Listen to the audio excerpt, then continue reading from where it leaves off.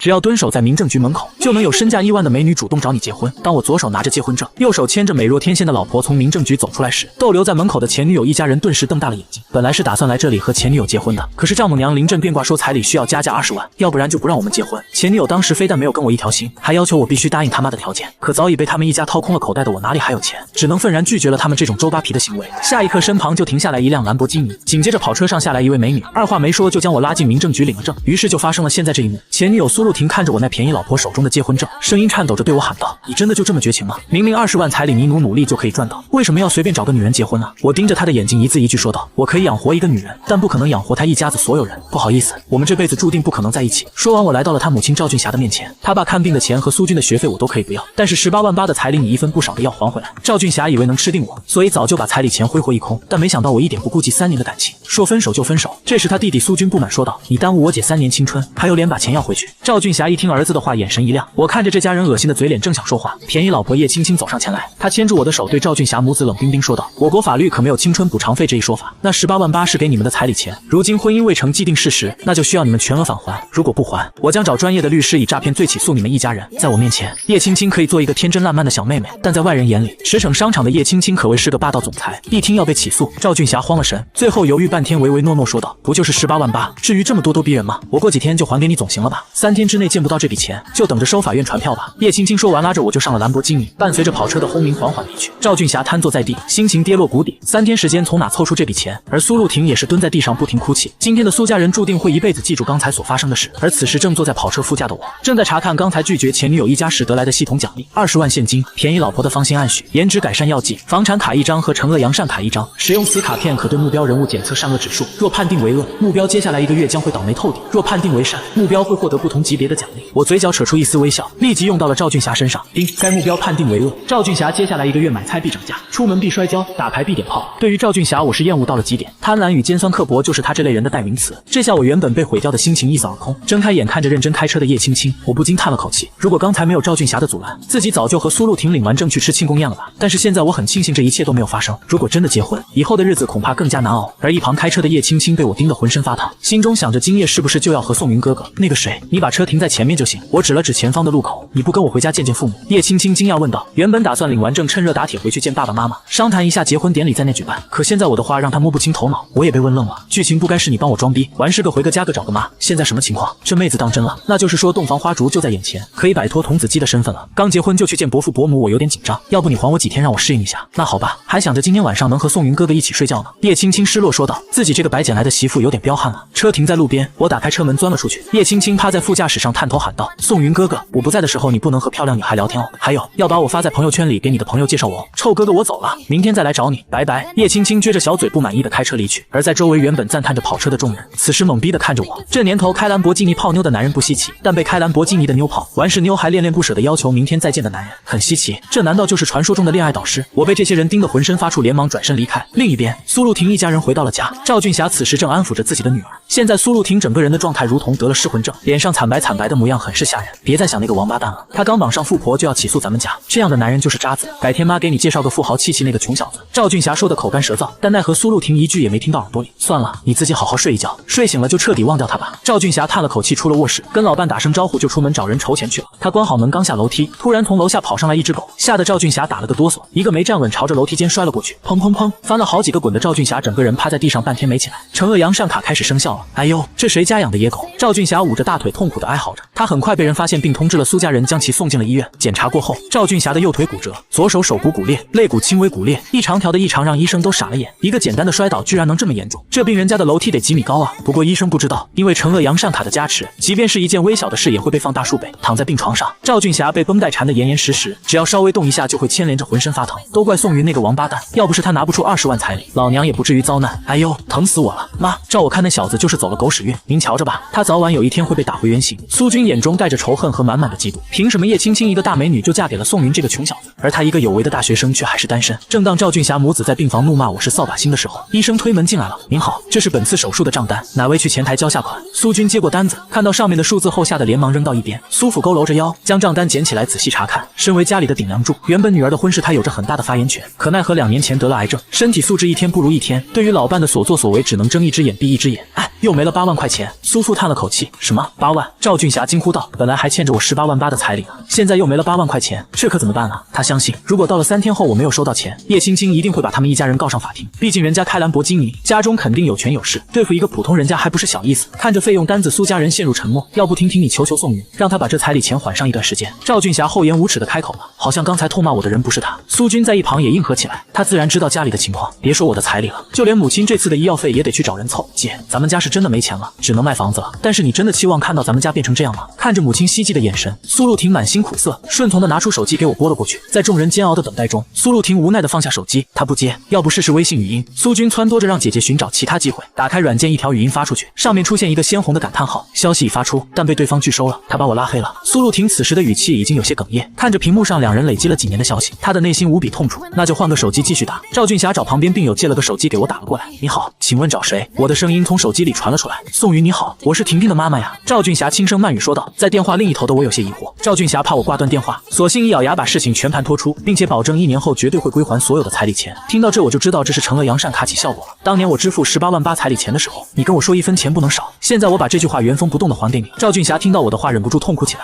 宋云，你就看在婷婷的面子上，给我们一个改过自新的机会吧。我淡淡说道。我算了笔账，医药费13万，苏军的学费5万，彩礼钱18万8，这还不包括我给你们买的营养品，平日里过节孝敬的红包，这些总共加起来得有小40万了。现如今我只是要回彩礼钱，过分吗？至于苏露婷的面子，我给的够多了。3天后我没见到钱，你就等着对簿公堂吧。我说完直接挂断电话。而在另一头的赵俊霞心一下子坠到谷底，看着苏军期待的目光，她大哭起来。我的命怎么那么苦啊？老公不争气，女儿找对象还眼瞎，老天爷你怎么不把我收走啊？哭泣的声音引来走廊的病人围观，在人群中有一个西装革履、手戴金色劳力士的男人，见到躺在病床上的赵俊霞，眼神一亮。霞姐，男人挤出人群关注病房的门，开口问道。你是？赵俊霞抹了抹眼泪，眼前的男人一身名牌，头发梳得一丝不苟，整个一成功人士的打扮，他不记得自己认识这么1号人物啊。我是你的高中同学熊登辉啊。听到男人的自我介绍，赵俊霞也是眼睛一亮。熊登辉，我记得你我们还做过同桌呢。赵俊霞也有些惊讶，没想到在这里碰到了老同学。看着熊登辉这身装扮，赵俊霞心中叹气，如果早知道这小子如今这么发达，当初就该好好的结交一下。可他不知道的是，他眼中看起来像个成功人士的熊登辉，实际上是个坑蒙拐骗的职业诈骗师。就连他手上的劳力士、身上的名牌都是租的。今天来医院也只是看望一个正在下手的对象，想着1个也是骗，2个也是骗，不如一网打尽，这才进来攀谈。霞姐，你这是怎么了？伤势严重吗？见到老同学关心，赵俊霞大吐苦水，恨不得将我描绘成一个无恶不赦的死刑犯。在了解事情的起因后，熊登辉唏嘘不已。赵俊霞叹了口气，仔细地打量了一番熊登辉的装扮，想要开口借钱却又不好意思说，毕竟2人已经20多年没见过，一见面就提钱，对方也不一定借啊。霞姐，我一会还有个项目需要主持，就此别过，祝您的身体早日康复。说着，熊登辉站起身来告别，却被一旁的苏军拉住。熊叔叔，您和我母亲这么长时间没见，怎么也得叙叙旧，您先坐着，我去给您洗个水果。苏军小算盘打得飞起，自己母亲的老同学，这么好的一个社会关系，如果不加以利用，简直是浪费。洗完水果再回到病房，苏军笑嘻嘻的开口问道：熊叔叔现在都忙些什么呀？我明年就毕业了，您公司还要人吗？听到这话，熊登辉摆摆手，遗憾说道：不好意思，公司如今陷入瓶颈期，正打算裁人呢。此话一出，苏军恭维的神情淡了几分。但如果我把手头的项目完成，那就另当别论了。那您能给我讲讲吗？苏军来了兴致，与其毕业后给别人打工，不如找厉害人物套点信息，自己说不定可以抓住风口成为富豪呢。这项目需要的资金很大，我自己都投了几千万，你们家小叶小就别掺和了。熊登辉越是拒绝，苏军就越觉得事情有搞头。这年月谁会把挣钱的项目说给别人听啊？自己偷偷摸摸挣钱，他不香吗？熊叔叔，您也知道我们家的情况，您就发点善心带我们入局吧，哪怕就喝点汤，我苏军也会一辈子感念您的恩德。这熊登辉心中一阵暗喜，但还要装作一副为难的样子。您是嫌弃钱少吗？我们可以把房子抵押给银行，套出一笔钱，等以后再赎回来。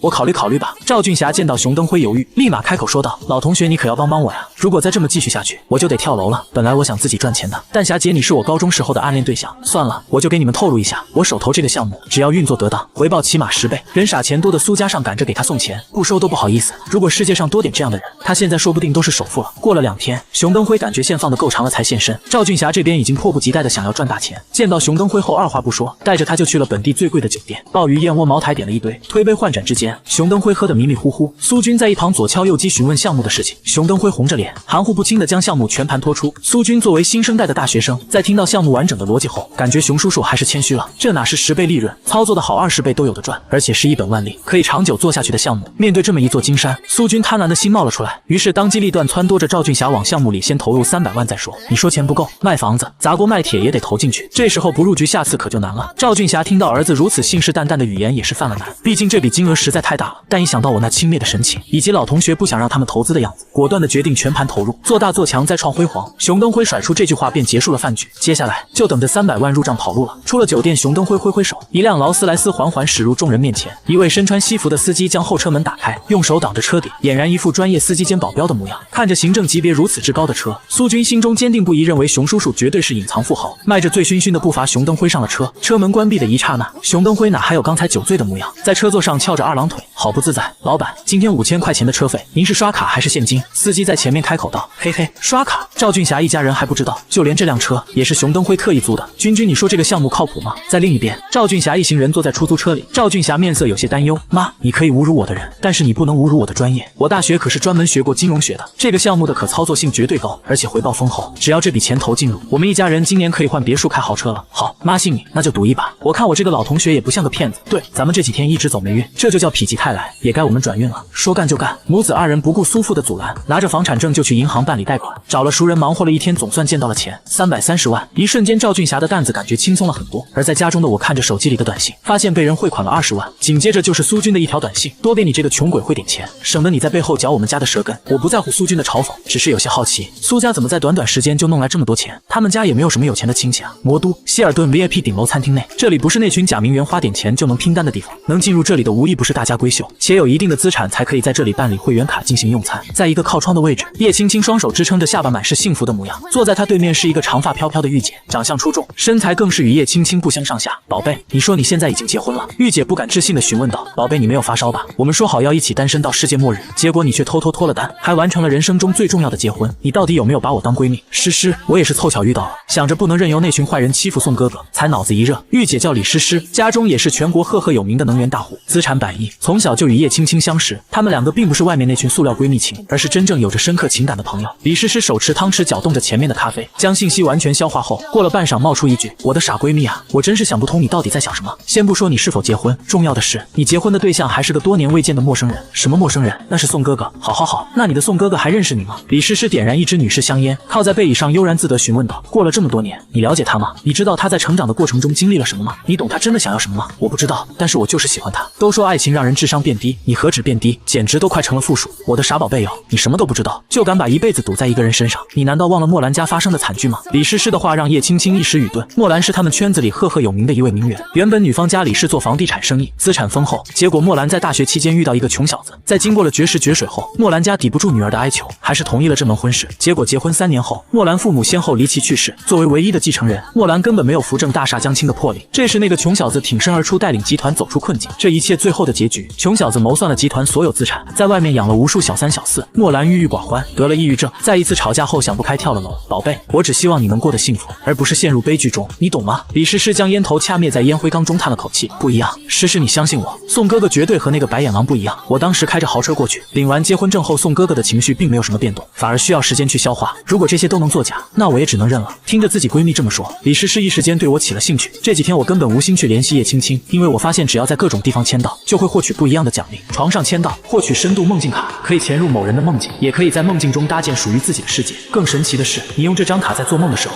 清楚知道自己是做梦状态，根本不会迷失。KTV 签到，获取专业级歌手嗓音；书店签到，获取全球前10名顶级作家巅峰写作状态。就连上个厕所签到，也从系统那里获得健康肠胃的奖励。于是我整日流连在各种地方，乐此不疲。而赵俊霞一行人郑重地将一张存有300万现金的银行卡摆在熊登辉面前。老同学，以后霞姐一家人是吃肉还是喝西北风，全靠你了。赵俊霞盯着银行卡流露出恋恋不舍的神情，毕竟这辈子他都没见过这么多钱，300万啊，足够他吃喝玩乐到老了。熊登辉靠在背椅上，昂着头不屑一顾看着银行卡，摆摆手不以为然说道：放心，我也只是看在老同学的面子上，才给了你们入局的机会。你们要知道，现在外面无数人想投我的项目，可我却全都推掉了。知道为什么吗？为什么呀，熊叔叔？吸纳各方资金不会给项目带来便利吗？苏军好奇问道。呵呵，真正挣钱的项目都是大人物眼中的宝贝。你见过马云会把淘宝的股份分给其余的投资者吗？你还不懂这里面的弯弯道道。不过你们把钱交给了我，我一定给你们一个交代。熊登辉作为一个资深的骗子，说起谎来一套一套的，让人深信不疑。他将银行卡收起，笑着说道：霞姐，恭喜你成为新一代的亿万富翁，我一定会从第一波返利中抽出一部分给你，到时候别说这300万的本钱，3000 3000万都不止啊！看着熊登辉是金钱如粪土的模样，苏军和赵俊霞对视一眼，感觉押对宝了。估计在熊登辉的眼里，这300万或许连对方1天的利润都不够。拜别赵俊霞一家人，熊登辉在众人期冀的眼神中上了劳斯莱斯驶向机场，300万到手，跑路，哈哈哈哈哈！真没想到赵俊霞是真傻呀，他儿子苏军也是个半吊子，学了点屁知识就敢梭哈，哈哈哈！老子发财了！熊登辉才不在乎赵俊霞一家人的死活，他早就没了所谓的良心。如果他亲戚有钱，他恰好能骗来，他也绝对不会收手不干这一单。另一边，苏军和赵俊霞还美滋滋的想着1个月后熊登辉给自己能返多少的利润。一想到那天在民政局门口见到的兰博基尼，苏军整个人都精神起来了。果然，男人还是要开跑车才潇洒。赵俊霞此时心头上的石头也放了下来，钱都花了，就等着自己的老同学给红利了。到时候把房子贷款一还，这老房子直接卖掉，整家人搬进别墅，简直爽透了。回到家，苏军躺在床上，少年那虚荣的心作祟，让他根本无法平静下来。他拿出手机发了一个朋友圈：谢邀，刚下飞机，论还在大学就财务自由是一种什么样的体验。苏军这条朋友圈发出去刚过了几分钟，他的消息列表就炸了。同学的询问以及知道实情后的恭维，老师小心翼翼的试探，以及平日里根本不鸟他的女神的殷勤，都让这个才20几岁的年轻人心中充满了虚荣后的爽感。另一边，叶青青拉着李诗诗来到了我家周边的咖啡厅，这家咖啡厅正好开在我家小区的正对面，只要我出门他就一定会看到。坐在咖啡厅里面，叶青青有些生气，也不知道宋云哥哥整天都在忙什么，竟然都不联系自己这个刚新婚的小娇妻，真是让人恼火。咖啡厅里面的人此时的目光都转移在这两姐妹的身上，卧槽，这2个美女也太漂亮了吧！精致的五官，爆炸的身材，堪称人间尤物。毫不夸张地说，平日里在街上能见到一个就算烧高香了，没想到今天这么一个小店竟然一下来了2个。咕咚，一个年轻男生吞了口唾沫，坐在他身边的女朋友原想发火，但一看到这2姐妹的样子，心中充满了自卑，这根本是降维打击，他连火都发不动。此时的叶青青盯着窗外的楼道，李诗诗见自己闺蜜这副花痴的表情，叹了口气，她真的想不明白，这个宋云真就这么有魅力，居然让叶青青这么迷恋。正当她好奇的时候，见到叶青青捂着嘴疯狂指着窗外，叮铃，咖啡厅的门被人推开，李诗诗下意识回头望去，她并没有见过我的照片，只是觉得刚进来的小哥哥长得太帅了吧，这几天一直乱跑，差点忘了咖啡厅，不知道在这签到能获得什么奖励。叮，恭喜宿主在咖啡厅成功签到，获得魅力值+5。系统机械的声音响起，顿时我的心中充满了自信，整个人举手投足之间仿佛带着 buff， 让人不禁深陷进去。青青，你看门口的小哥哥好帅啊，好想去要个联系方式。李诗诗拉着叶青青的胳膊，眼中全是星星。叶青青顺着闺蜜指着的方向看去，这不就是自己的宋云哥哥吗？刚才还纳闷一转眼他去哪里了，没想到竟然上来了。宋云哥哥，叶青青挥舞着手臂激动喊道：宋云！李诗诗愣住了，没等她回过神，就见到自己平日里高冷的闺蜜，如同见到偶像的小迷妹一般，屁颠屁颠冲着我跑了过来。在门口的我听到叶青青的声音微微一顿，顺着声音的方向望去，果然是叶青青。今天的叶青青打扮得格外靓丽，黑色的连衣裙将她妖孽般的身材勾勒到了极致。看着她向自己跑来，我一时间不知道该怎么称呼对方，叫老婆我们貌似还没那么熟，叫美女，但是对方已经和自己领证了，这该怎么开口？老公，这几天你干嘛去了？想死我了！叶青青可不管这一套，在她心中已经领过证的我就是她的正牌老公，国家承认的。老婆，你怎么在这？女孩子都放下了矜持，我一个大男人自然不能怂。但叶青青听到却愣住了，宋云哥哥竟然叫自己老婆，真是开心。而这一声叫出来，咖啡厅里所有的男性同胞都死死盯着我。老婆，这个王八蛋竟然叫女神老婆，什么情况？难不成自己还没开始恋爱就已经完结了吗？在众人愤恨的目光中，叶青青娇羞的挪步到了我身边。我给你打电话你不接，所以只能亲自来找你了。众人张大嘴巴，眼中充满了不可置信。什么情况？卧槽，难不成这个小姐姐真的已经结婚了？那自己还有机会吗？而且听女神讲，这个王八蛋竟然敢不接女神的电话，不可饶恕！我老婆要长这个样子，我连班都不上，整天哄老婆开心。但当他们回过神，想着自己老婆虽然比不上女神，但起码深爱着自己时，就看到坐在自己身旁的老婆一脸花痴的望着我。我被叶青青带着到了李诗诗面前，诗诗，这个就是我老公。咕咚，李诗诗喝了口咖啡，掩饰尴尬。她总算知道为什么自己的闺蜜会和一个将近20年不见的男人闪婚了。这要放在自己身上，恐怕结婚后就把我锁在屋子里不让出门了。这太诱人了，看来闺蜜的快乐她是体会不到了。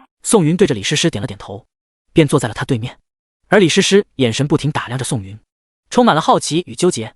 叶青青，你这个坏女人，还骗自己说什么青梅竹马，长大娶你，我看换个丑比，你还会闪婚吗？你完全就是见色起意。正当宋云3人聊天时，一个身穿西装的男人走了过来。这个男人戴着金丝框眼镜，长相白净，气质自带一股书生味道。2位美女，你们好。男人眼神中带着占有，不停打量2女的身材。他从刚刚就开始不停做着心理建设，想着是否过来搭讪。但自从叶青青喊出老公的一刹那，他觉得了，一定要来撬墙角，因为他有一个外人不知道的癖好，人妻控。见到有夫之妇的美女，他总是忍不住想要把对方占为己有，玩得腻了再一把甩掉。凭借他的长相以及财力，被他勾搭到手的女人没有100也有几十，可以说他早已有了自己的套路，可以把女生忽悠的找不到北。但是这次他感觉遇到了茬子，这2个美女根本没有搭理他的意思。倒是宋云抬头问道：你好，请问有什么事情吗？呵呵，过来打个招呼，做个朋友。男人自说自话，就想坐在李诗诗身边，但却被李诗诗严厉拒绝了。可男人丝毫没有感到难堪，反而不要脸的从隔壁搬来一张椅子，坐在过道。宋云厌恶的看着对方，心想这男人是个傻逼吧，一点眼力见都没有。不好意思，你在这里很碍眼，能请你离开吗？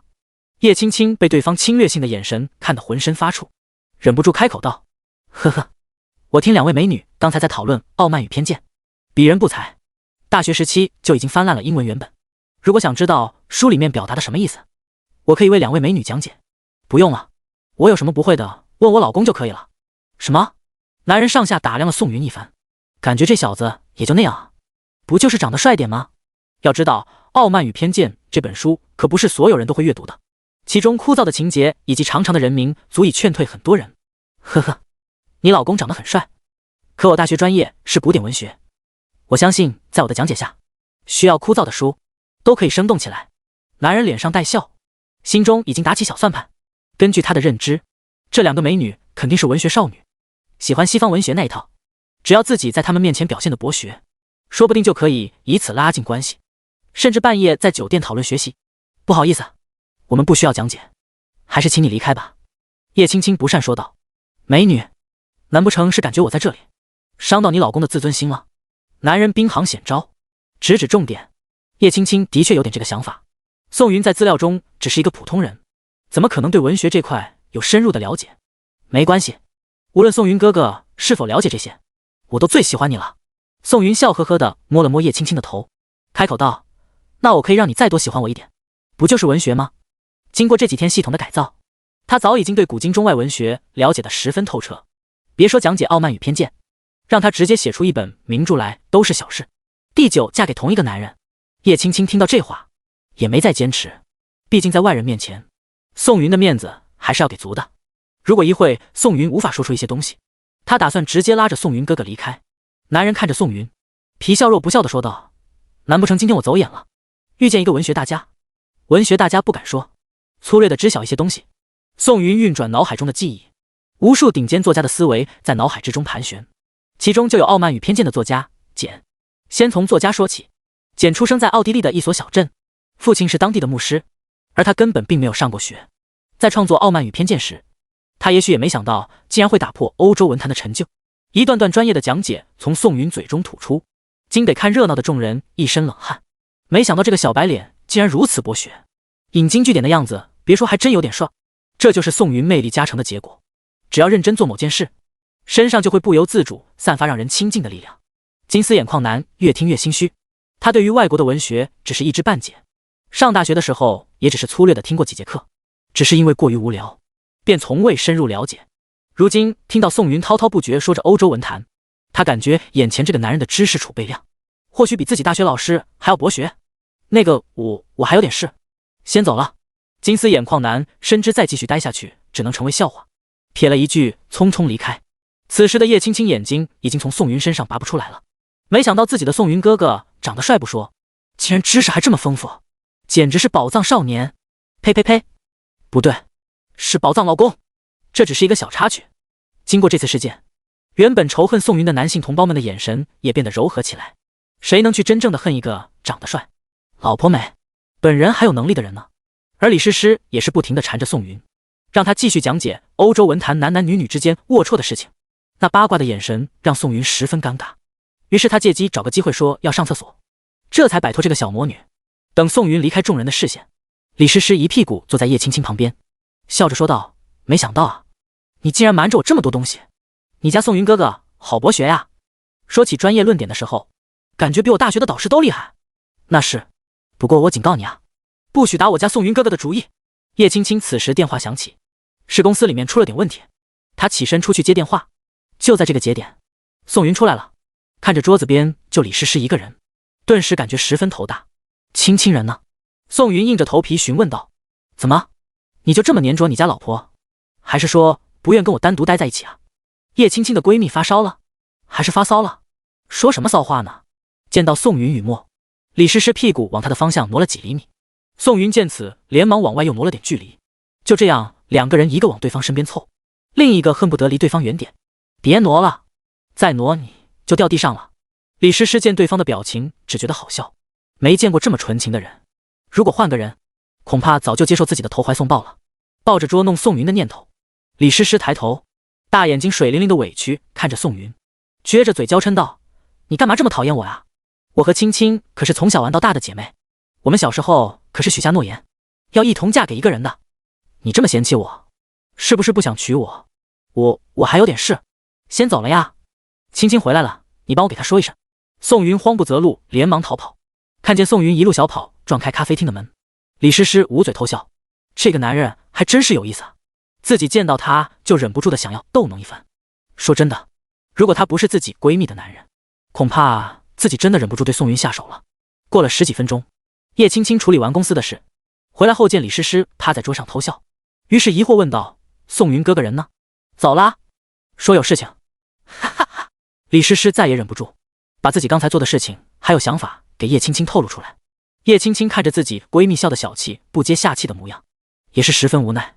晚上，宋云刚洗好澡从浴室出来，收到了叶青青发来的信息：“我近期打算买辆跑车，宋云哥哥，你陪我去看看样子吗？”“好，那就明天早上10点，你家门口不见不散。”“不见不散。”回复完信息，宋云擦着头发，想着自己还没在跑车 4S 店里签到过呢，也不知道会给什么样的奖励。第二天一大早，宋云便收拾妥当，站在小区门口等候。将擦过10点的边，一阵跑车的轰鸣声从小区外传来，还是上次霸气的兰博基尼，缓缓停在宋云面前。上车后，他发现叶青青今天的穿着和有些不一样。平日里见到的叶青青喜欢穿一些略带正式感的衣服，但今天竟然穿着一件性感的淡紫色包臀裙，将身材勾勒得淋漓尽致，线条玲珑有致，裸露出的皮肤白赞。这样的一个女人，换谁不迷糊。一时间宋云愣住了，见到宋云的表情，叶青青心中偷笑。昨晚回去之后，她可是认真的思考自己今天的穿衣风格，换来换去，感觉已经为人妻多日，但和宋云哥哥一点肌肤之亲都没有。索性从衣柜里拿出最大胆的一件衣服，试图勾引一番。今天看来效果斐然。坐在车上过了一会，宋云才反应过来，连忙解释道：“刚才上车我想事情来着。”“啊？想什么啊？”“想这方向盘真大。”“不是，这座椅真白。”“呸！自己这张嘴一到关键时候就犯笨，真想给自己一嘴巴子。”看着宋云脸色通红，满头大汗，叶青青扑哧一声笑了出来：“好啦，我是你老婆，你看就正大光明的看，我又不会说什么 m_spoonice.com。” 话音刚来，叶青青白皙的脸上透着一抹粉红。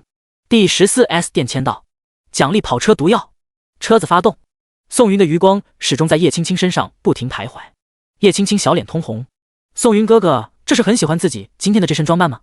会不会一会买完车子就要跟自己回家呀？那晚上会不会在家里留宿呢？万一留宿，会不会和自己一个房间？”然后想到这里，叶青青感觉浑身发烫。宋云见叶青青跟发烧了一样，连忙稳住对方握着方向盘的手：“宋云哥哥啦，我手了！”叶青青心中狂喊，这是历史的一小握，却是两个人距离的一大握。眼瞅着叶青青快不能控制自己，宋云打开窗户，任由凉风嗖嗖吹进车内，降低两人的体温。另一边，苏家客厅，赵俊霞握着手机，愁云满面。距离熊登辉离开已经过去了很多天了，这么长时间内，打电话没人接，发短信没人回，自己不会遇到骗子了吧？刚把这个顾虑给苏军说，就被苏军打断了：“妈，你就放100个心吧，我这几天特意从网上寻找了那个项目，熊叔叔说的项目真实存在，并且已经开始运行。再说了，你不信熊叔叔，也得信你的儿子吧？我看人无数，不会出错的。”听了儿子的话，赵俊霞稍微放下心来，但熊登辉一直不接电话也不是回事，一家人总不能干等1个月吧？妈，你要是再家闲不住，就去找那群阿姨打麻将，我一会也出去了。我约好人去 4S 店看车，只等钱到账后直接全款提了。苏军美滋滋地看着手机，经过这几天与女神的插科打诨，两个人之间的距离已经能平日里开荤段子了。虽然每次都是苏军说，女神说她讨厌，可这不也证明了一件事吗？女神是真的喜欢自己。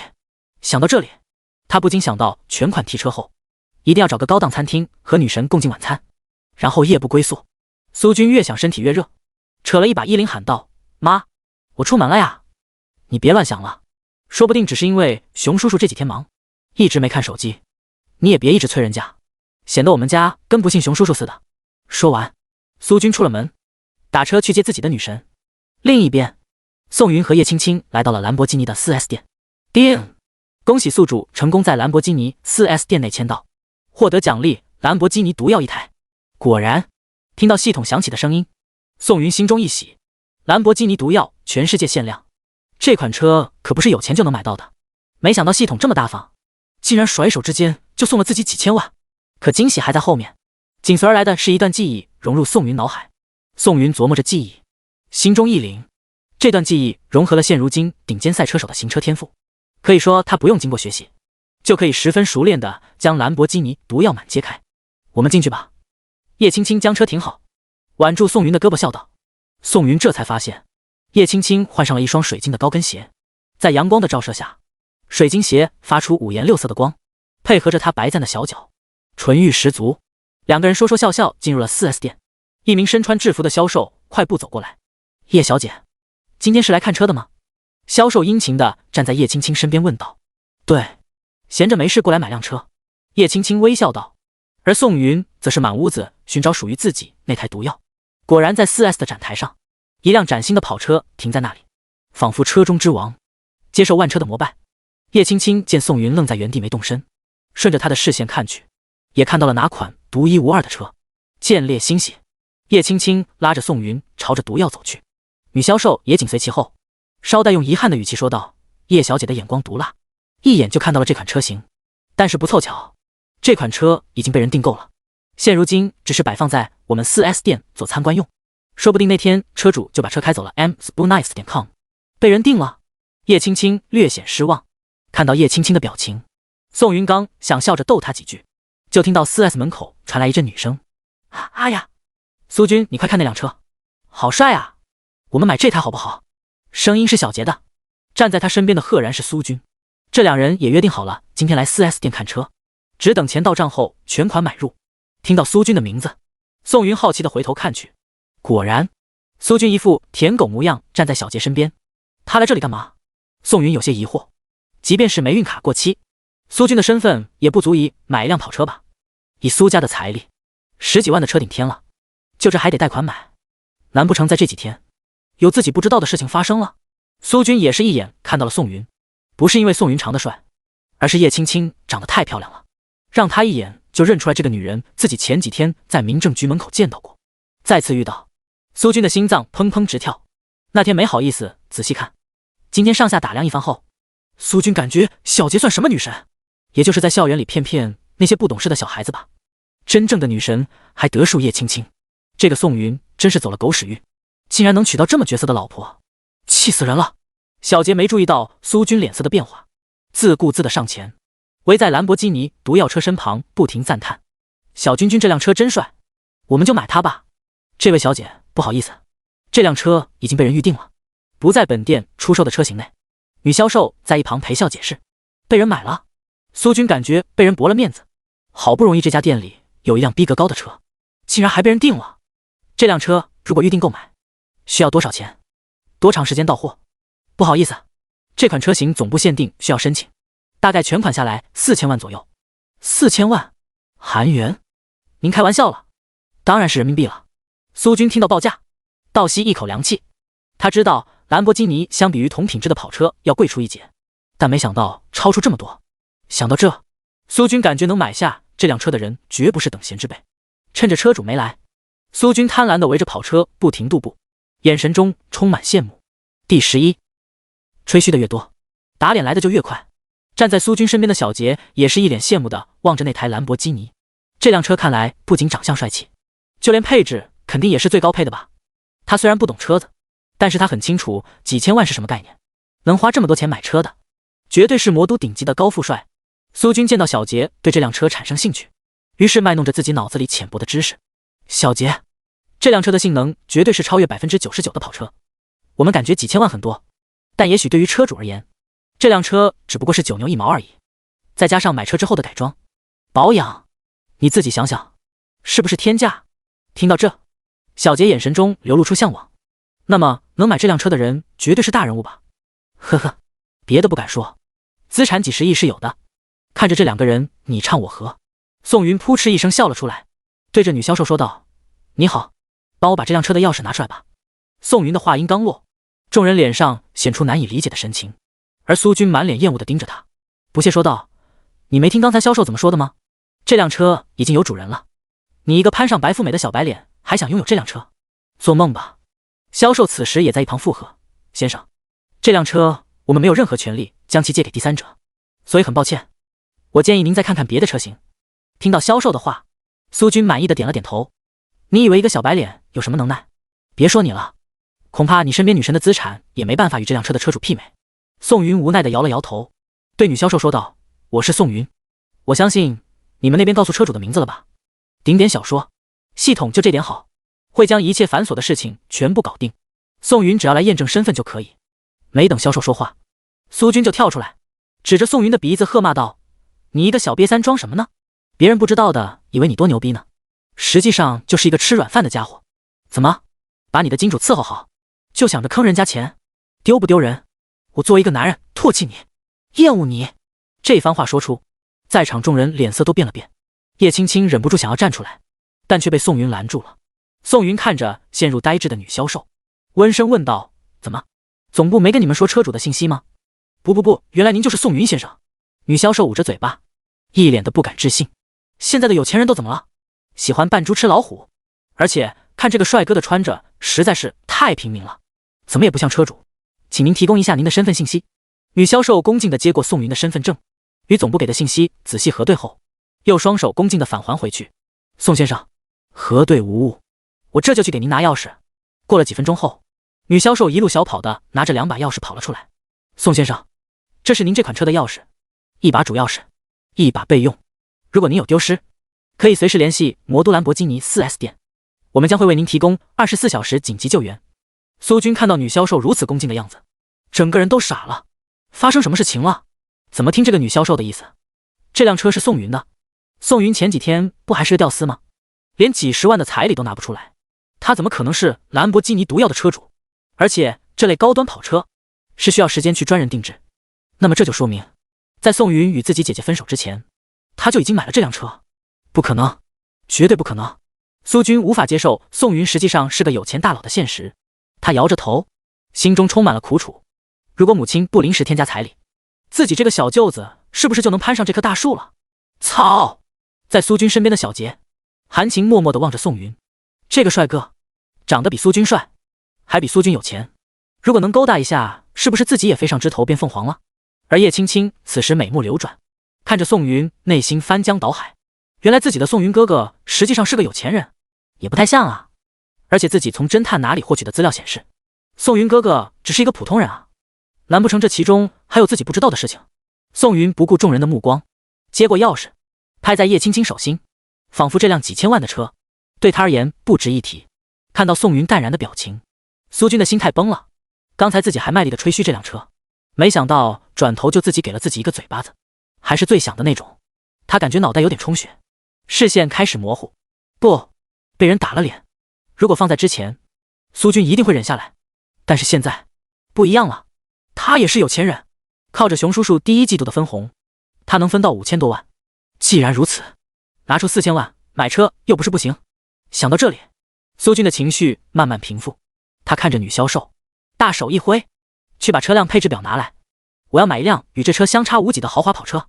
另一边，苏家楼下的麻将室内，赵俊霞正与那群好姐妹吹嘘自己马上就要成为富豪的消息。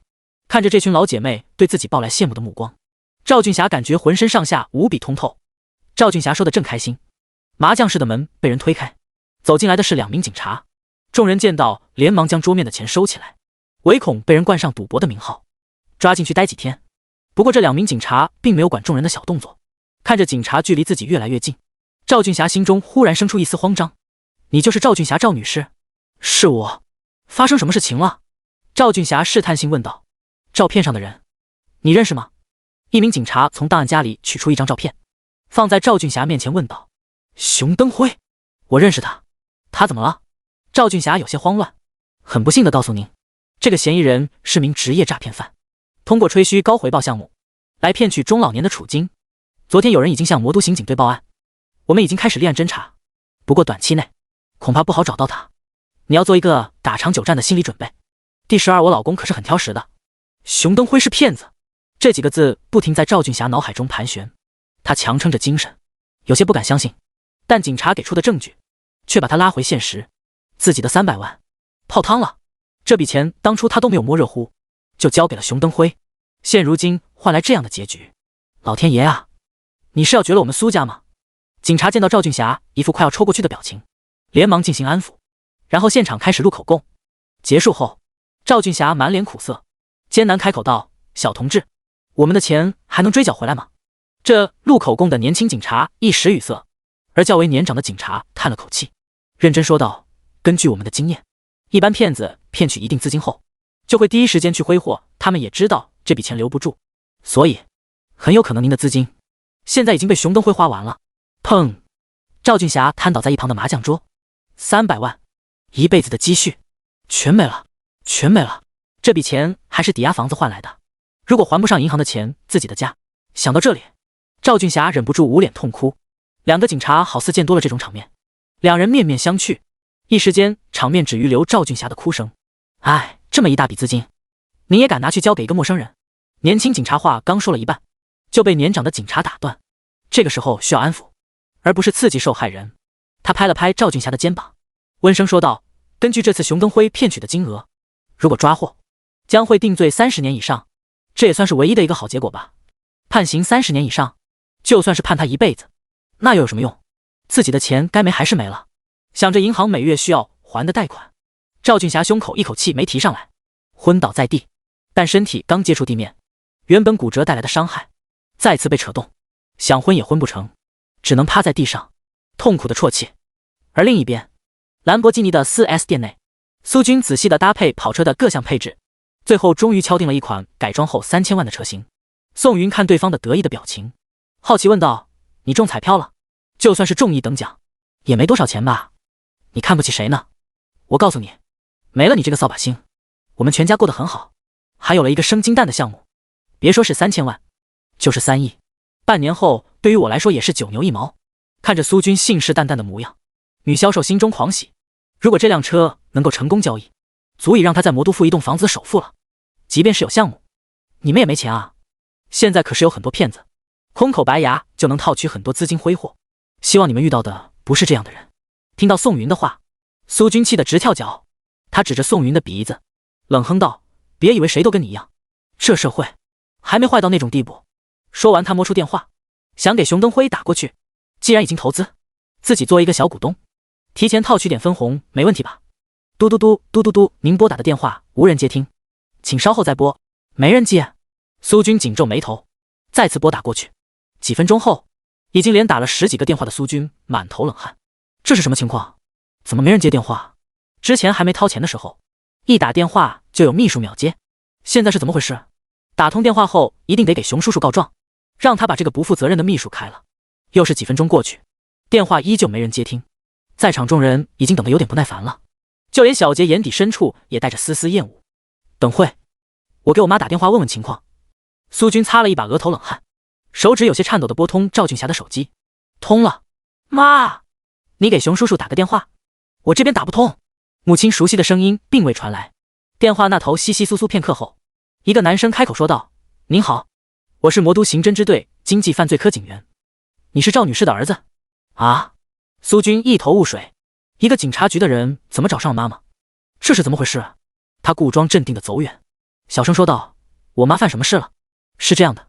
警察又把熊登辉的事情讲了一遍，最后说道：您的母亲好像受伤了，现在趴在地上不动，我们也不知道她哪里不舒服，就叫了120过来，你一会直接去魔都第3人民医院吧。说完，对面挂断了电话。听着电话里面传来嘟嘟嘟的忙音，苏军慌了，他千算万算，算的都是自己能获取多少红利，唯独没算到熊登辉看起来这么讲究的人竟然是个骗子。他心里再也平静不起来，眼前犯晕，跌坐在地。诈骗犯熊叔叔竟然是诈骗犯，300万就这么没了。就算是300万个钢镚扔到黄浦江，也能听个水声。现在可倒好，什么都没了。这300万还是抵押房子换来的钱，每月需要支付的利息以及本金。想到这，苏军差点没昏过去。在远处的小杰见到苏军坐在地上，皱着眉头走上前问道：“怎么了？今天这车你还订吗？”听到这话，苏军忍不住嚎啕大哭：“没了，都没了，老子没钱了，300万，老子一辈子说不定都挣不到，就这么没了。”小杰紧皱眉头，没感觉苏军多可怜，只感觉很丢人。他白了苏军一眼，转头打开 WX 名片，对宋云妹笑道：“帅哥，加个好友，改天一起去喝酒呀。”坐在地上捶地哭泣的苏军听到自己女神竟然背弃自己，转身投入了宋云的怀抱，哭得更厉害了。“不好意思，我老公不会加陌生女人的联系方式，而且我老公可是很挑食的，长相不好看可不在他的饮食目录里。”叶青青站出来叉腰说道。小杰原本想呛两句，但看到对方精致的面容以及爆炸的身材，不禁心中没底。但事已至此，只能将所有的期冀放在宋云身上。他抬头可怜兮兮地看着宋云，只求眼前的男人不要让他这么下不来台。但宋云好像没看到一样，皱着眉头望着苏军的背影。操！小杰气急败坏地踩着高跟鞋离去，走到苏军身边，还给了对方一脚。沙比，今天跟你出来光丢人了，你看姑奶奶回学校怎么让你社会性死亡。第13，都怪叶青青。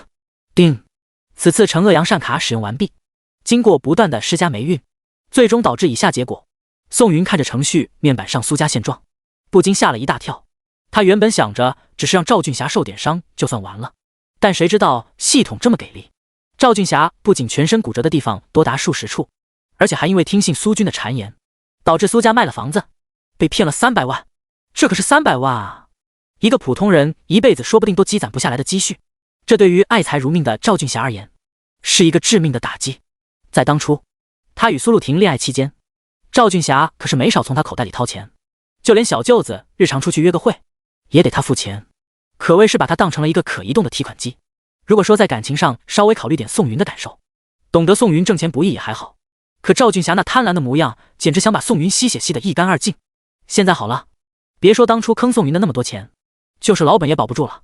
也不知道可怜的苏露婷会不会因为母亲和弟弟的贪心，最后不得不背负这沉重的房款抵押。不过这些都不是宋云该考虑的问题，现如今这些情况跟他没有半毛钱关系。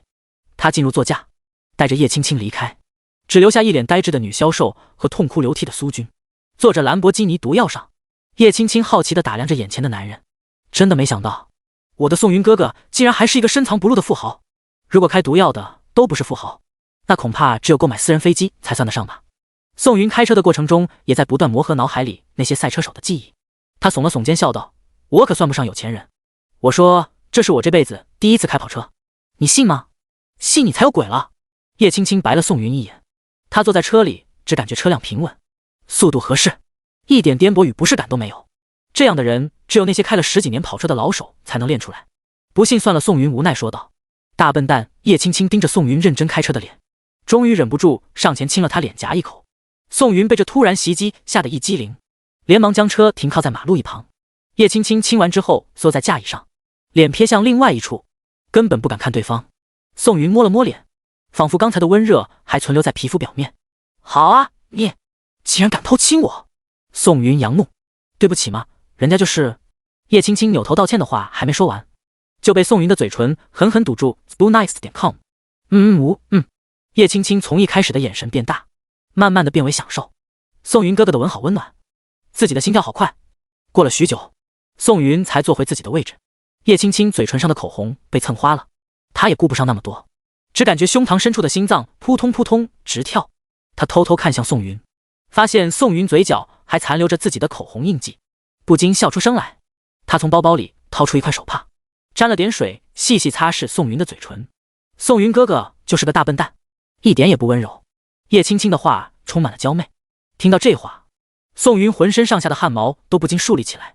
好啊，你还敢说我？现在就回家，我让你看看我真正不温柔的时候是什么样子。宋云一脚油门，车子向着家的方向疾驰。此时宋云的心中无比激动，自己的老婆实在是太动人了，哪怕是看惯了太阳国电影上的美女，在面对叶青青的时候也是一点抵抗力都没有。受不了了，忍不下去了，现在就回家办了这个小妖精。叶青青在副驾驶，小脸通红，好像刚才宋云哥哥说回家那个。车子很快变到了宋云居住的地方，这个公寓是他刚出大学就租下来的，1个月光房费就要4000元。如果不是他的工资上万，且平日里都在家里做饭，他也没办法在魔都生活下去。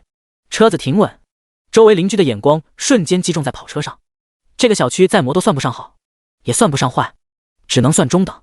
谁家里有个几十万的宝马奔驰都不得了，现如今竟然开进来了一辆豪华超跑，这可惊呆了他们。很快，宋云从车上下来，他绅士地走到叶青青那旁，帮他打开车门。见到车主是宋云，邻居们都愣在原地。再见到车上下来一个大美女，他们更加疑惑了。宋云开着跑车，还载着美女，这还是平日里那个省俭的小伙子吗？宋云没有在意他人的目光，拉着叶青青对着周围邻居点点头，就和叶青青上了楼。见到宋云上去了，邻居们聚集在一起窃窃私语。我就说宋云是大富大贵的面相，你们还不信？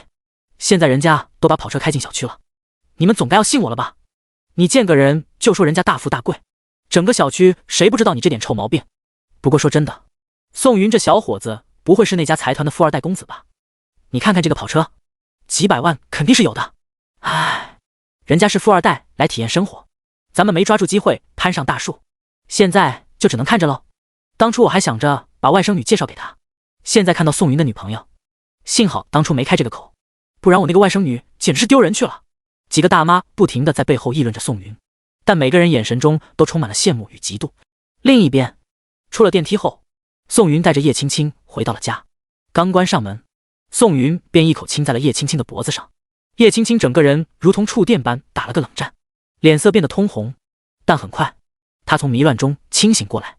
叶青青慌乱推开宋云，小声嘀咕道：“不可以继续下去了，我们还没见过父母呢。”听到叶青青语气中的坚定，宋云满腔火焰也被一盆冷水熄灭。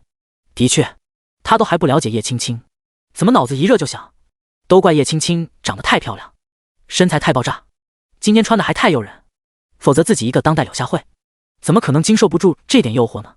都怪叶青青。第14，爱情这东西还真神奇。嗨嗨，你找个地方坐，我去给你拿水。宋云眼见气氛变得尴尬，连忙转身朝厨房走去。宋云哥哥，我原本以为男人的房间脏乱差，没想到你这里还蛮干净的嘛。叶青青坐在沙发上，打量着四周说道。宋云租住的公寓并不大，一室一厅一厨一卫，加起来都没有50平方，还没叶青青的卧室大。但这是宋云哥哥居住的地方，就要比任何豪宅完美。平常这地方就我自己住，看着乱糟糟的眼烦。宋云递给叶青青一瓶冰水，笑着说道：“是不是有人给你打扫呀？”叶青青白了宋云一眼，娇憨说道：“以后这地方就是老娘的地盘了，任何雌性生物都不许入内。”呵呵，那养动物呢？宋云起了逗弄对方的心思。动物也不成。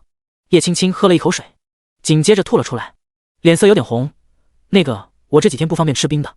哦，宋云虽然没有经历过男女之事，但女生每个月的例假还是清楚得很。刚才幸亏刹住闸了，不然闯红灯就不好了。他换了一瓶常温的水，坐在叶青青身旁，好奇问道：“说起来，咱们结婚到现在，我还不了解你家里是什么情况，你能给我说说吗？”叶青青认真地看着宋云，心想果然如此。宋云哥哥没有认出来自己，哼，到时候拆穿看你怎么有脸对我。宋云被对方盯得发怵，他感觉叶青青有点生气了。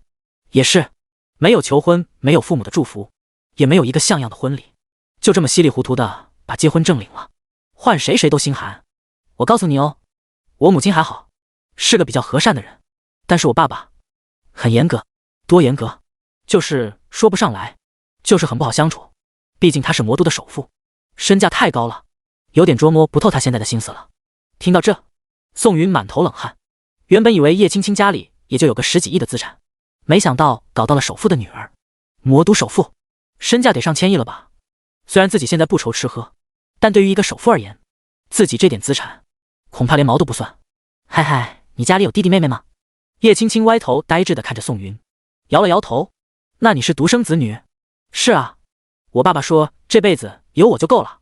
叶青青发现宋云的表情越变越不对，也不知道对方心里在琢磨什么。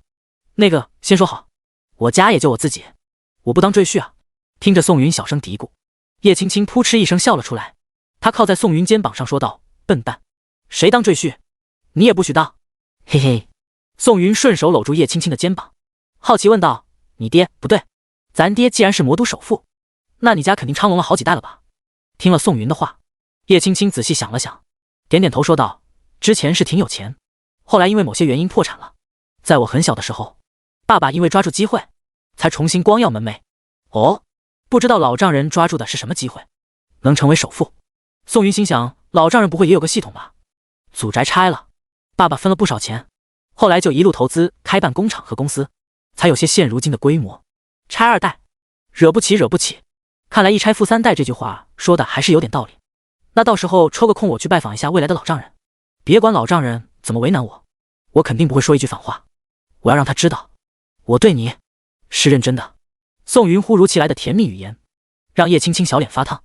她抬起头，对着宋云嘴唇轻轻啄了一口。两人就在这暧昧的环境里待了2个多小时。宋云感觉再继续这么待下去，她肯定做不成当代柳下惠了。时间不早了，我送你回家吧。宋云背着身，弯腰站起来。好吧，那咱们要约好下一次见面的时间。叶青青恋恋不舍道。都行。宋云现在的尴尬是个男人都懂，他心中默念大悲咒，深呼吸好几口空气才将压住。走吧。2个人开车离开，在楼下晒太阳的大妈们凑在一起，对着跑车尾气指指点点。看来小宋的身体可以吗？这都快3个小时了。唉，毕竟是年轻人，贪欢正常。这一对越看越感觉合适。送走了叶青青，宋云将车停放在附近大型商超的地下停车场。他可不敢把几千万放在小区里，万一有那个熊孩子不懂，把车划几个道子就不好了。躺在床上，宋云望着天花板，自己自从有了系统，便一路开挂，这人生越活越舒服。但如果当初没有系统降临呢？又或者当初在民政局门口自己妥协了呢？不敢想。宋云愈发珍惜现在。第2天，叶青青来到了李诗诗的家里，进入卧室，拉开厚重的窗帘，明媚的阳光照进来。李诗诗睁开睡眼惺忪的眼睛，坐起身。她提了一下掉落的肩带，不满说道：这才几点啊？我昨晚上可是熬夜刷剧来着，宝贝，你容我再睡会儿。我昨天和宋云哥哥那个了。叶青青兴奋地跳上床，对着李诗诗比了个手势，激动说道：李诗诗刚睡醒，大脑还没开机，卡壳了半天，瞪大眼睛张着嘴巴，神情十分呆滞。不是，你们才认识几天啊？就算宋云帅了点，博学了点，你们也不至于发展的那么快吧？嘿嘿，就没忍住，你这个傻妮子。李诗诗重重点了一下叶青青的额头，她盯着叶青青的大腿，倒吸一口凉气。你昨天都那个了，今天怎么还下得来床啊？听他们说，第一次可疼了。叶青青满脸黑线，推了李诗诗一把，羞怒说道：你想到哪里了？我是说，昨天我和宋云哥哥亲亲了，嘿嘿。不就是个李诗诗摆摆手，瞬间清醒。不对，你是初吻啊？就这么给了？李诗诗大脑完全跟不上叶青青的话了。她现在感觉爱情这东西还真踏马神奇。第15苏家困局，宝贝，你清醒一点啊！虽然他是你的宋云哥哥，但是你也不能就这么随便吧？李诗诗怒其不争说道。哎呀，我不就是没忍住吗？哎，你要我说你什么好？李诗诗狠狠点了点叶青青的脑袋，叹了口气说道：你现在这么主动，显得当初追你的钱云生很惨啊。钱云生？叶青青撇了撇嘴，这个男人家里在魔都也是十分有实力。去年的时候，叶父有意撮合双方，加上加强，但当时的叶青青一心想着找到宋云，心根本没放在钱云生身上。那个时候，别说是肢体接触了，就连看到钱云生就感觉碍眼。每次聚会，钱云生上来献殷勤，叶青青恨不得躲得远远地。后来这件事也就不了了之，成为魔都高层茶余饭后的杂谈。李诗诗摸着叶青青水嫩的脸蛋，惋惜说道：当初钱云生对你那么好，圈子里多少女生都为之感动，你硬是不喜欢。现在面对另外一个男人，还没半个月呢，就亲上了，那可不一样。小时候宋云哥哥可是说过要娶我的，我这么多年能在国外独身一人生活，全靠这句话撑着呢。啧，空气中充满了恋爱的酸臭味。李诗诗点上一支女士香烟，回了回神。如果这么梦幻的事情放在自己身上，自己会接受吗？思索片刻，李诗诗感觉自己肯定会，而且会欣然愉快地黏着宋云，每天不离开。没办法，李诗诗就是个颜狗，而宋云恰好长成了自己心理生理都极度喜欢的类型。唉，虽然不想承认，但李诗诗真心羡慕自己这个闺蜜。诗诗，你知道最让我感到新奇的是什么吗？叶青青对着自己闺蜜一挑眉笑问道。什么？根据我的私家侦探传回来的消息，我发现宋云哥哥这么多年只谈了一个女朋友，而且还没有那个，可以说是全新的哦。听到叶青青的话，李诗诗恨得牙龈痒痒。帅就算了，居然不是渣男，居然还是一个原装的小鲜肉。天哪，男生是个雏鸟的几率可比女生小多了。真是没想到，这个宋云堪称现代柳下惠。哼，你有没有想过，这种东西不放开没事，一旦放开，男人知道滋味了还能不偷腥？到时候有你哭的。李诗诗打击道。不可能，宋云哥哥才不是那样的人。叶青青昂着小脑袋不满说道，你这个坏诗诗，就知道挑拨我们夫妻感情。看我的龙爪手。叶青青的手伸进被子，放在李诗诗腰上开始挠。哈哈哈哈哈，我错了，我不该这么说。哈哈。另一边，苏家客厅，苏父坐在沙发上不停地抽着烟，在下座的苏军和赵俊霞面如土色，眼神空洞，就连脾气最好的苏露婷此时也不知道怎么开口。自己母亲和弟弟做的事太混蛋了，居然为了一夜暴富把家里的房子抵押了。这房子是能随便抵押的吗？现在好了，他们一家人该怎么办？沉默许久，苏军擦了一把额头冷汗，缓缓开口，那个，你还有脸说话？苏父一拍桌子站起身来，对着苏军怒吼，你这个不争气的玩意，别以为我不知道，这都是你在你妈耳边吹风吹出来的。当初宋云还是你姐男朋友的时候，你就整天看不上他这点，看不上他那点，现在呢，你那点比得上宋云。我是真没想到，你这个败家子竟然现在胆子越变越大，竟然敢撺掇着你妈把房子去抵押了。我这些年生病，看着你们败坏家风，我是个废人，不好说话，但这不代表我不是你爸。说完，苏父抽出腰间的皮带，劈头盖脸朝着苏军身上抽去。苏军从小到大都是被捧在手心，那受过这样的罪，躺在地上苦嚎 m.spoonice.com 老苏死。赵俊霞想开口解救儿子，可刚打算起身就扯动了身上的伤。你闭嘴！苏军这个小兔崽子能有今天，全他妈是你惯的。你也不想想，他都成年了，你再这么娇惯下去，别说败家业了，下一步就该危害社会了。苏父怒吼道，赵俊霞，我越来越看不懂你了，当初多好一个人啊，怎么就变成现在市侩的样子了？赵俊霞被这番话说得眼泪巴叉，任由泪水在脸上流淌。我想赚钱想错了吗？你每年吃药就要花费好几万，儿子还得结婚，我一个女人从哪弄钱啊？你让我怎么办？老苏，你想逼死我吗？唉。苏父听到这番话，深深叹了口气，坐回沙发上生闷气。婷婷，你快看看你弟弟伤到哪了？赵俊霞连忙招呼苏露婷。苏露婷无奈起身检查一番，父亲虽然骂得很，可下手却没那么重。苏军都是皮外伤，养上几天就没事了。妈，不是我说你，你就不能照顾好自己的身体吗？你说住院费太贵，要回家休养，我们同意了，可你转身就去打麻将，现在又受伤，医生都建议你住院观察了，你还执意回家，万一出点事可怎么办啊？苏露婷担忧说道。医院那都是骗人的，我有没有事我自己不知道，你一个小丫头不懂，安静待着吧你。苏露婷张张口，却不知道该说什么。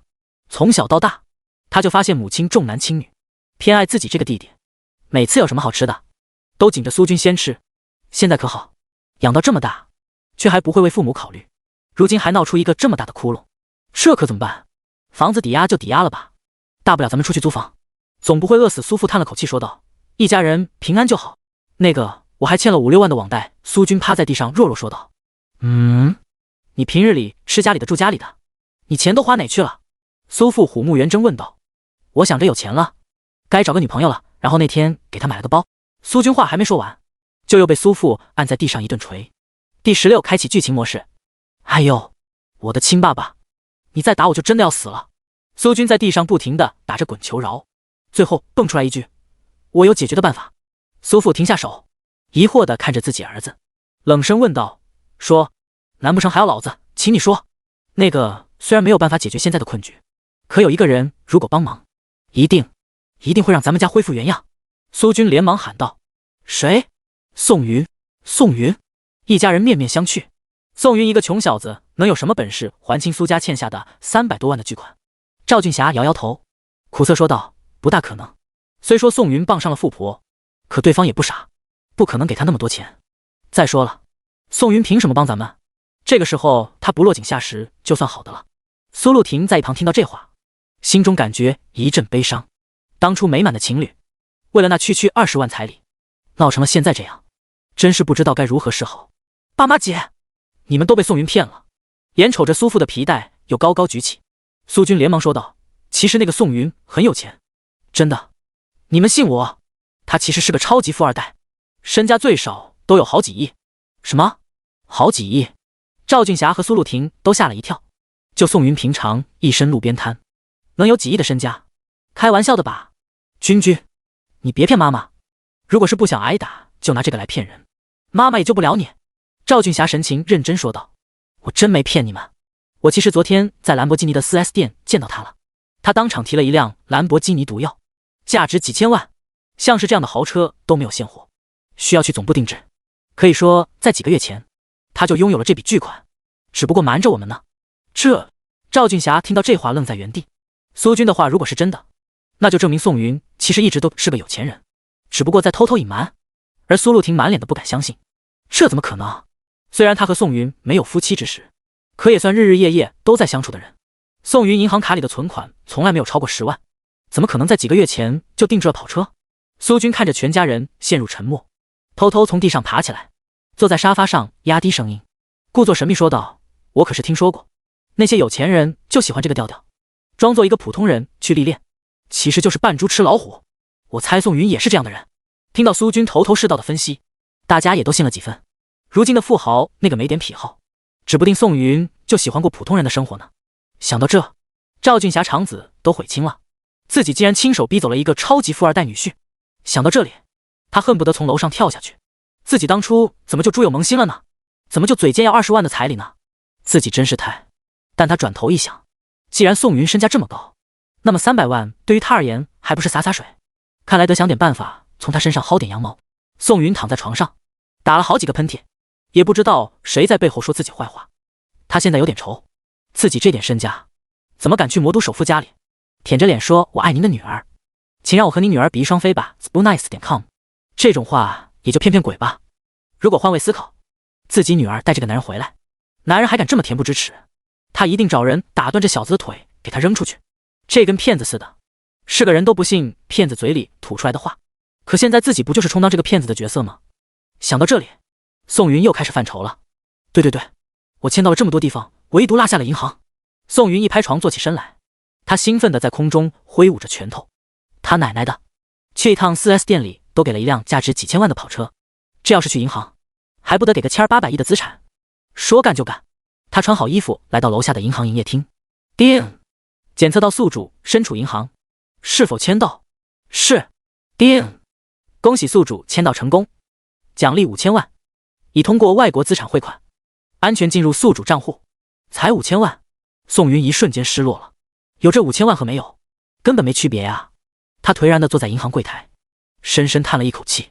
另一边负责资产管理的经理早早发现了这个迷途的羔羊，他故作平淡地坐在宋云身边，不经意开口道：怎么了小伙子，叹什么气啊？唉，愁死了，是不是因为钱啊？宋云转头看着这个身穿西装的大叔，警惕问道：关你什么事？呵呵，在银行叹气，有99%都是因为钱。你知道为什么人们会没钱吗？资产经理笑眯眯问道。为什么？因为他们不会理财。普通人有钱也只会存在账上生利息，可这又不是20年前，现如今的利息越来越低，再往后这点钱连买菜都不够。资产经理故作高人说道：我看你还年轻，一定要养成理财的好习惯。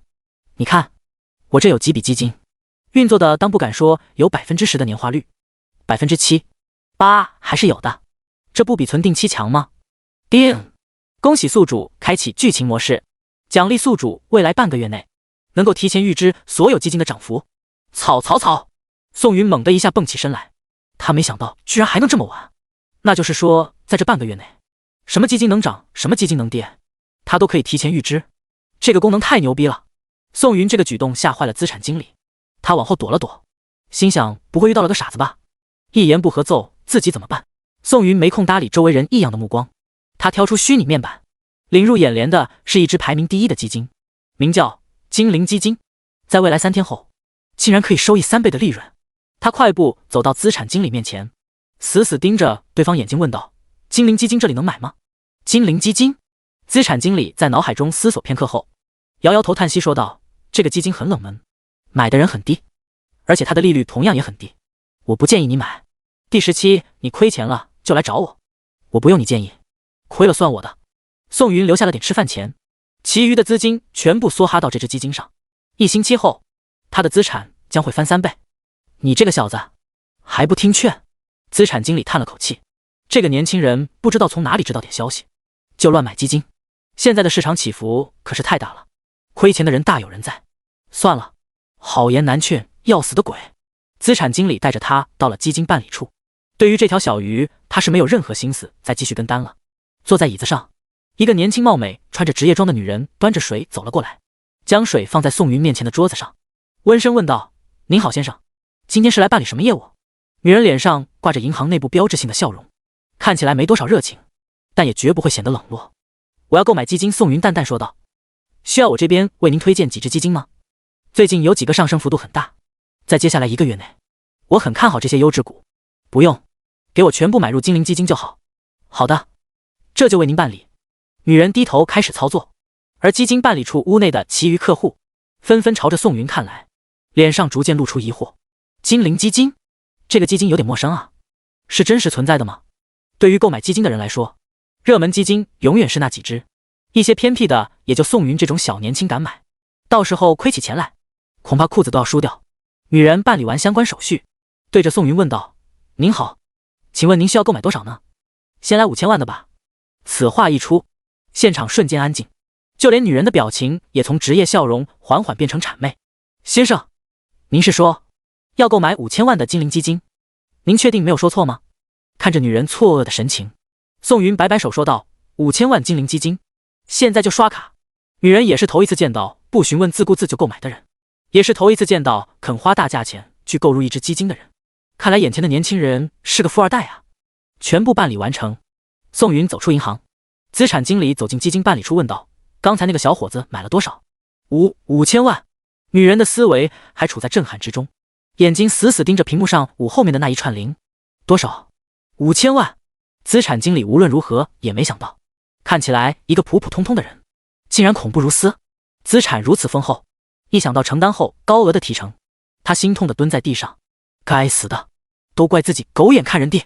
宋云出了银行，才发现自己忙于去银行签到，导致自己还都没有洗漱。他匆匆回了家，钻进浴室开始洗漱。叮铃铃，叮铃铃。宋云没看是谁，随手滑通。喂，谁啊？宋云嘴里叼着牙刷，含糊不清问道。你新哥哥。来电的人是宋云大学室友，名叫贾欣，在大学时期和宋云的关系也是十分甜，两个人寒暄半天。宋云关上水，围着浴巾从浴室出来，随手打开一瓶水，咕咚咕咚灌了下去。对了，新哥，你现在不是搞基金的吗？我今天也刚买了一只。哦，你小子竟然也对这玩意感兴趣了，你买的是什么啊？贾欣好奇问道，因为他还不知宋云已经和苏露婷分手了。在他印象里，宋云平日里那点钱全补贴到苏家了，那还有闲钱关注别的投资。精灵资金。电话那头传来一阵翻东西的声音，紧随着贾欣的声音传来：“你等会，我查一下。”电话那头安静片刻，贾欣夸张的声音传来：“哥，你他妈真是我的亲哥，那么多热门基金你都不买，就照着冷门的来，你怕赔的不够多吗？你跟我说是听了谁的话买的？那人就是个大骗子。”宋云，不是我打击你，就连我都看不到如今资金的行情，你又怎么敢轻易入行？你告诉我，你买了多少？宋云揉了揉耳朵，差点没被贾欣震聋。我买了5000万吧。曹，5000万？你小子去打劫印钞厂了吗？贾欣激动喊道。激动过后，他连忙抓着话筒，奋力嘶吼：“快，听你新哥一句话，快把精灵基金抛了！那些人就是骗你的钱。你要是想投资，我免费给你推荐几个优良的。抛是不可能抛的，这星期都不可能抛，他发家致富全靠他呢。再说那些优良的基金，最多收益13%左右，他买的收益多少？300%。要是真的抛了，宋云那才叫傻呢。哎呀，你就听哥哥一句话吧，算哥哥求你的了，你现在抛掉亏不了多少钱，相反一直持有，你这5000万肯定一分不剩。贾欣耐心劝解，他从大学就开始玩基金，这里面的门道深了去了，一个不小心就会被这笔投资吞得连渣都不剩。不过贾欣心里也是十分吃惊，没想到宋云毕业这几年竟然发迹了，都有5000万了，自己干金融行业的兜里才几十万。呵呵，谢谢新哥的好意了，不过我劝你也跟进买一点，这只基金一定会涨。宋云这话一出，贾欣久久没说话，自己这个兄弟是着魔了吗？自己买不说，还拉着自己一起赔钱。贾欣叹了口气，由头说道：我可没你那么大资本，买不起买不起。宋云没有坚持，自己都告诉你了会涨，你不信就算了。贾欣紧接着说道：兄弟我没什么本事，但起码还有点存款，你要真的有一天没钱吃饭，来找哥哥，绝对不会饿到你。好。宋云笑眯眯回答，虽然这是不可能的事情，但听到有人关心自己的语言，还是会很温暖。时间一晃过去了好几天，在这几天里面，宋云签到了2张梦境卡，以及800万的现金。这天他来到了魔都最大的私立医院，原本想要签到一个好身体，结果系统接下来的话让他狂喜。叮！恭喜宿主在魔都华创医院成功签到，获得整家医院的拥有权。第18，我苦命的女儿哟。魔都的私人医院，面对的客户全是那些富豪明星，在这里，小到看感冒花上大几千，大到做手术耗费几百万。可以这么说，兜里没2个钱的人，连医院的大门都不敢踏进。宋云在门口观察了很长时间，计算了一下人流量，感觉1年下来，整家医院的盈利应该在上亿。虽然不多，但胜在持久。哪怕日后缺钱，这家医院也可以为自己源源不断的提供资金。于是宋云开着兰博基尼，朝着医院内驶去。在不远处，一辆大众车缓缓停下，车窗打开，露出赵俊霞贪婪的眼。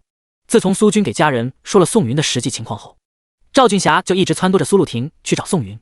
虽然宋云对自己恨之入骨，但宋云对苏露婷不一样啊。他们在一起这么长时间，如果苏露婷求一求宋云，说不定对方松松指缝，留出来的钱就足以让他们家还清所有欠款，甚至过上好日子。但是赵俊霞左劝右劝，苏露婷始终没有答应。赵俊霞只能一边托人打听宋云每天的行踪，一边计划着怎么与宋云相遇才会显得不那么刻意。可以说，赵俊霞这个脑子全放在如何对付宋云上了。今天他早早收到消息，说宋云在一家私人医院的门口，他连忙装病让苏露婷送他来医院，还指名道姓要来这家私人医院。赵俊霞也许不知道私人医院的含义，在他看来，私人医院跟社区门诊没什么两样。但苏露婷可是知道这家华创医院代表什么。他教课的是一家贵族学校，里面上课的学生都非富即贵，但在他们口中，如果并非紧急的病症，一定不会首选华创医院。为什么？太贵了。这家医院仿佛一个吞金巨兽，虽然看病治病一流，但会将病人的钱包吞噬得一干二净。人家那么有钱都这样了，自己家这个条件，恐怕连门都进不去吧。但架不住母亲的哀求，苏露婷还是带着赵俊霞来到了医院门口。她心想，如果只是简单的检查，应该也花不了多少钱，只要到时候自己厚脸皮不进行深入治疗，自己兜里的几千块钱应该可以应付吧。他们2个人刚要进去，苏露婷余光瞥到了一辆兰博基尼的跑车上，这辆车不就是弟弟说宋云新提的车型吗？作为一个老师，苏露婷的智商绝对在线，她立马想到这是母亲的苦肉计。是啊，就连普通医院都嫌花钱多的母亲，怎么可能要求来私人医院看病？这明显醉翁之意不在酒，是来找宋云碰瓷的。苏露婷不愿干这样的事，既然分手，就互相保留一些尊严，而母亲却在不断的逼迫她。说实话，自从毕业以来，工资卡就没在她手中停留过，甚至每个月发的工资她毛都没见到，就被母亲转走了。看在母亲操劳的份上，苏露婷忍下来了。可现如今见到宋云是个富二代，母亲就恬不知耻的贴上去。难道认为宋云是傻子吗？妈，您对我说句实话，宋云是不是在医院里面？苏露婷脸色阴晴不定问道。你在说什么？你这个傻妮子是不是癔症了？咱们今天不是给我看病的吗？赵俊霞故作镇定，牵起女儿的手朝大门走去，但苏露婷第一次拒绝了她。赵俊霞叹了口气，缓缓说道，你从小到大就聪明，什么事都瞒不住你。没错，宋云就在医院里面，今天我就想创造一出偶遇的桥段，让你们找个地方好好聊聊。妈，我说了我不愿意，您能不能听听我的意见啊？那你能不能考虑一下咱们家的财政情况？房子没了，你弟弟还欠着网贷，我们一家人去喝西北风吗？你弟弟今年都20多了，再过几年就到了结婚的年纪，你难道想看着你弟弟打一辈子光棍吗？母子二人的思想发生碰撞，双方情绪越来越激动，引来医院内部的小护士围观。苏露婷痛苦地蹲在地上，早知如此何必当初呢？她和宋云走到如今的地步，跟母亲溺爱弟弟离不开关系，现如今都这样了，怎么还想着靠他呢？难道这个家离了他，其余人都活不下去了？难道母亲的眼里真的只有弟弟吗？他难道不是苏家的亲生女儿吗？m.spoonice.com。 哎呦，我这个腰啊！没了苏露婷的搀扶，赵俊霞缓缓躺在地上，脸色痛苦不堪。哎呦，我这条老命哟！婷婷，你要是不帮忙，咱们家只有去跳黄浦江的份了呀！你就帮妈最后一次吧，去求求宋云，我相信她一定会帮你的。看着苏露婷面色惨白的上前检查她的根本不存在的伤势，赵俊霞心中一喜，抓住苏露婷的手大哭起来。我苦命的女儿哟，你说咱们家怎么那么惨啊？如果没钱还银行，妈真的就只有死这一条路走了呀。妈死了没事，但你忍心看你弟弟小小年纪就背负100万巨债吗？赵俊霞哭着哭着，嘴角溢出一丝鲜血。其实他的伤势还是很重的，伤筋动骨100天。他的伤势只是经过了治疗，但从没有好好休养过，就导致了他的身体十分虚弱，有点情绪激动就会引来各种病症。我看大娘伤的也挺严重的，不然咱们先进医院看看吧。如果闹出人命，也会对我们医院造成负面影响。看守大门的安保人员好心上来劝解，眼瞅着躺在地上的大娘出气多进气少了，这要死在医院门口，指不定网上多少喷子指责医院没医德呢。这医院谁都能进，唯独他们不能进。说话的是刚赶来的宋云，他原本在医院内四处巡视，可听到医院大门传来一阵哭喊，想着别事一闹，宋云急忙赶到医院门口。没想到他刚一过来，就看到躺在地方如同泼妇一样的赵俊霞。对于这一家人，宋云打心底里厌恶，平日里看见都绕路走，更别说让他们进医院里面了。万一在医院里赵俊霞出点什么事，他能闹到医院停业整顿。第19，别让我看清你。宋云出现，周围人的目光都朝着他看去。躺在地上的赵俊霞眼神一亮，脸上再也没有痛苦的表情。今天来这里是为什么？就是为了找宋云啊！终于给他蹲到了。正当赵俊霞挣扎爬起身来，想要拉着苏露婷进入医院的时候，却被刚才的安保人员拦住。安保人员面色有点纠结，犹豫说道：大娘，我们董事长说了，华创医院不欢迎您，如果您需要，我可以帮您叫别的医院的救护车。原来宋云刚接手这家医院的时候，宋云作为医院的拥有者，这段信息以及宋云的面相被系统植入了医院所有人的脑海里。这也算宋云开通剧情模式后，权限有所升级后的便捷。赵俊霞与苏露婷呆滞在原地，他们曾经在家猜想，宋云最多是个靠家里的富二代，但他们万万没有想到，宋云竟然来头如此大。魔都一流私人医院，华创医院的董事长，这身价直线上涨啊！而且医院是开拓人脉最广的地方，再加上华创医院本身经营的人群就是高端客户，宋云平日里结交的人肯定都是大佬啊。这也代表宋云其实拥有的人脉十分可怕，随随便便拎出一个踩上一脚，都能让魔都抖3抖。如果当初自己没有临时加价，宋云展露身份后给苏军随手介绍几个成功人士，那苏军岂不是这么一个极品女婿，竟然是被自己逼走了？自己当初是傻逼吧？怎么想的？脑子一热就把这么好的一个女婿逼走了。在众人谄媚的对宋云介绍自己身份的时候，几个小护士也都悄咪咪的打理起自己的妆容。如果能让宋总看上自己，哪怕只有1夜的露水姻缘，自己也能飞黄腾达了。站在苏露婷不远处，几个小护士凑在一起，一个小护士憧憬的看着宋云，花痴说道：宋总真是太帅了，以前看到照片我还以为是 P 的呢。另一个长相貌美的护士点点头附和道：不仅帅还有钱，真不知道以后那个女人有福气嫁给宋总。听到几个护士叽叽喳喳讨论宋云，苏露婷尴尬的只想找个地方躲起来。就是这么一个人人夸赞的男人，竟然被自己搞丢了。想当初宋云对他多好啊，一直默默包容着他，甚至在男女之事上也从未强迫过，可以说是苏家祖坟冒青烟了。而自己的母亲竟然愚蠢的为了20万的彩礼，硬生生逼走了宋云。这巨大的反差让苏露婷心中一片冰冷。赵俊霞强忍着身上的疼痛，一步一步挪到宋云身边。宋云，他知道骗不了眼前的男人，毕竟人家多牛逼啊，年轻多金还有人脉，想要弄垮苏家就真是动手的功夫。既然这样，还不如大大方方说出来，希望宋云按在苏露婷的面子上拉苏家一把。于是赵俊霞将被骗的经历以及苏家如今的窘迫一五一十给宋云哭诉起来。看着赵俊霞，宋云气笑了。原来这世界上还真有不要脸的人。当初在民政局门口给自己难堪，让他下不来台，现在居然好意思张口找自己要300万。操！老子是你爹妈吗？需要这么惯着你？宋云，你就看在婷婷的面子上救救我们吧。我向你保证，这是最后一次。300万对于你而言简直是9牛1毛，而你和婷婷的感情是无价的呀。婷，你有什么资格这么说？感情无价？我看分明已经标好了价格了吧。赵俊霞一时语塞。宋云，我承认之前是我做的不对，现在我向你正式道歉，希望你能原谅阿姨。实在不行，我给你跪下了。说完，赵俊霞还真的跪在地上，不停朝着宋云磕头。没办法，宋云现在是苏家唯一的救命恩人，没了宋云，苏家只能举家背债，苏父的药也得断掉，整个家就此支离破碎。看着赵俊霞在众人面前不停抬高自己的身位，然后道德绑架自己，宋云气不打一处来。凭什么你给我道歉我就要原谅？凭什么你跪下我就要接受？你真以为你磕头就能换来300万？凭什么？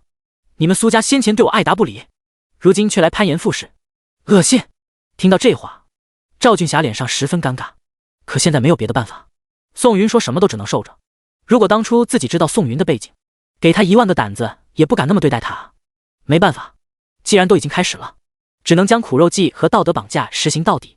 宋云，我不是人，你要怪就怪我没见识。拆散了你和婷婷。赵俊霞跪在地上给了自己2个嘴巴子，抬头泪眼惺忪看着宋云哭诉，可婷婷是无辜的，我求求你看在婷婷的面子上，帮我们一次吧，1次2次3次4次。宋云已经记不清帮助了苏家多少次，可这些换来的是什么？说句难听的，就算上辈子宋云欠了苏家人命债，这辈子该还的也都还完了。这时候了还把苏露婷搬出来，真以为苏露婷在他这里很有用吗？周围的人好像从这些话语中猜测到了什么，一个个低头散去。毕竟这些都是董事长的家事，他们这群外人看到不好。赵俊霞眼瞅着周围没了看客，心中焦急如火，口不择言喊道：宋云，1日夫妻还百日恩呢，你和我们家婷婷处对象那么长时间，真就一点感情都没有了？我不信，如果你不帮我，我就撞死在医院门口。说完，赵俊霞又开始嚎啕大哭。说完了吗？我还是那句话，你们苏家的事跟我无关。别说你死在医院门口，就算你死在我家门口，我都无所谓。看到宋云绝情的神色，赵俊霞胸口一口气没倒过来，喉咙一甜，噗的喷出鲜血，随后便趴在地上昏死过去。苏露婷见到，连忙上前拉住宋云衣袖，眼中雨雾弥漫。宋云，我亲自求你，请你帮我最后一次，好吗？你不是一直想得到我闭嘴吧，别让我看清你。既然当初已经坚守，那就一直坚守下去，半途而废只会让你身价变低。宋云冷冰冰地说道，随后便吩咐门卫，没有他的允许，不能随意收治赵俊霞，违反规定的人自己滚蛋。说完，宋云便开车离开了。第20宋云的光环。5天后，宋云看着手机上精灵基金持续攀升，翻阅系统控制面板，发现在接下来的时间内，这个节点是最高的了，再往后就会慢慢回落。抛掉！宋云将手上精灵基金全部抛了，当即获得了3倍的利润，加起来总共1亿5千万。看着账户内源源不断流入的资金，宋云感觉怪不得有那么多的人一头扎进基金或者股市，这来钱的感觉太他妈爽了。现在宋云的全部现金流加起来达到了恐怖的2亿多，可以说魔都那些中型公司的老板都未必比他手上有钱，因为很多公司老板一说起来几亿身价，其实是将所有的资产包括公司股份、房产等做了一个总和，其实手上的现金并不多，手里有钱，心中不慌。宋云感觉现在立马去见叶青青的父亲，也不会感觉到自卑了，毕竟2亿啊，这是多少人一辈子都没见过的钱数。另一边，贾欣与几个同事聚餐，在大家喝得酩酊大醉的时候，一个同事神秘兮兮地对着众人说道：你们知道吗？最近出了一只妖股。所谓的妖股是他们干金融的行话，一般指的是忽然拉升很多的基金，在基金的市场里，每年都会有那么几只，带领着小韭菜们赚得盆满钵满。另一个同事顿时起了兴趣，好奇问道：你就别勾着大家的好奇心了，你也不是不知道，咱们在公司是不能互相传递信息的，你快点给哥们说说。嘿嘿，精灵基金。那个同事灌了一口啤酒，醉醺醺说道：这个名不见经传的冷门基金，在3天时间内拉升3倍，卧槽，精灵基金，我知道这个，它很冷门啊。同事们议论纷纷起来。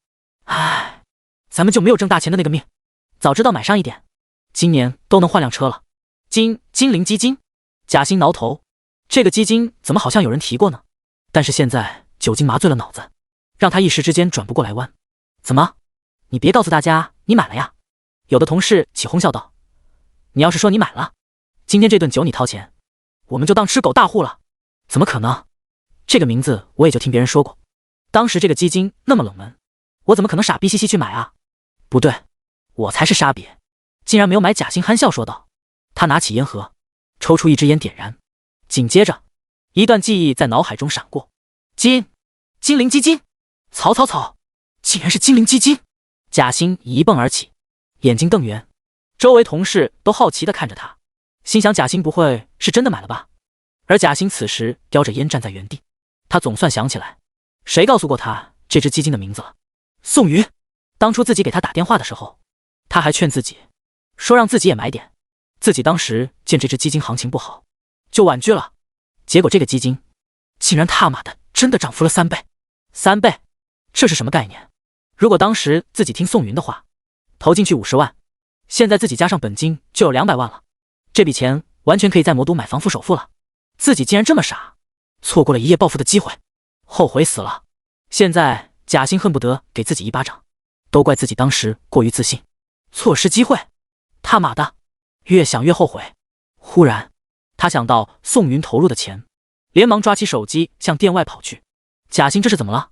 神秘兮兮的，估计喝多了吧。不管他，咱们继续喝。贾欣出了门，找到一处偏僻安静的地方，手指打着哆嗦按在手机屏幕上，嘟嘟嘟，一阵阵忙音让贾欣心烦意乱，顶点小说。但很快电话那头有人接通了，一个迷糊的声音响起：喂，怎么了新哥？宋云，你跟我提的那个精灵基金涨疯了，你到底有没有买？贾欣对着电话激动喊道。买了呀，不过现在已经出手了。宋云打着哈欠，有气无力回答。听到这话，贾欣一屁股坐在地上，身体激动得浑身发抖。他颤音小心翼翼询问：卖了多少？不多，也就1亿5千万吧。咕咚，贾欣咽了一大口唾沫。几天时间竟然赚了1亿5千多万，而宋云竟然这么低调，听声音还在睡觉。他妈的，他到底是怎么能睡得着的？难道这么多钱宋云不出去挥霍，不紧张吗？他到底有没有把钱放在眼里？两个人闲聊了一会，宋云看了看时间，实在不早了，他开口说道：新哥，你还有事吗？没事的话我先睡了。呵呵，那个贾欣厚着脸皮嬉笑问道：宋哥，您给指条明路呗，接下来那个基金能买啊？我这边有消息就跟你说。放心，我赚钱，兄弟肯定是要喝到汤的。宋云这边继续睡觉，贾欣在电话那头激动的原地赚钱。他妈的，自己这辈子能不能翻身，全看这次机会了。第二天，宋云伸了个懒腰，准备起床。他本来定下来准备去找叶青青，可对方有一个紧急会议，所以这次宋云被放鸽子了。既然没事，宋云打算开车四处去逛逛。开着车，他来到了魔都最繁华的一条街，把车停在地下停车场。宋云在这条街四处闲逛，在不远处有一家刚开的商业书店，有2层楼那么高，一层用来贩卖书籍，2楼是一个类似于咖啡厅的地方，顾客可以选择借一本书，在2楼点上一杯咖啡，安静看书。宋云感觉这种商业模式不错，不仅可以学习，还能放松。于是他随手借了一本书上了2楼，躺在松软的沙发上，宋云舒适地翻阅着书籍。叮，学而时习之，不亦乐乎。恭喜宿主获得气质加10，希望宿主再接再厉。于是在陌生人眼里，在阳光下看书的宋云身上仿佛笼罩着一圈光环，是那么的耀眼，那么的祥和，想让人不由自主的亲近。在别的座位上的女生看向宋云的眼神都变了，虽然宋云刚进来的时候很帅，他们也只是感觉养眼而已，但如今在宋云气质的加成下，他们都沦陷了。第21，你是我的救星。1个小时后，宋云慵懒地伸了个懒腰，将杯中最后一口咖啡喝完，打算走了。他这一起身不要紧，周围的女生也都齐刷刷站了起来，紧随其后跟着宋云出了书店。顿时哗啦啦走出去了10多个人，2楼空了一大半，剩下的都是一些大老爷们。原本以为能勾搭2个文艺女青年，但现在但凡有点姿色的都走了。于是又走了一大批人，跟着宋云的女生们都在互相撺掇。不好意思，第一个去要联系方式。就这样，他们一路跟着宋云到了地下停车场，看到宋云跨入兰博基尼，开车一溜烟走了。这群女生不禁感叹，这年头但凡好看的小哥哥，其实都是有钱人啊。唉，我这辈子没见过比他更帅的男人了，往后余生也不知道能不能再次碰到。我爱了，这就是我心目中男神的形象，高大帅气还有钱。天哪，老天爷，你赐我一个这样的男朋友吧。你们难道只看小哥哥的皮囊吗？拜托姐妹们，那辆跑车才是重点啊。据我所知，那辆车叫兰博基尼毒药，几千万呢。天哪，爱了爱了，有这辆车打底，男神在我心目中的形象又高大了几分。同意同意同意。这边宋云开车在街上闲逛，余光瞥到了市政机关，如果在这里签到。刚有这个想法，系统便跑出来打击道，叮，为了维护宿主的人身安全，系统禁止宿主进入市政机关签到，一旦进入，系统将暂停签到按钮。得，没办法，看来系统也是一个爱国的好同志。在魔都繁华的地带转了很久后，宋云开车回到了家。另一边，叶青青坐在办公室，面带忧愁。这几天实在太忙了，脚不离地四处奔波，根本没空去找宋云。造成这个原因的只有一点，那就是他的公司要上市了。当初他刚回国开始创业，叶父就在背地里偷偷投了几千万，哪怕女儿这次创业失败，也有老父亲在背后托底。可谁知道叶青青进入商场后便如鱼得水，先后开启了数十个赚钱的项目，从一开始的市值5000万一路飙升，现如今投资机构预估叶青青的公司市值20亿，所以现在的叶青青哪怕不靠家里，也能在魔都占据一席之地。但是现在叶青青却感觉十分烦躁，她通过总经理办公室的大飘窗向外看去，映入眼帘的是魔都的高楼大厦，无数的人在这些昂贵的写字楼里为了生计奔波。每每想到这里，她就感觉肩上的担子又重了几分。唉，这可怎么办啊？烦死了！叶青青焦虑地揉了揉头发。她的公司项目繁多，从互联网一直延伸到了实体，横跨了许多行业，但公司内最为赚钱的项目还要数地产这块。这次他与多个集团老板共同看上一块地皮，只要拍下来这块地方，足以让公司的市值翻倍。在快上市的节骨眼上，他的资金链却出现了问题。先是一个项目投资失败，亏损了4000多万，后有一个项目的经理离职，导致整个部门心神不安，没办法好好工作。这些杂事堆积在一起，让他感觉心很累。怎么办啊？拍下来那块地，再加上其余项目的补助，我需要1个亿。叶青青算了笔账后，躺在沙发上连连叹气。看来这次不得已，只能去找父亲了。现在也只有父亲有足够充裕的现金挽救他公司逐渐没落的颓势。他其实打心底里就不愿从父亲那里拿钱，只要拿点钱，他所有的成功到了最后就全归在了父亲身上。可现在没有别的办法，叶青青只能认命。茉莉 TheBlueNice.com。 叶青青对着门外喊了一声，很快一个穿着职业装的女性手持文件夹走了进来。这是叶父专门配给叶青青的私人助理，平日里在工作上起一个辅助作用。唉，叶青青张张口，不知道是否应该去找父亲要那笔钱。要了1个亿，公司可以完全蜕变，上市之后市值翻倍，但缺点是容易被人诟病。不要1个亿，那就只能焦头烂额的四处借钱。虽然在脑海里的利害关系已经想得十分明白，但真到开口的一瞬间，他还是犹豫了。唉，茉莉，你去联系我父亲，说我以公司的名义借他老人家1个亿的资金。听到这，茉莉微微愣神。大小姐，您怎么需要那么多资金？我想让咱们公司在上市前多积累一些底子，等到了上市的时候，股价也会相应的升高。叶青青解释道。但是小姐，您私人的基金账户上还有1个多亿呢。茉莉古怪地看着叶青青。作为总裁的心腹，她知道眼前的这个小女生一点也不依赖家中势力，现如今在资金充足的情况下，还有什么项目是需要发展的吗？竟然逼得总裁找家里开始借钱。多少？叶青青这几天没关注自己的基金账户，当听到自己私人账户中的金额时，明显愣了一下。具体的说，是1亿2千万。你再说一遍。多少？1亿2千万。叶青青从沙发上噌的一下坐起身来，打开手机，当看到基金账户上那一串0的时候，他的心顿时开始加快。看到叶青青古怪的神情，茉莉更加奇怪，她开口问道：大小姐，您难道不知道您买的一只基金最近疯涨吗？不知道。叶青青茫然地摇了摇头。您前几日购入的精灵基金，短短几天涨了3倍。茉莉叹了口气，将最近几天的基金市场对叶青青进行了一个汇报。当了解完整件事情的来龙去脉后，叶青青忽然想到，在几天前宋云特意找过他，让他分出一笔资金购入精灵基金，说最近这支基金会迎来春天，自己那时还没怎么当回事，但这算宋云的第一次请求，他就分出了4000万购入了精灵基金。但现在这笔基金竟然成为了他的救命稻草。宋云哥哥太厉害了，简直是自己的救星。第22偶遇大学舍友。此时叶青青的内心极度复杂，原本爱屋及乌才随手购买的基金，没想到足足涨了3倍。而最为可怕的是，宋云竟然可以在几天前在众多基金里面发现这只小众冷门基金。恐怖如斯，这世界上恐怕没有那个投资者能未卜先知，犹如提前知道一般，在一个冷门基金里面投入大量资金。看来自己这个老公身上的神秘光环又增加了几层。想到这里，叶青青的心内无比愉快，毕竟谁不愿意自己的老公优秀呢？宋云越是表现得厉害，他对宋云的爱就越深了一分。另一边，宋云回到家里，无聊地刷着视频，也不知道叶青青那个小丫头现在在干嘛，都这么多天没联系自己了。当时给她推荐的精灵基金也不知道买了没。唉，说来说去，其实还是宋云有点想她了。第二天，宋云开上兰博基尼毒药，打算去叶青青的公司看看。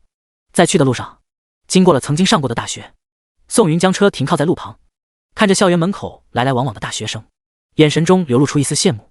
曾几何时，他也是其中的一员，而那时的校园爱情还没有掺杂着金钱。他与苏露婷的大学生活，总体而言还是很温馨的。但这一切从毕业后都变了。经过社会的摧残，家庭的打击，让宋云感觉其实感情这东西也就那样。如果不是叶青青及时出现，宋云现在早变成了个浪荡子了。宋云羡慕着这些青春洋溢的大学生，殊不知那些大学生同样羡慕坐在车中的他。由于兰博基尼毒药全世界都没有几辆，一出现便吸引了无数大学生的目光，甚至有几个女学生特意站在跑车车尾自拍了几张。而就在这时，车窗被人敲响，宋云好奇地打开车窗，当看到外面弯腰的人，神情有点激动。卧槽，叶子！宋云推开车门钻了出来，对着眼前的男人拥抱了一下。叶子害羞地摸了摸后脑勺，笑道：原来还真是你，我以为我看错了呢。叶子也是宋云的大学室友，两个人的关系很好，平日里也都在网上时不时联络一下。哈哈，多少年了，你还是这个鸟样，一害羞就脸红，跟个娘们似的。宋云拍拍叶子的胸膛，别看叶子经常脸红，可实际上却是一个1.8米高的大汉。这巨大的反差让当初刚上大学的宋云猝不及防，甚至一度以为叶子实际上是个 gay 佬。宋哥，你真是越变越帅了，如果让咱们同班的那些女生看到，恐怕会追你一路到家吧。叶子笑眯眯说道，而且你现在可是越来越有钱了，都开上跑车了。开着玩罢了。宋云摆摆手说道，好久不见了，找个地方我请客，咱们聚聚。好，那我今天就舔着脸吃狗大户了。上车后，宋云打算开车离开。之前在车尾自拍的女学生挽了挽耳边的秀发，凑了上来，她弯下腰，对着宋云露出一个女神般的微笑说道，帅哥，可以加个微信吗？不好意思，没时间。没关系，我扫您就可以。看着女生不死心的眼神，以及蠢蠢欲动打算上来要微信的其余路人，宋云摇摇头，将车窗关上，一加油门离开了。坐在车上，叶子好奇地看着内部装饰，这边摸摸，那边摸摸，眼神中充满了羡慕。兰博基尼啊，这可是豪车啊，自己的不吃不喝恐怕20年才能买得起吧。宋哥，这个得有300-400万吧。听到这话，宋云笑了笑没有开口。宋哥，你这车当初买的是什么配置的啊？顶配吗？呵呵，你说的对。过了一会，叶子偷偷拿出手机，开始搜索兰博基尼顶配多少钱。映入眼帘的是兰博基尼车型的推荐图。叶子打开链接，仔细翻阅，10几秒后，他猛地抬头，卧槽，这还不是普通的跑车，这辆车还是限量款的毒药，这价格别说自己不吃20年，就是一辈子也买不起啊。再想想刚才自己说这车300-400万，叶子感觉脸发烫。宋云开车带着叶子来到了一家私人菜馆，在路上两个人有一搭没一搭的聊着。叶子也就这点好，你再有钱该是我兄弟还是我兄弟，你哪怕没钱，我也不会看不起你。既然做兄弟，就不要往钱的方向纠缠那么多，太影响感情了。通过聊天，宋云知道叶子现在快结婚了，如今背负着房贷车贷，压力不是一般的大。当他知道宋云已经结婚的时候，眼珠瞪得溜圆。宋哥，实话实说，我要是有你这么有钱，我就不结婚了。天天旅游泡妹子，他不香吗？听到这话，宋云笑了。看来自己这个小兄弟还是大学时候的尿性，虽然腼腆，但架不住那心骚啊。两人说说笑笑到了吃饭的地方，将车停好后，两个人进了院子。这家私人菜馆在网上的评价不错，占据几亩地，里面修建了苏式陵园，古香古色的建筑让人不禁怀疑穿越到了古代。进了店，宋云告诉前台穿旗袍的小姐姐自己订的房间。不好意思先生，那间房被我们经理许诺给一个老客户了，您看在大厅可以吗？ m.spoonice.com 服务员小姐姐双手合十，不断道歉。宋云皱皱眉头没有说话。这件事不是这个服务员的错，发火也不该发到他的身上，可这一波操作实在是有点把他恶心到了。没事宋哥，咱们随便吃点就行。叶子连忙在旁边劝解，那就安排一个安静点的位置。进入座位后，宋云与叶子人手一个菜单开始点菜。宋云道是无所谓，账户里趴着1个多亿的资金，就算天天来这吃都吃不穷他。可叶子不一样啊，看着菜单上几千的菜，眼珠子都快瞪出来了。最后还是宋云强硬了，让他点几道菜后，叶子才小心翼翼地点了几个价格便宜的。而此时在私人菜馆的门口，一个身穿性感裙子，身材与脸蛋都堪称一绝的女生和几个朋友有说有笑。这家店我之前来过，大厨做的蔬菜还是很地道的，你们一会可得好好尝尝。第23，你好，我是宋云老婆。长相靓丽身材爆炸的女生，赫然是叶青青的闺蜜李诗诗。而跟在她身边的朋友，也同样是魔都内社会顶流家的富二代们。进入饭店，穿着旗袍的前台小姐姐走上前来问道：您好，几位是要用餐吗？不过现在没有包间了，大厅可以吗？听到要在大厅吃饭，一群人瞬间不乐意了。哪怕是去5星级酒店用餐，那个大堂经理不是小心翼翼地伺候着，现在吃这个破餐馆，居然还只能在大厅。正当他们抱怨的时候，在一旁的李诗诗发现了正在吃饭的宋云。宋云！李诗诗高喊着对宋云挥了挥手，不用找包间了，我这边有朋友在。说完，李诗诗朝着宋云跑去。而在餐桌上，叶子对着一桌饭菜大快朵颐的时候，忽然一阵香风袭来，他抬头一看，正好与李诗诗四目相对。叶子愣在座位上，嘴里叼着的鹅腿跌落在餐盘里。太漂亮了吧！叶子脑袋里不停循环这句话。确实，在颜值方面，李诗诗能和叶青青打得不分秋色，再加上自带的御姐气质，足以让许多男人顶礼膜拜，高呼女神了。宋云抬起头，无奈地看了一眼李诗诗，他还记得上次在咖啡厅里面的事呢。我能坐你旁边吗？你不说话，我就当默认了哦。李诗诗一屁股坐在宋云身边，对着自己的朋友招手，这边坐不下了，你们在旁边再开一桌。看到李诗诗很不客气的让服务员再来一双碗筷，宋云只能摇摇头，深叹一口气。如果这小娘皮不是叶青青的闺蜜，她早开始赶人了。李诗诗坐下后，在旁边另外一桌的朋友也都在不停打量宋云，他们很好奇是什么样的奇男子，竟然能降服着这匹烈马。要知道，李诗诗在他们圈子里是出了名的脾气坏，除了闺蜜叶青青外，其余人只要有点不对她，都会直接指出来，通常弄得人下不来台。所以一般和李诗诗不怎么对付的人，见到她后都是绕弯走。而现在突然出现了一个男人，竟然可以让李诗诗如此乖巧，这就很让他们好奇了。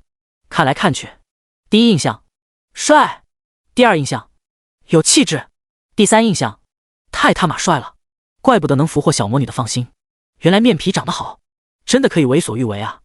另一边，叶子看到对面忽然坐了个美女，那是浑身的不自在，就连吃饭也都变成小口小口细嚼慢咽。宋哥，这位是？叶子对着宋云悄声询问道。不过餐桌就那么点，再小声也会被听到。李诗诗忽然玩心大作，挽住宋云的胳膊，头靠在他的肩膀上笑道：你好，我是宋云老婆。李诗诗话音刚落，众人手中的筷子纷纷跌落在地，直直地看着他。而叶子更是惊为天人，恨不得想让自己的宋哥赶紧开个恋爱教学班，好好指导一下他们这些在感情中迷茫的人。宋云原本在喝水，听到李诗诗的话，差点没一口喷出来。这小娘皮疯了吧？大庭广众之下说什么呢？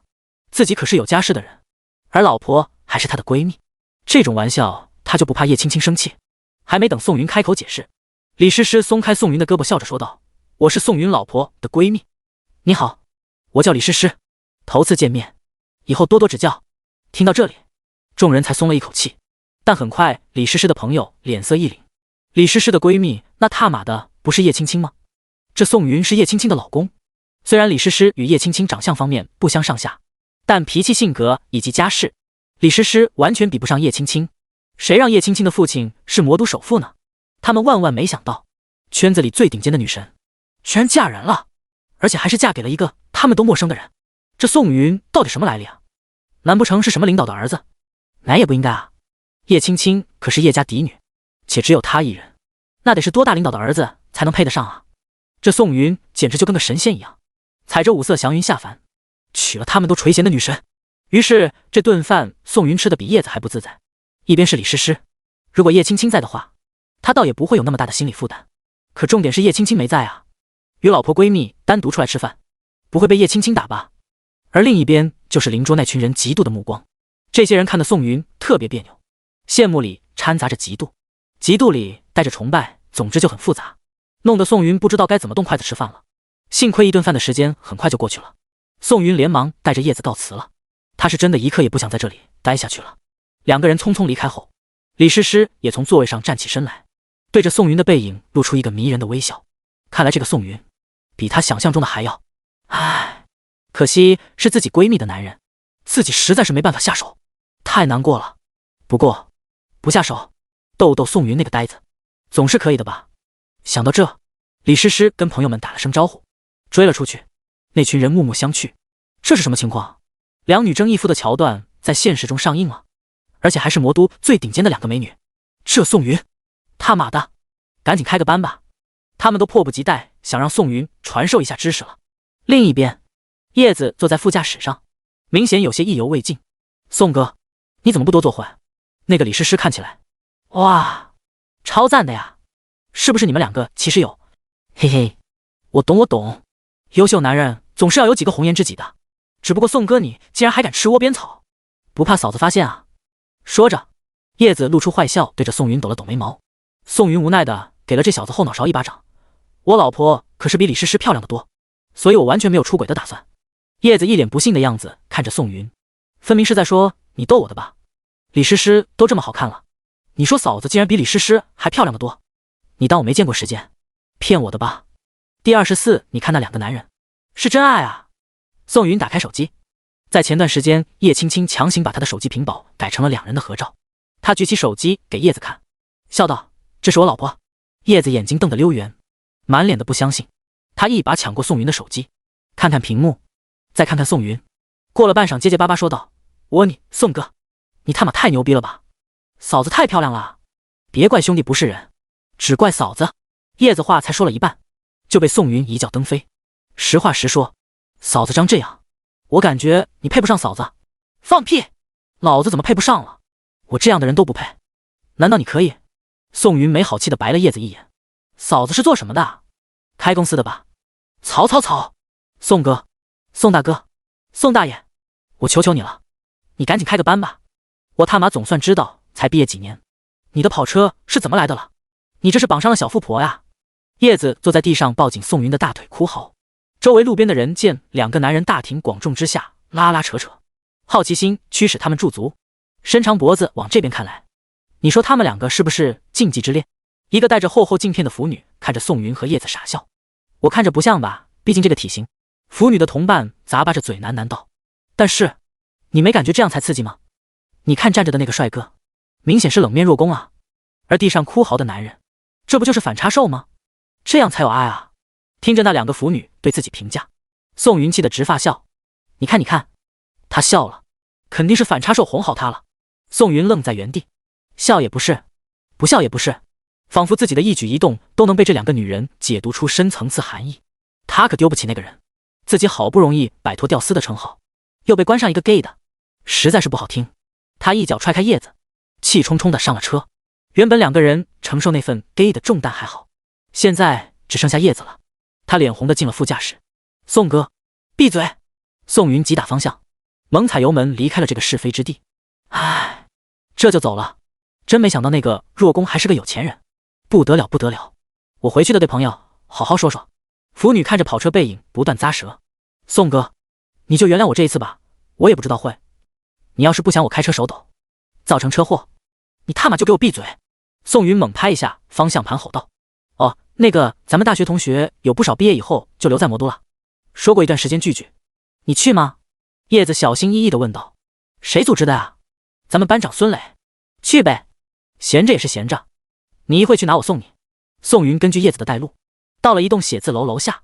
我走了呀，宋哥，聚会时间下来了，我再通知你。叶子对宋云摆摆手，连忙往写字楼跑去。他可不是宋云这样绑上富婆的闲人，他还得赚钱养家嘞。宋云终于送走了这个烦人的家伙。他开车行驶在路上，不知道去哪。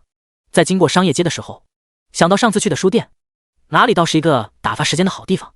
他停好车，走进书店，随便拿了本书上了2楼。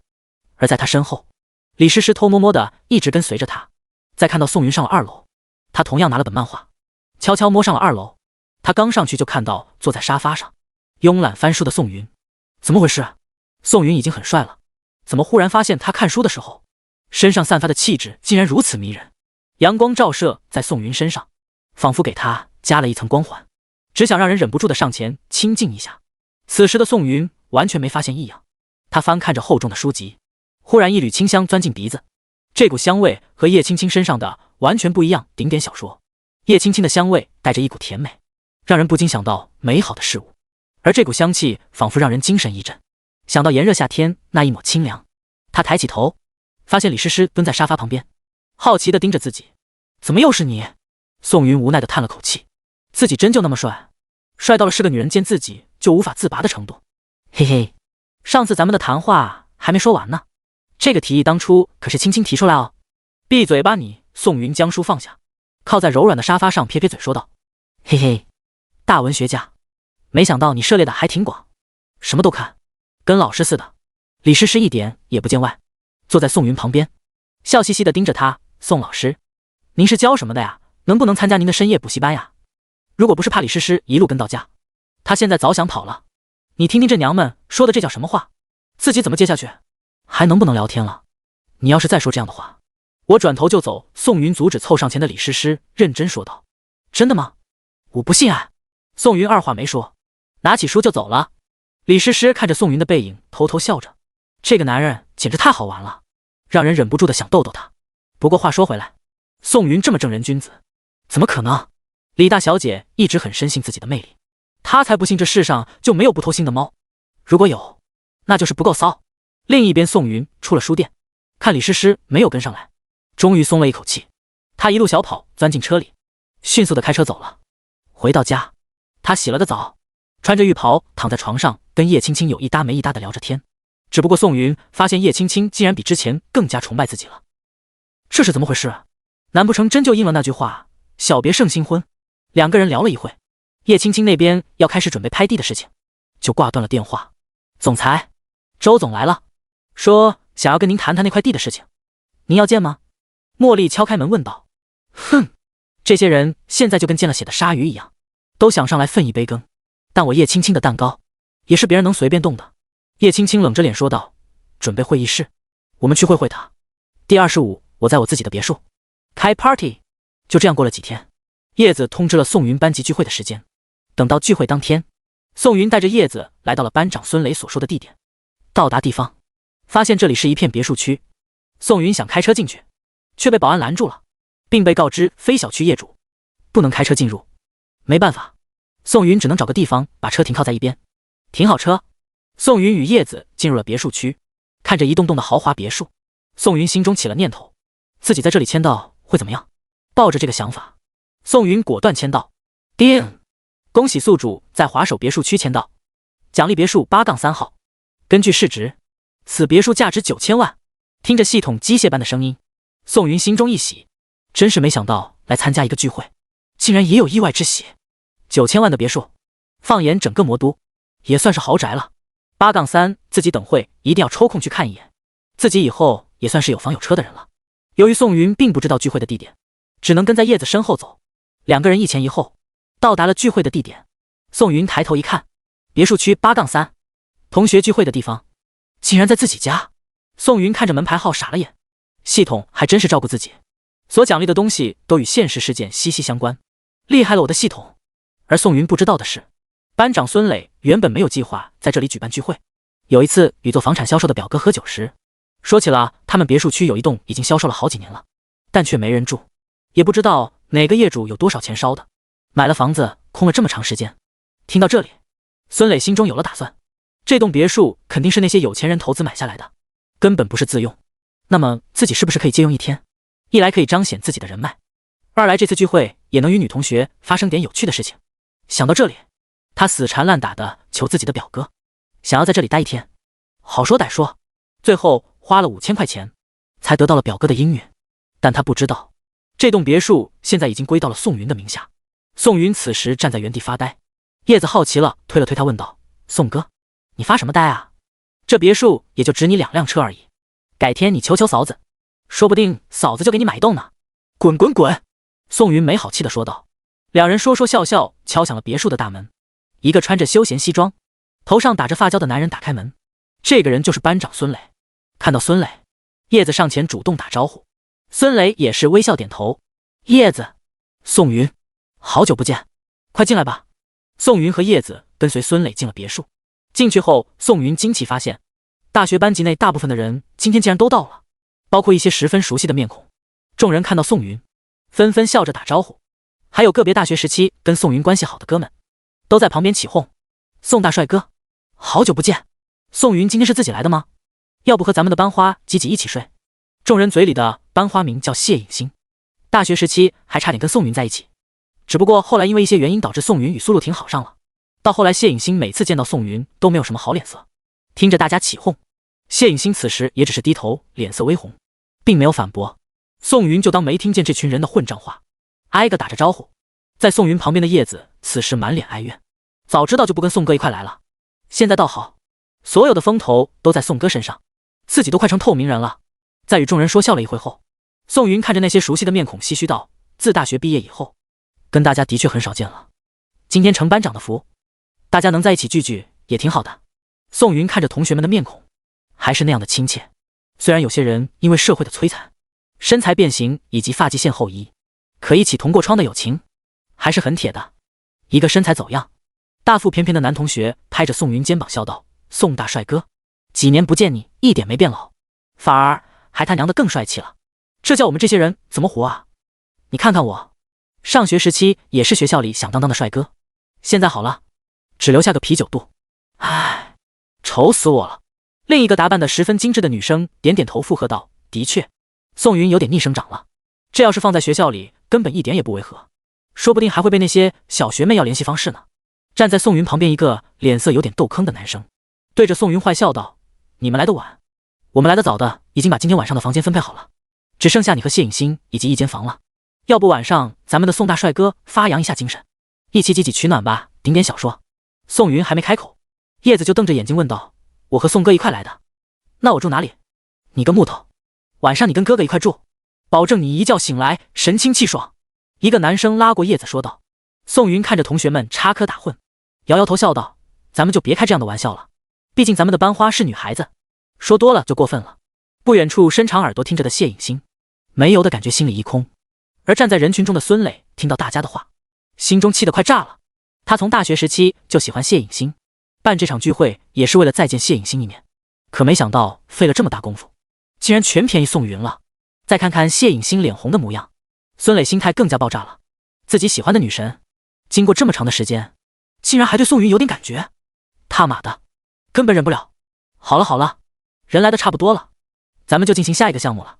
走，咱们去烤肉准备晚饭了。孙磊将话题岔开，带领着众人跨过别墅，走到了后花园。后花园是买别墅时附赠的一个小园子，有3-4亩地的样子，绿化后十分漂亮。孙磊在前面带路，一边走一边笑道：大家可要跟好了，别掉队，这栋别墅的面积可是很大的，不清楚房间构造的人很容易迷路。听到孙磊的话，大家哄笑成一团。第26看你瘦的，而且我建议晚上的时候，大家尽量的不要弄乱房间，要不然我也不好交代。孙磊对大家叮嘱道：这栋别墅现在市值9000万，我好不容易才找熟人借来一晚上，希望大家看在我这么辛苦的份上，最好别弄坏什么东西。听到孙磊说这栋别墅市值9000万的时候，众人的瞳孔明显缩了一下。原本他们以为这栋别墅最多也就值个1、2千万，但没想到这么贵，这房价都快和魔都的汤臣一品有的一拼了。众人四下打量了一下别墅，心中感慨万分。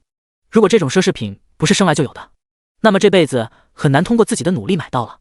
唉，魔都的房价简直高得离谱，这样的别墅在我们老家最多几百万，但换到魔都就高了10多倍，也不知道谁能住得起这么豪华的地方，不怕折寿吗？呵呵，能在这里居住的都是大佬，他们所蕴含的社会能量根本不是我们能想象的。不过话说回来，正是因为班长的努力，咱们才能一睹富豪们生活，咱们得好好感谢一下班长啊。听到这，众人对着孙磊恭维起来。看到大家这么给面子，孙磊心里一时间感觉轻飘飘的，仿佛这栋别墅就是他的一样。而就在这时，宋云离开了大部队，肆意地打量着四周，他想好好看看系统奖励的这栋房子。在获得奖励的同时，他也获得了别墅的房间构造图，但那些毕竟是在纸上的东西，哪有自己亲眼看到震撼。见到宋云逐渐远走，孙磊急了。这个宋云迷路与否和他没什么关系，甚至孙磊恨不得宋云迷路。但这栋别墅里面的东西以及装修很是昂贵，万一碰坏那处可怎么办？自己到时候也没办法和表哥交代啊。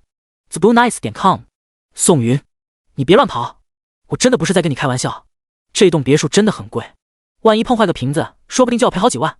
而宋云回头无奈地看了一眼孙磊，爷们自己逛逛自己的别墅，能出什么差错？看到宋云没有想回来的意思，孙磊眼珠子一转，心里起了坏心思。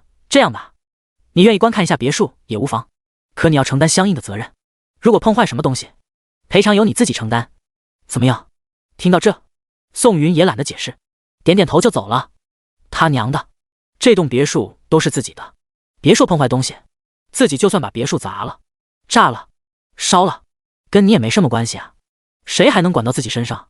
难不成会有人因为他碰坏自己的东西，多管闲事的找宋云要赔偿？看到宋云答应了，孙磊眼底深处流出一丝讥讽。看你一会迷路了或者碰坏东西，该怎么办？那我们在后花园等你，你如果迷路了，记得给我打电话，我去接你。说完，孙磊带着众人走了。说实话，他是真的想看宋云出丑的模样。这栋别墅少说也得有1000多平方，不仅面积大，里面的装修也很复杂，房间多，楼道多，一个不小心就会转向。对于宋云这种头一次接触别墅的人来说，一天时间都未必能找到出口在那里。孙磊就是想看宋云找不到路，跟个蚂蚁一样四处碰壁的丑态。不知道一会宋云哭兮兮的给自己打电话，求自己把他带出去是什么模样。也许谢影星看到宋云出丑的样子，就不会再对他抱有好感了。但如果自己把电话关了，宋云在楼道里过一夜的话，明天再看他蓬头垢面的样子，这样肯定效果会更好。孙磊果断把电话关了，等明天宋云埋怨的时候，就说自己电话没电关机了。既然宋云想探索一下，我们就不等他了。孙磊满脸笑意，招呼大家开始支起烤架。很快，烤肉的香气四散，众人在草坪上打成一团。站在人群边缘的谢影星端着果汁，抬头向别墅内望去，也不知道宋云怎么样了，别真的碰坏东西，这里的东西一定很贵。这时，孙磊手持一瓶啤酒，走到谢影星旁边，笑着问道：“小星，怎么不去和大家一起吃烤肉去呢？”“不好意思，我晚上减肥。”谢影星随口应付道。“呵呵，你这么瘦还要减肥的话，那还给不给其余女生留活路了？”孙磊开玩笑说道。“我见你一直看别墅，那里有什么好看的吗？”“没有，我只是在等宋云出来而已。”“卧槽，他妈的，又是宋云！宋云都不在这里了，你怎么在惦记着他呢？看看我好吗？这么一个大活人在你面前呢，你怎么就不看看我呢？”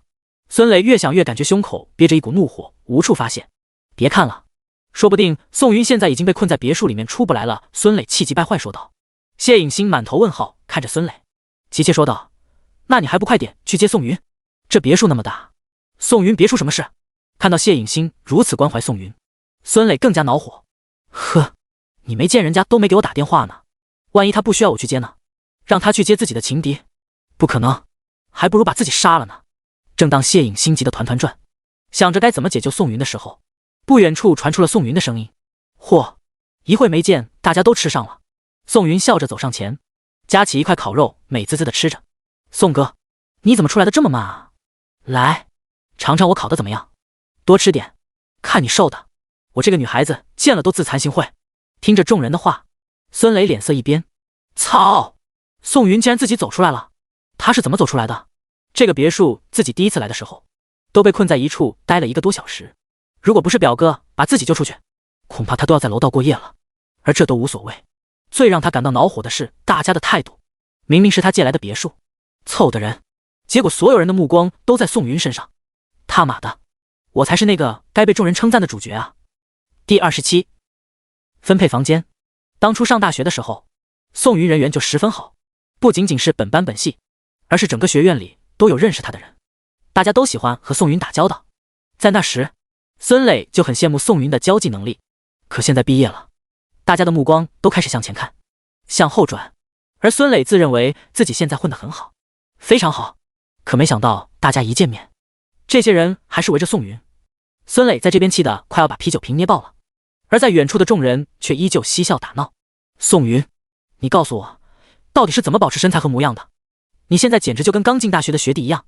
宋哥，还记得之前咱们翻出去一起上网，结果你羽绒服挂在钩子上，猛地一蹦，导致羽绒飞了漫天，后来还是让宿舍的人给你送了一件新的。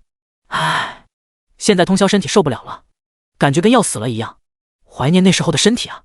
听着众人的话，孙磊在一旁不屑说道，怀念当初也没用，咱们都回不去了，现如今重要的是往前看，奋发图强，到时候看谁混得更好，挣的钱最多。你们说对吗？孙磊的话一出，现场没人接话，有点冷场。本来大家都在过社畜的日常，不仅工作压力大，每天还要被上司指指点点，时不时的被插手工作，这就已经很惨了。这次大家肯来的目的就是为了放松一下，跟同学怀念大学时光。但孙磊这些话把众人拉回了现实，大家都是普通人，家庭条件说实话也都是小康水平，在魔都这个地方根本无法借助家里的势力混得多好，而孙磊偏偏非要戳人痛点。孙磊见大家不说话，厚着脸皮继续说道，宋云，我问你，毕业这么多年了，你在做什么？毕竟大家都是成年人了，互相了解一下没坏处，说不定哪天就互相用到呢。孙磊现在其实已经有些失态了，可他早就被怒火冲昏了头脑，再也管不上什么风度。宋云说实在话，跟孙磊不大熟悉，听他这么问，随口答道自己整了点小买卖，挣不了几个钱。听到这话，孙磊脸上逐渐露出一丝不屑。小买卖？开小卖铺的吧？如果是创业或者做项目，肯定在大家面前吹嘘自己是开公司的，如果是在那个集团工作，肯定会说自己的公司是世界多少强。而宋云嘴里的小买卖，指不定是干什么的。哦，小买卖啊，不错呀，我就感觉很好，毕竟时间自由，在你这个年纪能想到创业，已经很不错了。孙磊趾高气扬地说道，仿佛在众人面前，他就是一个人生导师一样。听到这话的语气，宋云眼睛一眯，这个孙磊有病吧？自从刚才说话就阴阳怪气的，怎么还扯到自己身上了？眼看气氛逐渐焦灼，有的人上前打圆场。好了好了，宋云已经介绍完自己的了，那班长你是不是也该说一下自己的职业呢？对啊对啊，班长你可是聚会的发起人，你给我们透露透露你在哪发财呢呗？看到众人的话题移到了自己身上，孙磊心中很是舒畅。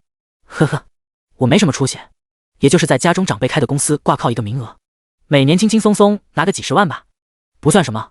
虽然孙磊嘴里满是不在乎，其实心里早就自豪的不行了。年薪几十万，这是多少人一辈子也都摸不到的门槛，而他在20多岁就可以达到这个水平，任谁说自己不得夸上一句年少有为。顶点小说。听着孙磊说的话，周围同学虽然脸上没有什么表情，可其实心里充满了羡慕。场面沉默了很久，一个男同学端着酒来到了他面前，碰了一下笑道，班长，我算是看出来了，原来咱们班就属你混得最好，以后多提携一下小弟啊。来，这杯酒我敬你。看到有第一个人打头，众人也都纷纷放下所谓的面子，上前给孙磊敬酒。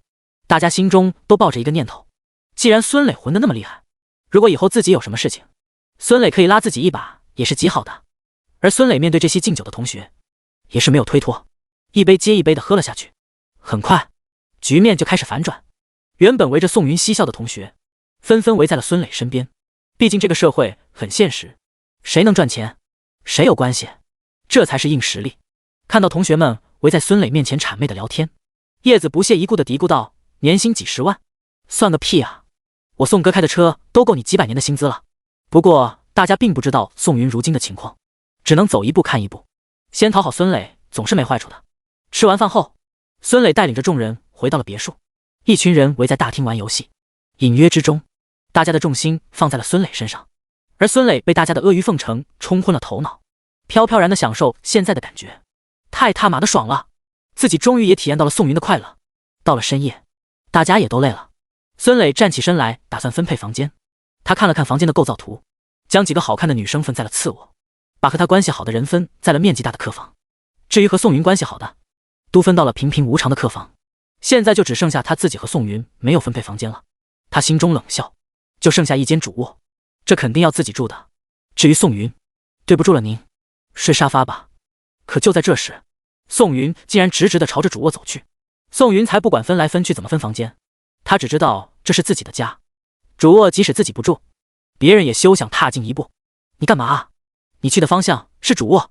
孙磊急了，对着宋云的背影吼道，这个主卧可是他特意留给自己的，他活了这么多年，还真没住过这么好的房子，现在不趁着享受一下，下一次就不知道到什么时候了。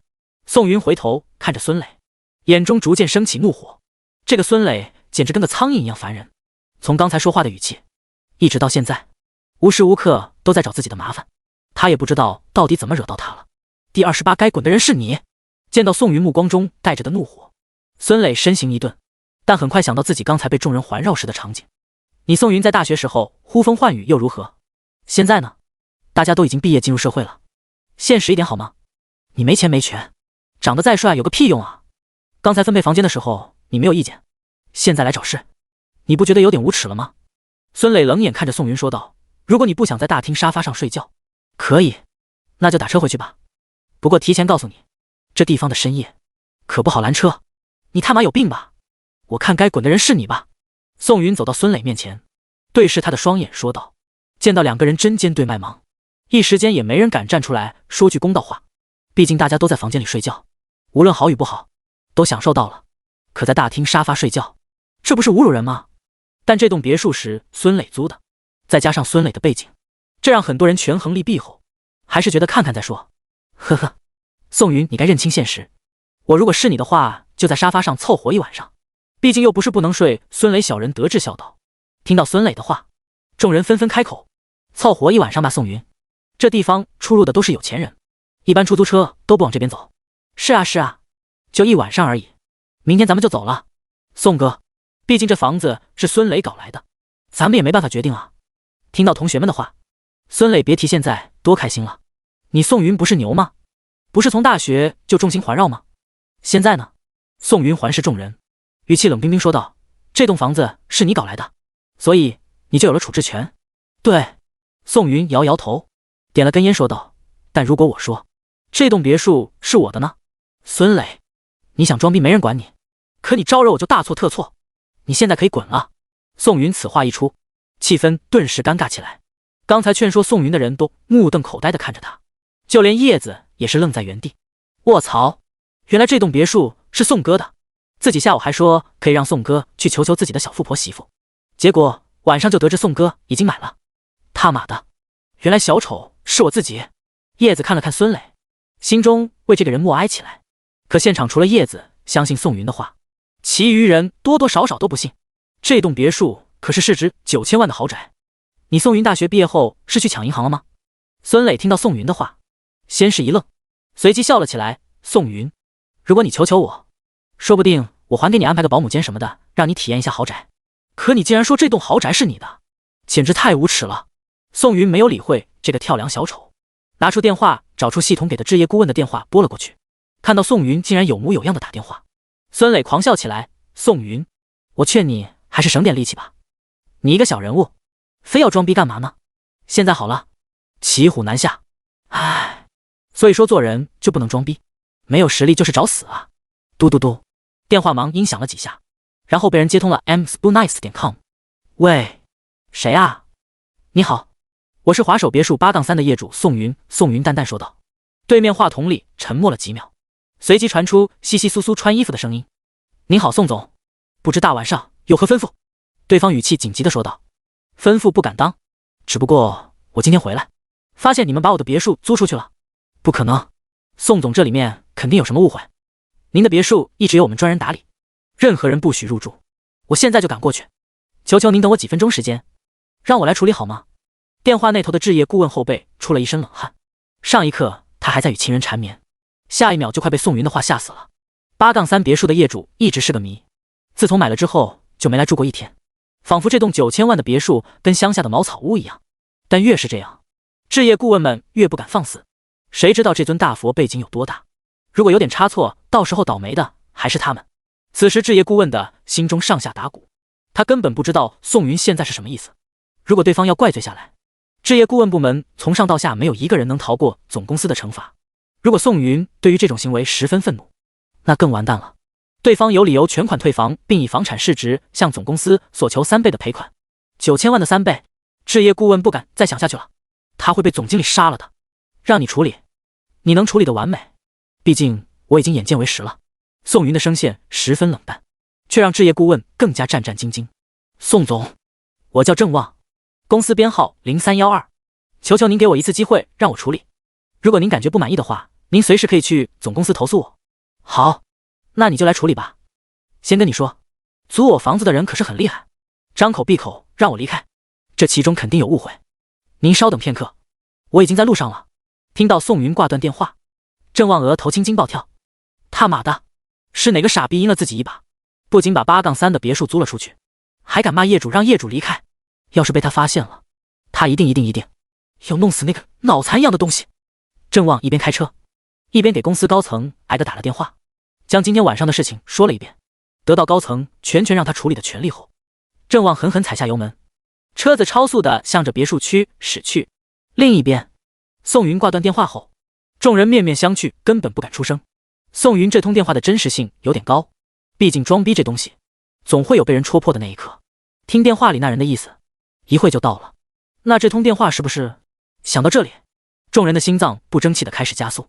9000万啊！他们不吃不喝一辈子，说不定都挣不到这栋别墅的零头。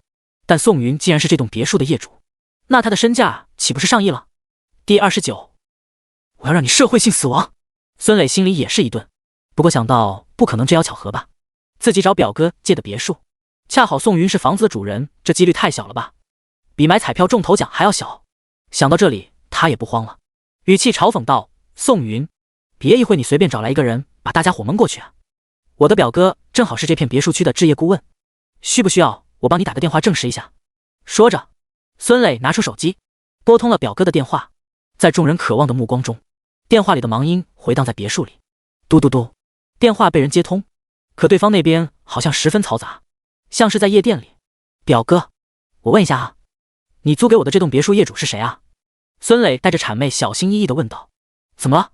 对方十分疑惑地问了一句，然后紧张地说道，你等会啊，公司高层在给我打电话，你的事一会再说。宋云，我劝你现在就赶紧跑吧，如果一会证明业主不是你，那大家该怎么看你呢？孙磊嗤笑说道。过了大概1分钟，孙磊的电话响起，他还特意打开外放，既然要打宋云的脸，就要狠狠地打，打到这小子以后一想起自己就做噩梦。如果在所有人的面前证明宋云是骗子，那宋云可就真的社会性死亡了。喂，表哥，我他妈不是你表哥，你他妈才是我哥，是我亲哥。对方暴怒的声音从话筒里传出，你他妈的是脑残吧？竟然遇到了真的别墅业主，你还让人家滚出去？我看该滚的人是你吧，有你这样的亲戚，我他妈是倒了8辈子的血没了。不是这样，你他妈还敢骗我？我的上司都给我打电话了，劈头盖脸就是一顿骂。你是怎么敢招惹宋总的呀？你知不知道以这种大人物的能量，一根手指头就能按死你？你想死别拉着我行吗？我求求你了，孙哥，孙大爷，你他妈就是孙大圣啊！m.spoonice.com 这些夹杂着星号的国骂从话筒中不断传出，让别墅众人陷入了沉默。此时别墅一片寂静，只剩下电器运行时微弱的声响。他们瞪大眼睛，不敢置信地看着宋云。卧槽，原来宋云没有在装逼，而是真话。这栋9000万的别墅真的是宋云的。宋云他才多大啊，都混得这么好了。如果是孙磊之前是年轻有为，那宋云简直就是资本大鳄呀。当然，最震惊的人还是孙磊，他站在原地，双腿不停地打着白子，他现在脑海一片晕眩，口里干巴巴的。他引以为豪借来的别墅，居然是宋云的。自己花费了这么多的精力，最后居然打了自己的脸。而最让他感觉到恐慌的是，他竟然站在房间主人的面前，让主人打车离开。自己是被猪油蒙了心吧？正当众人不知该如何开口的时候，郑旺到了。不仅是他自己到了，身后还跟着10几个全副武装的安保人员。他气喘吁吁地扶着膝盖，看着大厅里的人，也是愣住了。他妈的，原本以为是几个小贼偷偷摸了进来，没想到人还这么多。安保部的人都是吃屎的吗？竟然把这么多陌生人放进来。宋总，我就是郑旺，您叫我小郑就好。他们就是擅闯民宅的人是吧？您稍等，我一会就把他们都送进派出所。这时，郑旺的手机响了，他抱歉地接通电话。电话那头的高层已经了解了所有事情，于是将来龙去脉以极短的语言给郑旺说了一遍，并嘱咐他一定要好好安抚宋总的情绪。毕竟他们的别墅主打的就是高端人群，出了这样的事，一定会造成影响。宋总，我的上司已经将处理结果告知我了。一个叫孙磊的小瘪三连同他的表哥偷用了这栋别墅，我们已经开除了他的表哥，并且以渎职的名义决定起诉那个人。至于这个孙磊，我们后期也会进行起诉。您看这个结果，您满意吗？郑旺对着宋云陪笑问道。看到宋云没说话，郑旺一挥手，10多个安保人气冲了进来，站在宋云面前形成一堵人墙，将众人分开。见到这个大阵势，在场所有人都慌了。毕竟他们也只是刚出学校没几年的社会雏鸟，平日里能参加一个星级酒店的宴会都能吹很多天，现在遇到这个情况根本不知道该怎么办。而孙磊更是不堪，只见他坐在地颓废地揪着头发，满脸懊悔。我爱的你爱着他，那我……孙磊手机响了起来，他接通电话，父亲焦急的声音传了出来：磊磊，你那边到底发生什么事了？刚才你表哥打电话过来，说一定要打死你，你们是不是有什么误会？听到这话，孙磊再也绷不住了，眼前一黑昏了过去。宋总，需要我把这些人都弄进去吗？虽然判不了几年，但能在档案里留下污点。郑旺上前小心翼翼地询问，众人的心跳到了嗓子眼，他们也没想到自己来参加一场聚会，竟然还会对自己造成这样的影响。在社会里，档案就是一个人的脸，伴随着人出生直到死去。如果出现污点，别说现在的生活都会离自己远去，而自己的后代也会造成一定的影响。想到这里，众人怒视着躺在地上昏死过去的孙磊，真是想把这个王八蛋打一顿。自己没有这个实力，竟然还装逼，弄得大家竟然都要进局子了。呸！一个男生朝着孙磊吐了一口浓痰。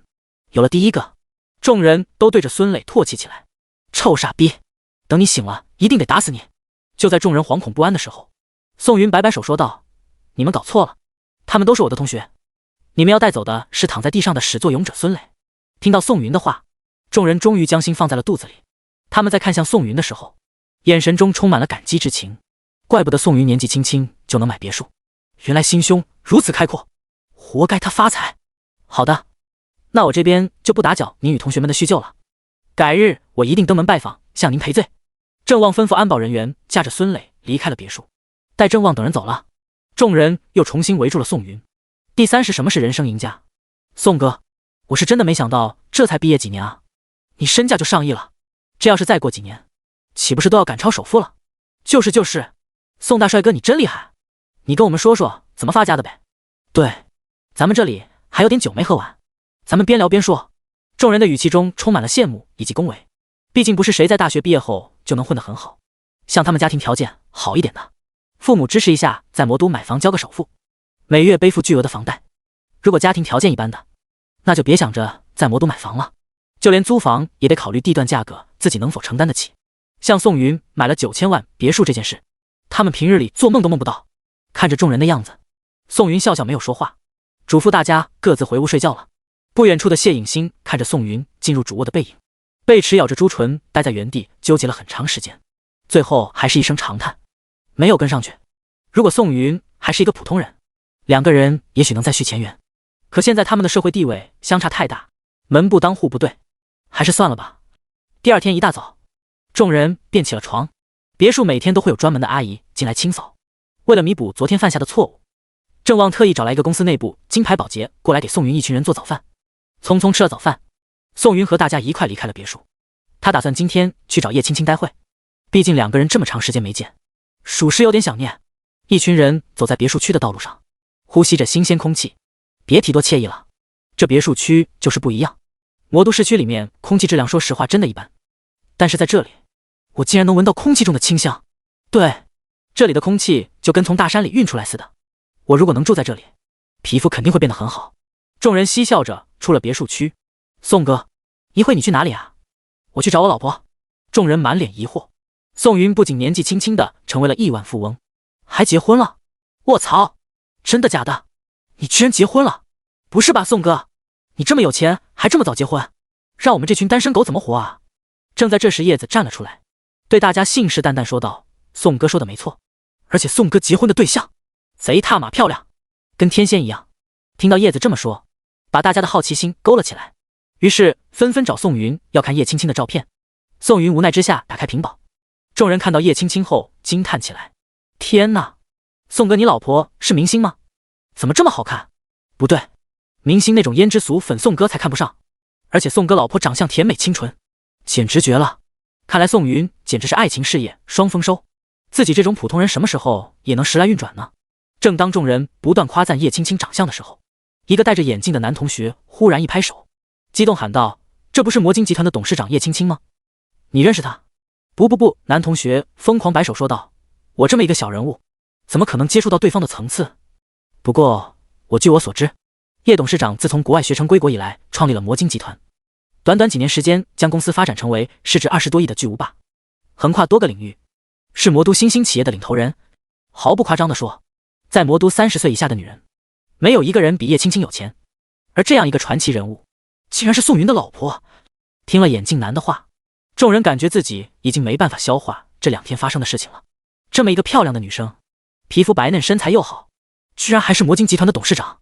更关键的是，她竟然是宋云的老婆。什么是人生赢家？什么是人生主角？宋云无疑完美诠释了答案。宋云看到同学们充满八卦的双眸，笑着摇头。他实在不想对人过多的提起私人的事。他掏出车钥匙，按响兰博基尼毒药。同学们，我还有点事，咱们下次再聚。宋云对大家点了点头，进入跑车离开了。看到宋云的座驾，有懂车的男生赶紧掏出手机查询，也不知道宋云开的到底是不是哪款车型。搜索了一下，一个男生突然尖叫道：卧槽，宋云的身价也许比我们想象的还要高，他的那辆跑车价值4000万，真的假的？千真万确，而且还是全国限量，没点关系根本订不到。天哪，宋云如今发展的这么迅速，他是怪物吗？而另一边，宋云开车来到了魔晶集团的楼下，也不知道这个小妮子现在在忙些什么，自己忽然过去，是不是也算一个不小的惊喜了？宋云将车停好，进入了写字楼。而在魔晶集团的总经理办公室，叶青青唉声叹气地看着眼前的文件，显然是因为地皮的事情出了岔子，也不知道哪个缺德的玩意泄露了魔都新一条地铁线的行程。这条地铁贯穿南北，其中一个站点就在自己想要的那块地皮旁边，这就导致地皮的价值飞速上涨。不仅原有的几家公司在争夺，就连一些强劲的老牌地产公司也参与了竞标。于是叶青青很无奈地发现了一个现实问题，自己手里的资金完全不够。如果当初花费1个多亿就能拿到，那么现在就要花费3个亿、4个亿。但如果得到这块地皮，那么魔晶公司在上市后市值会翻好几倍。唉，愁死了，这可怎么办啊？叶青青手中的钢笔不停敲击桌子，看来只能去找自己父亲要钱了。不行，上次就因为这块地皮，导致他的思想出现了动摇。自己如果一遇到事情，第一想到的就是去求助，那么一辈子也成不了什么大事，大不了就不拍了。我魔晶集团还差一块地。叶青青喃喃道，语气中充满了坚定。其实这块地原本的价值也就那样，只不过因为各方大佬的不断炒作，才导致价格虚高。魔晶集团作为一个新兴公司，根本无法与他们抗衡。叶青青想通后，心中的一块大石头落地了。第31，总裁也会撒娇。先生你好，请问你有预约吗？宋云刚准备进入魔晶公司的时候，被前台拦了下来。预约？叶青青是我老婆，也不能直接进去吗？前台小姐姐听到这话，不禁翻了个白眼。总裁是你老婆，你怎么不说这家公司也是你家的呢？好好一个帅哥，怎么脑子不太好用？对不起欧先生，您如果没有预约的话，我是不能放您进去的。前台礼貌拒绝。宋云也不至于和一个小姑娘置气，公司有自己的规定，她只不过是在完成工作罢了。宋云掏出电话给叶青青拨了过去。说明原因后，叶青青在电话里欢呼一声，便迅速下来接他。等候期间，宋云看着简约又不失大气的公司门脸，心想自己貌似从来没在写字楼里签到过呢。叮，宿主所处位置魔晶集团门口，是否签到？想什么来什么。宋云果断按下了点到按钮，期待接下来的事情。系统出品，必是精品，头次签到所给予的奖励是他都不敢想象的。叮，恭喜宿主成功签到，奖励商业天赋以及未来1星期内魔都所有公司会发生的事件。宋云好奇地打开附赠的时间表，上面清楚地写明了1星期内魔都会发生哪些重大的商业事件，以及可以搜寻特定公司观看他未来1星期的成长脉络。他粗略地扫了一眼，发现还算可以，起码一个普通人得到这些信息都足以翻身在魔都买套房子了。但现在的他早已经看不上这些几百万的收益了。他细细搜寻，终于发现了自己想得到的信息。3天后，魔都一场地皮拍卖中，一块地皮拍出了5亿元的天价，但此地皮实际价值虚高，导致拍下来的公司资金链受创，损失4亿元，最后断臂求生，公司市值大幅度缩水。同样在这场拍卖里，有一块地皮不被人看好，却在后续魔都的发展中占据了耀眼的位置。拍下此地皮的人，公司市值翻了3倍。宋云细细看了原因后，恍然大悟，原来那块被人看好的地皮，主要原因是有人放出风声说政府新划分的地铁线经过那里，所以被很多公司炒作。实际上这个消息是假的，而后面那块地皮才是真正地铁线经过的区域。宋云仔细地看了后面那块地皮，然后在手机上搜索位置。在任何城市，一旦区域内通了地铁，那么就代表房屋的价值会大幅度提升。现如今就是一个例子。宋云发现这块地皮原本是城中村，后来经过改造后成为了一片十分落后的棚区，就连居住在那里的魔都本地人都经常对外界自嘲，别人家的房子1平米几万，他们那里几千都没人买。可就在1个星期后，政府就会下达相关文件，拆除棚区，划分的地铁线也会建在周围。如果能在3天后把这块基本上无人问津的地皮拍下，那么后期的收益……想到这里，宋云决定把这块地皮一定要拿下。正当宋云想着如何操作一番的时候，叶青青下来了。上班时间的叶青青穿着女士西装，原本散落的头发此时也被盘了起来，整个人显得高冷干练。宋云看到的第一眼，觉得十分惊艳。长得漂亮，果然穿什么都好看啊！穿裙子是一种体验，穿工作装又是另外一种。那如果同房后穿，宋云不敢继续往下想了。站在门口的前台小姐姐见到叶青青下来，对着她恭敬说道：“叶总好。”叶青青不咸不淡地点了点头，直直朝着宋云走去。看着走路如一阵风的叶青青，前台小姐姐不禁感叹：这就是为什么人家能做总裁，吃穿住行都以速度为先，一点也不浪费时间。正当她感慨的时候，就看到她的叶总裁扑到了一个男人身上，脸蛋不停摩擦对方的脸。宋云哥哥，你这个负心汉，怎么才想起来看我呀？是不是我不去找你，你就一直不来找我呀？我可想死你了。听到这里，低头忙工作的前台小姐姐手中干活速度慢了1分，耳朵伸长了1分。宋云哥哥，你有没有想我呀？嘿嘿，要不是公司事情忙，我肯定天天黏着你，嘿嘿。卧槽，这还是那个高冷的总裁女王吗？怎么听着在撒娇？前台在满足八卦欲望的同时，心态崩了。前一秒还在励志所有事情向叶总看齐，下一秒就发现人家其实已经有了甜甜的爱情。上班只不过是给他们发工资罢了。孤寡的小姐姐心中一片茫然，想哭了。她终于忍不住好奇，抬头向着叶青青望去。只见现在的叶青青满脸小女人的娇羞，这与平日里雷厉风行的模样相差太大了吧。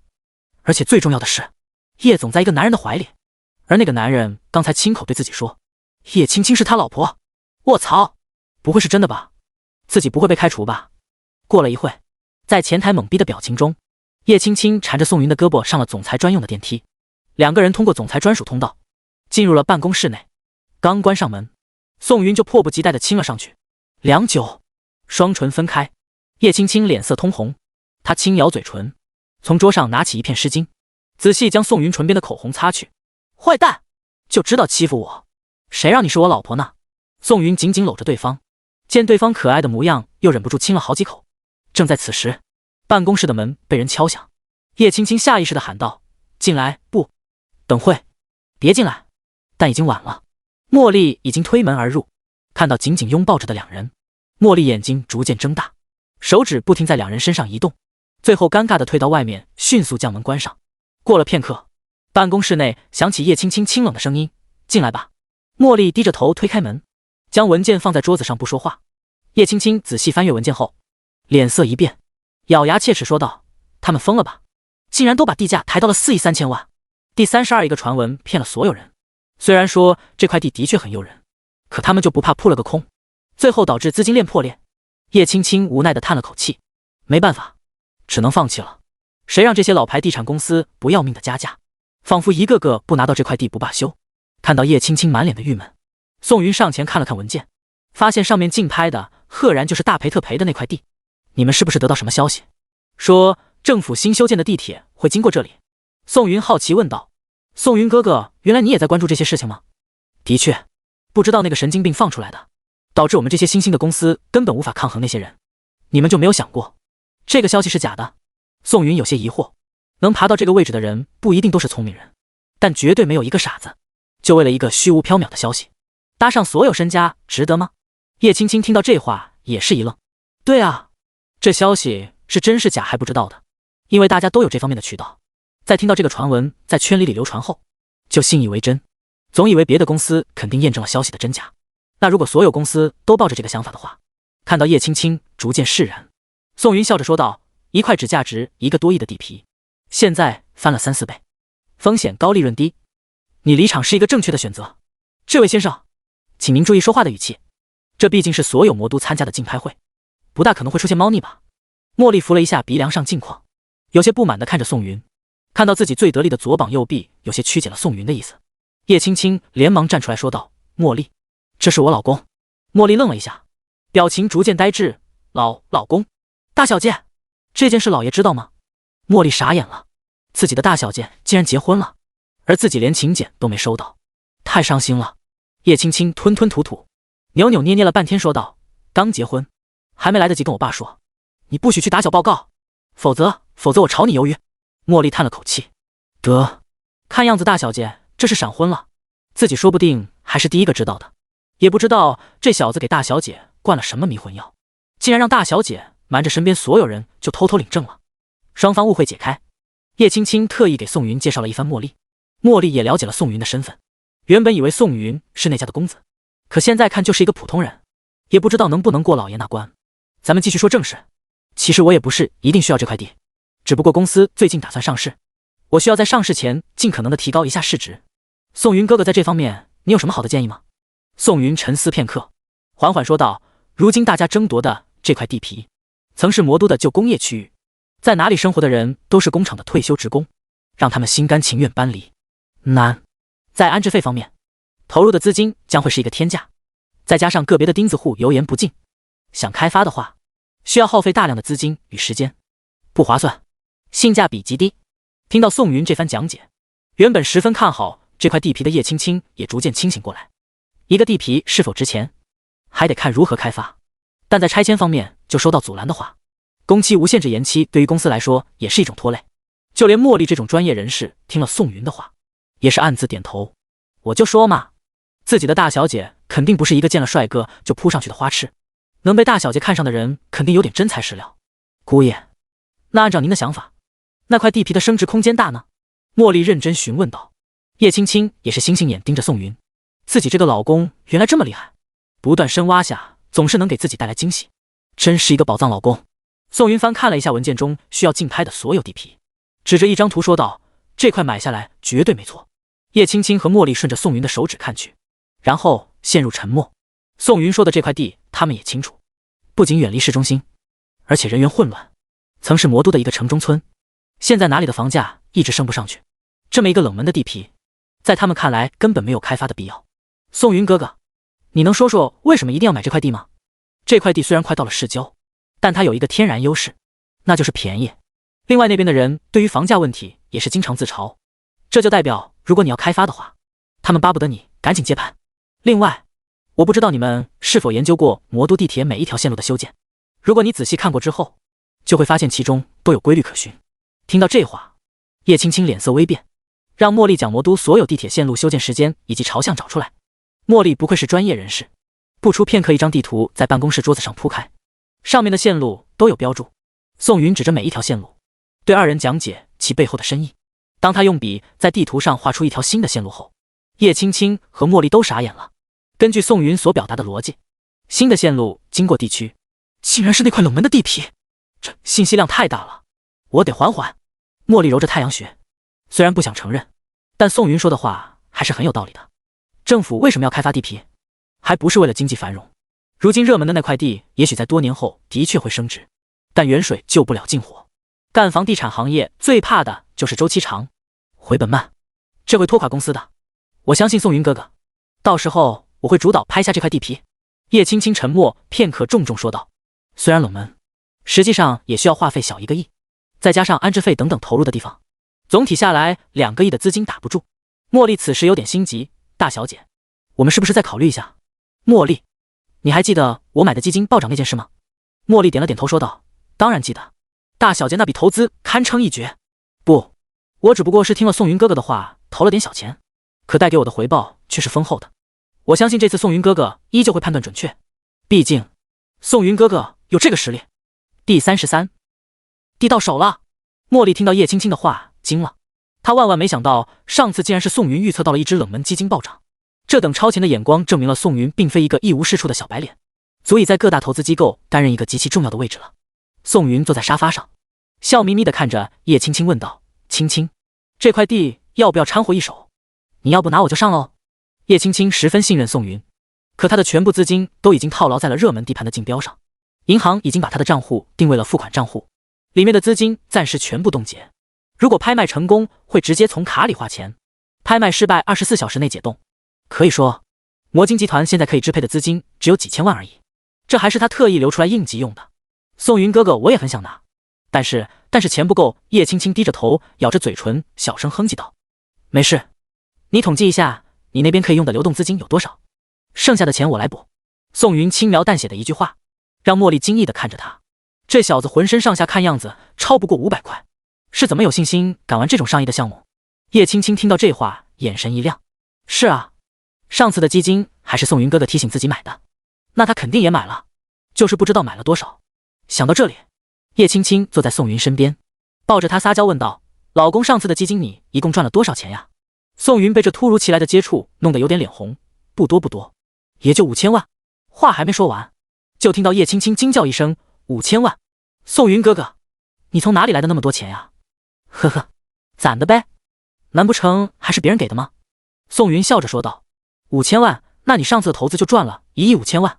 叶青青目瞪口呆地看着宋云，万万没想到自己的老公手里可支配的资金竟然比自己的还要多。宋云哥哥到底还有多少秘密瞒着自己？哼，到时候一定要挖出来。茉莉，快去找财务总监，看看咱们账上还有多少钱可以用。这块地我一定要拿下来，就算赔了，到时候也有我老公给你们发工资。茉莉看着大小姐激动的表情，无奈地叹了口气，看来自家这个便宜姑爷还真是卧虎藏龙，不声不响3天内就赚了1个多亿，也不知道老爷知道这个消息后会喜还是会忧呢。茉莉匆匆去统计资金了，叶青青搂着宋云，耳朵贴在宋云的胸膛，听着自己老公强劲而有力的心跳。宋云哥哥，你跟我说，你还有什么资产没告诉我呀？你得让我有点心理准备啊。叶青青嘟着小嘴不满哼唧道。宋云见猎欣喜，亲了好几口，笑着说道，怎么现在就想当管家婆了？那是，到时候我破产了，就拿着你的钱买，花花花，到时候就靠你包养我了。哈哈，现在就能。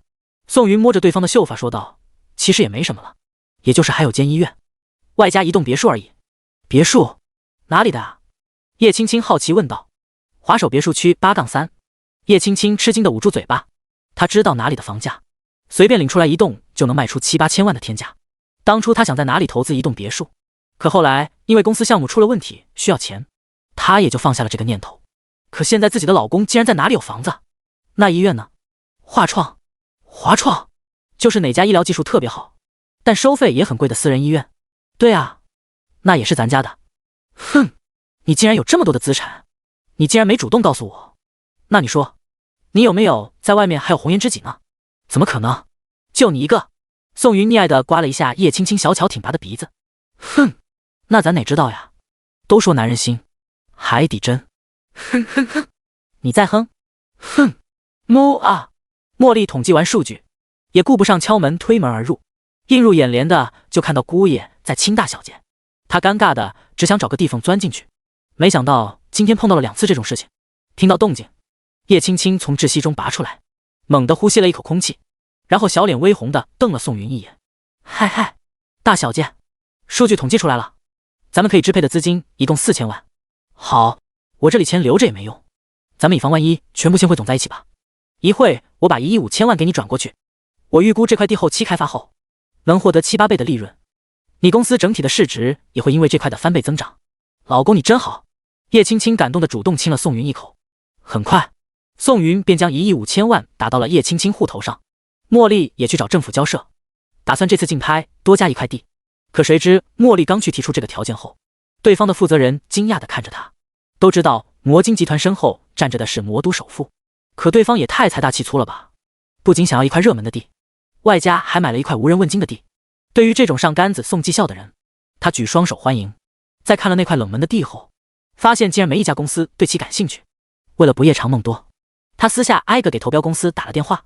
在得知所有公司都不打算拍下来那块地后，他请示了上级，获得全权处理的权利后，以1.4亿的价格卖给了魔晶集团。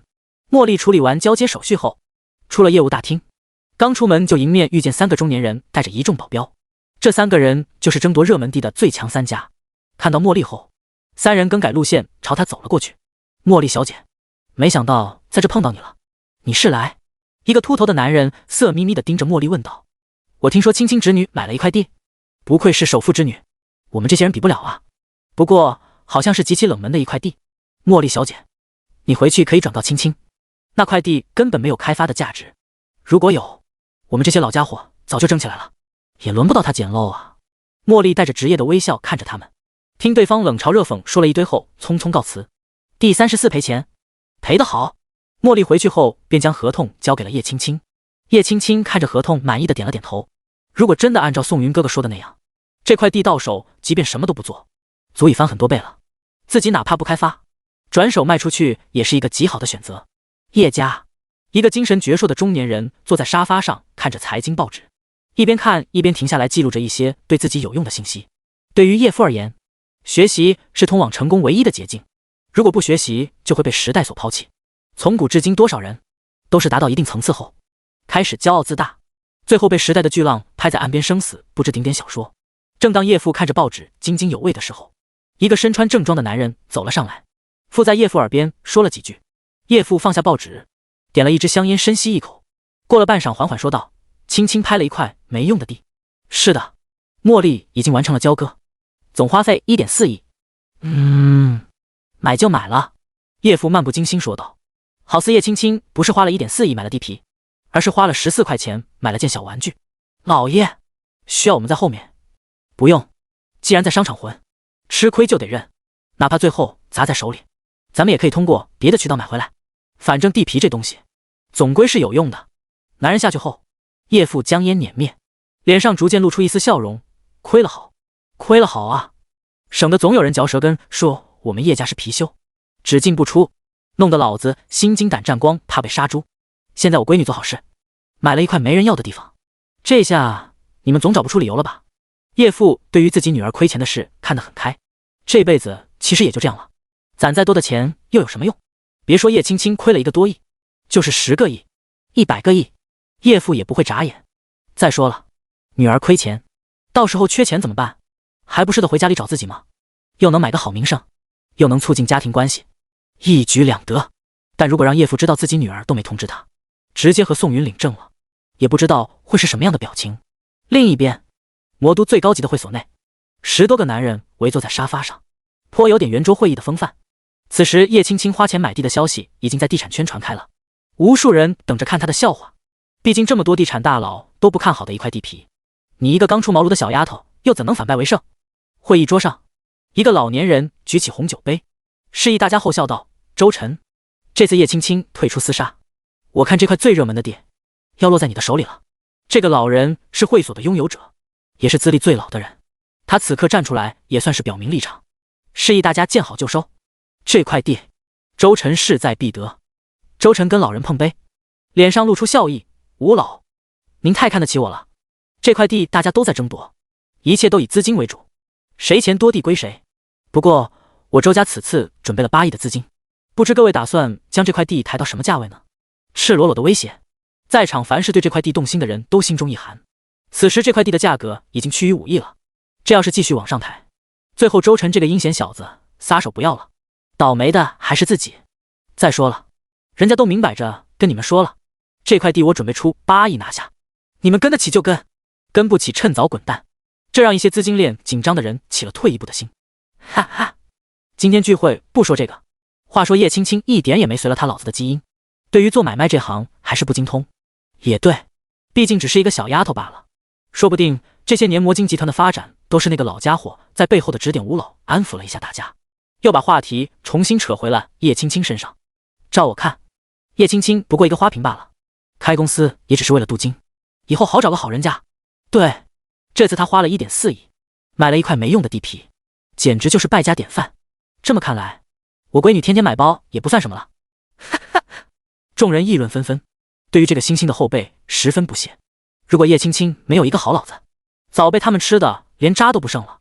呵呵，不过叶青青还有点自知之明，起码没有继续借钱拍下来这块热门的地。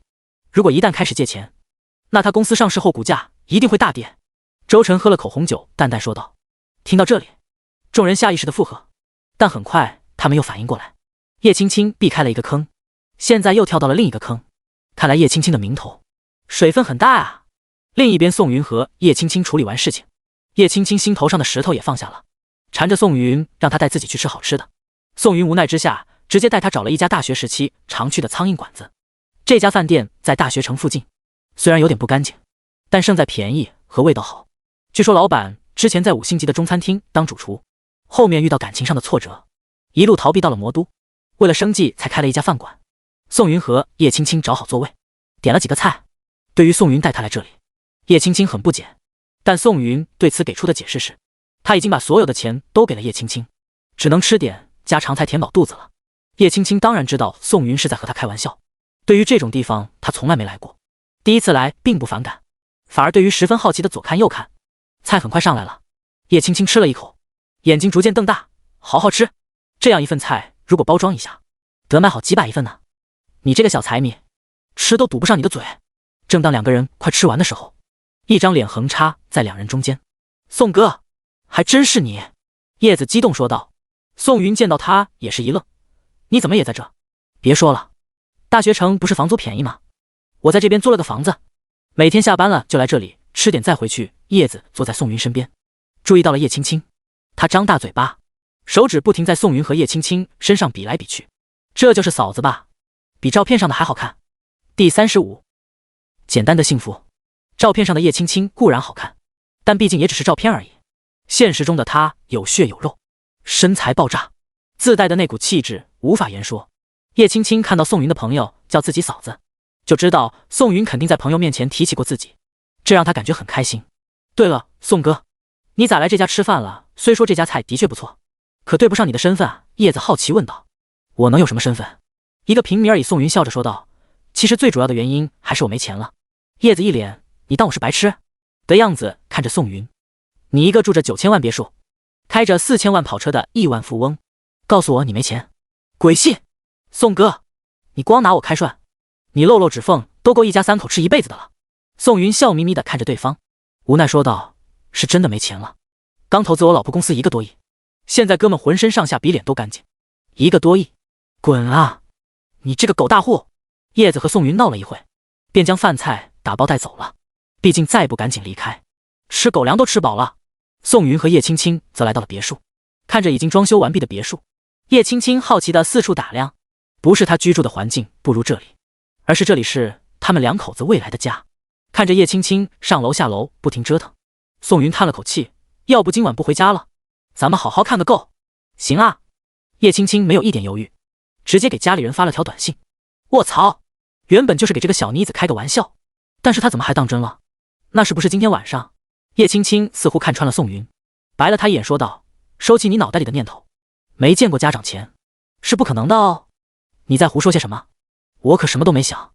被拆穿的宋云恼羞成怒，过去搂住叶青青狠狠亲了一口。大事完不成，我收点利息总是可以的吧？到了该睡觉的时候，宋云原本想去次卧对付一宿，可谁知道叶青青却十分自然地拉着他进了主卧。不是，我是个男人，咱俩还是法律承认的夫妻，你就不怕晚上我兽性大发 m_spoonice.com？ 才不会，我相信你。叶青青很认真地说道。宋云虽然很想让他见识一下社会的险恶，可更想对得起这份信任。躺在大床上，叶青青蜷缩在宋云的怀里，将脸埋在宋云身上，贪婪地呼吸着宋云的气息。但这可苦了宋云，他怀里抱着这么一个美娇娘，每一处的皮肤都是那样的温热，这样不犯罪简直是大逆不道。但他刚想动动身子，就低头看到叶青青在他怀里睡熟了。仔细看，还能看到叶青青眼眶有点发青，看来为了公司的发展，他这几天都没睡好觉。宋云动了一下身体，让叶青青更加舒服地躺在怀里。晚安，爱你。宋云偷偷亲了叶青青额头一下，闭上了双眼，一夜无话。第二天一大早，叶青青缓缓睁开双眼，发现自己躺在一张陌生的大床上。啊，对了，这以后就是自己的家了。他睡眼惺忪地摸着自己身边，不对，是空的。宋云哥哥呢？他慌乱地起床，胡乱披了一件睡衣就打算下去。但这个时候卧室的门开了，宋云端着一个盘子，上面放了一杯牛奶、一个面包以及一个水煮蛋。小懒虫起来吃饭了。宋云将早餐放在床头柜上说道：不嘛，大早上睁眼没看见你，我有起床气了。哼！叶青青小嘴一撅，将头扭在一边。我见你睡得香，就没吵醒你。不管。于是在叶青青强硬地索求了亲亲抱抱以及撒够胶了后，起床洗漱开始吃东西。而另一边，竞拍业务大厅，周晨与负责人握了握手。那块最热门的地最终还是到了他的手里。在昨天他与吴老的双重施压下，许多地产公司放弃了这次的竞标，而一些心有不甘的老牌公司在深夜研究了内部资金链之后，也只能无奈的弃权。没办法，谁让这个周家的小公子钱多，这年头钱就是王道，说破天了，没钱也不可能促成交易。于是那块最热门的地皮最终以 4.9 亿成交。恭喜周总了，希望在未来可以看到周总为魔都建设出一个地标性建筑。负责人一副好好先生的样子，温和说道。还是需要您多多支持的。周晨回以微笑。两个人谈了会话之后，周晨拿着合同走了。出门上车后，车后排赫然坐着的是吴老。都搞定了。周晨得意洋洋挥了挥手里的文件，吩咐司机开车。呵呵，这次开发过后，你们周家最少得赚2个亿啊。吴老眼底深处带了一丝羡慕。周晨笑了笑没有说话。说白了，2亿都算是少的，如果利用得当，3亿的纯利润是完全没有问题的。我这边赚钱了，可叶青青那边可不少赔钱啊。1.4亿就这么大的水平，也不知道他回去怎么跟家里人交代。周晨不屑说道。在很久之前，他就听别人夸奖叶青青是女中豪杰，独自打拼，最后创下这么大一片家业。可现在呢，叶青青中邪一样买了一块冷门地皮，简直可笑至极。叶青青毕竟只是一个小姑娘，耳根子软，说不定被谁吹了耳边风，脑袋一热就买了。不过这样也好，省得麻烦了。说实话，我原本还以为他会回家讨要资源，可现在看来，不懂得利用资源的人，注定会成为一个失败者。时间就这样一天天的过去了，政府依旧没有将新地铁线的消息放出来，这可把一众地产大佬们紧张的不行。可在魔晶集团办公室内的叶青青，根本没有丝毫的负面情绪。他现在每天的日常就是上班、处理文件，等宋云哥哥接他下班，回家，躺在宋云哥哥怀里睡觉，简单又温馨。这样的日子，叶青青就算再过几百年也不会腻。而宋云也没闲着，最近在各种地方不停签到，腰间的小金库也慢慢充盈起来，多了不敢说，小几千万还是有点，外加一些功能卡，这让他如虎添翼，遇到事情手里有了准备。第36亿个稳2亿。一天的早上，周晨正坐在家里，手中拿着报纸悠闲地吃着早餐。这个习惯是他从英国留学的寄宿亲戚家里形成的。正当他切下一块培根，优雅地放进嘴中的时候，他的秘书急匆匆地跑了进来，做事毛毛糙糙，一点也不沉稳。周晨训斥道：周总，魔都新一条地铁线出来了。秘书因为长时间的奔跑，都有点喘不上气来了。周晨听闻这个消息，猛地站起身来。真的吗？他心中狂喜，看来刚买这块地皮没多长时间就要升值了。一条地铁线不仅仅是交通的便利，更会带领一路的房价飙升。说，地铁线是在那个位置。秘书打开一张魔都市区图，用一根红色的记号笔画出一条直线，看到这条线，周晨心凉了半截。他揪住秘书的衣领，眼睛通红的盯着对方：“你从哪得知的消息？”政府已经发了文件，不日地铁就要开始动工了。秘书低着头，承受着老板的怒火。周晨一把将秘书推开，看着地图上碍眼的红色，心中狂怒。他购买的那块地皮虽然值钱，但绝对不值那么多。当初他就是拼着新修地铁线会路过那里，才请示家中加重了注码。但现在看来，错了，都错了。消息是真的也是假的，怎么办？自己该怎么办才能挽回？猛地他抬起头，不是新划分了地铁线吗？那就趁着消息还没有完全铺开前，再买一块地。他沿着秘书画的红线从下往上不停搜寻，最后发现一块，也是唯一一块地皮。再看清后，他捂住心脏，猛地坐在地上。那块地，赫然就是叶青青买的那块冷门地皮。这下全完了，自己投资这么大价钱，做不好说不定还要赔钱。但叶青青居然以小博大，那块冷门地皮现在翻了得多少倍啊？在文件正式发放下来后，魔都商业街炸了锅。本来那些房产大佬根本不看好叶青青买的那块地，毕竟远离市区，人员还复杂。可现在看来，完全不是这样。那块地现在就是魔都一块蛋糕，唯一的一块，只要叶青青张口肯卖，7、8亿的价格还是能卖出去的。另一边，叶家，叶父从得知这个消息后，便开始闷闷不乐。在一旁守候的秘书有点疑惑：“大小姐，这是挣钱了啊？这笔投资堪称完美，怎么自家老爷一点也不开心呢？”他不知道的是，叶父都已经筹措好资金，就等叶青青回来跟他提这件事呢，他就可以尽情的享受自己女儿的崇拜与撒娇。可现在，完了，全完了！自家的丫头怎么那么争气呢？一块必赔无疑的地皮竟然也能反败为胜。老爷，您为什么看起来不高兴呢？秘书小心翼翼问道。哎，小钱啊，你帮我想个主意，怎么才能投资失败，赔点钱呢？叶父深叹一口气问道。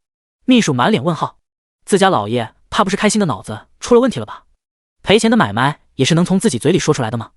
叶父看到秘书不说话，又叹了口气，都是一群饭桶，根本不懂自己的意思。算了，自己还是多修建点希望小学吧。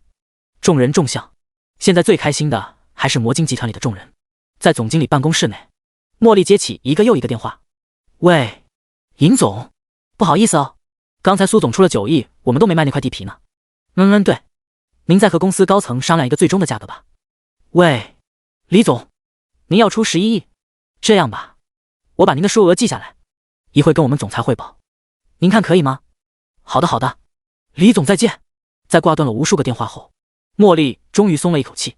之前在办理那块地皮的手续时，不停有人嘲讽她，现在好了，地皮升值，这些小人还得先来求自己，才能见到大小姐的面，这种打脸的感觉太爽了。就在她沉浸在爽感中无法自拔的时候，门被人推开了。宋云和叶青青进入办公室。今天正式的文件下来了，他投资了1.5亿的资金，最少翻了好几倍，自己的钱包终于也能充盈起来了。而跟在宋云身后的叶青青则是没有一点总裁的样子，黏着宋云要抱抱。他现在可是爱死宋云哥哥了，没想到宋云哥哥竟然如此有前瞻性，随便画出的一条线路就与市政设定好的路线相差无几。茉莉，现在最高的出价是多少？叶青青坐在沙发上好奇问道。最高出价11亿，您看要出手，还是咱们集团自己开发呢？茉莉恭敬地说道，但眼神却止不住地望向姑爷。他实在没想到，姑爷竟然这么厉害，先有资金投资翻倍，如今地皮也同样如此。大小姐嫁给姑爷，可以说很享福了。宋云哥哥，你是这块地皮最大的股东，你说卖不卖？叶青青笑眯眯地问道。宋云思索了一下，其实捂住地皮，再过一段时间，应该还能再涨点钱。可那点钱还不如宋云随手的一笔投资呢。这要是投资得当，得到的利润根本不是那点钱能比得起的。卖了吧，11亿看来是最高的价钱了，最高就有点炒作的意思了。宋云淡淡说道。好，那就卖。叶青青吩咐茉莉联系李总，今天来签合同。这种事情夜长梦多，李总那边得到消息后，立马开始筹措资金，弄了半天才将资金筹措完毕，与叶青青签订了合同。钱打了过来，叶青青搂着宋云的腰笑，嘻嘻说道：“宋云老公，来给你老婆笑一个，老婆给你几亿零花钱花花，被一个小丫头调戏了。”宋云自然不肯罢休，笑是肯定要笑，笑完亲也肯定是要亲的。叶青青实在没想到宋云能这么流氓，她虽然已经慢慢习惯，但宋云的突然袭击还是能让她的心里小鹿乱撞。哼，就知道欺负我。原本要给你8个亿，现在扣2个亿，就给你6个，其余的就当你赞助老婆我做生意了。叶青青撅着嘴嘀咕道：哟，一个吻2亿，不行，我吃大亏了，我得赚回来。宋云的唇又附了上去。第37，开启剧情。最后叶青青还是给了宋云8个亿，毕竟都是自家人，钱在谁哪里都一样。更何况如今的魔晶集团已经完全不缺钱了，有了投资这块地皮的完美履历，相信在不久的上市后，股价会飙升到一个难以想象的程度。那你乖乖上班，我等你下班了接你回家。宋云笑嘻嘻地举着储存有8个亿资金的银行卡走了。看着宋云洒脱的背影，茉莉羡慕说道：大小姐，你看人的眼光也太好了吧，姑爷厉害的就跟不是，呸呸呸，就跟提前预知一样。听到身边的人夸赞自己的爱人，叶青青笑眯眯说道：那是，也不看看是谁的老公。另一边，宋云出了魔晶集团便回到了别墅，他将车停好，看着空旷的车库，寻思着是不是要去多买2辆车，毕竟兰博基尼毒药是一款超跑，并不适合在城市里开，还没等加速呢就已经限速吃罚单了。想到这里，他从网上搜寻了一下魔都的 4S 店，最后发现有一家今天正好在开车展，于是宋云又开着兰博基尼到了会场，停好车，宋云朝着里面走去。举办车展的展厅已经涌入了无数的人，大多数人其实并不是来买车，而是奔着车模来的。宋云自然没有那样的恶趣味，专心致志地看着一辆又一辆的 SUV。 就这样转着转着来到了宾利的展区。宾利面对的人群都是高端客户，一般的人根本无法进去。宋云刚想进去看看的时候，被拦住了。先生，宾利展区只有 VIP 用户才能进入，所以不好意思。看着女销售抱歉的样子，宋云并没有为难对方，毕竟几百万几千万的车不进行一个现场维护，所有人都能进来摸一下开一下，那车子展览后车漆指不定成什么样呢。放心，我既然进来，就肯定有这方面的资本。看到旁边的兰博基尼展位了吗？你可以去问问他们认不认识一个叫宋云的人。女销售被宋云的话镇住了，毕竟现在的有钱人总喜欢玩点扮猪吃老虎的戏码，她也不敢保证面前这个穿着一般的年轻人就不是那样的人，问一句话也不会少块肉。女销售让宋云稍等片刻，便一路小跑去了兰博基尼的展厅。当得知宋云就是前一段时间刚提了兰博基尼毒药的超级富豪时，他后背出了一身冷汗。还好刚才自己的态度还算可以，否则对方追责下来，自己肯定会被车行开除。宋先生，您这边请，我来为您介绍您想看的车型。女销售回来后露出一个完美的笑容，带着宋云进了展厅。转了一圈，宋云感觉宾利还是适合资产丰厚的中年老板使用，这车一般开车的都是司机，坐车的才是老板，跟他有点不符。在女销售的欢迎下次光临的结束语后，宋云出了宾利的展厅。叮，检测到宿主位于 4S 店车展内，是否签到？签到。宋云万万没想到在这里还能触发系统。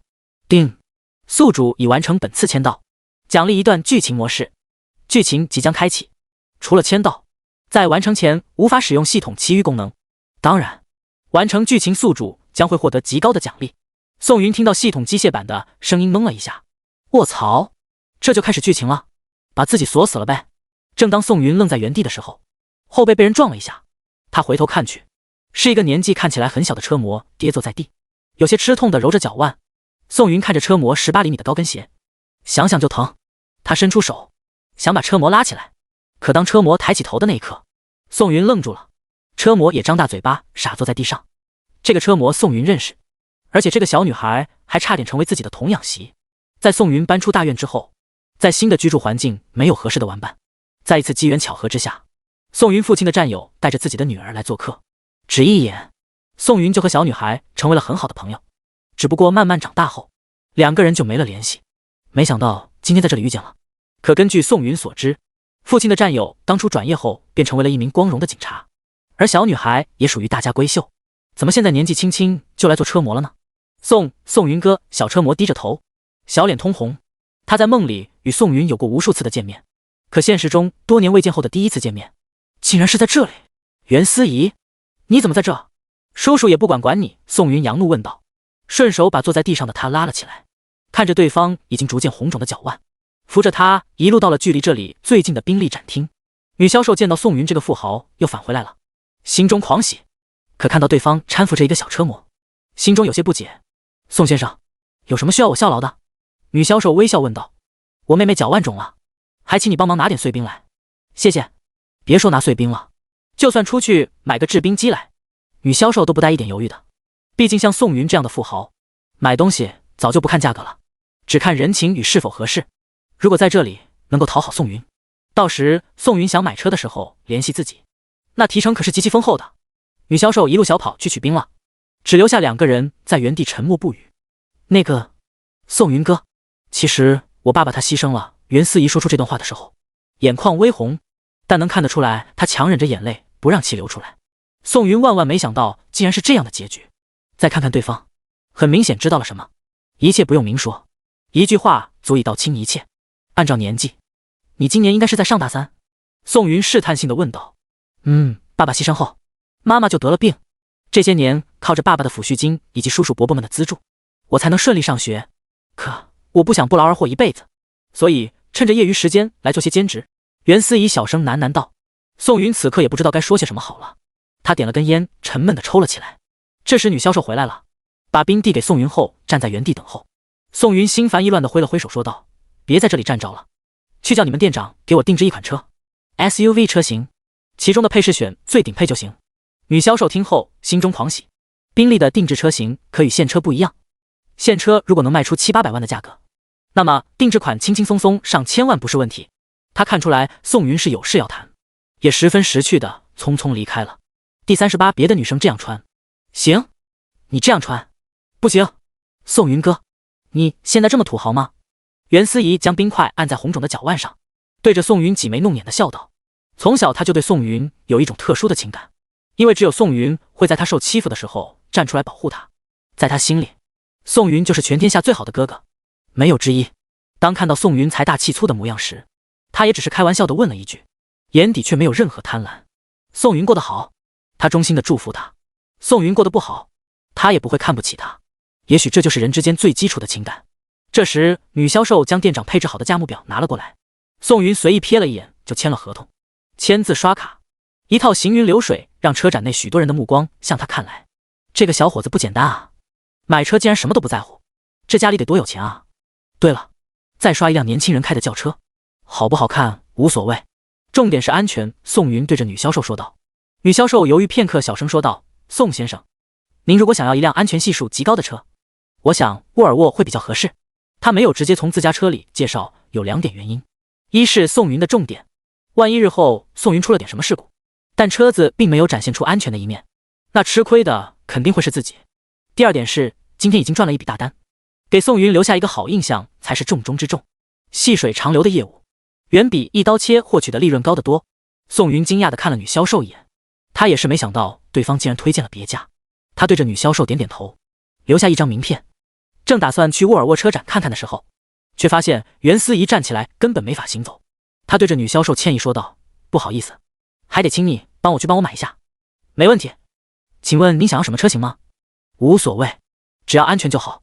女销售得到这点，拿着银行卡去了沃尔沃展厅，不一会便将几款车型照片带了回来。宋云把这些塞到袁思怡手里，问他哪个好看。袁思怡左选右选，挑了一辆60多万的轿车。手续办好，宋云直接开现车带着袁思怡走了。在车上，宋云让袁思怡披上她的外套。这小丫头也真敢想，不知道车模这个圈子多乱吗？一个不小心就会被安排到大佬的酒桌上，最后失身。之前宋云不知道她的遭遇，也懒得再提。不过现在遇见了，他就要管管。宋云哥，你要带我去哪啊？袁思怡看着宋云将车开到了一家魔都最贵的商城前，不禁好奇问道：买衣服？你不会想穿着这么暴露的礼服在街上乱逛吧？宋云扯了扯对方披着的外套，试图让他闭合的再严实点。不要，这里的衣服好贵。袁思怡连连摇头。我说买就必须买。宋云没好气的呛了一句。眼看宋云脸上都带着点怒气了，袁思怡连忙妥协。没办法，谁让他从小就是以宋云为目标呢？虽然这些年一直没见，但他一直期待着与宋云的见面，为此也一直都在单身顶点小说。宋云从商城借来了一辆轮椅，一个公主抱把袁思怡抄在怀里，放在轮椅上。袁思怡被这亲密的举动弄得小脸通红，快要滴出水来了。宋云推着她，一路跟着商城的导航进入了一家欧洲女装品牌店。刚进去，一旁候客的女销售迎面走了上来，她细细打量一番坐在轮椅上的袁思怡，一眼就看穿了对方身上的礼服虽然很漂亮，但实际上淘宝几百块钱就能买到。再看宋云，不一般，身上的衣服虽然没有牌子，但无论是从用料还是设计上，都是那样完美，必定出自私人定制的有名设计师之手。这一身下来，没有几十万根本打不住。但实际上，宋云并不知道自己穿的衣服多贵。自从叶青青搬进别墅后，便把她的衣柜都装满了。她穿着舒服，也就没太在意。女销售对着宋云露出一抹真诚的笑容：“二位好，我们店里最近新上了几款女装，我相信这位小姐穿上后肯定十分合适。”宋云点点头，淡然说道：“我无所谓，重点是她看着喜欢就行。一会你带我妹妹去看看你们家的衣服，有喜欢的直接包起来，但前提是要适合大学生的着装，不能过于暴露。”说完，宋云便把轮椅交给了女销售。她来到了男士等候区，翻起了杂志。说实话，她买衣服从来不墨迹，去店里看衣服花费几分钟，买衣服花费1分钟，一套流程下来不到10分钟就能配好一身衣服。但女孩子就不一样了，转完这家转那家，看了这款看那款，货比3家后决定不买了。对于这样浪费时间的举动，宋云向来不能理解。另一边，女销售将所有的新款搬运到了袁思怡面前，供她挑选。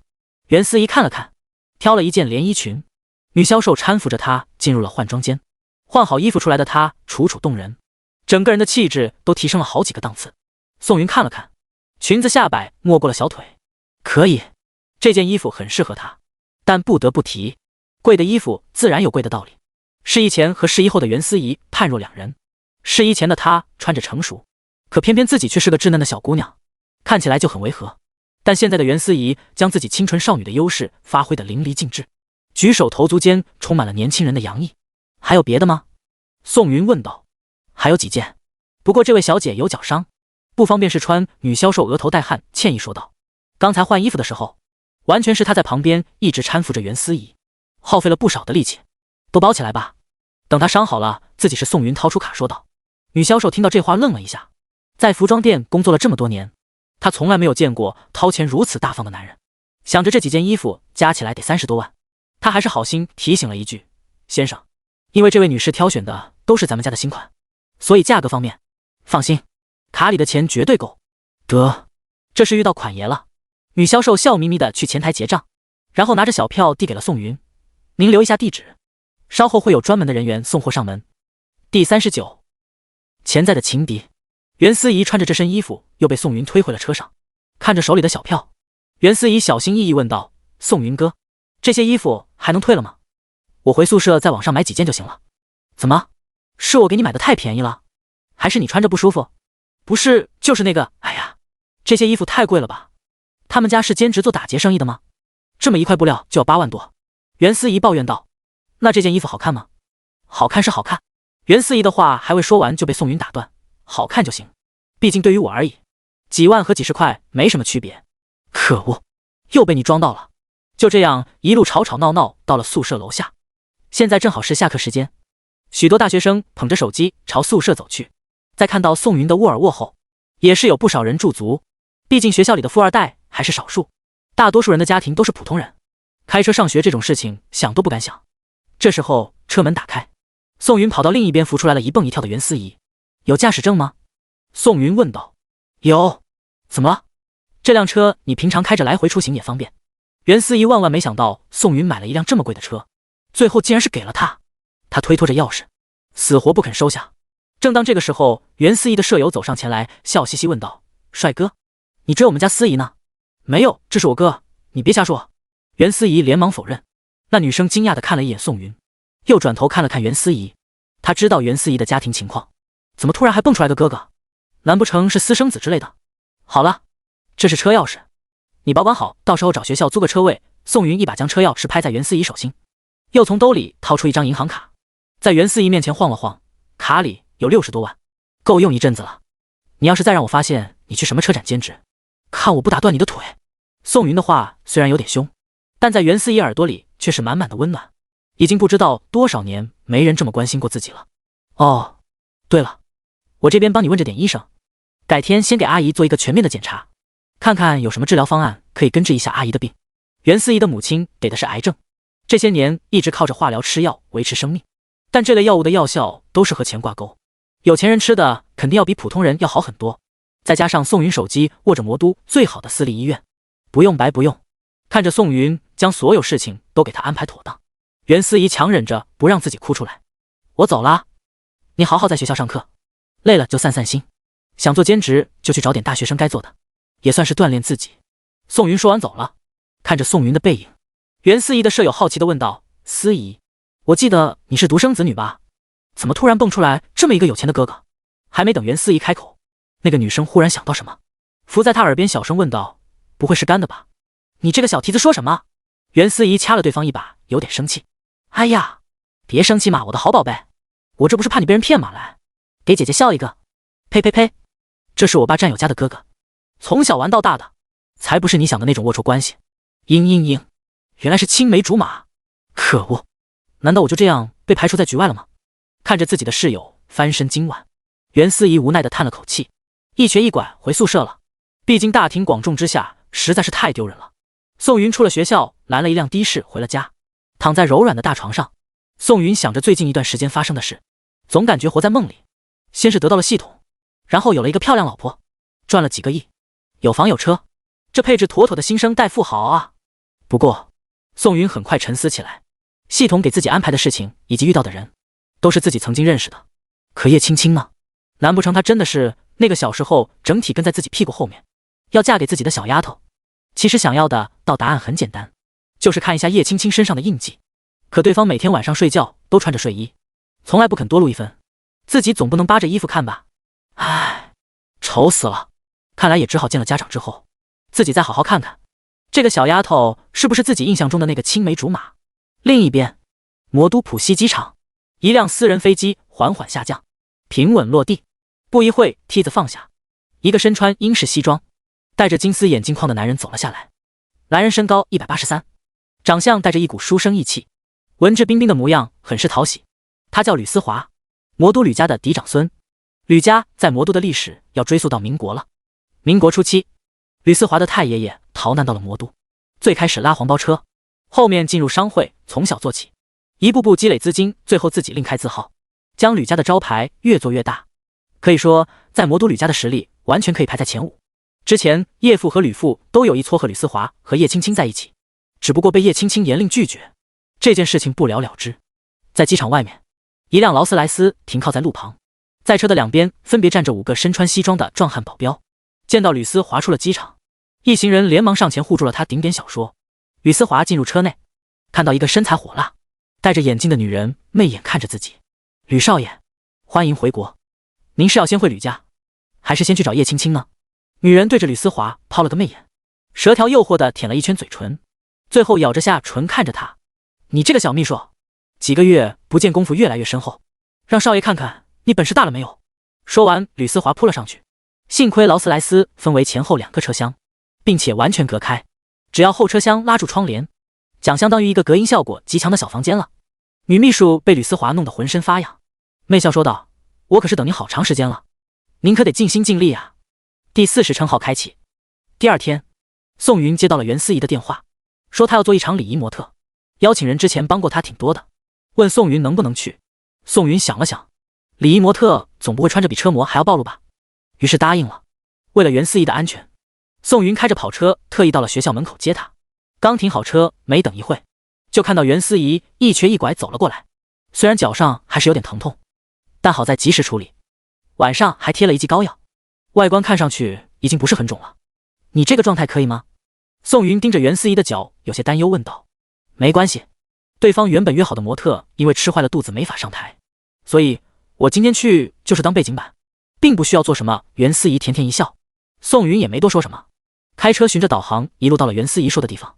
原来这里是一家专门培训空姐的培训基地，今天刚刚开业，找了许多漂亮女生来战场。宋云开着跑车到了停车位，巨大的发动机轰鸣声将所有人的目光都吸引了过来。兰博基尼啊！众人的目光都死死盯着跑车流畅的曲线，无暇顾及在台上主持的美女。叮，检测到宿主位于魔都励志培训基地，是否签到？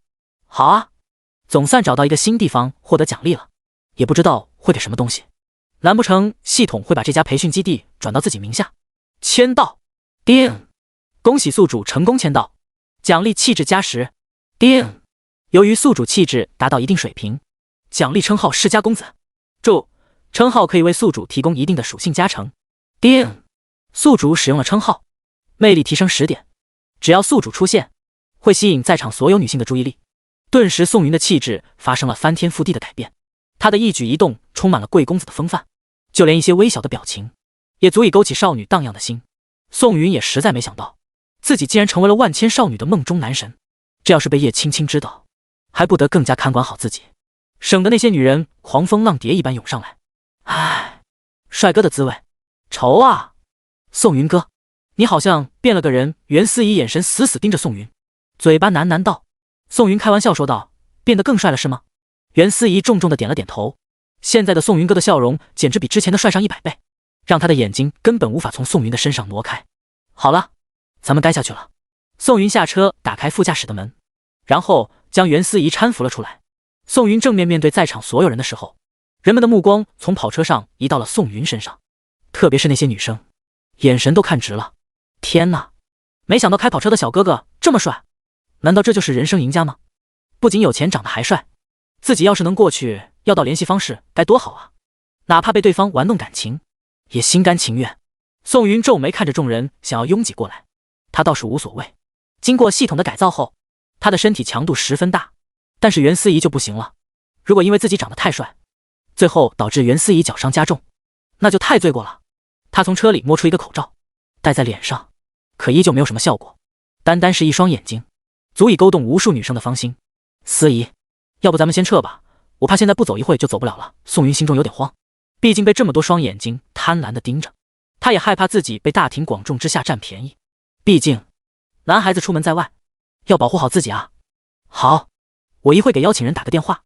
宋云开车带着袁思怡迅速地离开了现场，可他不知道已经有人将他的照片发到了网上，并全网搜寻宋云的消息，只要有他的联系方式，就付10W 的佣金。而网上的人看到宋云后，都不约而同的加1+1，同样联系方式，这在网上迅速上了热搜。宋云离开了，在场的女生不禁咂舌，今天可是大饱眼福了。另一边，宋云将袁思怡送回了学校，为了不引起骚动，宋云让袁思怡的室友过来接她。看到袁思怡安全的回了学校，宋云一口气松了下来，看来长得太帅也不是什么好事，如果后期再给这方面的加成，那他就要请保镖了。第二天，宋云洗漱完毕后去了魔晶集团，因为买地的事情并没有完，还需要交接一些文件和手续，所以叶青青为了赶快完成，都一直待在公司，晚上也是在办公室的隔间休息。进入魔晶集团，无数人的目光都移到了宋云身上。一个身穿工装的小女生红着脸将一瓶咖啡塞进宋云怀里，然后羞答答的跑了。宋云无奈的摇了摇头，转身上了总裁专属电梯。宋云走后，前台小姐姐狠狠点了一下身旁的小女生：“你这个小丫头，知道那个男人是谁吗？爱谁谁。怎么了？我长得也不丑啊，不允许泡帅哥吗？你呀你，那是叶总裁的老公。”前台小姐姐愤愤说道：“你竟然敢泡总裁的男人，这要是被有心人捅到上面，你还能有好果子吃？”小女生听到这话脸瞬间煞白，自己竟然这么勇敢。但是总裁的老公真的好帅啊，就算自己被开除，她也绝对不会后悔今天的事。宋云到了总经理办公室门口，推开门，发现叶青青在沙发上睡着了，而茉莉轻声地整理着交接文件。听到开门声，茉莉回头望去，看到是宋云，便没再多管。但不对啊，宋云怎么又帅了？她再次回头，不是幻觉，宋云就是更帅了，不仅体现在皮肤上，更多是隐藏在气质里。宋云对她比了一个嘘声的手势，然后脱下外套走到叶青青身边，给她盖在身上。虽然举动已经很轻柔了，可还是吵醒了叶青青。叶青青睁开睡眼惺忪的眼睛，朦胧之间见到自己的宋云哥哥来了，她扭动着身子，张开双手撒娇道：“老公，抱。”宋云笑眯眯的将叶青青搂在怀里，而被喂了一嘴狗粮的茉莉十分识趣的出了办公室。“老公，我好想你啊，几天没见你竟然更帅了。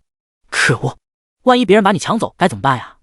叶青青虽然惊讶，但也很快适应过来了，毕竟再帅也是自家老公，合法的，国家承认的。第41，厨艺大师。老公，等我这边的事情忙完了，你跟我回家见爸爸妈妈吧。两个人温存的时候，叶青青忽然开口说道：“没问题，你定时间，我随时赴约。”宋云亲吻了一下叶青青的额头，看来自己距离幸福的路途已经不远了，只要得到叶父叶母的认可，那他和叶青青也能真正的在一起了。顶点小说，看着宋云认真的表情，叶青青也是痴痴笑了起来。正当两个人之间的气氛越来越暧昧的时候，叶青青的肚子不合时宜的响了起来，她尴尬的笑了笑，然后害羞的把脑袋埋到了宋云腰间。走，我带你吃饭去。叶青青办公室有个隔间，里面装饰的根本不必任何5星级酒店差，还能睡觉洗澡，算是一项特殊的福利。叶青青熬了一晚上，身上感觉黏黏的，就让宋云等她一会。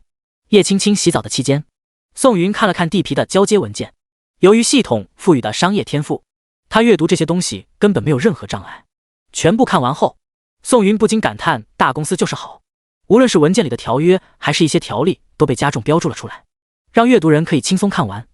就在这个时候，叶青青推开隔间的门出来了，她换了一身黑色的连衣裙，脸上不施粉黛却依旧迷人。她现在不再是高高在上的总裁，而是宋云的邻家小迷妹。叶青青挽着宋云的胳膊，两个人出了魔晶集团。想吃什么？坐在车里。宋云殷勤地帮叶青青将副驾驶的安全带系上，好像新开了一家5星级餐厅，咱们去尝尝。好，你给我导航。两个人一路来了网上点评很高的新5星级餐厅，点好菜，两个人便有一搭没一搭的闲聊起来，主要还是宋云问的比较多，比如叶父和叶母喜欢什么，他也好提前准备。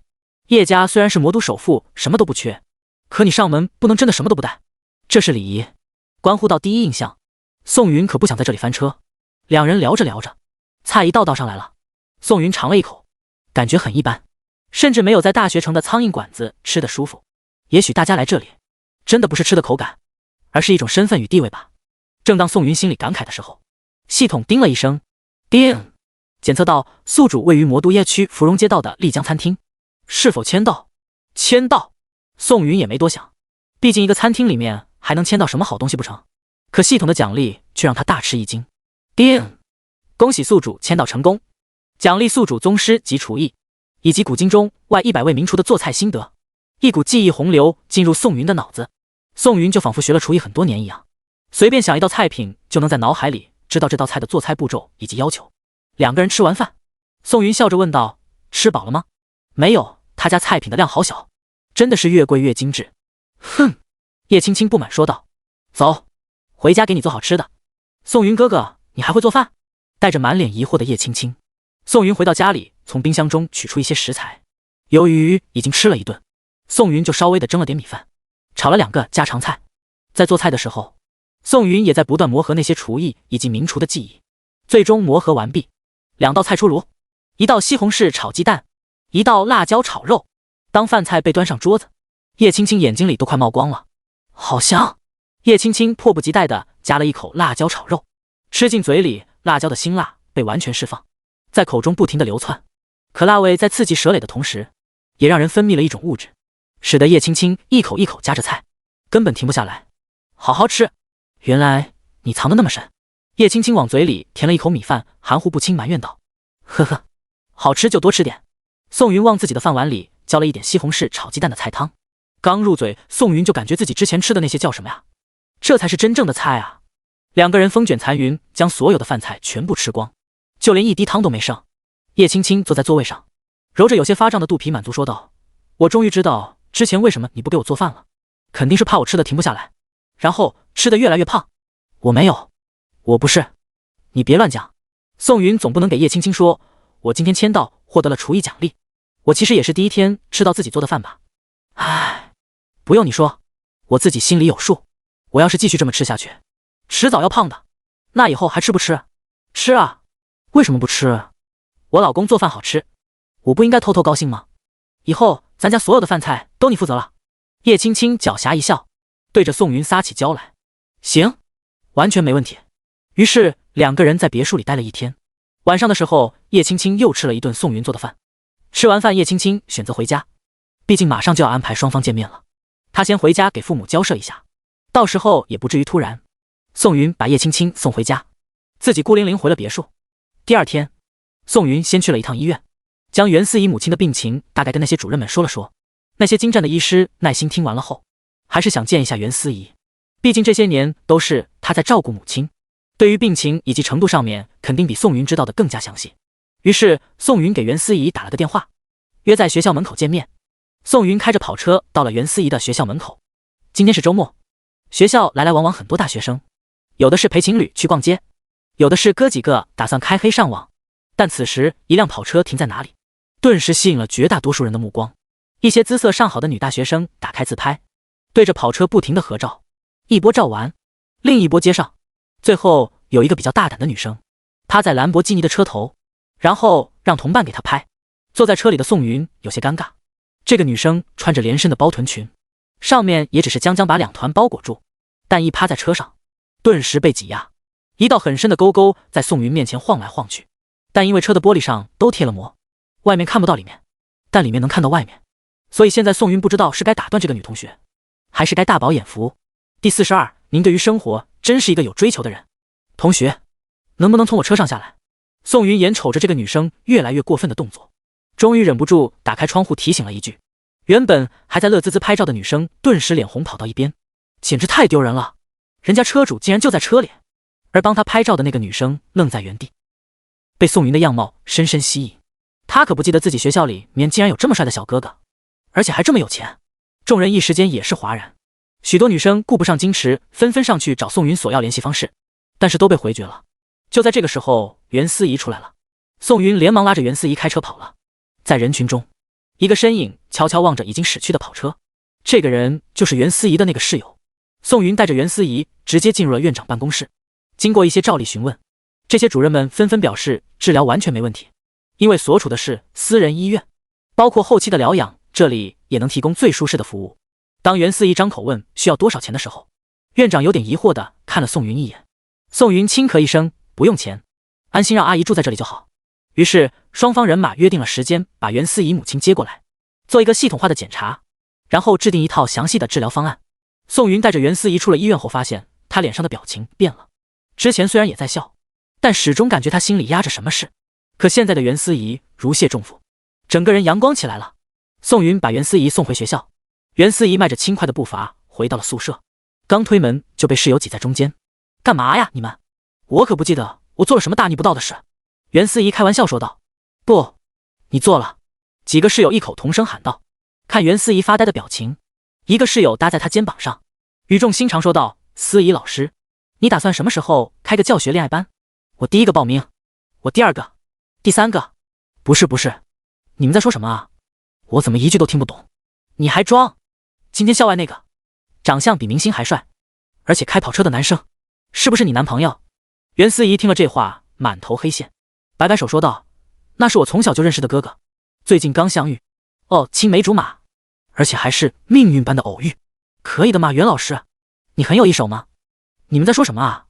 我真的不知道还会碰到他，而且我们的关系是清白的，你要是再说我可就生气了。袁思怡扬怒说道。好啦，我们就是开个玩笑，不过那个小哥哥是真的帅，你一定要把握机会。看着室友们信誓旦旦的样子，袁思怡心里也开始举棋不定。第二天，正在家里睡觉的宋云被人吵醒了。来访的客人是郑旺，之前处理别墅入侵案的负责人。郑旺拎着一些名贵的礼品，对着宋云谄媚说道，宋先生，不知道您在这里住的怎么样呀？还可以，就是没怎么转咱们的别墅区，也不知道这里还有什么设施。宋云打了个哈欠，漫不经心说道，那我今天带您转转。咱们别墅区占地十分广，配套了社区医院、公园以及幼儿园等等一系列高端设施，您看怎么样？看着郑旺期盼的眼神，宋云也不想驳了对方的好意，于是穿好衣服跟着郑旺出了门。郑旺亲自开着一辆电瓶车，载着宋云在别墅区里逛了起来，遇到一样设施就会做一个详细的讲解。两个人就这样绕着别墅区乱逛的时候，宋云指着不远处看着更加辉煌的别墅群问道，那边也是你们公司盖的吗？您太看得起我们了。郑旺尴尬的笑了笑，哪里的别墅都是魔都最有实力的建筑公司君乐盖的，光是那块地据说就花费了小100亿。哦，宋云来了兴趣，去那边签到系统会不会再奖励自己一栋别墅呢？谁会嫌手头的钱多？宋云提出想去看看的请求后，郑旺硬着头皮往对方的别墅群里开，毕竟不是自家的地方，双方还是竞争公司，过去了少不得一顿冷嘲热讽。可这又能怎么办呢？业主都要求了，自己也只能照办。来到君乐别墅区后，系统机械般的声音响起，叮，检测到宿主位于魔都 YK 区君乐别墅群，是否签到？宋云果断按下签到按钮，叮，恭喜宿主完成签到。奖励君乐别墅一套。果然，宋云心情有些激动。刚才在与郑旺闲聊的时候，得知君乐别墅群说是别墅，实际上是按照庄园修建的。那么大一块地方只修建了18栋，如今每栋的市值价值10个亿。不仅如此，这里的物业费也是魔都最贵的，一年需要缴纳2000万，所对应的服务在魔都也是首屈一指。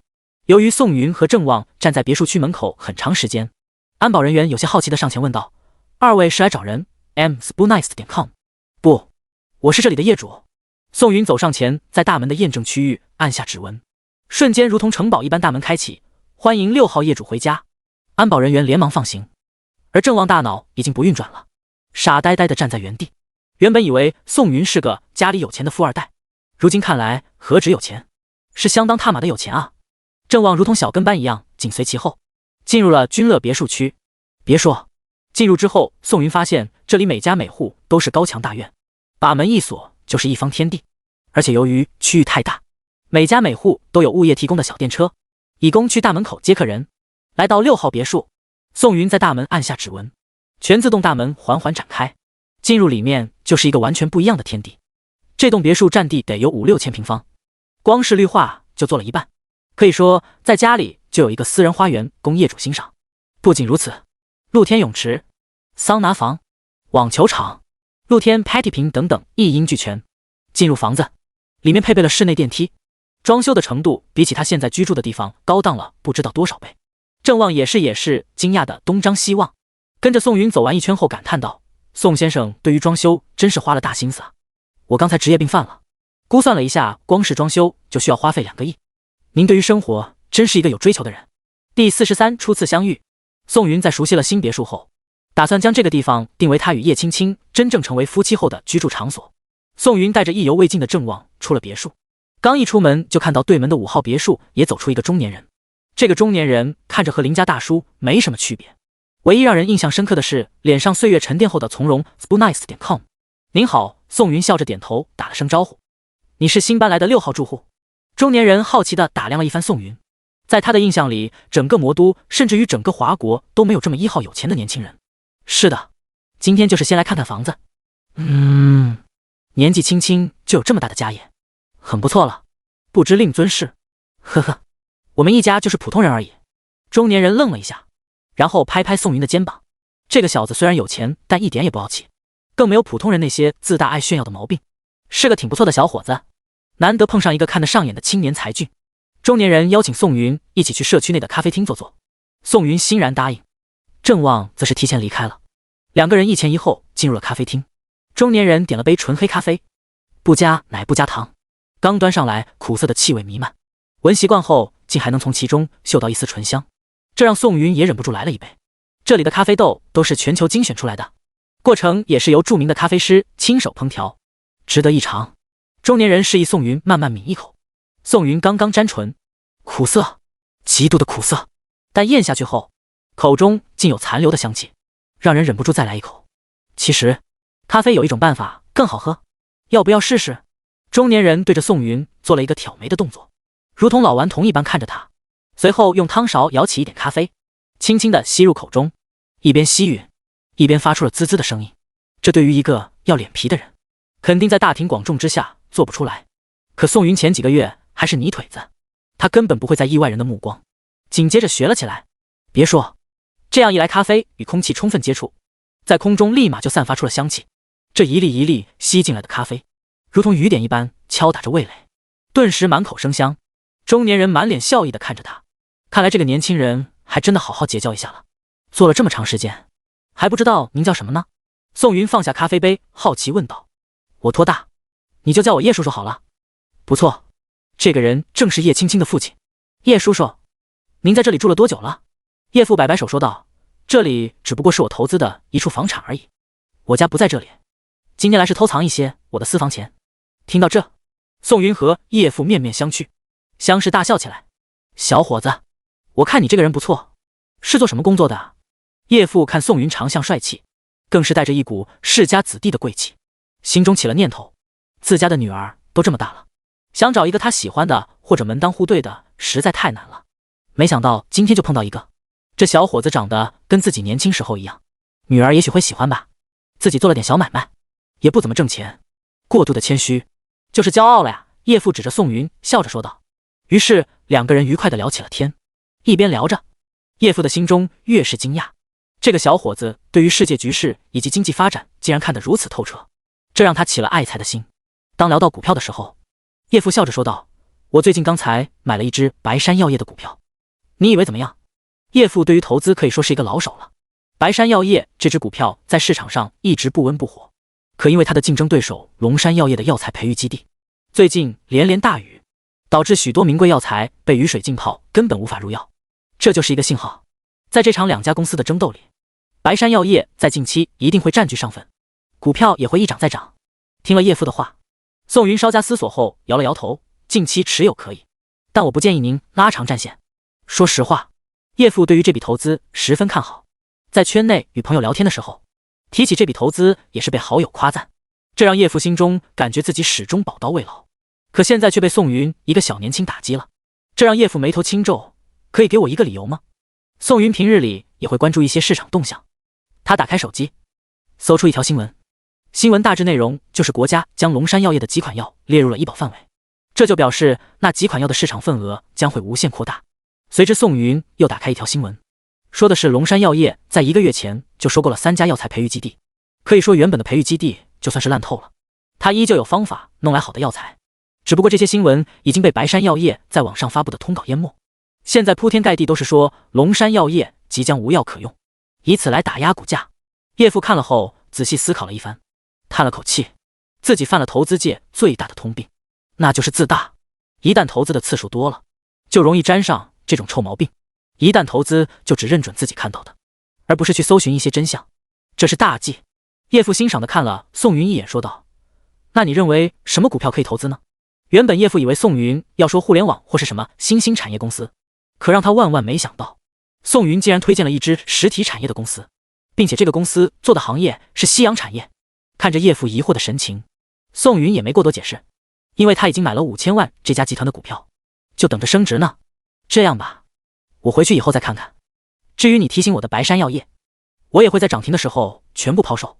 今天谢谢你了，让我不至于把老底都赔光。叶父没在这个问题上过多纠缠，两个人继续聊起了别的话题。就这样不知不觉过去了3个小时，叶父猛然回神看看手表，抱歉说道：不好意思，我得回家给孩子他妈做饭了，改天有空了咱们再聚。好的。这场谈话不仅是让叶父意犹未尽，就连宋云也是受益匪浅，看来这个叶叔叔是个有真本事的人，怪不得能在君乐买得起别墅。第44，闭门羹。这几日叶父一直盯着自己买的那只股票，果不其然，在2天后，经过全网通稿的发酵，白山药业的股指大幅度飙升，叶父选择了一个最高的节点，然后全部抛售。这笔短线操作给他带来了4倍的利润。看着账户上的一串零，叶父欣慰地坐在家里喝茶。正在这个时候，一个老朋友来了，叶父愉快地招呼对方。两个人喝了几杯茶后，叶父给对方说起了自己股票上的那点经历。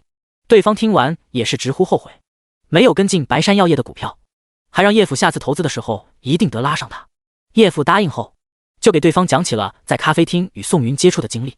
对方在听到叶父说起那只夕阳行业的股票时，脸色变了一下。叶父对于观察一直得心应手，再加上这是老朋友，对方一举一动他再清楚不过。他好奇问道：怎么，你买那只股票了？老叶，最近你是没怎么关注大市场吗？那个小伙子说的天剑股票正在缓缓攀升。叶父听到这话满脸震惊，在他看来这类的股票不跌就算好的了，还能涨？我最近一直在跟进白山药业，没空看别的，你快给我说说，为什么天剑的股票涨了？看着叶父火急火燎的模样，对方叹了口气，拿出手机搜出了一个国家政策，对于那个行业国家开始大力扶持，并且减免了一定的税收，使得天剑这个行业龙头一夜之间成为了香饽饽，许多家投资机构纷纷买进。这叶父尴尬地挠了挠头。叮铃铃，叶父的手机响了，他接通后，公司内负责投资的负责人激动说道：叶总，您怎么会提前预知白山药业会跌，然后全部抛售了啊？现在白山的股价已经跌回原来的水平了，甚至今天封盘前还要再跌。叶父冷吸一口气，挂断电话后，打开了负责人给他发的文件，原来是今天上龙山药业开了新闻发布会，在会场痛斥了同行落井下石的举动，然后宣布企业内几款药进入了医保范围内。他们为了源源不断提供药品，特意购买了3家药材培育基地。这样一来，无论是规模还是市场都领先了白山药业，这导致白山药业处在了尴尬的地位。看完后，叶府陷入沉思，这个宋云是真的有本事，说那只股票会跌，那只就会跌；说那个会涨，那个就会涨。他难不成有未卜先知的能力？老朋友看到叶父正在思考，也不打搅对方，给叶父的助理说了一声就离开了。看来还得去找宋云一趟，这样的商业奇才不好好培养一下，简直暴殄天物。而现在宋云还不知道这些消息，他正带着叶青青打算去一个新开的苏菜餐厅吃饭。到了停车位，只剩下一个了。他一打方向盘，缓缓将车停了进去。而在一旁，一辆野马希尔比也打算抢这个车位。在车上开车的是一个穿着摇滚的男人，他对着副驾驶上的小妹说道：“那辆车真是不长眼，一辆小跑装什么比？上次有人跟我抢车位，我直接撞上去了。哥哥好厉害啊，不知道小妹今天能不能也刺激一把？”看到哥哥大展神威，男人一甩头，挂档加速，踩下刹车，顿时后车轮疯狂旋转，轮胎与地面摩擦，升腾出一股难闻的烟雾。但就在这个时候，男人仔细地看了一眼宋云的车标，连忙把车停下。怎么了，哥哥？撞他呀，撞他啊！小妹在车里激动地指挥。撞你妈，撞了这辆车把你卖了都赔不起。男人擦了一把额头的冷汗，他妈的幸亏今天没喝酒，不然脑袋一热撞上去，自己这辈子就完了。mspoonice.com。 而且看样子，那辆兰博基尼还是一个限量款的车型，对方一个轮胎就能买自己一辆车了。宋云这边停好车，拉着叶青青进入了餐厅。路过野马的时候，还挥了挥手，驱散了鼻尖的气味。开这辆车的人好像有那个大病，大白天的磨轮胎，一点素质都没有。另一边，叶父到了宋云在君乐的别墅，敲了半天门也没人开。叶父叹了口气，看来今天是见不到宋云的人了，还真想再和这个小伙子交流一下。就这样一连过了好几天，叶父每天中午晚上都过去转一圈，弄得叶母以为这个老不死的在外面养了小三。可就是这样，叶父依旧没有看到宋云的身影。就在第5天，叶父照例中午来转悠的时候，一辆兰博基尼毒药停在他的身边，车窗打开，露出宋云的脸。叶叔叔，好久不见啊！叶父心情先是激动了一下，紧接着就陷入了郁闷。他娘的，在外界不知道有多少人每天排着队要见自己，自己还得考量一下。可这个小兔崽子竟然天天给自己吃闭门羹。怎么了，叶叔叔？有什么事情吗？难道是因为私房钱被阿姨发现了？宋云把车停好，走下来打趣说道：“去，你一个小年轻懂什么？”叶父嘟嘟囔囔说道：“哈哈，您别看我年轻，我也是结过婚的人喽。”宋云笑嘻嘻说道，然后邀请叶父进了别墅。宋云今天来这里是想在主卧里添置一点女生化妆的东西以及化妆台，没想到在门口碰到了这个大叔。对于叶父，宋云心里也是很有好感。两个人进了别墅，在院子的纳凉亭坐了下来。宋云给物业打了个电话，请了2个专业的茶艺师过来泡茶。两个人就这么一边喝茶，一边聊着天，仿佛多年的朋友。宋云，白山药业的股票跌了，你知道吗？这都不用看，白山药业股票跌是既定的事实。叶叔叔，你手里的股票抛了吗？宋云抿了一口茶水，夸赞了一声，仿佛对于跌涨早已置诸在握。听到宋云的话，叶父愣了一下，你这个小伙子一直都是这么自信的吗？真不怕出点什么岔子？再看宋云的表情，平和淡然。叶父心中夸赞了一番宋云，这个小伙子看来是真的有本事，而不是瞎猫碰上了死耗子。第45页，青青是天底下最可爱的生物，没有之一。经过这番交谈，叶父越看宋云越感觉顺眼。如果不是知道了宋云已经结婚，他很想把自己的闺女塞到宋云身边。就这样，两个人一边喝茶一边谈论事情，时间不知不觉的过去了，就连茶水都不知道换了几次。正在叶父正上头的时候，电话响了，看着屏幕上老婆2个大字，再看看时间，连忙接通。你这个老不死的在哪呢？不回家吃饭也不说一声。穿透般的声音从电话里传了出来。叶父对宋云抱歉的笑了笑，压低声音说道：“老婆，我在外面谈事呢，现在马上回去。”马上回去？哼，别回来了，家里没你的饭。对方说完就挂断了电话。叶父尴尬的笑了笑，没办法，自己的妻子曾经在他最落魄的时候一直紧紧跟随，甚至在他没工作在家待业的时期也是对方赚钱养家。这样的贤妻就算是强悍点又如何？要不叔叔你先走，我看阿姨。宋云小心翼翼地问道：“你一个小崽子懂什么？女人是不能惯的，越惯越猖狂。”叶父大手一挥，十分牛逼的顶了一句，于是两个人一时间陷入了沉默。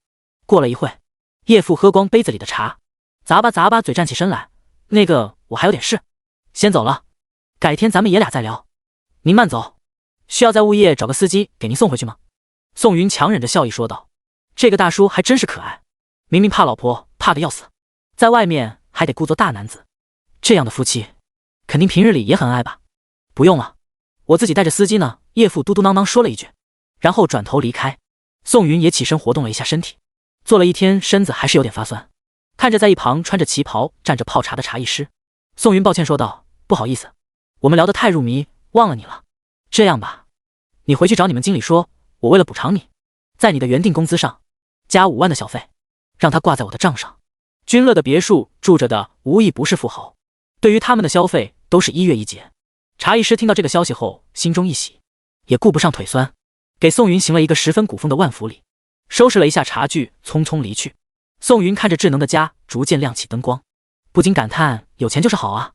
不过他依旧没在君乐住下，这地方太大了，没人陪着他可睡不安稳。就这样又过了2天，叶青青的事情终于都忙完了。宋云为了庆祝，把她接到了华首别墅，亲自下厨做了一顿丰盛的晚餐。叶青青也顾不上形象，大口吃着菜肴，一边吃一边含糊不清说道，我爸爸总说他的厨艺是最好的，我到时候一定得让他看看什么叫差距。宋云笑了笑说道，我可不敢跟我老丈人比，不过最近碰到了一个有意思的大叔，不仅知识渊博，还是个妻管严。哦，给我说说。叶青青眨巴眼睛，眼中充满了八卦。于是宋云把这2次的经历给叶青青说了一遍。叶青青别的没听进去，光听进去这个大叔当初还想把女儿给宋云介绍。哼，我可告诉你，一般上赶着把自己女儿推销出去的女的一般都不咋样。你看我爸，他就不着急让我出嫁，所以你一定不要被骗，知道了吗？宋云溺爱的亲了叶青青一口，笑着说道，放心，那个大叔知道我结婚后再也没提过这件事情了。吃了饭，叶青青主动的承担起刷碗的职责，就是过程不太美丽，盘子碎了2个。叶青青一边小声说盘子的质量不好，一边撅着嘴指着手上的小口子给宋云看，让宋云给她吹吹。娇憨的叶青青果然是天下最可爱的生物，没有之一。晚上睡觉的时候，宋云躺在床上依旧无法安然入睡，毕竟身边躺着的是自己的合法老婆，而且自己老婆不仅长相漂亮，身材还超级爆炸，时不时的一点小触碰都能激起宋云心底最深处的小九九。正当宋云心中默念般若波罗蜜心经的时候，叶青青翻身搂住了她，顺带着腿压在了宋云的小腹上。宋云借着小夜灯低头看着睡熟的叶青青，吞了口唾沫。安睡中的叶青青皮肤白嫩，朱唇水润，让人想狠狠地亲上2口，顺着下巴再往下看去。不行，忍不住了。宋云将自己的视线移开，闭上眼睛，强行让自己睡觉。第2天，叶青青被窗帘缝隙中的阳光刺醒，她缓缓睁开眼睛，刚抬头就看到宋云戴着重重的黑眼圈，仰头看着天花板发呆。老公早上好。叶青青在宋云怀里扭了扭，撒娇到顶点小说，好个鬼。宋云一把拉过叶青青，狠狠地亲了好几口。叶青青刚睡醒，还不知道发生了什么事，就晕晕眩眩地趴在了宋云的胸口。吃过早饭，宋云开车把叶青青送回了公司，他则是来到了魔都外滩的一家安保训练基地。他在想要不要先了解一下保镖市场，毕竟很快就要用到了。到了导航说的地点，宋云把车停好，看着占地很大但却有点破败的大门，想着要不要换一家。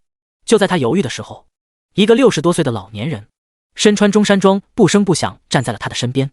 小伙子，有事吗？你好大爷，这里是鲲鹏安保公司吗？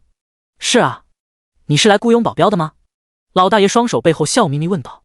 我就是来看看，不过这家安保公司看起来一言难尽，这可是在魔都，任何公司在装修的时候第一选择都是要一个光鲜亮丽的门庭，这代表着公司的颜面，可这家安保公司仿佛一点都不在乎。呵呵，小伙子不要以貌取人，进去看看不就知道了吗？老大爷一把抓住宋云的手往里面走去，宋云挣脱了2下，可发现对方的手跟钳子一样狠狠抓着他，却让他没感觉出来一点疼痛。要知道宋云的身体可是被系统改造过的，对付几个成年人跟闹着玩的一样，但现在面对一个不明身份的老大爷，宋云却被压制了。第46，你是来踢馆的吧？就这样，宋云一路被老大爷拉进了基地。进入其内，宋云才发现里面的占地非常广，各种训练设施都非常齐全，这与外面有些破败的大门截然不同。叮，检测到宿主位于魔都鲲鹏安保公司，是否签到？这就来了吗？会给自己2个顶级的保镖作为签到奖励吗？但很快系统狠狠打了他的脸，并告诉他一切要以实际为主。当宋云签到完毕后，系统的声音再次响起：叮，恭喜宿主完成签到，奖励鼓舞格斗术满级，附赠100名顶级宗师的练武心得。瞬间，宋云运转丹田之气，是觉得一股气龙在身体内游荡，微微甩了一下手，便将老大爷震退好几步。老大爷转头满脸惊讶地看着宋云，他能感觉到宋云的气势在逐步攀升，到达了武学之中的顶点。宗师境，难道这个年轻人是个100年难得一见的天才？不对啊，也没听说谁家的子弟如此强劲，这让宋云的身份蒙上了一面轻纱，显得很是神秘。小伙子，你师承何人？老大爷对着宋云一拱手问道。自学成才。宋云的话让老大爷笑出了声。老子活了这么大岁数，信你才有鬼，这年头有点真东西的老鬼都是藏着掖着，你不获取对方信任根本学不到真本事，就凭你刚才震退老子的那一手，没个几年功夫根本练不会。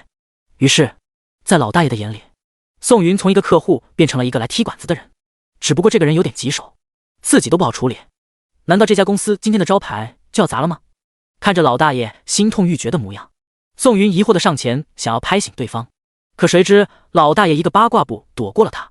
好啊，终究是年轻，忍不住出手了。老大爷心想到，自己这么些年从未欺男霸女，为何总是有人找上门来想打败自己，以此扬名立万？难不成都找老实人欺负吗？老大爷越想越生气，马步扎稳，阵脚后以力转动腰胯，手肘屈起，整个人如同一支离弦之箭朝宋云冲去。宋云定睛一看，这不是8级劈挂吗？这个高猛的招式怎么就用到自己身上了？他来不及多想，凡是练习8级拳的人都要从撞树开始，直到将一棵大树撞断，才能学习招式。这使得民间有句俗语：文有八卦安天下，武有8级震乾坤。8级拳以刚猛著称，一套招数打下来，你就算不死也得半残。宋云不敢轻视，云手搭起，你不是用8级拳吗？那我就用八卦掌4两拨千斤粘着你。老爷子手肘带动手掌高高抬起，如同战斧一般朝着宋云面门劈来。宋云右手架住，巧妙地用内劲使得方向偏离，老大爷原本致命的攻击被他轻描淡写化解。可宋云不是什么大善人，你都要打死我了，我还跟你客气什么？身形一闪，闯进老大爷面门，双手缠住老大爷双臂，双方随着宋云的节奏开始了推手。推了几圈，老大爷额头冷汗汇集成河，流过脸颊两侧，很显然有点力不从心了。宋云见此化力，卸力，一把将老大爷推出4、5米远。老大爷坐在地上，大口大口呼吸着空气。这个年轻人的掌控力简直可怕。甘拜下风，老大爷屈辱地说道。不是，你这个老头未免也太多戏了吧？刚才就开始偷袭我，你到底想干嘛？宋云没好气地问道。老大爷神情几次变换后，小心翼翼问道：你不是来踢馆的？宋云听了这话更是吃惊，我从头到尾有说过一句这样的话？老大爷仔细想了想，的确没有。可你这么厉害，根本不需要人保护了啊。扯，现在是法治社会，遇到点什么问题，我不能总是直接动手吧？再说了，保镖又不是打架用的，我长得这么帅，上街遇到女人过来要联系方式，保镖也能拦着点。老大爷对于这个理由想反驳，但看着宋云的脸，终究还是没有出声。好吧，你长得帅，你有理。既然这是一场误会，老大爷带着宋云到了办公室。经过交谈，这才得知老大爷是这家公司的董事长，年轻的时候在江湖上也是有名号的人。而今天宋云来的挺不巧，基地里所有人都出去进行野外生存拉练了，偌大的基地就老大爷一个人看守。既然都这样了，宋云也只好约个时间，下次再来看。另一边，叶父在魔都常住的房子里和某个人打着电话，虽然欢声笑语，可眉头却是微微皱起。过了半晌，叶父放下电话，有些头疼的揉了揉眉心。老婆，一会老吕带着吕思华过来，你给青青打个电话，叫他回来吃饭。什么？吕思华从国外回来了？他怎么还是不死心啊？叶母也是满脸忧愁，当初就不该把自家闺女介绍给吕思华。这小子一开始还是文质彬彬，可背地里是个纨绔子弟。这样一个人，别说叶青青这个心高气傲的看不上，就连叶父叶母也是厌恶至极。但谁让吕思华的父亲和叶父是多年的好友？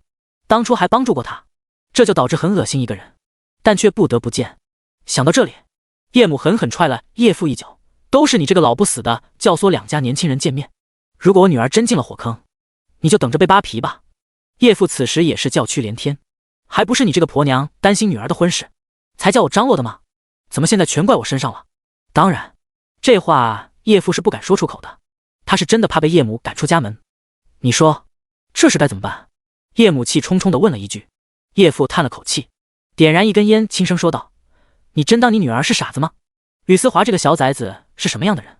青青比我们看得可清楚太多了，只要青青咬住不跟吕思华在一起，老吕那边我来说，毕竟多年关系，别为了孩子这点事再撕破脸。你呀你，这事我不说，你自己去跟青青提。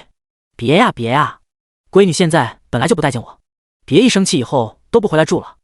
第47撮合。到了中午，吕父带着吕思华到了叶家门口，看着阔气的大门，吕思华想入非非。一是叶家就叶青青一根独苗，结婚后叶家的财产不就是自己的吗？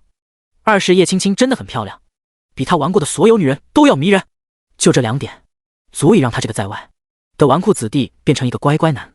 叶父亲自出来迎接，跟老吕一顿寒暄后，看着吕思华探头往里面瞅来瞅去，不由得心生厌恶。他脑海中不由自主地把吕思华跟宋云做了一个比对，最后发现，如果今天来的是宋云，他绝对会很开心地出来迎接。进去吧，今天是你嫂子亲自下厨。叶父笑着说道。一行人进入别墅，到了里面，吕思华一眼就看到了在厨房帮忙的叶青青，看着对方窈窕的身线，心里那股火腾的一下升起。而吕父和吕母此时也交头接耳说着悄悄话。青青这个姑娘还是蛮好的，我看这门婚事可以。是的呀是的呀，长得好看，身材还好，以后一定能生个大胖小子。2个人互相对视一眼，感觉可以给叶父提这门婚事了。吕父和叶父一边喝茶，一边开玩笑的说道：我看青青现在也不小了，我家这个臭小子也是单身，不如让他们互相了解一下。老叶你怎么说 ？itsboonice.com 这个我觉得这种事情还是孩子自己决断的好。青青，你自己说说想法。叶父把皮球踢给了叶青青。叶青青走出厨房，看着一脸吃相的吕思华，没好气的说道：我可没这方面的打算，我说句不好听的，吕思华还配不上我。这话一出，吕父吕母脸都变了颜色，谁都不想自己家的儿子被别人贬低。叶父这时候站出来打哈哈，说马上开饭了。一行人来到了餐桌前，叶父坐在主位，吕父坐在对面，叶母吕母对面坐。叶青青和吕思华也是面面相觑，只不过吕思华依旧一脸深情地看着叶青青，叶青青则是不冷不热的自顾自吃着菜。老叶，我也就不瞒着你了，我这次来是带着任务来的。酒过3巡之后，吕父有些醉了，趁着酒劲说道：你知道我们吕家在魔都的实力，可以这么说，我们2家如果联手，魔都一切都将是我们的天下。我相信在联姻后，不只是在魔都，在华国，甚至于全世界，我们的家族都将名列前茅。吕父说的热血澎湃，为叶父展现了很好的未来前景。当然，他的算盘打得也是很响，毕竟叶青青嫁入吕家，以后生孩子都是姓吕，几十年后叶父叶母死了，所有的家产还不是到了吕家手里。这也是为什么吕父一而再再而三的想要让撮合这2个人，只因为叶青青处在的位置实在是太敏感了，哪怕换上一头母猪，吕父该让自己儿子娶亲还是一定会让他娶的。吕父此话一出，吕思华端着酒杯站起身说道：叶叔叔，我向您保证，如果我娶了青青，我一定会对她好，让她做这个世界上最幸福的女人。说完一仰脖，将一杯红酒喝了下去。吕思华现在心里非常激动，自己父亲先是挑明了利害关系，自己再推波助澜，这件事在他看来已经成了8分。看着叶青青天仙一样的脸庞，吕思华竟然不争气的有了反应，不怪自己不是人，只怪青青是女神啊。而叶青青感觉到吕思华眼神中带着的淫邪，不由得十分生气。他站起身来不悦说道：吕伯伯，我并不这么认为，现在咱们都是大家族，如果还想再进一步，那就多做点好事，积攒一下社会名望吧。那些顶级家族并不都是靠钱堆出来的，所以撮合我们的话不用再提，我不会答应的。此话一出，场面逐渐安静下来。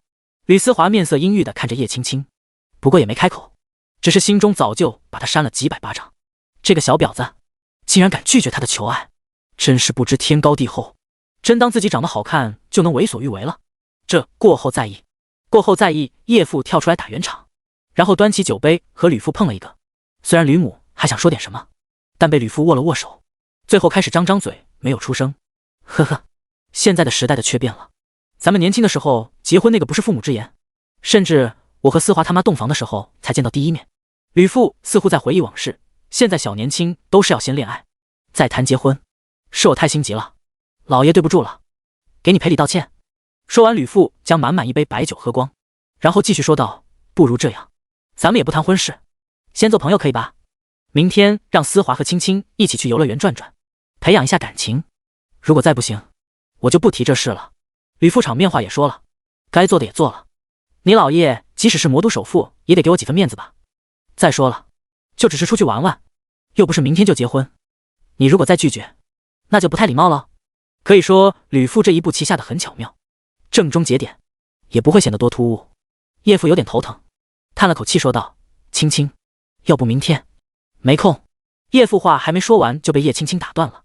叶青青站起身说道：吕伯伯，这样说吧，我和吕思华这辈子没缘没分，不可能在一起。您和伯母有这时间，不如去看看别家的女孩。叶青青是一个忠诚感极强的女生，现在的她已经和宋云领证了，那就不可能再和另外一个男人出去玩。叶青青的这番话最终还是点燃了吕家的怒火。吕父将杯中酒喝完，酒杯狠狠蹲在桌子上，就连叶父也是满脸不解，自己女儿这是怎么了？明眼人都看得出来，这就是互相给对方一个台阶下。明天随便出去逛一圈回来再拒绝不行吗？青青，不要胡闹，就只是出去散散心而已，何必弄得大家都尴尬？叶父轻皱眉头说道。第48，我结婚了。看着叶父如此坚决，叶青青坐在座位上，双手不停互相搅动。过了半晌，她的眼神变得坚毅起来，开口说道：对不起，我已经结婚了。此话一出，满座皆惊。吕思华满脸不敢相信地看着叶青青，自己深爱的女神竟然在不声不响之间就嫁为人妇，到底是哪个狗日的娶了自己的女神？而在这群人里面，最震惊的还要数叶父叶母了，女儿竟然结婚了，他妈的，假的吧？自己做父母的竟然都不知道。叶父连忙打了个电话，当对方说叶青青的户口簿上有已婚2字的时候，叶父差点没有昏倒在地。自己这个女儿从小一直宠到大，没有经历过什么男人的花言巧语，如果是个良配万事好说，可如果是个白眼狼，那叶家的一切万事皆休。不过现在想想，一个能把自己女儿忽悠的偷偷结婚的浪荡子，怎么可能是好人？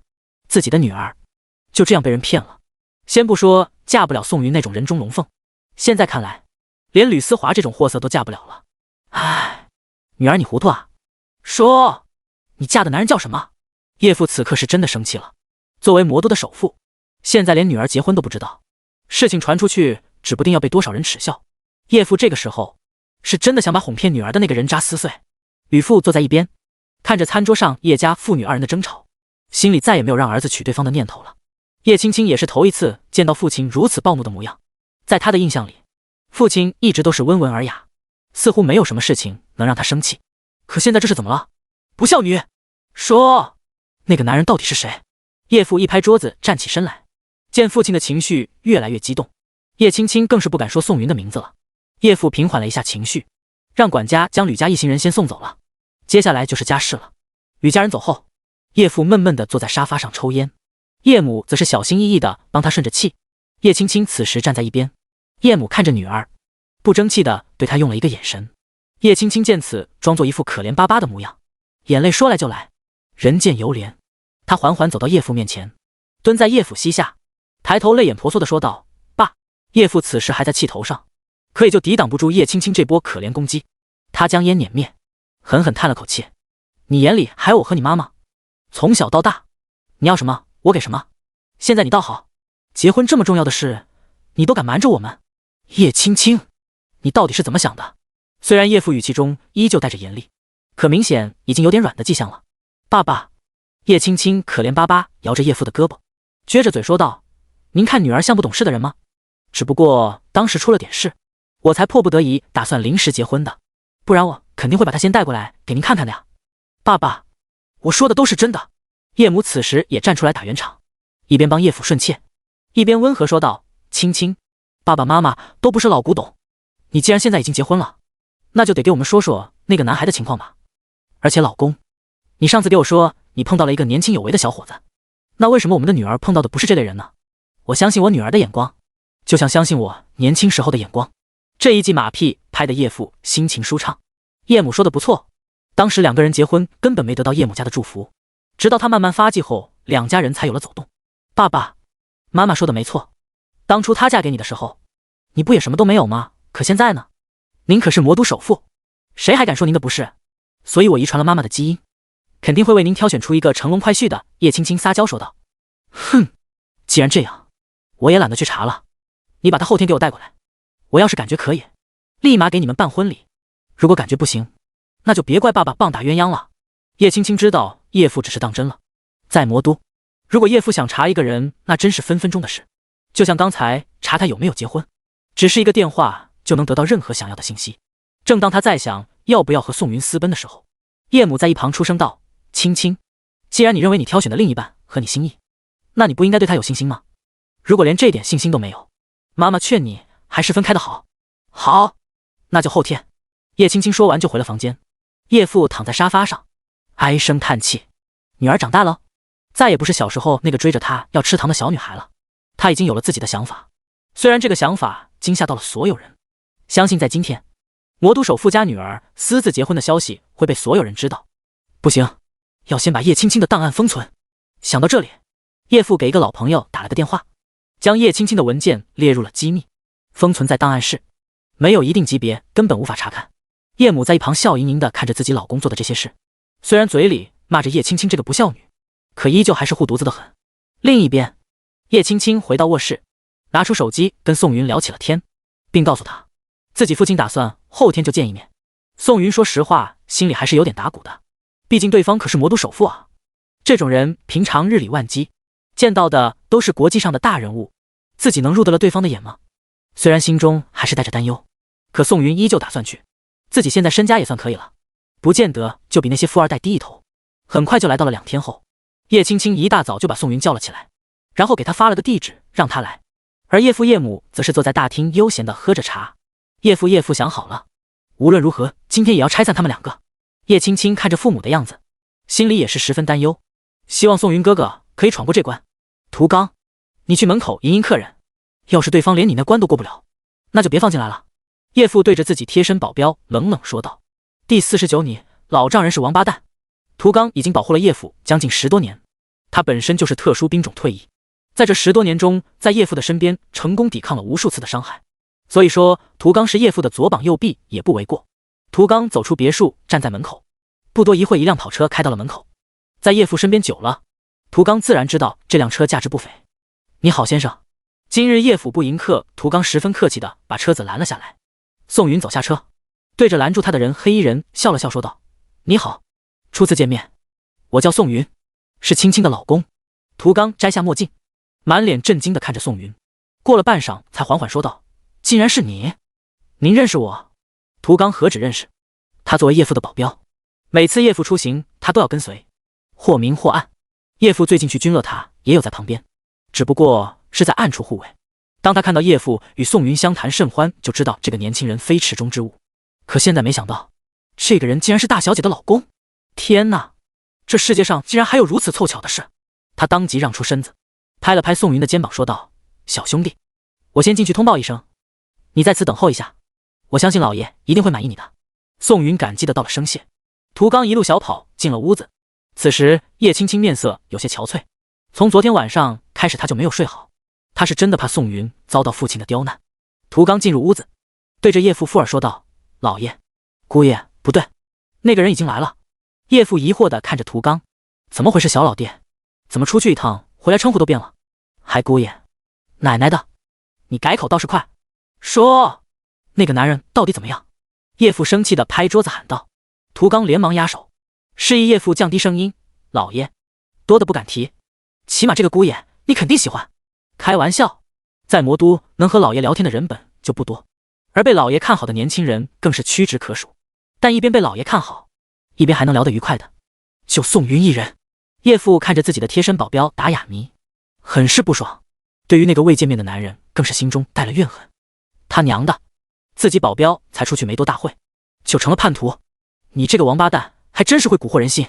叶父站起身来，平复一下心情，说道：“我先出去转一圈，如果在我没回来前对方就走了，那这门亲事我是不会答应的。”涂刚听了这话都愣住了，刚想点名宋云的身份，就见叶父嘴里叼着个烟斗出了门。叶父漫无目的的在花园逛了一圈，最后来到了大门口。他想看看门口的到底是何方神圣，竟然能把自己宝贝女儿的心拐走。可刚到门口，他就看到了宋云坐在不远处的跑车车盖上。宋云，叶父一路小跑到了宋云身边。此时的宋云正和叶青青聊微信呢，他不禁感叹自己这个老丈人真是个是马，什么世界了还用这个考验真心，自己就算是坏人，在大门口站一天，我就能变成好人了。叔叔，你怎么在这里？正郁闷的宋云抬头就看到了忘年交，心情也是瞬间变好。我家就在附近，倒是你怎么在这里？叶父找宋云借了个火，嘴里抽着烟斗，笑着问道：“别提了，一堆事。我进我媳妇家门，还被老丈人刁难了，你说这叫什么事？”宋云叹了口气说道。叶父点点头，也是感同身受说道：“想当初我也被老丈人刁难过呀，那时候提着礼品进门都被打出来了。唉，不提了不提了。不过你那个岳父也真是眼瞎，你这么好的女婿都能拒之门外。”宋云也点了根烟，闷闷抽着没说话。叶父坐在宋云旁边，环顾四周，竟然没有发现那个王八蛋，不由得心中有点开心。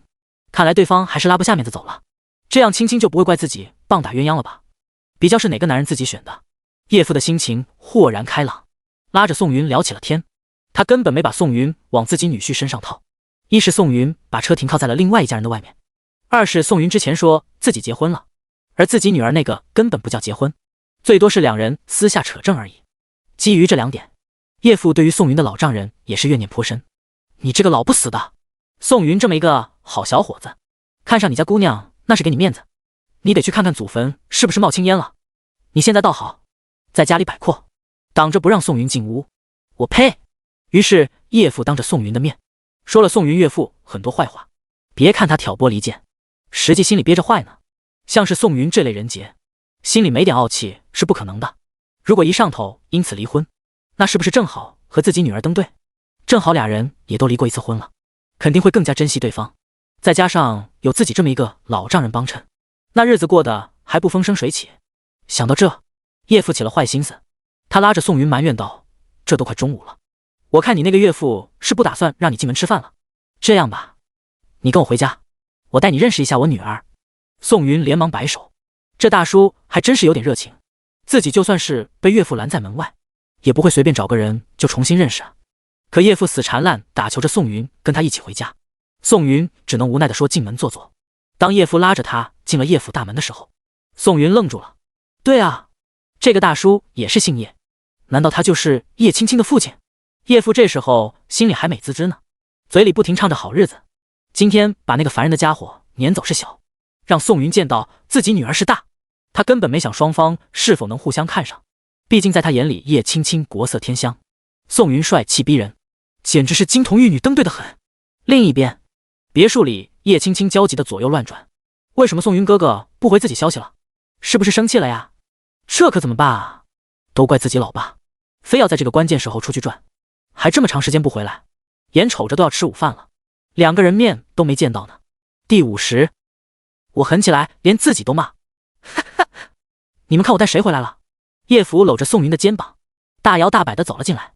叶青青抬头一看，什么时候自己父亲和宋云哥哥的关系那么好了？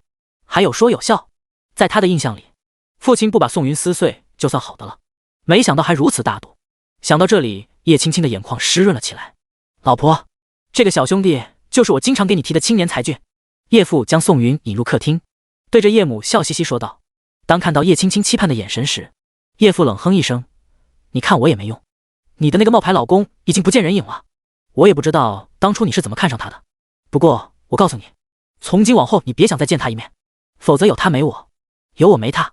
叶青青此时也是愣住了，怎么回事？自己老爹这是怎么了？脑子怎么看起来有点不灵光的样子？宋云对着叶青青使了一个眼神，叶青青无论如何也想不到这其中到底发生了什么事情。看着叶青青，叶父苦口婆心说道，青青，不是爸爸不允许你嫁人，只不过咱们也得嫁一个好人家吧。你看宋云怎么样？这个小伙子长得帅，还事业有为，和你很是搭配啊。宋云，我明人不说暗话，你看我女儿怎么样？是不是国色天香？照我说，你就对着你老丈人说句去你娘的吧，老子不伺候了，完事和我家青青在一起，我相信你们俩一定会过得比谁都好。叶青青更是傻眼了，不对啊，爸爸，宋云哥哥的老丈人不就是你吗？你怎么骂自己啊？这到底发生了什么啊？不过有一点，看样子爸爸好像不熟悉宋云哥哥，也不知道他娶的人是自己啊。对了，宋云哥哥说遇到一个大叔，还说要把女儿介绍给他，不会就是爸爸吧？那自己当时骂的是自己。想到这里，叶青青心态崩了。早知道爸爸和宋云之间的关系这么好，自己还瞒什么啊？宋云，男子汉大丈夫，一口唾沫一口定。说，你到底看上我家女儿没有？叶父心急火燎地说道。叶母在一旁拉了拉有点不争气的老公，对着宋云笑了笑说道：你好，我是老叶的发妻，他可是在我面前经常提起你呢。阿姨你好，很高兴遇见你，别坐着了，都上座吧。大家边吃边聊，叶母招呼着所有人入了席。叶父给宋云倒了一杯白酒，拍着宋云的肩膀说道：云啊，你看看，你都跟我回来了，你岳父有派人找过你吗？那说明对你根本不重视啊。这么一个睁眼瞎，女儿肯定也不是多好，毕竟家教。爸，叶青青突然开口打断了叶父，面色有点尴尬说道：背地里说人不是很好吧？有什么的？魔都还有我不能说的人？我告诉你，你选择的那个人也不是什么好东西，一点耐心都没有。就这样，我能放心把你交给他？叶父自顾自喝了杯白酒，吐出一口酒气说道：你看看宋云，多好的女婿人选啊！即便老丈人不待见也是乖乖在门口等着，这样的年轻人才是我心目中的乘龙快婿。其实我老公也没走。叶青青不忿地嘀咕了一句：什么？没走？他奶奶的！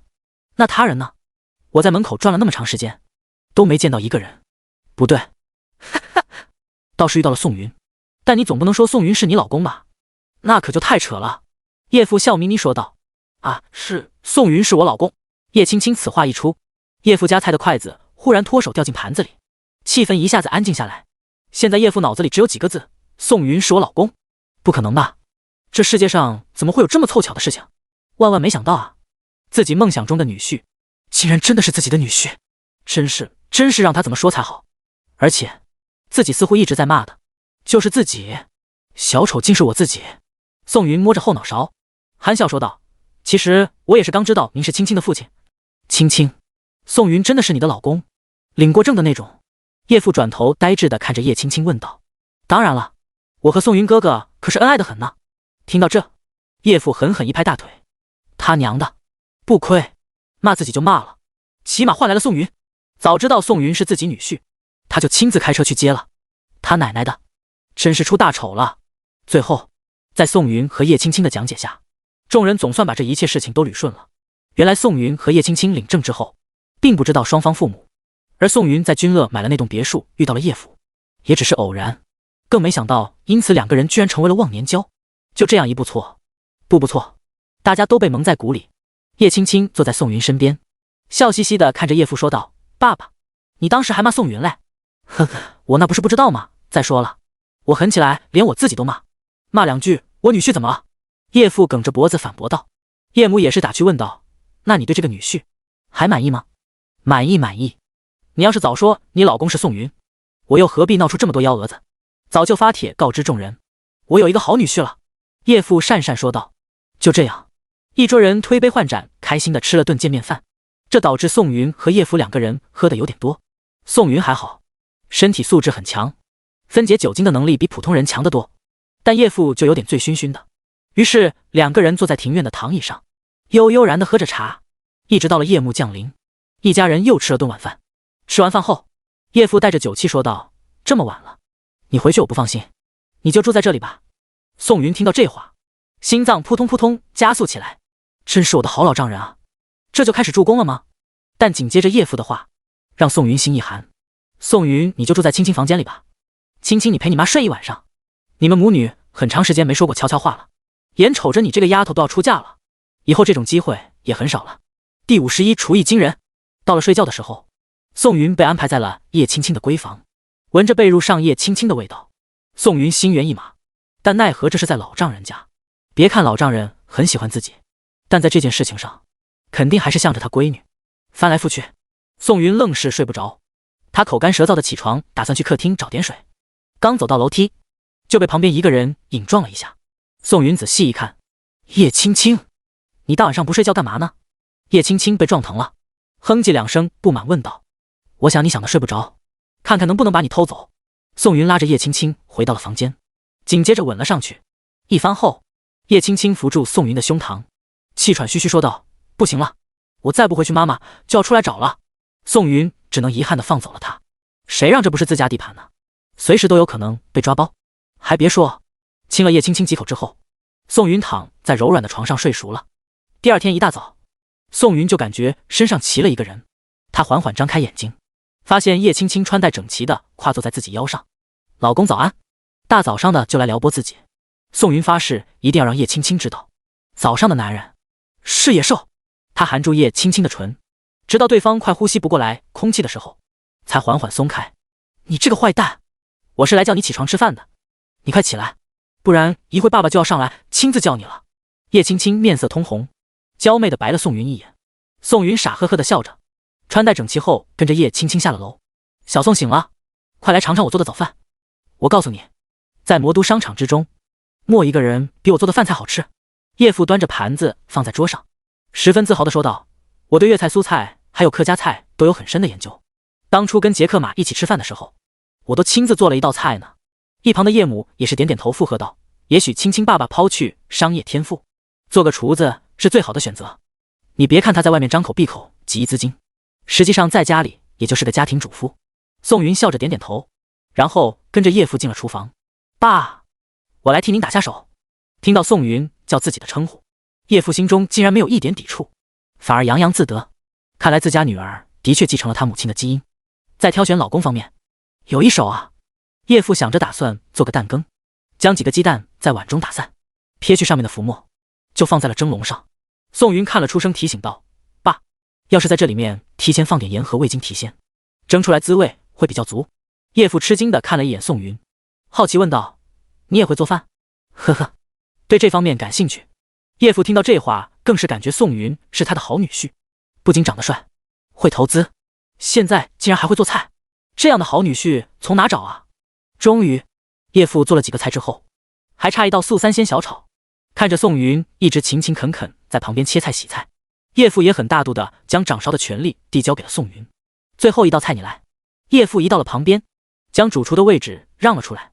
宋云恭敬不如从命，切菜、下菜、开炒，这一步步都十分的流畅，让想点播几句的叶父也不知道怎么开口。就这么过了5、6分钟，一道素三鲜成功出锅。闻着浓郁的香气，叶父食指大动，也顾不上让叶母先品尝了，直接夹了一筷子。死，有点烫，有点烫。叶父囫囵吞枣的把嘴里的菜咽了下去。可即便如此，还是感觉到了宋云炒出的菜简直是极品。宋云把最后这道菜端了出去，叶父早餐正式开始。宋云还好，一边吃着叶父炒的菜，一边小口小口喝着海鲜粥。而叶家3口可不淡定了，按理说他们也是经历过风雨，尝过无数美食的老饕，可现如今在宋云随手做的一道菜下甘拜下风。饭桌上，宋云炒的菜最先见了底。叶父咂巴着嘴，赞叹道：宋云的厨艺简直可以用炉火纯青来形容。他做的菜让我想到前几年去 BJ 吃的国宴。对，我是真的没想到宋云居然也会做菜，而且做的还这么好。叶母点头附和。至于叶青青早就吃过了宋云炒的菜，也没显得那么激动。呵呵，今天没事，不如我中午给您二老做顿大餐。眼瞅着这是一个讨好岳父岳母的机会，宋云怎么可能松手？叶父叶母连忙点头，将今天所有的事情都推掉了。宋云定下菜单，交给了叶府管家，管家亲自采买那些材料。于是宋云见识到了什么叫做效率，以及食材的质量。过了不足半小时，宋云要的所有食材都摆在了他的面前。他随意翻看后，竟然发现，在短短的半小时内，管家竟然找来了市面上能看到的最好、最顶级、最新鲜的食材顶点小说。既然如此，就不能辜负。宋云一个人在厨房里忙活，一道道菜被叶青青端出。叶父叶母坐在餐桌上，闻着桌上飘香的菜，忍不住的吞口水。可就在这个时候，吕家又来人了。原来在昨天，吕父就派人一直在叶家门口盯着，他们很想看看能把叶青青拐走的人到底是何方神圣。可根据线人汇报的信息，叶父竟然搂着一个小伙子进了叶家，还一晚上没出来，这让吕父心中不爽，也想看看到底是什么人，居然可以比自己儿子还好。而比吕父更不爽的是吕思华，他攥紧双拳，想着一会见面要不要给那个混蛋一拳。他追了叶青青那么长时间，最后居然便宜了一个圈子外的人，这让心高气傲的他不能接受。吕家来了人，叶父也不能继续端坐着，只能起身亲自去接，毕竟上次一直没给老吕面子，今天无论如何也不能晾着对方。吕父带着一家子进了屋，刚一进去就闻到了饭菜的香味，他深吸一口气，惊讶地看着叶父问道：你家换厨子了？呵呵，这是我女婿做的。叶父也顾不上是否得罪人，得意洋洋说道：第52，要喝酒，我陪你到底。哦，吕父向着厨房看去，正好宋云端着菜出来。吕父定睛一看，叹息一声，不说别的，光是宋云身上这股世家公子的气质都已经压过了自己的儿子。爸，来客人了。宋云将菜放好，手随便在护裙上擦了2下，问道：对，这是你吕伯伯和他的家人。叶父介绍道：既然来了，那就一直吃点吧。吕父点点头，看着眼中冒怒火的儿子以及神态自若的宋云，高攀立下。叶父笑眯眯说道：来来来，大家一起举杯，谢谢宋云为大家做的一桌好菜。一个厨子，牛什么？吕思华很不爽宋云成为大家的中心，嘴里不清不楚嘟囔了一句。叶家的人都知道吕思华这是心里面憋着火呢，追了叶青青好几年，最后被别人捷足先登。可宋云不知道那么多，他只是感觉这个小兄弟对自己很有敌意啊。呵呵，我们认识吗？不认识，可我就是看不惯你。吕思华一句话让叶家众人陷入沉默，叶父端着酒杯的手也缓缓放下，在叶家打叶家女婿的脸，这小子不分一点轻重。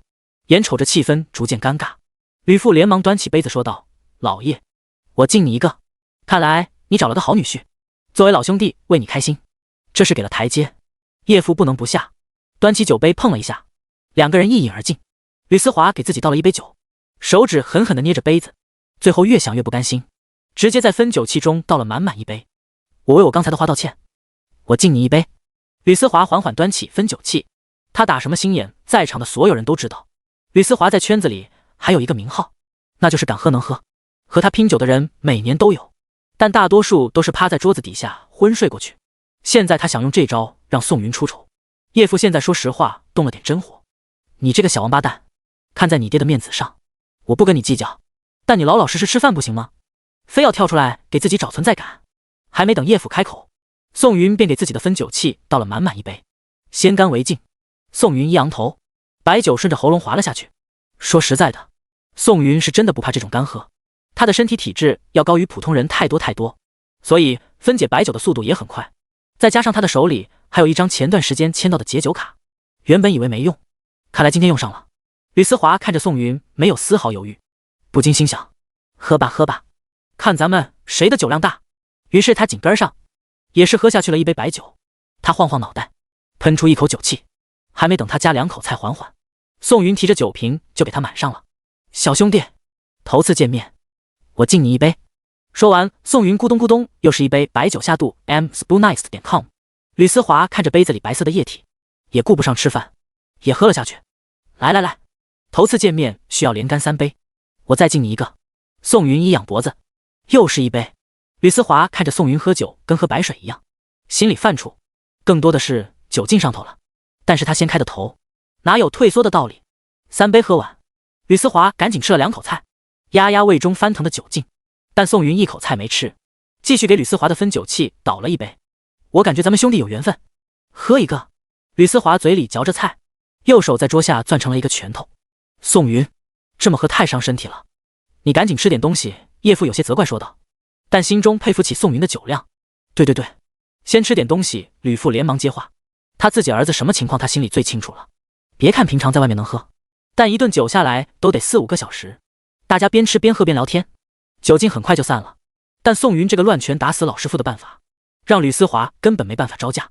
宋云见此，将酒杯放下，慢条斯理地吃着碗里叶青青给他夹的菜。过了10多分钟，吕思华慢慢回过劲来了，但他也不敢用分酒器直接干，就倒在白酒小杯里面，举杯说道：我看咱们哥俩也有缘分，喝一个。宋云来者不拒，看都不看，直接一杯下肚。66大顺，喝了4个还差俩，一起喝了吧。宋云自顾自地倒了2杯，咕咚咕咚喝完。吕思华紧跟上，66大顺完了，咱们喝个7星协力。看着宋云开始累成雨喝酒了，吕思华也顾不上那么多了，他就不信自己的酒量就比宋云差，一定是这个王八蛋在装镇定。2个人又喝了8仙过海，九九归一，十全十美。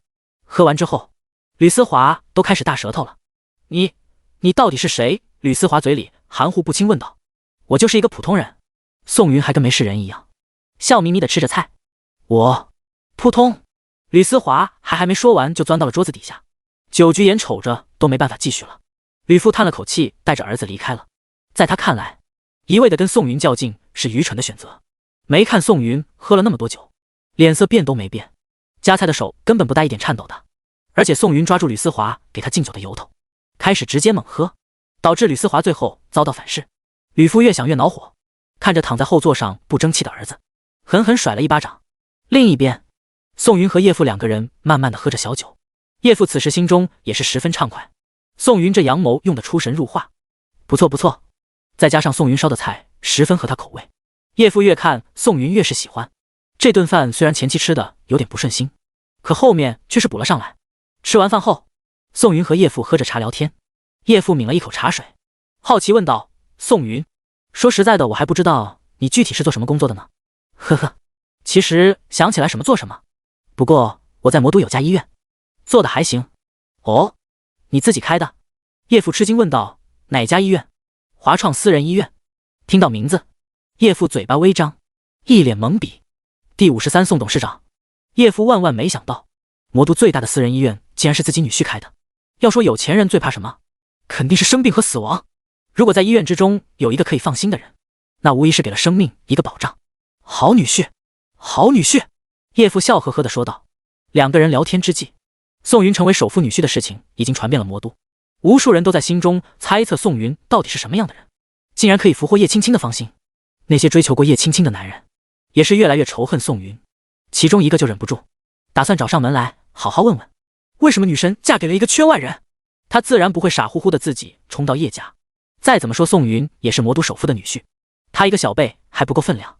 于是他回家找到了自己的父亲，连同另外几家登门拜访。叶父收到消息的时候，他们已经到了大门口，嘴里说着想来为叶父庆祝，实际上个个心怀鬼胎。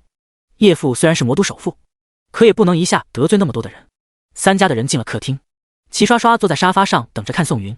宋云一出场，这3家的当家人叹了口气。宋云的第一印象给他们的感官极好。老爷，这就是你的女婿宋云？张家的当家人张伯斯出口问道。对，长得帅吧？有没有我年轻时的风范？叶父笑呵呵的给众人斟茶。叶叔叔，这年头长得帅的人可多了去了，但能配上青青的没几个。一个年轻人开口轻蔑说道，就好比现在的明星，长得一代比一代帅，可最后还不是为了名声四处奔波，而我们则可以决定他们的命运如何。这话一出，叶父脸色一变，这是当着自己的面开始打脸。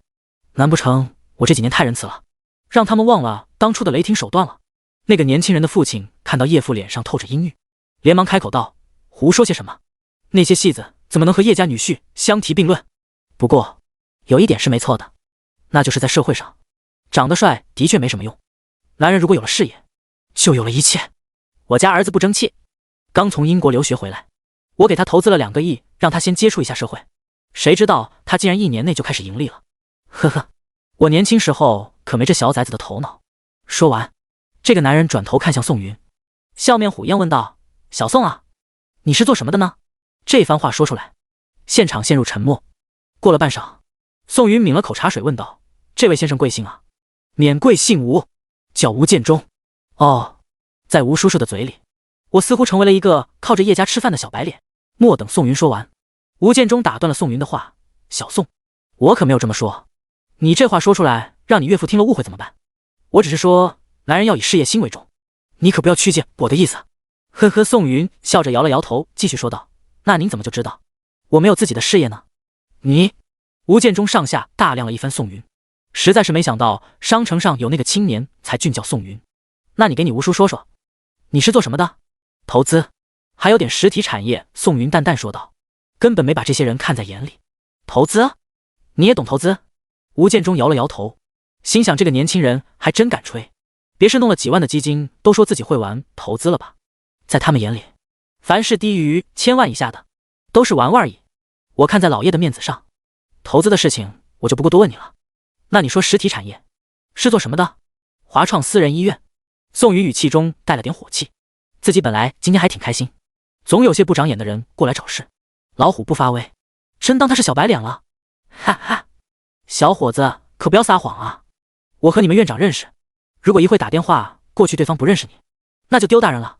吴建中一边说一边拿出手机拨通了医院院长的电话。在大家看来，华创私人医院的名号简直太大了，先不说他的整体医疗水平可以有国际接轨，就说他单单一项外科手术就足以超越很多家顶级医院，甚至有些医生都是自费进入华创进修，所以这种好医院都在这些大人物的白名单上。正在众人等着看笑话的时候，电话接通了。吴建中也不敢完全把叶父得罪死，于是也就没开免提。但结果几句话问下来，得到对方准确的消息时，吴建中心中一凉，完了，这个小伙子还真的是华创私人医院的董事长，这也就代表着他们把魔都最好的一群医生得罪了。想到这里，吴建中也顾上继续追问宋云。挂断电话，带着儿子匆匆离去顶点小说。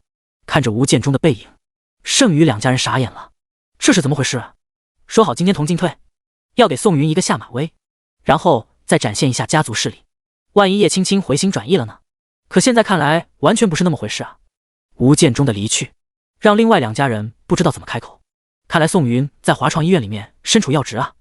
正当这两家人犹豫要不要离去的时候，吴建中拎着一堆礼品回来了，只不过这次没带他那个海归儿子。宋董事长，久闻大名，没想到是您，您可真是年少有为啊。吴建中将一堆高档礼品放在地上，陪着笑脸说道。在他眼里，宋云已经和他们处于平级，甚至对方手里还握着他们的命脉。对于这种大佬，能不得罪最好别得罪，不然得了什么病都没地方看。老吴，你这是？其余两家人更是愣在原地，怎么个情况？宋董事长，宋云还开了个公司。吴建中笑呵呵说道，我今天可是专程来恭喜叶总得到了一名好女婿，这些礼品早早准备，结果下车忘了，看来我老了，记性都不行了。叶父看着对方也乐意给个台阶下，毕竟低头不见抬头见，骄傲一个人是最低级的处理方式。第54，各怀鬼胎。来，给你们介绍一下，宋云是华创私人医院的董事长。吴建中的话让另外两家都陷入了沉默，他们都不知道宋云原来还有这层身份。太难了，太难了，他们得罪谁也不好得罪医生啊。可两家人都是空着手来的，他们有点后悔为什么不往车里备点礼品呢？看来在这点上还是吴建中这个狗贼精明啊。吴建中在这边讨好叶父，其余两家连忙发短信吩咐手下去买礼品。不出10分钟，两伙人提着各式各样的高档礼品进了叶家。看着堆积成小山的礼盒，叶父也是犯了愁，让保镖把这些都抬进了厨室。现在看来，好像吴建中这个最先送礼的人送的礼法更轻了。吴建中咬着牙笑着，心里早就操翻了其余两家的人。于是这三家在后面的聊天里闹得都不是很愉快，说好了做盟友，结果个个心怀鬼胎，背刺队友。三家带着怨气来的，带着怨气走的。人都走了之后，叶父看着宋云越看越喜欢，自己怎么就找了个这么好的女婿呢？唉，年轻时候祖宅拆迁，后来投资遇上涨停大浪潮，人都老了，女儿竟然还找了一个称心如意的老公，自己莫不是小说里面的男主角？这套模板放在任何一个人身上，妥妥写出来都是爽文啊。叶父搂着宋云肩膀，笑呵呵说道，宋云啊，都说一个女婿半个儿，你也算我儿子，你岳父我什么都缺，就是不缺钱，你如果有花钱的地方随时来找我，多的不敢说，10亿20亿的还是轻轻松。听着老丈人拍着胸脯要给他花钱，宋云也是笑着没说话。如果放在1年前，别说10亿20亿了，100万好不好？对于他就是一笔天价巨款。可现在他的身价好说歹说也得有几10亿，再加上系统的加持，相信在不久的将来，魔都首富的位置恐怕都得坐上一坐。由于今天发生的事，宋云在叶家又住了一晚上，第二天把叶青青送到集团才走。闲来无事，宋云还是打算回别墅，毕竟这2天在叶家根本睡不好。想想你处在一个全是女人香香味道的闺房，可你什么都不能做的时候，是多么的绝望。正在他开车回去的时候，袁思怡发来一条语音消息，大致意思就是昨天已经将母亲送到了华创医院进行治疗。根据医生的说法，可以在3年时间内逐步根治母亲的顽疾，这让袁思怡的心放了下来。再加上华创医院本身就有疗养院的性质，袁思怡也不用一边上课一边惦记家里面了。听着小丫头感谢的语气，宋云打算带着小丫头去医院看看阿姨，毕竟对方的丈夫是自己老爹的战友，这层关系摆在这里，她这个做晚辈的无论如何都要去探望一下。于是宋云给对方发了条语音，说10分钟后到他们学校。另一边袁思怡还在床上趴着，2条雪白的长腿一晃一晃的。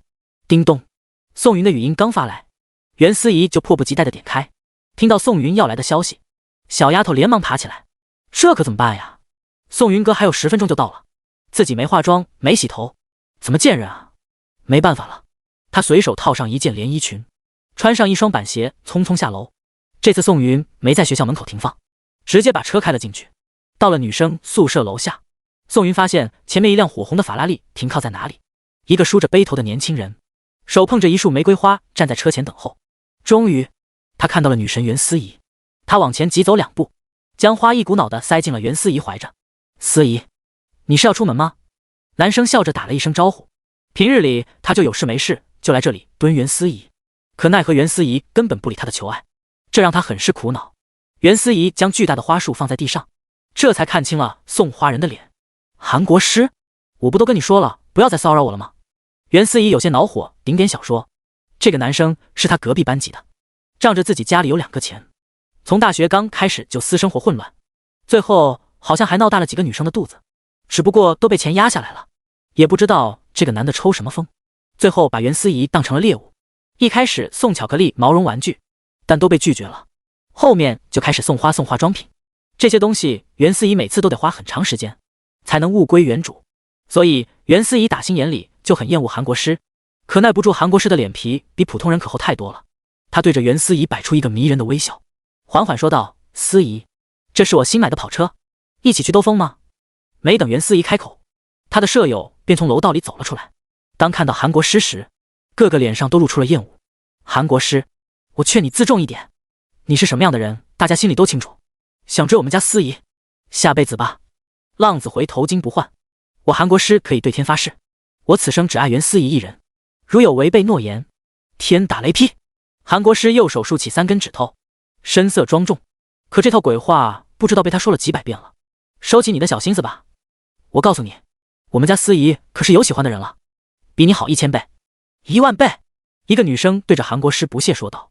韩国师听到这话，愣了一下，双手攥拳，额头青筋逐渐暴起。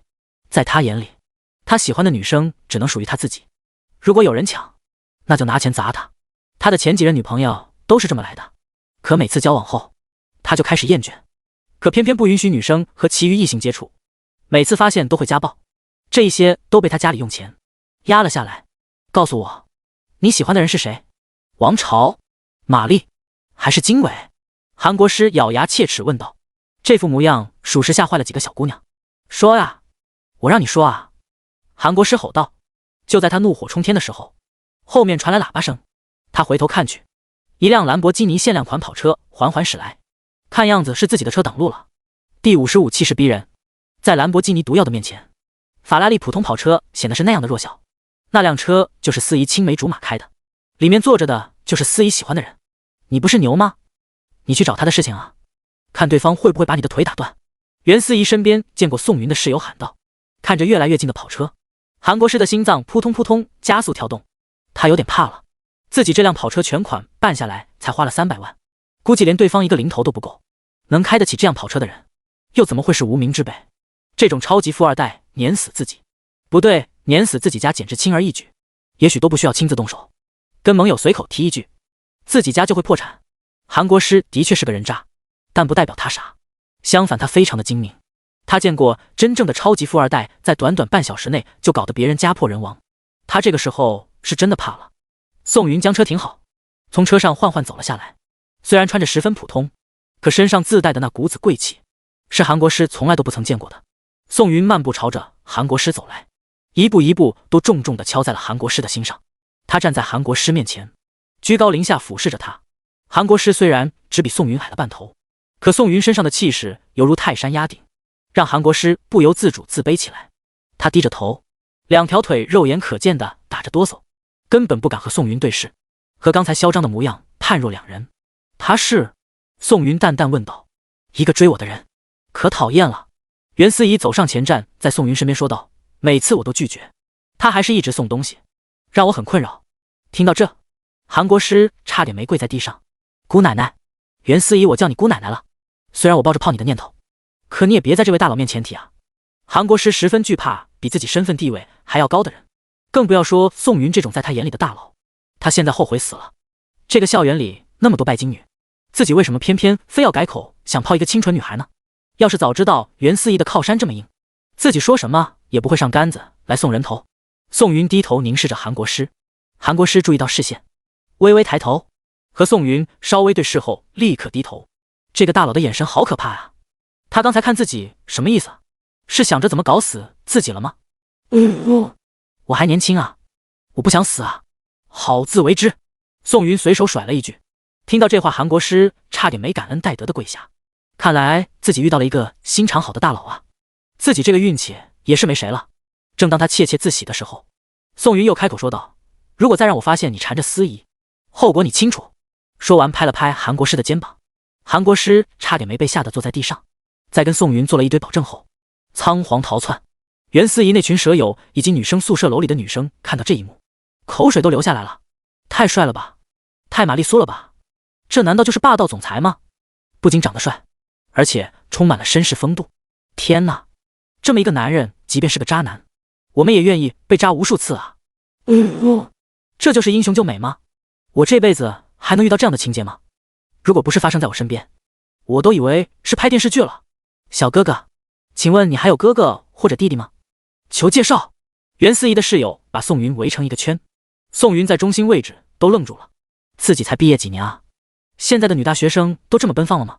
自己上学的时候怎么就没赶上到时候呢？好了好了，我们有事先走了。袁思怡拉着宋云的手，挣脱逐渐壮大的女生群体，坐在车上。宋云连忙启动一溜烟跑了。宋云哥，你别看我的室友都那样，其实他们都是很好的人。在之前家里条件不是很好的时候，他们也一直在照顾我的感受，有什么好吃的好玩的都要带我一起，所以你不要生他们的气啊。袁思怡坐在车上小心翼翼说道。呵呵，那一会看完伯母，请他们一起吃个饭吧，感谢一下他们这么些年一直对你的照顾。宋云笑眯眯说道。在他看来，袁思怡遇到的这些才叫真正的闺蜜朋友。在大学，尤其是女生群体，一个宿舍4个人说不定要建7、8个小的讨论组，个个勾心斗角。袁思怡能遇上他们也算是福气。宋云带着袁思怡一路到了华创私人医院，在与主治医师询问了袁母的病情后，随着袁思怡进入了高档的 VIP 病房。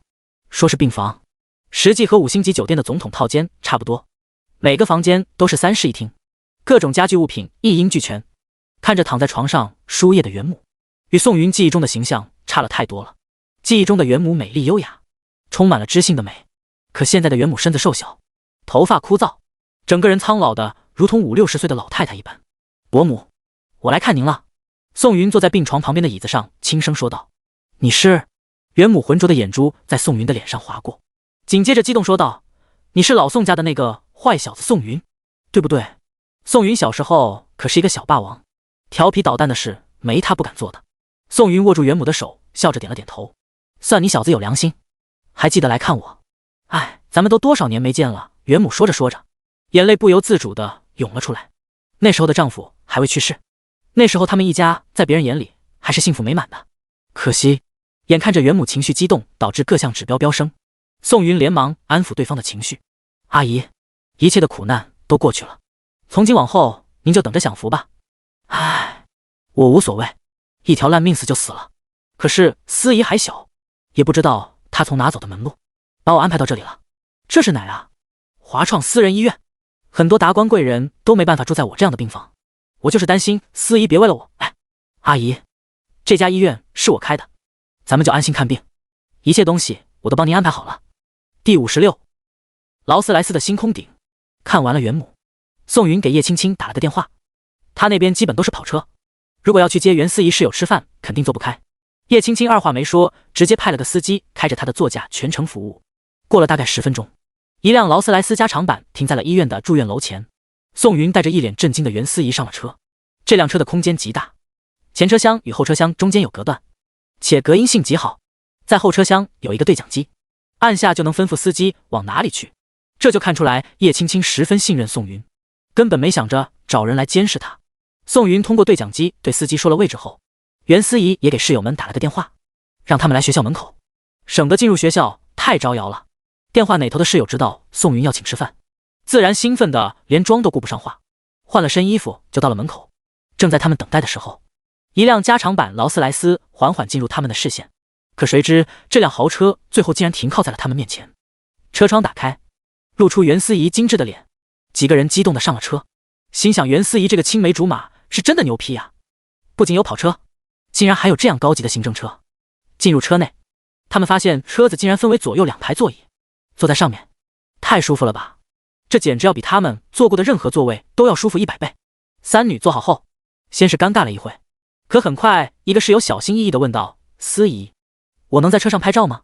袁思怡看向宋云，这种小要求自然允许，只是宋云嘱咐别把它拍进去就可以，其余的愿意怎么拍怎么拍。三女听完兴奋地拿出手机开始自拍，宋云也没多管，坐在位置上闭眼养神。10几分钟后，三女拍照完毕，经过精修后纷纷发了朋友圈。有人说白天见不到星空，我说不，白昼的星空映在了车顶上，里面的照片是他与劳斯莱斯星空顶的合照，背景有意无意露出了劳斯莱斯的标志。而另外2女发布的文案都差不多，玩的一手凡尔赛文学，刚发出去，他们的聊天框就炸了。哇，劳斯莱斯，女神求带飞，这就是传说中的星空顶吗？爱了爱了，女神多拍几张照片啊，星空顶是真的好看，求原图装逼。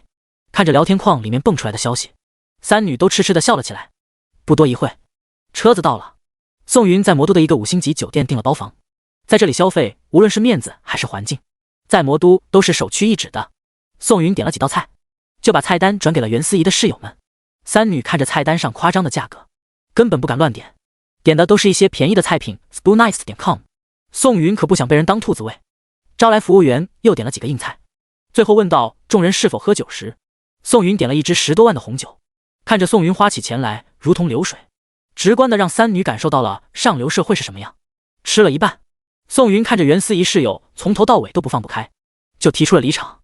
思怡，好好招待你的朋友，有什么消费你就让服务员挂在999房间，我先上去休息一会，饭局结束你想休息一下直接刷卡进去就行。宋云对着三女歉意的笑了笑，就上楼了。原本他这几天就没睡好，再经过一上午的折腾，宋云这个时候早就哈欠连天了，再加上自己在饭桌上，袁思怡室友根本放不开，索性直接离开是个好选择。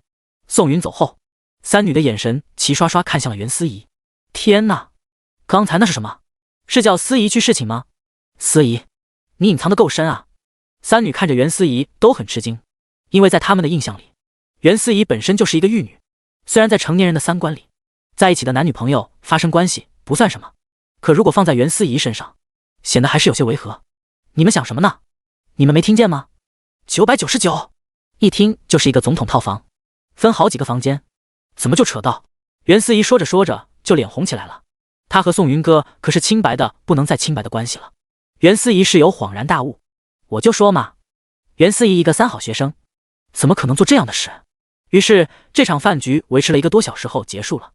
三女出了饭店门，劳斯莱斯停靠在他们面前，显然管接管送，而袁思怡拿着服务员给的999房卡上了电梯，刷开房间，偌大的总统套房展现在他面前。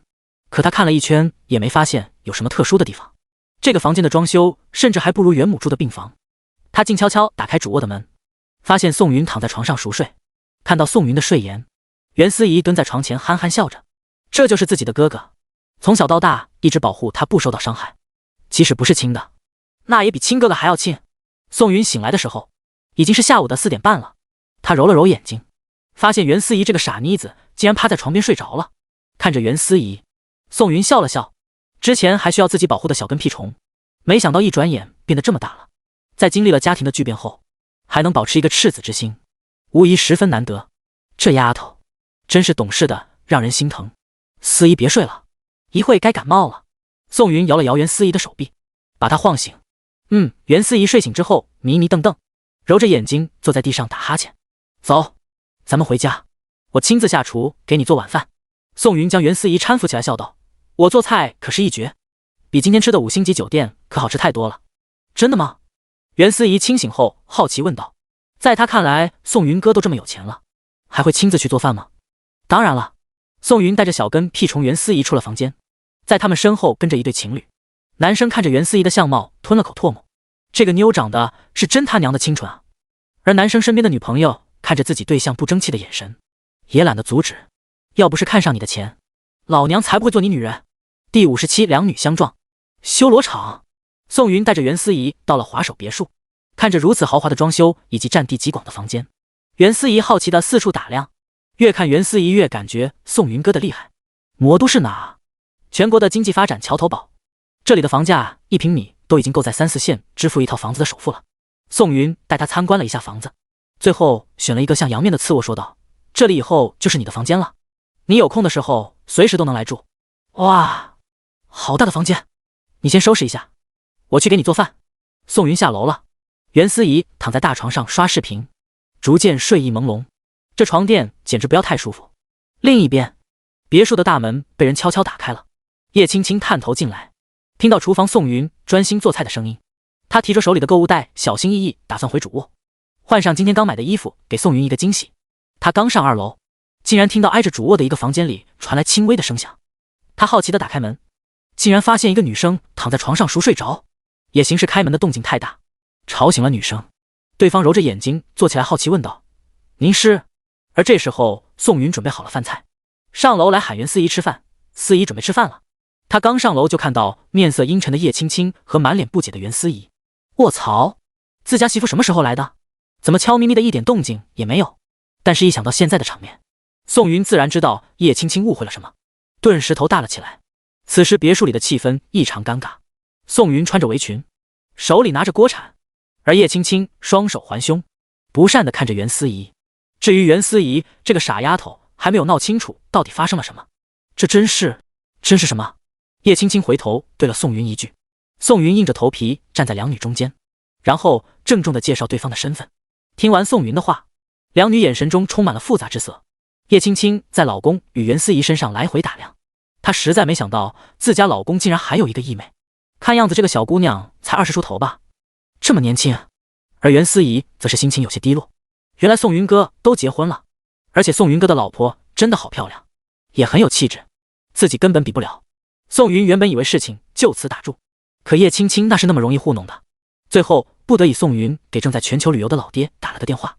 在电话里，宋父知道宋云遇到了袁思怡后也是很吃惊。在了解了袁思怡家庭如今的现状后，宋父嘱咐宋云一定要帮助袁母，因为在当兵时，宋父因为操作失误将手雷扔得太近，如果不是袁父及时将他扑倒，宋父恐怕会被炸掉一条腿。听着自己公公信誓旦旦的话，叶青青这才放下心来，拉着袁思怡走下了楼。虽然叶青青表面上已经没事了，可心底还是有些怨恨宋云，因为隔了这么多长时间，宋云都还能记着他的妹妹，而却把他给忘了。哼，原本想着今天晚上就便宜了这个流氓，现在看来还得再等等。三个人坐在饭桌上吃饭，袁思怡是第一次吃宋云做的菜，第一口便惊为天人，一直夸赞宋云的厨艺简直太好了。叶青青听着别的女生夸自家老公，心里也是没由来的一股醋意涌现。来，老公，多吃点。叶青青笑眯眯的给宋云包了一只大虾，放在他的碗里，可眼神里依旧充满着冷气。完了完了，这是还生气自己没提前打招呼呢。算了，晚上睡觉的时候再好好哄吧。就这样一顿饭只花了10多分钟就解决了。可现在又有一个难题，因为房间太大了，袁思怡根本不敢一个人睡觉，宋云只能正襟危坐在袁思怡房间的板凳上，等到袁思怡睡着后悄悄离开。可他不知道，他刚关上门，袁思怡就睁开了眼。另一边，宋云回到主卧，看着穿睡衣躺在床上看书的叶青青，一阵讪笑，把你的好妹妹哄睡了。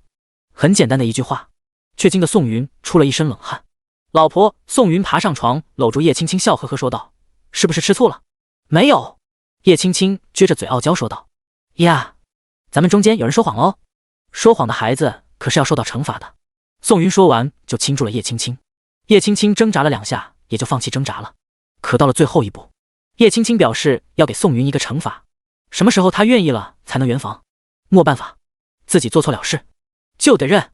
到了睡觉的时候，宋云发现今天叶青青竟然没有躺在他怀里，而是背过身去睡着了。自家老婆生气还能怎么样？哄呗。宋云厚着脸皮从背后搂住了叶青青，叶青青反转过来身子，朝着宋云的胸口就咬了一口。宋云也不敢使劲，怕崩到叶青青的牙，就这么忍着等叶青青。他娘的，这笔账自己以后一定得找回来。叶青青松口，摸了摸自己创造的印记，满意的睡了。倒是宋云一晚上没睡好。第二天宋云出奇的没有早起，他实在是太困了，他也不敢想象以后的日子都这样该怎么办啊。可谁知道他起床下楼后，竟然发现叶青青和袁思怡有一搭没一搭的聊天，聊的大多数都是袁母的病情。嗨嗨，两位美女，还有早饭吗？宋云讪讪笑道。锅里有。自己去剩。叶青青白了宋云一眼。经过一晚上的发酵，叶青青早就不生宋云的气了，可这个不良之风却不能助长，万一宋云到时候改天再遇到个好妹妹怎么办？坐在饭桌上，宋云小口小口喝着米粥，恨不得把脑袋扎进碗里。看着自己老公满脸干了坏事的样子，叶青青叹了口气。圈子里那些有钱男人养外室都已经屡见不鲜了，在家里的红旗每月给够钱，外面彩旗飘飘。而宋云再怎么说也是小有身家，居然在什么都没做的情况下还心虚成这样，明显是尊重自己这个老婆。想到这里，叶青青说道，正好趁着最近大家都没事，一块出去玩玩。第58，少玩点，小心得病。宋云猛地抬头，因为动作幅度太大，导致碗摔在地上。不对劲，太不对劲了，自家老婆什么样，宋云再清楚不过了。叶青青就是个醋坛子，说翻就翻的那种，怎么今天主动提出来出去了？有阴谋，绝对有阴谋。呵呵，不去了吧，你公司事情还那么多。宋云耸耸说道。看着宋云刻意讨好自己的语气，叶青青的心软了。没开玩笑，最近魔都新开了一家日式温泉旅社，我正好最近太忙了，接着这个机会放松一下。宋云细细打量一番叶青青的表情，觉得对方说话时的神情十分认真，这一点做不了假。贤妻，得此贤妻，夫复何求？叶青青老婆，我爱死你了。那就去吧，顺便大家再次互相认识一下，毕竟司仪当年差点成了你公公的干女儿。宋云笑呵呵在中间打着圆场。我就不去了吧，哥哥和嫂子可以过过二人世界，我就不当电灯泡了。袁司仪弱弱开口道，毕竟自从知道宋云结婚后，他就断了这个念想，无论是世俗还是家教，都不允许他做一个第三者。更何况宋云与叶青青郎才女貌，是个人都不忍心打断这美好的姻缘。所以袁司仪经过一晚上的思考，把自己内心哪点悸动已经按死了。现在的宋云可以是他的青梅竹马，可以是他的好哥哥，但绝不是他的情人。看着袁思怡，叶青青叹了口气说道，妹妹，我知道你这些年过得很苦，但不怕，以后有我和你哥罩着你，魔都这片地方任何人都无法欺负你。叶青青其实是一个十分善良的女生，从小见到猫猫狗狗受伤都会伤心好久，更不要提和宋云一家关系很好的袁思怡。这个女孩身世凄惨，更有重症的母亲，这些事情早已打动了叶青青的心弦，所以她也愿意试着去接受袁思怡，并且把她当成自己的亲妹妹一样对待。可是袁思怡还想开口反驳，被宋云打断了。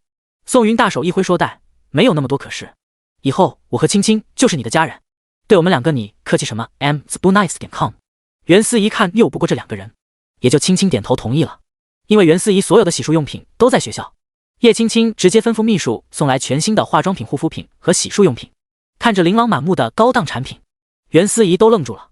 这些东西她只在广告里或者商场高档店里见过，如今到了她的手里，袁思怡内心百感交集。收拾完东西，乘坐的车还是叶青青的座驾。劳斯莱斯一行人来到了距离魔都100多公里外的郊区，这里坐落着一家占地极广的度假村，而日式温泉是这里的主打项目。放好东西，宋云坐在大厅喝着茶水。叮，检测到宿主位于魔都白昼度假村，是否签到？签到。叮，奖励宿主山水集团 24% 的股份。注：山水集团为一家跨国企业，在世界所有旅游景点都有投资，公司市值100亿。听到这个，宋云虎躯一震，他是真的没想到在这里签到，居然成为了旅游业巨头的股东，这真是太爽了。因为这里的浴池分为大众浴池和私人浴池，只有住在最高档的房间里才会有专属的私人浴池。宋云他们就属于这类，叶青青和袁思怡已经换好衣服，进入了浴池泡起了温泉。宋云也在淋浴室洗了个澡，然后穿上泡澡的专属衣服下了浴池。而在度假村的外面，几辆豪车停在车位，领头下来的人正是吕思华。因为被叶青青拒绝，然后拼酒，还差点喝伤身体，这让他在圈子里沦为了笑柄。他实在是在市区待不下去了，便约了几个好友来度假村泡温泉，随身还带着几名嫩模，其深意不言而喻。他们开好房间，放好行李，在大厅集合后，正好碰到了刚泡完出来的宋云三人。看着宋云，吕思华内心生出一股火气，再定睛一看，不得了啊，这宋云身边跟着叶青青也就罢了，怎么还有个清纯的小丫头跟着？难不成？而吕思华的朋友们也看到了叶青青，以及已经在圈子内家喻户晓的宋云。这个男人在照片上的样子已经帅到令人窒息，可今天现实中再看，比他妈照片要帅上100倍。这哥们真是个狠人，竟然能拿下号称冰山女神的叶青青。不过他们随行的那个女生是谁啊？他们傻了眼，有点不知所措。难不成女神爱这个男人已经爱得痴迷了吗？竟然允许自己的老公找一个小三？宋云和叶青青也是注意到了吕思华一行人。叶青青微皱眉头，这个吕思华怎么在哪都能遇到？见到他简直一天的好心情全没了。宋云没打算理对方，带着叶青青和袁思怡就打算去餐厅用餐。可吕思华舔着脸凑了上来，看着袁思怡坏笑道：“可以的吗？”没想到宋董事长也是个爱玩的人，大家可以交流一下呀。虽然这句话是带着讽刺的心说出的口，可外人怎么听怎么感觉这里面带着浓郁的嫉妒。也是，平常人能遇到一个绝色美女都已经得在家供着了，而宋云竟然可以左拥右抱遇到2个，太他妈让人羡慕了吧。如果他们也有2个女朋友，他们宁愿被人骂。吕思华的话传到了众人耳朵里，宋云刚想开口，就被叶青青打断。叶青青面色冷淡，眼神中充满了不屑。吕思华，闭上你的狗嘴，直到吐不出象牙还在乱喷什么？真以为别人都跟你一样不是人？说罢，叶青青指着那群小嫩模说道：“他们是谁？你心里最好有点数。也劝你一句，在外少玩点，小心得病。”这话一出，吕思华的面色都变了。他是爱玩不假，可当中被人点出来就不行了。而且叶青青语气强硬，就差没说吕思华是出来票的了。这让一个在外面彬彬有礼的伪君子怎么忍得了？第59小姐妹，你挺开放啊！被人指着鼻子骂，可吕思华都不知道该怎么还嘴。毕竟对方说的是真的，自己带这些嫩模出来当然是玩的。那些嫩模可不认识叶青青，听到叶青青的话，里面包含的深意简直是让他们心中一虚。你这个女人说什么呢？倒是你玩的比我们姐妹还要花。双凤伺候一龙，小姐妹，你挺开放的呀。一个嫩模忍不住站出来说道。这番话一出，在场所有人都愣住了。天哪，这个嫩模是不想活了吗？竟然敢当众辱骂魔都首富的女儿，他难道出来卖之前都不先看看谁是不能得罪的吗？于是吕思华的几个朋友都离这个小嫩模远了一些，生怕被认为成一伙的。而那个小嫩模此时还不知道自己即将大祸临头，昂着脑袋面带微笑的看着吕思华，那意思好像是在说：“老板，你看我多厉害，帮你出头了。”但吕思华此时面色苍白，完了，他想过无数的结局，但没有任何一条是这么挑明的辱骂叶青青。他一直针对的都是宋云，叶青青他还得罪不起。吕思华，你很好。叶青青神情平静，淡淡的看了一眼吕思华众人，你牛气什么？大家都是一类人，不能说你长得漂亮就有特权啊，不就是价格贵点吗？牛什么？小嫩模话都没说完，就被吕思华狠狠扇了一巴掌。一句也就算了，搭上的是你自己的前途命运，可2句就是诛心了。到时候叶家清算下来，自己也会吃不了兜着走。小嫩模趴在地上，捂着红肿的脸，满脸不可置信地看着吕思华。他似乎还在纳闷，为什么老板会生这么大的气？你这个贱货，说他妈什么呢？吕思华蹲下去，左右开弓，朝着嫩模的脸狠狠打了下去。其余小嫩模都是默默地往旁边走了几步，唯恐波及到他们。在他们的圈子里，每个人都知道老板在与人争吵的时候，他作为一个附属品是绝对不能开口的顶点小说，因为你永远不知道老板和对面的人到底谁更牛逼。但这个开口的小嫩模明显就是刚入行不久，带着一身稚气。吕思华抓着小嫩模的头发一路拖行，到了叶青青面前，朝着地面就磕了下去。魔都叶家也是你这个贱人能骂的。小嫩模的脑袋不停与地面相撞，渐渐开始渗血。至于小嫩模，现在早就昏过去了。够了，污人眼睛！宋云抓住吕思华的手臂，眼神冰冷说道：“吕思华，你我都是同级人，出了事找一个小嫩模抵罪，你不感觉恶心吗？我……吕思华还想开口狡辩什么，被宋云打断了。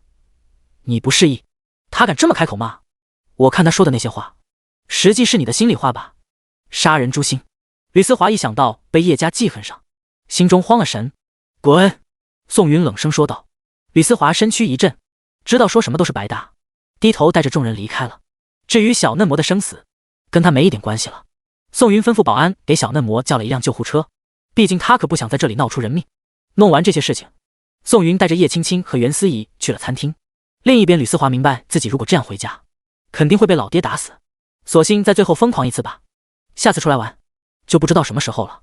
正当吕思华众人打算回房间的时候，却被服务员拦了下来。不好意思，先生，您无权在度假村继续停留。您的行李我们已经为您打包好，放在这里了，请您即刻离开。看着服务员礼貌地将这段话说出口，吕思华差点愤怒地打掉这个人的牙。凭什么？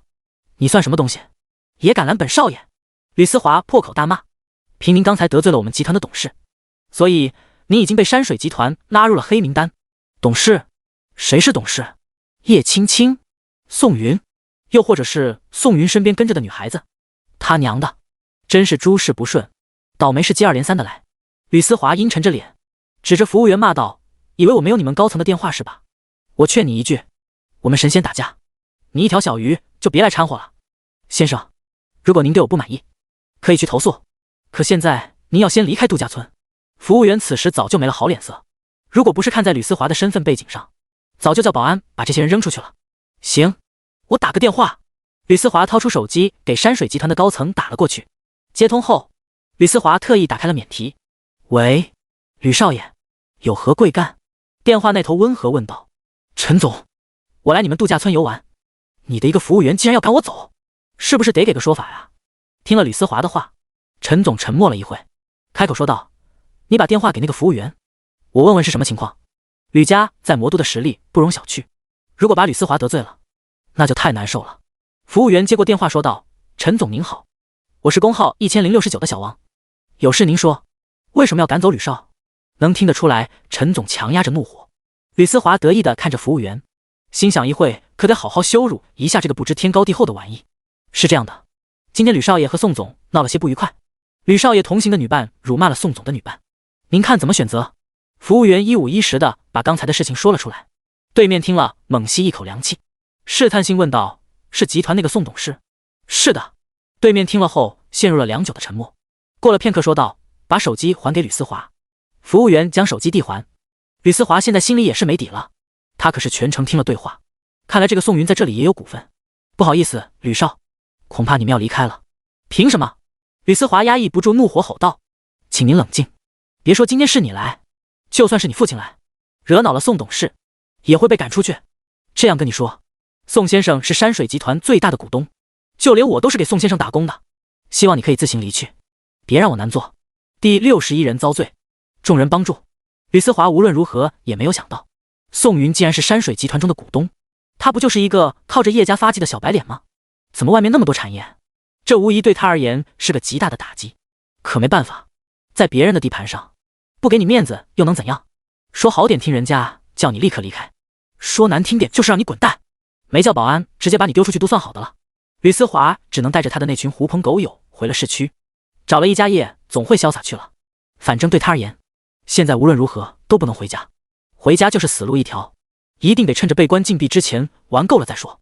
宋云、叶青青和袁思怡吃了饭之后，三人各自回房间睡了个午觉。这一觉宋云就睡到了晚上，看着度假村升起带着烛光的灯笼，宋云还以为自己穿越了。不得不说，山水集团在营造气氛这方面是一绝。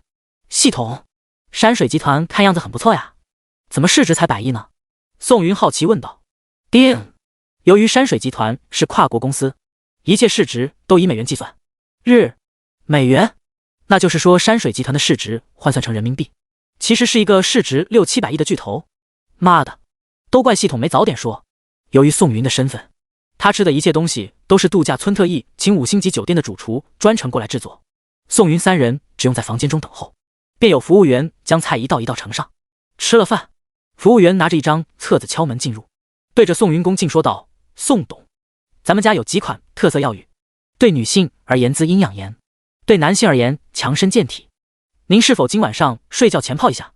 宋董，叶青青疑惑地看着宋云，那个，这是我之前的一笔投资，还以为赔了呢，就没管，谁知道发展的这么好。宋云随便想了个理由回答。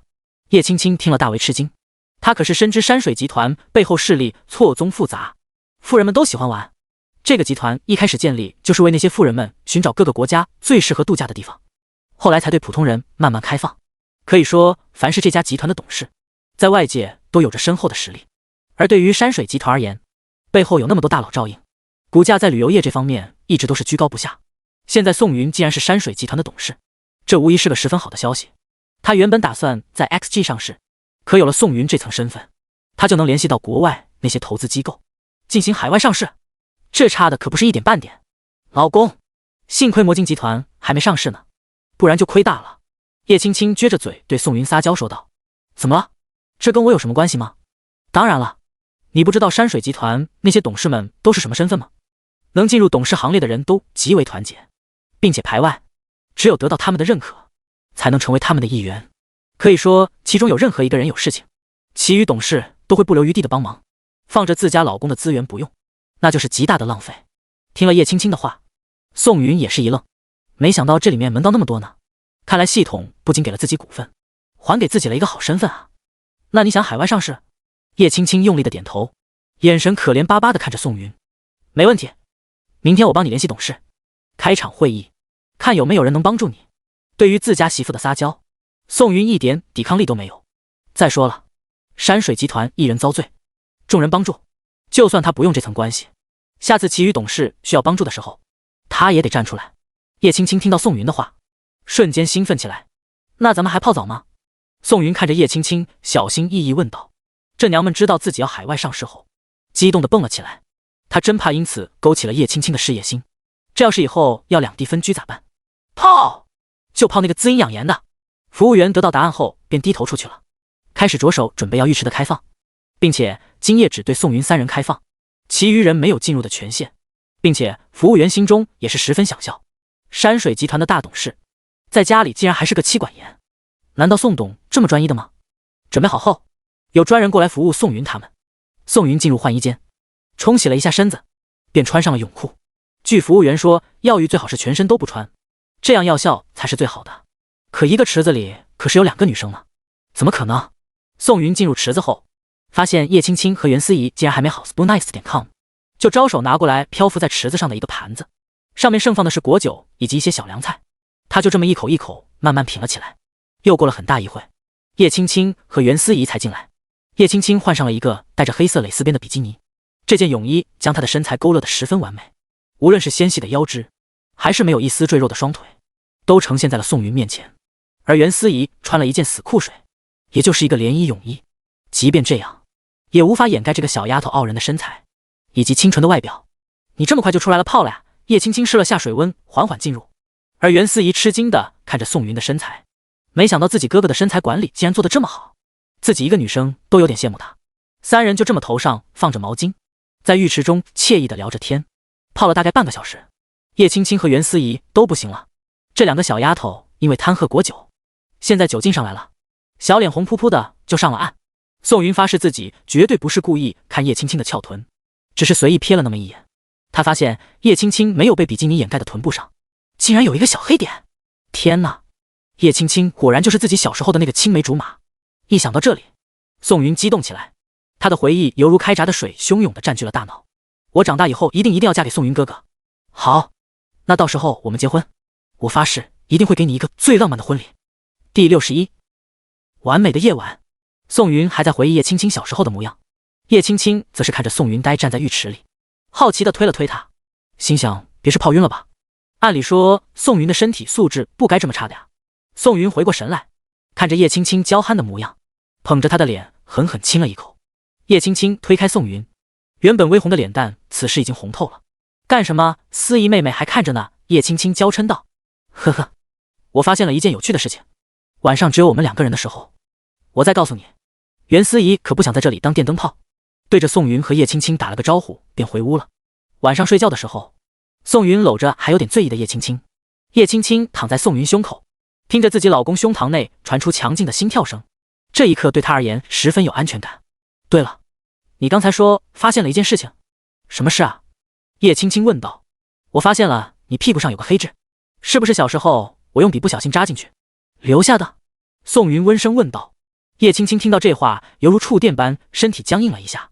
宋云感受到了，将叶青青搂紧了一些。没想到你就是小时候跟在我屁股后面要嫁给我的小妞妞啊！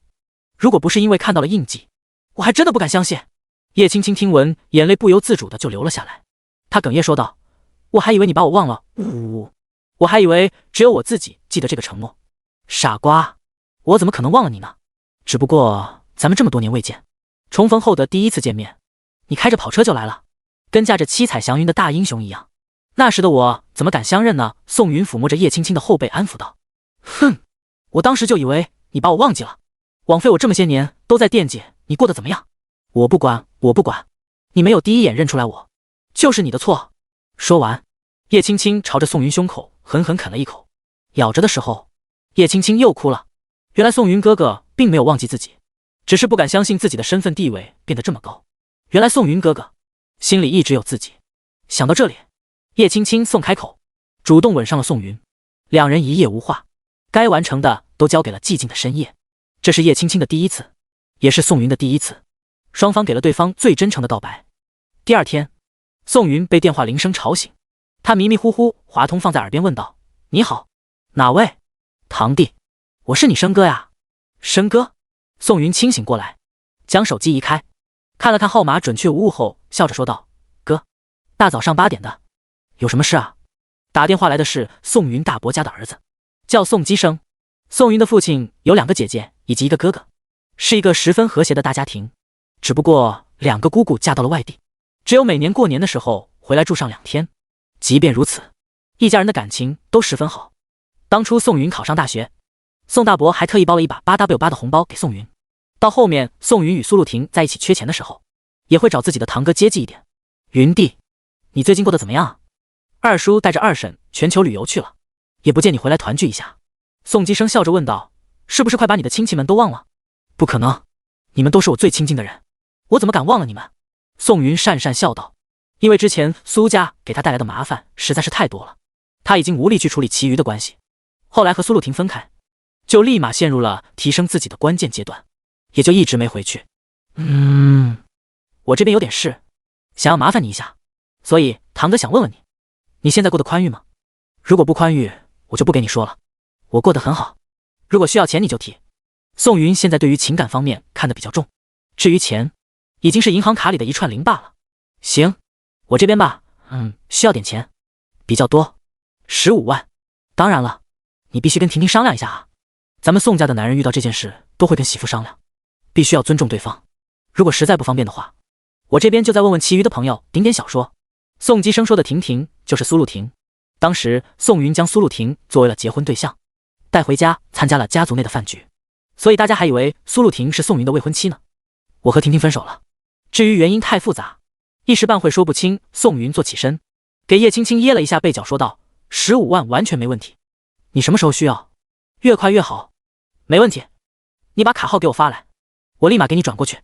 行，咱们都是一家人，谢的话哥哥也说不出口，太生分了。你下次过来提前说，我一定得跟你好好喝一顿。事情解决了，宋基生有些兴奋说道。只是听堂弟的语气，好像就跟搞了3年马上结婚的女友分手了，这到底发生了什么啊？挂断电话后，宋基生将烟头碾灭在充满烟头的烟灰缸里。此时的他双眼通红，头发乱糟糟的，整个人胡子都冒了出来，显得十分狼狈。他昨晚上借了1夜的钱，可除了几个玩得非常好的发小拿出来了一点，其余都在推脱。现在事情解决了，宋基生紧绷着的精神也忽然松懈下来，大脑已经开始释放睡觉的信号。他躺在床上，刚闭上眼，就听到手机传来声音。他迷迷糊糊打开手机，发现是银行发来了短信：您尾号6889的储蓄卡收到一笔汇款，为50万，现有余额61万2511。什么？50万？谁给自己打来的？他连忙打开掌上银行，发现是宋云的账户汇过来的款项。天哪，他只是需要15万，没想到自己的堂弟就给自己打过来了50万。堂弟现在在做什么？怎么忽然发迹了？震惊之余，宋基生也是十分感动，他发誓无论如何都要在5年内把这笔钱还回去。毕竟宋云的钱也不是大风刮来的，堂弟现在的岁数也该结婚了，万一用钱的时候，自己一定要有准备。第62声离死别，当当当。宋基生现在已经陷入了深度睡眠，早就听不到外界的一切声音。屋门被人从外面打开，宋大伯看着在睡梦中依旧皱着眉头的儿子，深深叹了口气。他听到了昨天夜晚宋基生压低声音跟每个人借钱，但现在看来似乎并没有那么美好。都怪他没用，活了一大把岁数，现在妻子生病，还得让儿子低眉顺眼的去求人。宋大伯强忍着眼中的泪水，坐在宋基生身边，看着儿子的脸，他才恍惚间感觉到儿子已经长大了，他已经成为了一个顶天立地的男人，将来更会成为家中的顶梁柱。而自己老了，宋大伯决定一会就约上几个战友出来，看看能不能找他们拆借一些。他轻轻掖住儿子的被子，看着儿子睡梦中依旧抓着的手机，他从宋基生手里慢慢抽出。当他正要锁屏的时候，瞥了一眼，就一眼看到了刚刚转账来的记录，50万。这对于一个平民家庭而言，无疑是一笔巨额款项。也不知道儿子是找谁借的，但好像儿子并没有这么有钱的朋友。这一刻，宋大伯脑海里想了很多儿子为了救母亲去做一些违法的事情。如果是这样，他宁可自己去跪着求人，也不想看儿子误入歧途。基生，基生，醒一醒！宋大伯晃了晃儿子的肩膀。宋基生迷迷糊糊睁开眼睛，发现是父亲，含糊不清问道：发生什么事情了？你手机里的50万是谁给你转的？爸爸跟你讲，我宁可自己去想办法，也不愿意你干一些违法的事情。看着父亲严肃的脸，宋基生点了根烟，缓缓神说道：爸，你在说什么啊？这笔钱是我找小云借的，我刚才打了个电话，小云说她那里手头宽裕，就先拆借给我了。宋云，宋大伯脑海里浮现出宋云那张阳光的脸，不仅泪流雨下。现在的人都精明得很，平日里吃饭喝酒一切好说，但如果谈到钱上面，就立马翻脸不认人。这也是为什么宋大伯没有跟亲戚张口借的原因，因为亲戚为这事情闹掰的不是一件两件。但宋云这个孩子才刚刚毕业几年，就肯拿出这么多钱，足以证明血溶于水。宋云不是谈了个女朋友吗？而且貌似马上结婚了，这笔钱是不是他的彩礼啊？宋大伯有些担忧。不是，云弟说跟他的女朋友分手了。看着宋大伯还想问什么，宋基生将烟头碾灭，叹了口气说道：爸，我一晚上没睡觉了，您现在有空问我这些问题，不如立马拿着我的卡去给妈把住院费续上。对对对，那你接着睡，睡醒了自己找点吃的。宋大伯一拍腿，差点忘了正事。他小心翼翼给儿子关上房门，在客厅里一蹦而起，眼中充满了喜悦。他将儿子的银行卡用手帕包了好几层，也不骑车了，一手捂着都打了辆的士赶到了医院。在缴纳费用的地方将妻子的住院费续上后，他来到了主治医师的办公室。主治医师拿着片子看了很久，最后让其余的病人先出去。等到房间内只有他与宋大伯2个人的时候，医生遗憾说道：据我从医这么多年的经验来看，您妻子这里的肿瘤有很大几率不是良性的。这话一出，宋大伯犹如被雷劈中，久久愣在原地无法释怀。说实话，您看这里，这个瘤子的位置十分刁钻，一旦开刀只有2个结果，一是切除肿瘤然后去化验检测是否为良性，另一个结果因为这个瘤子紧挨着大动脉，很有可能造成大出血，病人有很大几率下不来手术床。那医生，您有什么好的建议吗？宋大伯强忍着内心的伤痛，镇定问道。他一直在心中默念，他是这个家的顶梁柱，在妻子并没有完全好之前，一定不能倒下。如果他倒下了，这个家也就完了。对不起，是我医术不精，没办法给您许下承诺。可魔都人民医院与魔都的华创私人医院，这2家是魔都这方面最好的医院，您可以去问问。医生说完，主动给宋大伯点了一支烟。他知道眼前的这个男人已经扛下了太多太多，先不说手术的费用，后期的化疗药物以及恢复，都将是个无底洞。那宋大伯夹着烟的手在颤抖，他嘴唇轻颤问道：魔都人民医院和华创医院做这场手术的费用大概是多少？魔都人民医院总体做下来，包括近期的化疗检测以及初期的药物，保守估计在70万左右。而华创因为是私人医院，他们的医生在国际上都享有盛名，只不过费用极高，大概需要300多万。不过贵有贵的好处，那就是在华创做的话，病人的生还几率很大。好，谢谢您了，我回去考虑一下。宋大伯仿佛被人抽了魂魄，他不知道是怎么出了办公室，又怎么安抚了妻子？最后回到的家，还是宋基生醒来后看着父亲呆坐在沙发上愣神，这才把他推醒。儿子，你妈她的情况，宋大伯再也忍不住，双手捂着脸哭泣起来。爸，到底发生什么了？宋基生焦急问道。虽然心中已经有了不好的想法，但父亲没说出来前，他依旧抱有一丝希望。医生说你母亲的肿瘤位置挨着大动脉，他们医院做不了，建议咱们去魔都人民医院或者是华创私人医院。听了这话，宋基生的脑子竟然异常的清醒。他拿起母亲的片子说道，趁着天色还早，我立马去人民医院先问问，至于华创作为候选吧。不是他不想给母亲更好的治疗环境，只是他们这个家庭手里已经没钱了。对他而言，华创私人医院那是富豪生病才会去的地方，不是他们这些普通人能付得起的医院。但是过了1小时后，宋基生绝望了，因为人民医院给出的答案与之前医院相差无几，只是将极低的风险稍微提升了一些，可依旧处在50以下。第63，撞得跟头牛一样。宋基生迈着沉重的脚步开门进屋，看着父亲希冀的眼神，他低下了头。宋大伯见此也知道没办法了，只能选择最后一条路了，那就是华创私人医院。他默默站起身，回到了房间，从一个公文包里取出一个房产本 spoonice.com， 看着父亲将一张猩红的房产本放在自己面前，宋基生知道父亲已经做出了抉择。咱家的房子再怎么小，也是魔都的，房价大概在500-600万之间，不过咱们用前几，或许会被压价，但现在已经无所谓了，只要能凑齐你母亲的医药费就够了。对于爸爸而言，这些都是身外之物，只要咱们一家子都平平安安，比什么都强。宋基生咬着牙，眼神通红，他怨恨自己不争气，为什么就没有赚钱的头脑？如果他有钱，就不会看着母亲住在普通病房，整夜睡不安稳。如果他有钱，就不会看着父亲当着自己的面痛哭流涕。如果他有钱，就不会为了母亲的药费发愁，最后只能卖掉房子。如果他有钱，可这世上最怕的就是如果，这世界上也没有如果。现实如同一柄铁锤，狠狠砸在人们身上，但只要不死，那就必须站起来，砥砺前行。宋基生擦了一把廉价的泪水，握紧拳头，最终还是拨出了一个电话。轩哥，您能不能帮忙介绍一家靠谱的中介？我想卖房。对，越快越好，价格方面我们可以让步，但必须是全款。谢谢您，下次我请您吃饭。而另一边，宋云带着叶青青和袁思怡回到了别墅，袁思怡带着一堆化妆品和护肤品回了学校。她即便是在小白，也能看出来叶青青一夜之后变化非常大，尤其是走路的步伐，很不对劲，所以她不能在这里继续当电灯泡了。叶青青此时都不敢看袁思怡含有深意的眼神，她心里面暗骂宋云都不知道怜惜自己，第一晚上竟然都来了4次，这家伙睡一觉还跟没事人一样，壮得能打死一头牛。真的是，老婆，今天晚上现在别墅里只有他们2个人了。宋云搓着手上前谄媚笑道，滚，你现在有多远给我滚多远，昨晚上疼死老娘了，你竟然都不想着让我休息一下，你精力旺盛是吧？我给你找个地方。叶青青没好气地骂了宋云一顿，然后掏出电话给叶父的贴身保镖涂刚打了过去。喂，涂叔叔，宋云今天没事，你带他去拉练吧。对，就是现在，我给你发定位，你现在就过来。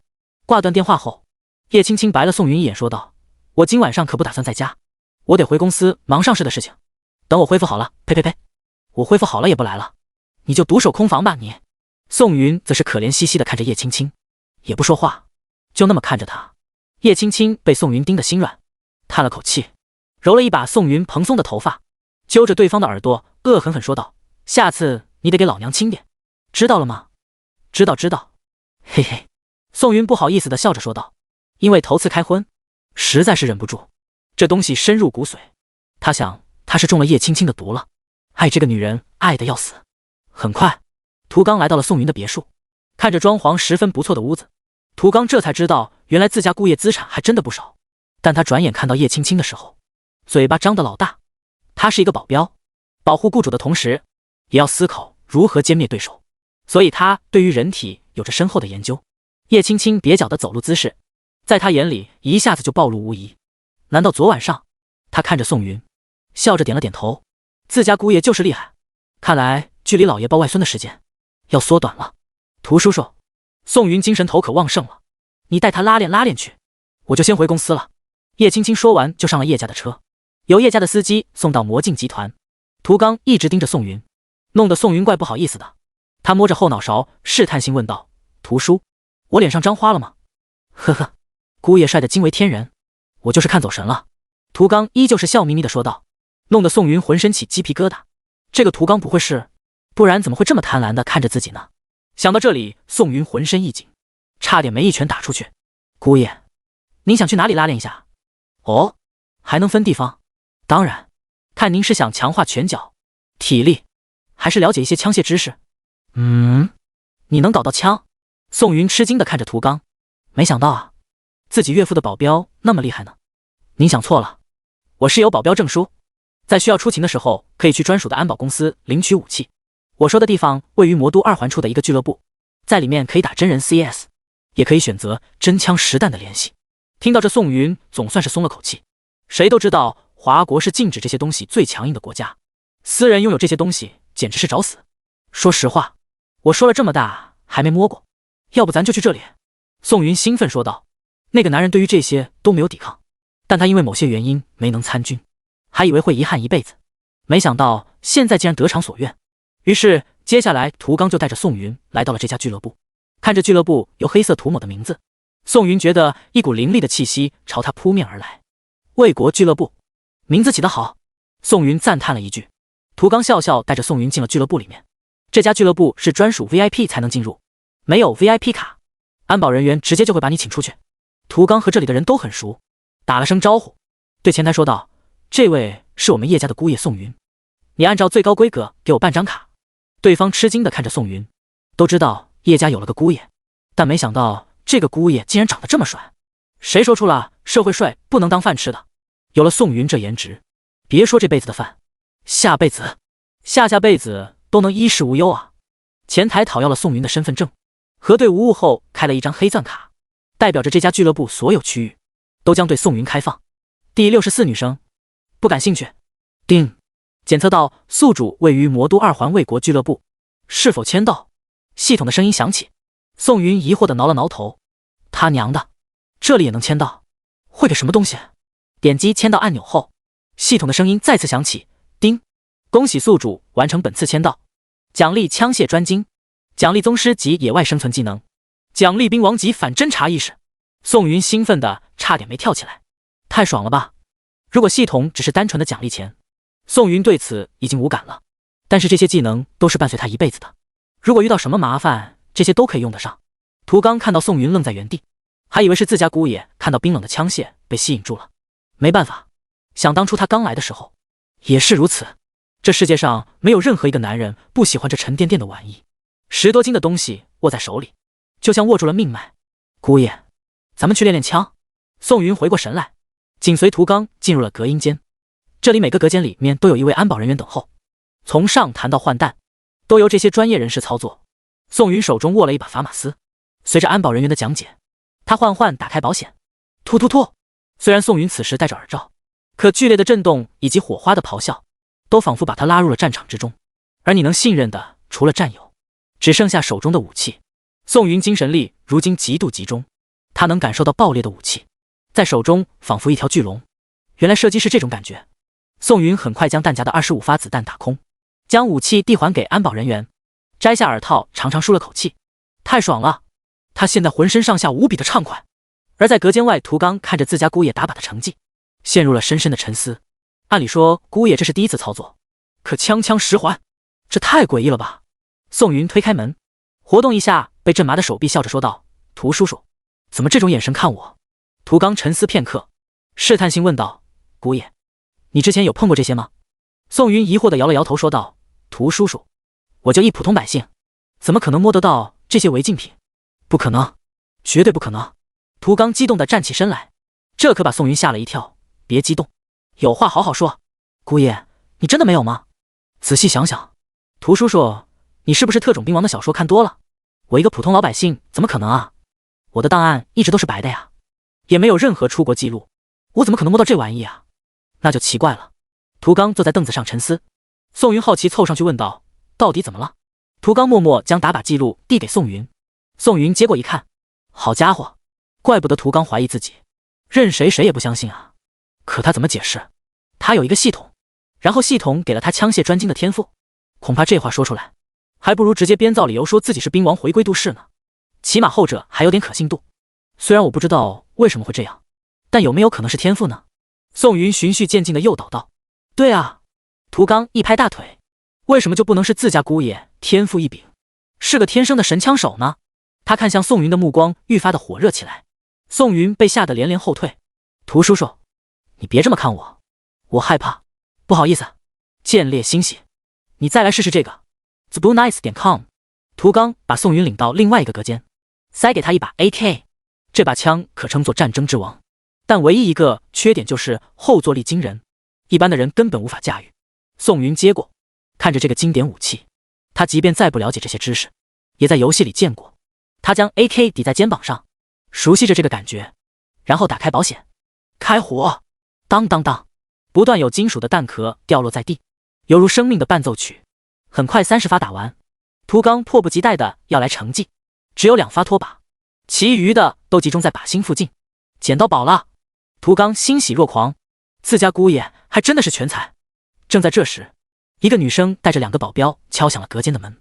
涂刚打开，见到对方后脸色一变，一个染着火红发色的靓丽女生走了进来，看到涂刚后微皱眉头，然后轻轻推了对方一把。涂刚面对如此挑衅，也只是面色阴沉，并未开口。见到涂刚依旧站在门口，那个女生好似有些不耐烦。我说涂刚，真就把自己当成叶家的忠心护院犬了？连我的路你都敢挡着？邓小姐，随您怎么说，但这不代表就可以随意把叶家的脸踩在地上。涂刚的话中带着强硬。女生身边的2个保镖想要上前，可被女生拦住了。涂刚当年可是部队的突击手，你们2个还打不过他。还有，我从49城来魔都，只是随着家中长辈一同前来。女生淡淡说道。可我听说叶青青结婚了，还嫁给了一个圈外人，那我就想看看能把她俘获的男人到底什么样子。不好意思，我家姑爷不是哥姐，不是谁说想见就能见的。涂刚拒绝道。呵呵，给你积分好脸色，真当自己是主子了？我就要进去看看，我看谁能拦我。女生说罢，朝着里面直直走去。涂刚这下犯了难，他这个身份根本拦不住这个大小姐，自己总不能辣手摧花，硬把对方往外推吧。先不说这样是否会带来的影响，光是追求这个大小姐的人恐怕都能围攻叶家。这个女生摆明了知道涂刚不敢阻拦，于是走进去就看到了宋云的背影。此时的宋云正蹲在地上，手中握着一个废弃的弹壳，他想着怎么才能把这玩意带回去收藏一下。你好，我叫邓琪，来自49城。宋云回过神，抬头看了一眼对方。女生不感兴趣。邓琪疑惑地看着宋云，把头又扭了回去，心中很是震惊。一是叶青青的老公是真的帅，二是自己长得也不丑吧。多少男人看到自己就陷入了自己的魅力中，怎么这个男人一脸的不相干。第65，宋云，我志在必得，你有听到我说话吗？邓琪有些不悦，他蹲在宋云身边，樱桃小嘴紧抿着，他不清楚这个男人为什么对自己熟视无睹。喂，做人有点礼貌好吗？宋云皱着眉头，清冷问道。有什么事？看到眼前这个男人终于回话，邓琪心里不知道为什么莫名的开心，他露出一个笑脸。你就是叶青青的老公？对，依旧回答简短。可在邓琪看来，这是一个很好的开端。不怕你说话短，就怕你不说。你是做什么的啊？怎么和叶青青认识的呢？这些问题有些过于隐私了。宋云看着眼前的这个小妞，也不像是一个智障啊，怎么刚认识就问东问西的？看宋云没开口，邓琪大大咧咧说道。我和青青其实是好闺蜜，可她连结婚的事情都没跟我讲，我好伤心的呀。你给我讲讲呗。我虽然不想理你，但这不代表我是一个聋子。你和叶家的关系还用我挑明吗？邓琪被人拆穿并没有恼怒，反而笑眯眯继续说道。把你知道我们的关系了，我就不瞒着你了。你跟叶青青离婚，我和你在一起怎么样？宋云还没开口，外面2个保镖先急眼了。大小姐，这件事要是被老太爷知道，我们兄弟2人只有以死谢罪了。宋云看着这2个保镖，心想太他妈中二了吧，怎么感觉还跟活在古代一样？我的事情还轮不到你们插手吧。邓琪面对这2个人根本没有了刚才的和颜悦色，面对这样一个娇娇女，宋云是真的没半点兴趣跟对方继续纠缠下去。他将手心在涂刚面前摊开，问道。涂叔叔，我能把这个带走吗？涂刚欣慰地看着宋云，自家姑爷真的是真男人，面对感情如此专一，自家小姐真的没有爱错人。没问题，我一会去找主管报备一下就行。听到涂刚的话，宋云点点头，现在也没了继续下去的兴趣，转身离开了 spoonites.com。邓琪看着宋云的背影，又爱又恨。等涂刚也离开的时候，他对着保镖说道：“30分钟内，我要那个男人的一切信息。”在这个大小姐眼中，仿佛世间万物都该围绕自己转，她都屈尊下蹲讨好一个男人了，竟然还被拒绝，这是她无法忍受的。保镖虽然满心的不情不愿，还是乖乖去查了。这半个小时里，邓琪坐在休息区喝着咖啡看着书，好不自在。半小时一过，2个保镖你挤我，我挤你的，慢吞吞走上前说道：“大小姐，那个男人我们只知道叫宋云，其余的一切信息都无法查证，我们的级别不够，他的信息被机关封锁了。”有趣，宋云难不成还是某个大佬的儿子？不过也没听过那个大佬的儿子叫这个啊，奇怪。那还要不要继续查下去？查到底？我倒是想看看这个宋云到底是何方神圣。说罢，邓琪起身出来俱乐部，坐在车上。司机询问要去哪里时，邓琪眼珠一转，开口道：“魔晶集团。”到了魔晶集团楼下，邓琪大摇大摆走了进去。原本前台想要阻拦，却被2个保镖按在了原地。邓琪乘坐总裁电梯直接来到了顶楼，他一把推开叶青青的办公室。此时的叶青青正和茉莉商量着海外上市的事宜，大门猛地被推开，茉莉有些恼火的打算训斥，可见到来人，立马陷入了沉默。好妹妹，见到我开心吗？邓琪坐在沙发上笑嘻嘻说道：“我们得有1年多没见了吧？这么长时间，姐姐甚是思念你呢。”茉莉，你先下去吧。叶青青淡淡说道。茉莉如释重负般整理好文件便离开了。这个邓琪可是4、9成邓家的大小姐，邓家族内各房这一辈生的都是男孩，唯独她这一只生了个女儿。于是邓琪从一出生便受到了全家人的喜爱，无论是哥哥们的保护，还是老太爷的溺爱，她都统统接纳。时间久了，也就养成了娇蛮的性格。邓琪，你明明知道我不欢迎你，你还非要来找我，你是不是这里有点问题？叶青青指了指脑袋，其中的意思不言而喻。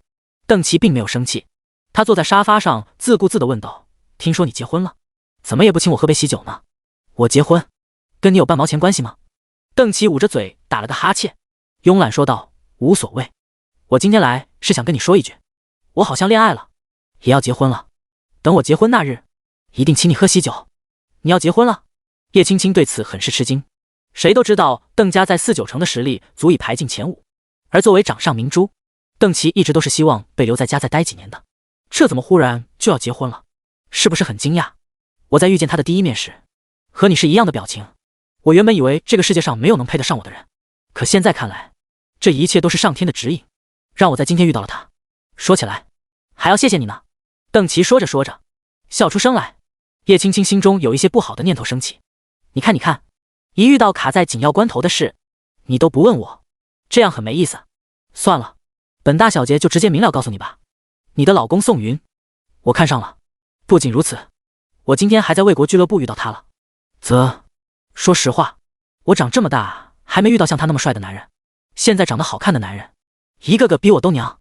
威武的男人吧，长得还不好看，但是你老公宋云就很好啊，不仅帅，而且为人强硬，还带着世家子弟的书卷气，让我很是着迷。听到这里，叶青青面色一冷，眼神之中充满了敌意。邓琪，我警告你，最好不要打我老公的主意，否则我真的不知道会做出什么样的事。你在威胁我？邓琪玩味地看了叶青青一眼，说道：“这世上配得上你的男人还有很多，但能被我看得上的就一个，宋云，我志在必得。”第66，身份极大。宋基生迈着沉重的脚步从房产交易中心出来，看着空空如也的双手，心中百感交集。前一刻，那间充满了回忆的屋子还属于宋家，可现在已经被挂出去了。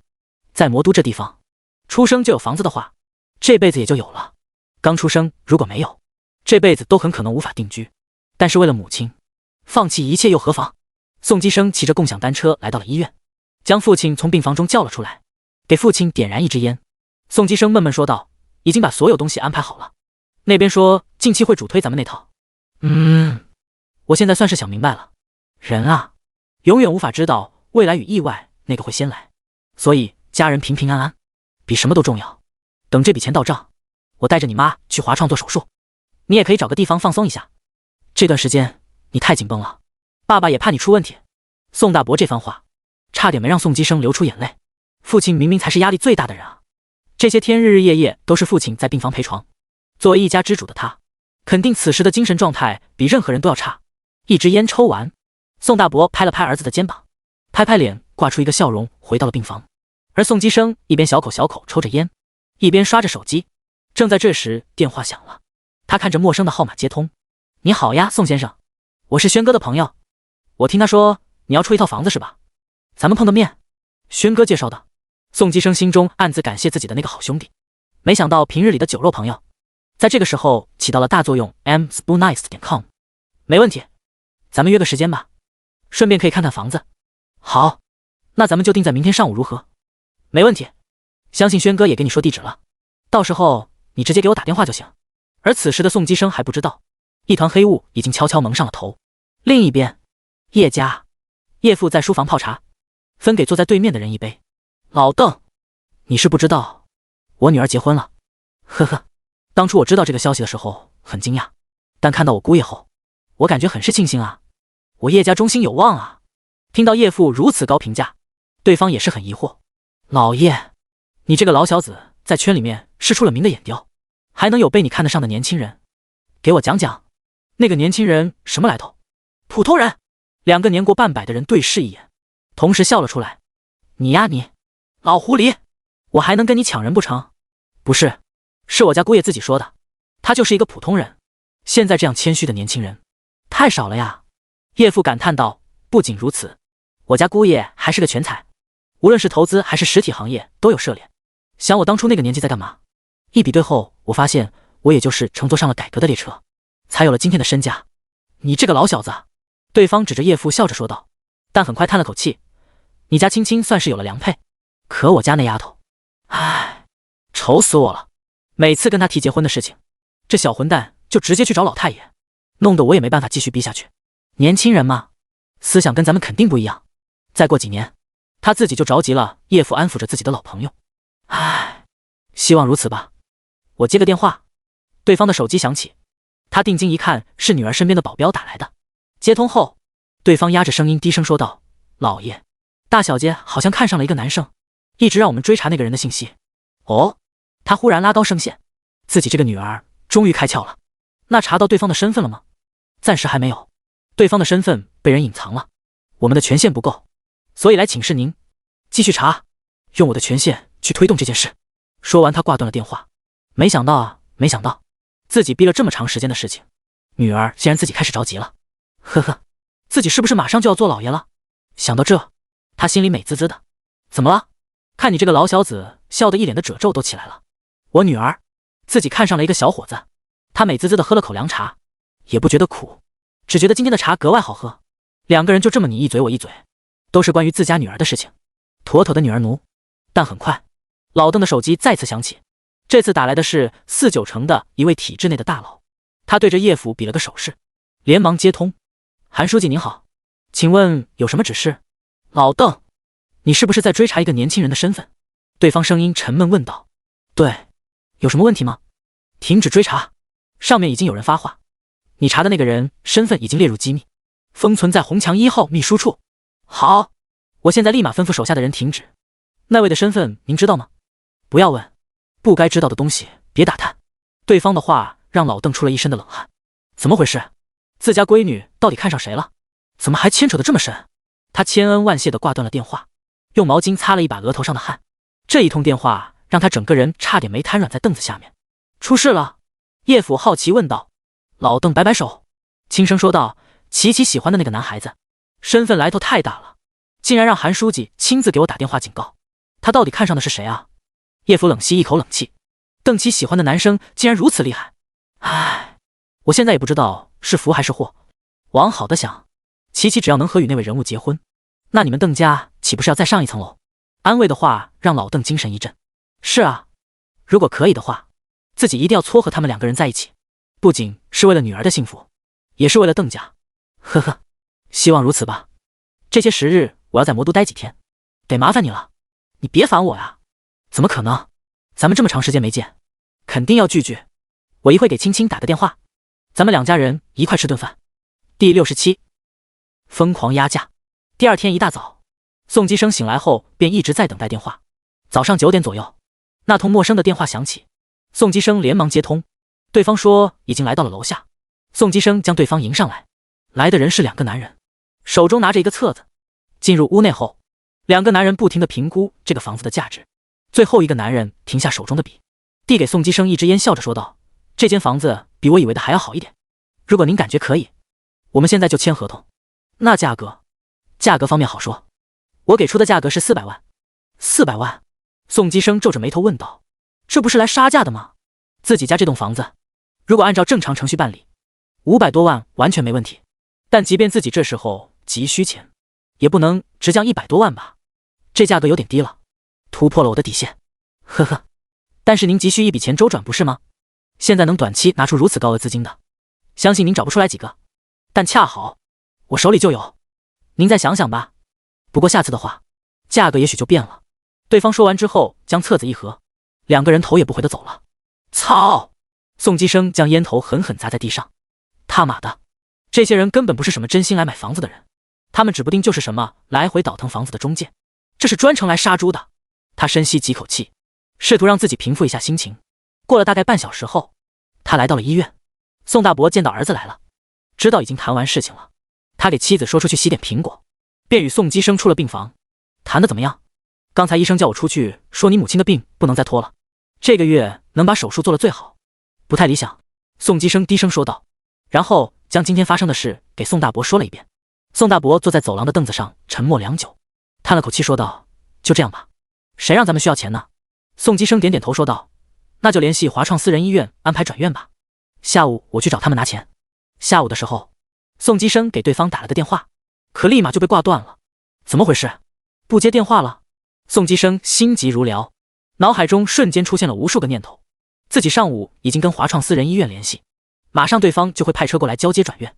在这个紧急时刻，竟然打不通电话了。他等了5分钟，再次拨过去，对方还是秒挂。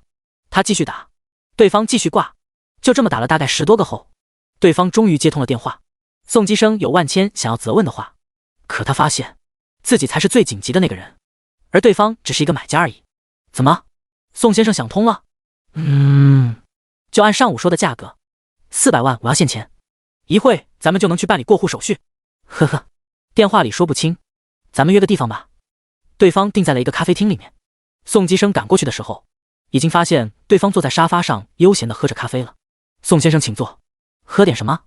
不喝了，咱们立马办理手续吧。不急不急，价钱方面我相信您可以有点误会，上午咱们谈的是400万，下午的话我这边只能出380万，看看能接受吗？男人抿了口咖啡，笑眯眯说道。多少？宋基生拍桌而起，就过了短短几个小时，就降价了20万。别激动，不行您再想想，但是如果明天您再问的话，或许就会到350万了。房价这个东西波动可是很大的。听着对方充满威胁的话，宋基生恨得牙痒痒，可对方却心中十分得意。他们其实是几个圈内的中介，他们在店内都会遇到一些急用钱的家庭，这类家庭家中出了变故，对于钱方面需要很大，如果要去银行办理抵押或者贷款，先不说繁琐的手续，光是时间方面就能拖死他们。所以每次遇到这类人群，他们就一起凑钱，再联合着一些小贷公司共同购买，价钱方面则是压得十分低，最后家中受难的家庭只能无奈妥协。宋先生，您想好了吗？如果不行您就回家再想，我的时间可是很宝贵的。男人的表情已经露出了不耐烦。宋基生握紧拳头没说话，看着宋基生，男人感觉这单已经稳了，毕竟贱卖房子与家人的死活孰轻孰重，宋基生这类人肯定比谁都明白，要不然也不会过来卖房子。正当宋基生想要再提一下价格的时候，宋大伯打来电话了，华创私人医院的人已经派车来了，再过20分钟就到了。听到这里，宋基生一捶桌子吼道：“给你们了！”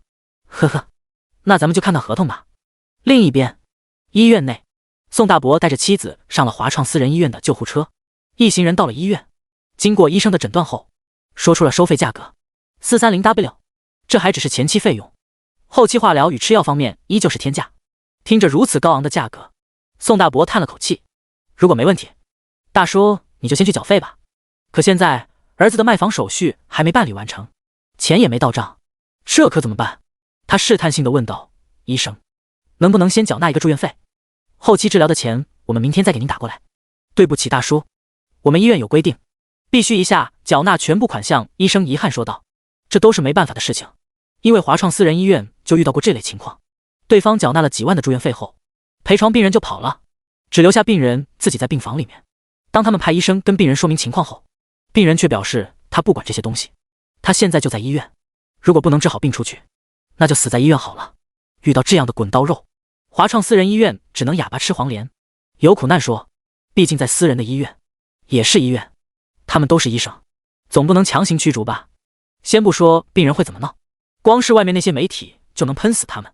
于是原本需要收费100多万的手术，最后免费给病人做了，还搭上了一些医疗器械，这导致那个月收治病人的科室全员奖金为0点小说。从此以后，华创私人医院就有了一个死规定，那就是要么全额缴纳费用，要么换别的地方治疗。第68，我大侄子出息了，怎么办？都到这里了，难不成还要拉回去，等钱凑齐了再拉回来？宋大伯绝望地跟之前医院的医生联系后，更是心如死灰，跌坐在地。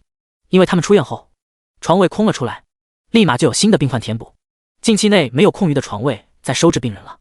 医生，我老伴的情况也看到了，说不定回家后就会恶化。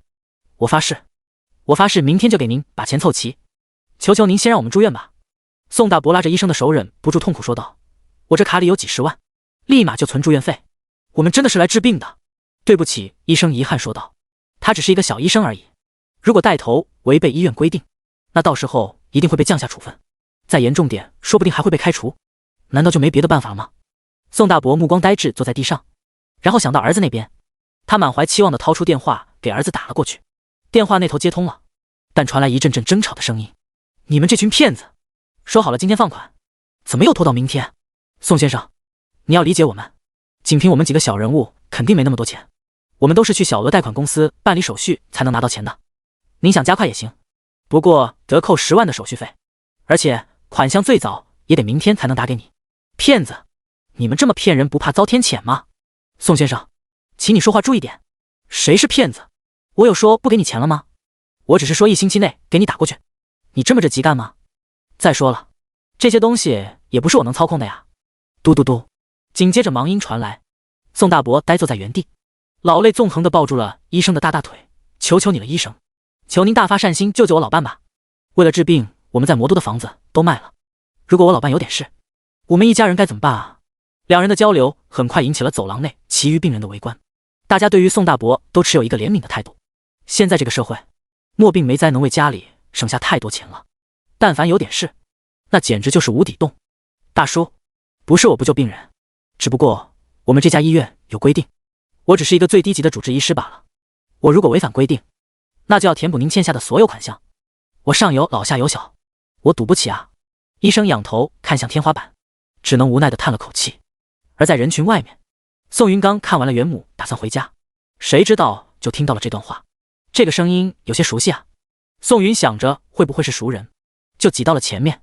那个主治医师看到董事长竟然被惊动了，连忙蹲下身子在宋大伯耳边说道，大叔，我求求您了，您就别让我难做了，我们领导都来了，这样下去我会被开除的。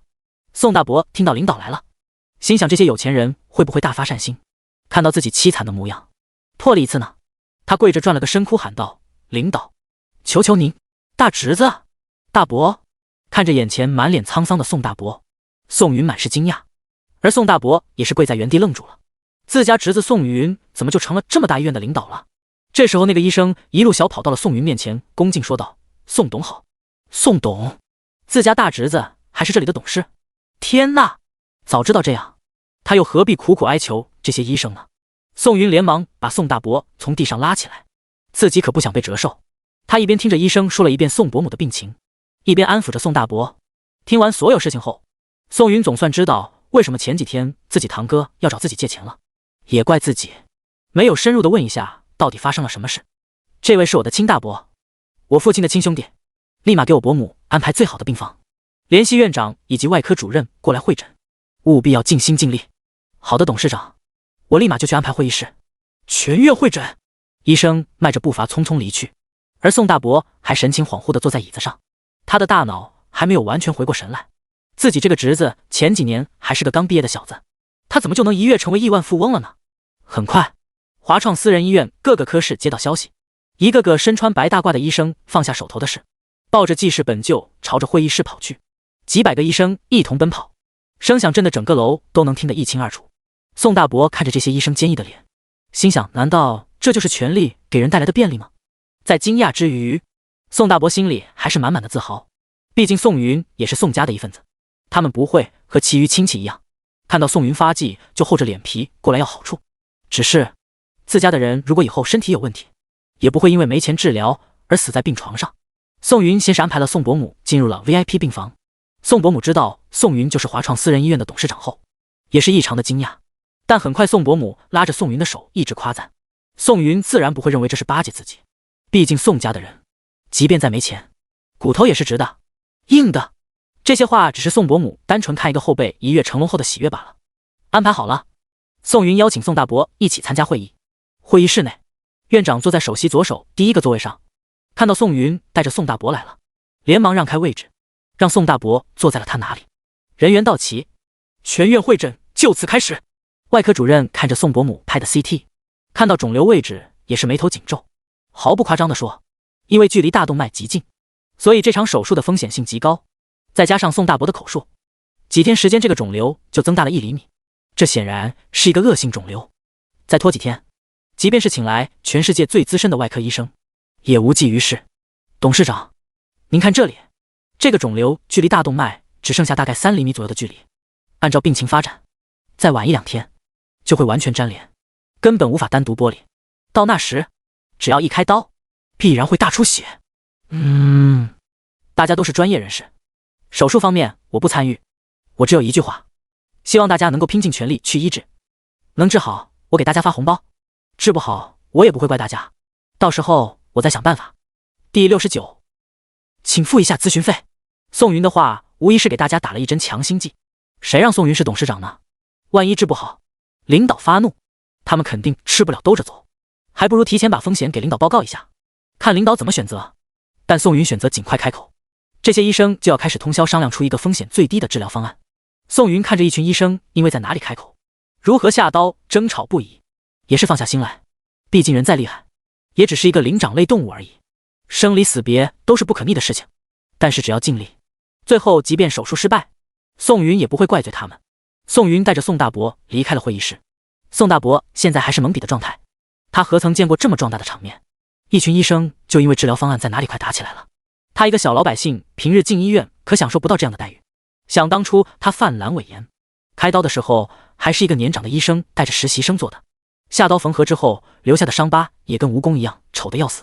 可刚才听那些医生讲，最后的缝合要使用美容线，不留一点伤疤。天哪，这一定很贵吧？宋大伯跟着宋云来到了董事长办公室。宋云亲手泡了一壶茶说道，您也真是的，这么大的事情也不跟我讲，寄生哥光说自己有事需要钱，也没深入的说大伯母生病了。哼，我们之前也不知道你现在竟然拥有一家医院啊。宋大伯不好意思的摸了摸后脑勺说道，不过这样我也放心了，你大伯母有哪些医生管着，我和你哥也能松快2天，你和我哥就住在医院吧。刚才我给大伯母安排的病房您也看了，3室2厅，完全够咱们自家人在里面住，而且这里也不用你们自己做饭，有会专人将3餐做好送到房里，你们想吃什么跟护士说一句就行。宋云给宋大伯倒了一杯茶说道，而且华创私人医院还负责术后的康复，做完手术就让大伯母继续在这里住着吧，化疗吃药直接从医院拿，起码再磨多少盐，大伯母可以在这里享受最好的治疗手段。宋大伯一边小口嘬茶，一边笑眯眯的点头，但他总感觉忘了什么事情。不对，你哥去卖房子好像还跟对方发生争吵了。宋大伯猛然将茶杯蹲在桌子上。看着宋云疑惑的表情，宋大伯焦急说道，没办法呀，我们也不知道你是华创私人医院的董事长，我们只知道这里治疗很贵，所以就打算把房子卖了，给你大伯母治病。宋云一听这话也急了，宋大伯家的房子也算他的第2个家，小时候宋父宋母值班的时候都是住在宋大伯家，这样一个充满了回忆的地方怎么能卖呢？宋大伯给儿子打过去电话，但却没人接听。别着急，我哥有给您说卖房子的人是谁吗？宋云耐心问道。不知道，宋大伯之前一直都在为了妻子的病情奔波，这些事情全交给了儿子，那就只能再打电话了。宋云无奈地叹了口气，连着打了几十个。宋基生终于接电话了，只留下一个天鹅小贷公司后就挂断了电话。宋云皱着眉头，不是去卖房子了吗？怎么还扯上了这些放贷公司了？他给山水集团魔都分部打了个电话，让他们立刻把这家公司的所有背景发到自己手机上。紧接着他带着宋大伯打算去现场看看。另一边，天鹅小贷公司内部，你们这些骗子凭什么要克扣我的钱？宋基生坐在会议室内，拍着桌子怒吼。坐在他对面的是几个身穿西装的业务人员。宋先生，希望您可以冷静一下。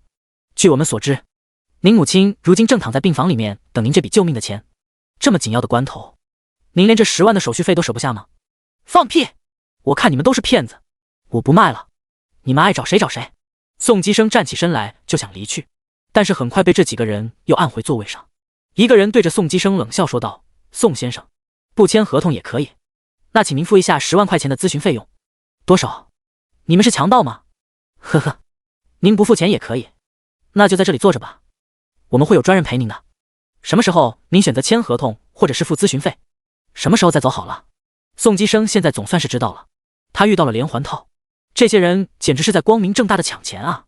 就在宋基生马上就要妥协的时候，会议室的门被人从外面推开了，走进来的正是宋云，而宋大伯留在楼下的车里等候，看着一个年轻人大摇大摆坐在主位上，几个业务人员满头雾水，这人是来干嘛的？是被谁放进来的？宋云，你怎么来了？宋基生焦急喊道：你快点出去报警，这家公司就是个骗子公司。几个业务人员这才知道，原来他们是一起的呀。几人对视一眼，关上了门。我不管你们是否签署了合同，现在起一切作废。这个人我要带走。宋云点了根烟，缓缓说道：小伙子，话不要说得太大，小心闪了舌头。一个业务人员长得马大三粗的模样，看着就十分吓人。这些话我不说第二遍，你们还是好好想想以后怎么在监狱里度过下半辈子吧。听了宋云的话，几个人哈哈大笑起来。我们等着，但现在你们2个要给我们一个交代。无故闯入会议现场，按照我们公司规定，罚款5万。听到这里，宋云眉头微微皱了起来。宋基生坐在宋云身边，一五一十的将刚才的事情全部说了一遍。宋云现在的面色变得十分难看，他没想到对方竟然敢如此猖狂。其实这家公司的后台就是一个安保公司，叫黑天鹅安保，在魔都只能算得上中型企业，但恰好的是，山水集团在魔都是他们的大客户。当时山水集团魔都分部的负责人还专程对宋云说过这层关系。第70那就是没得谈了。宋云站起身，直直朝着对方走去。那几个人同样起身将宋云围了起来。劝你们一句，违法的事少做，天不收你，有的是人教训你们这群渣子。听到宋云的话，几个人面面相觑，然后放声大笑起来。一个人擦了擦眼角笑出来的眼泪，说道：你这小子还真有趣，但是在魔都，你这种普通人，起码来一个爷捏死一个，那就是没得谈了。谈 NM。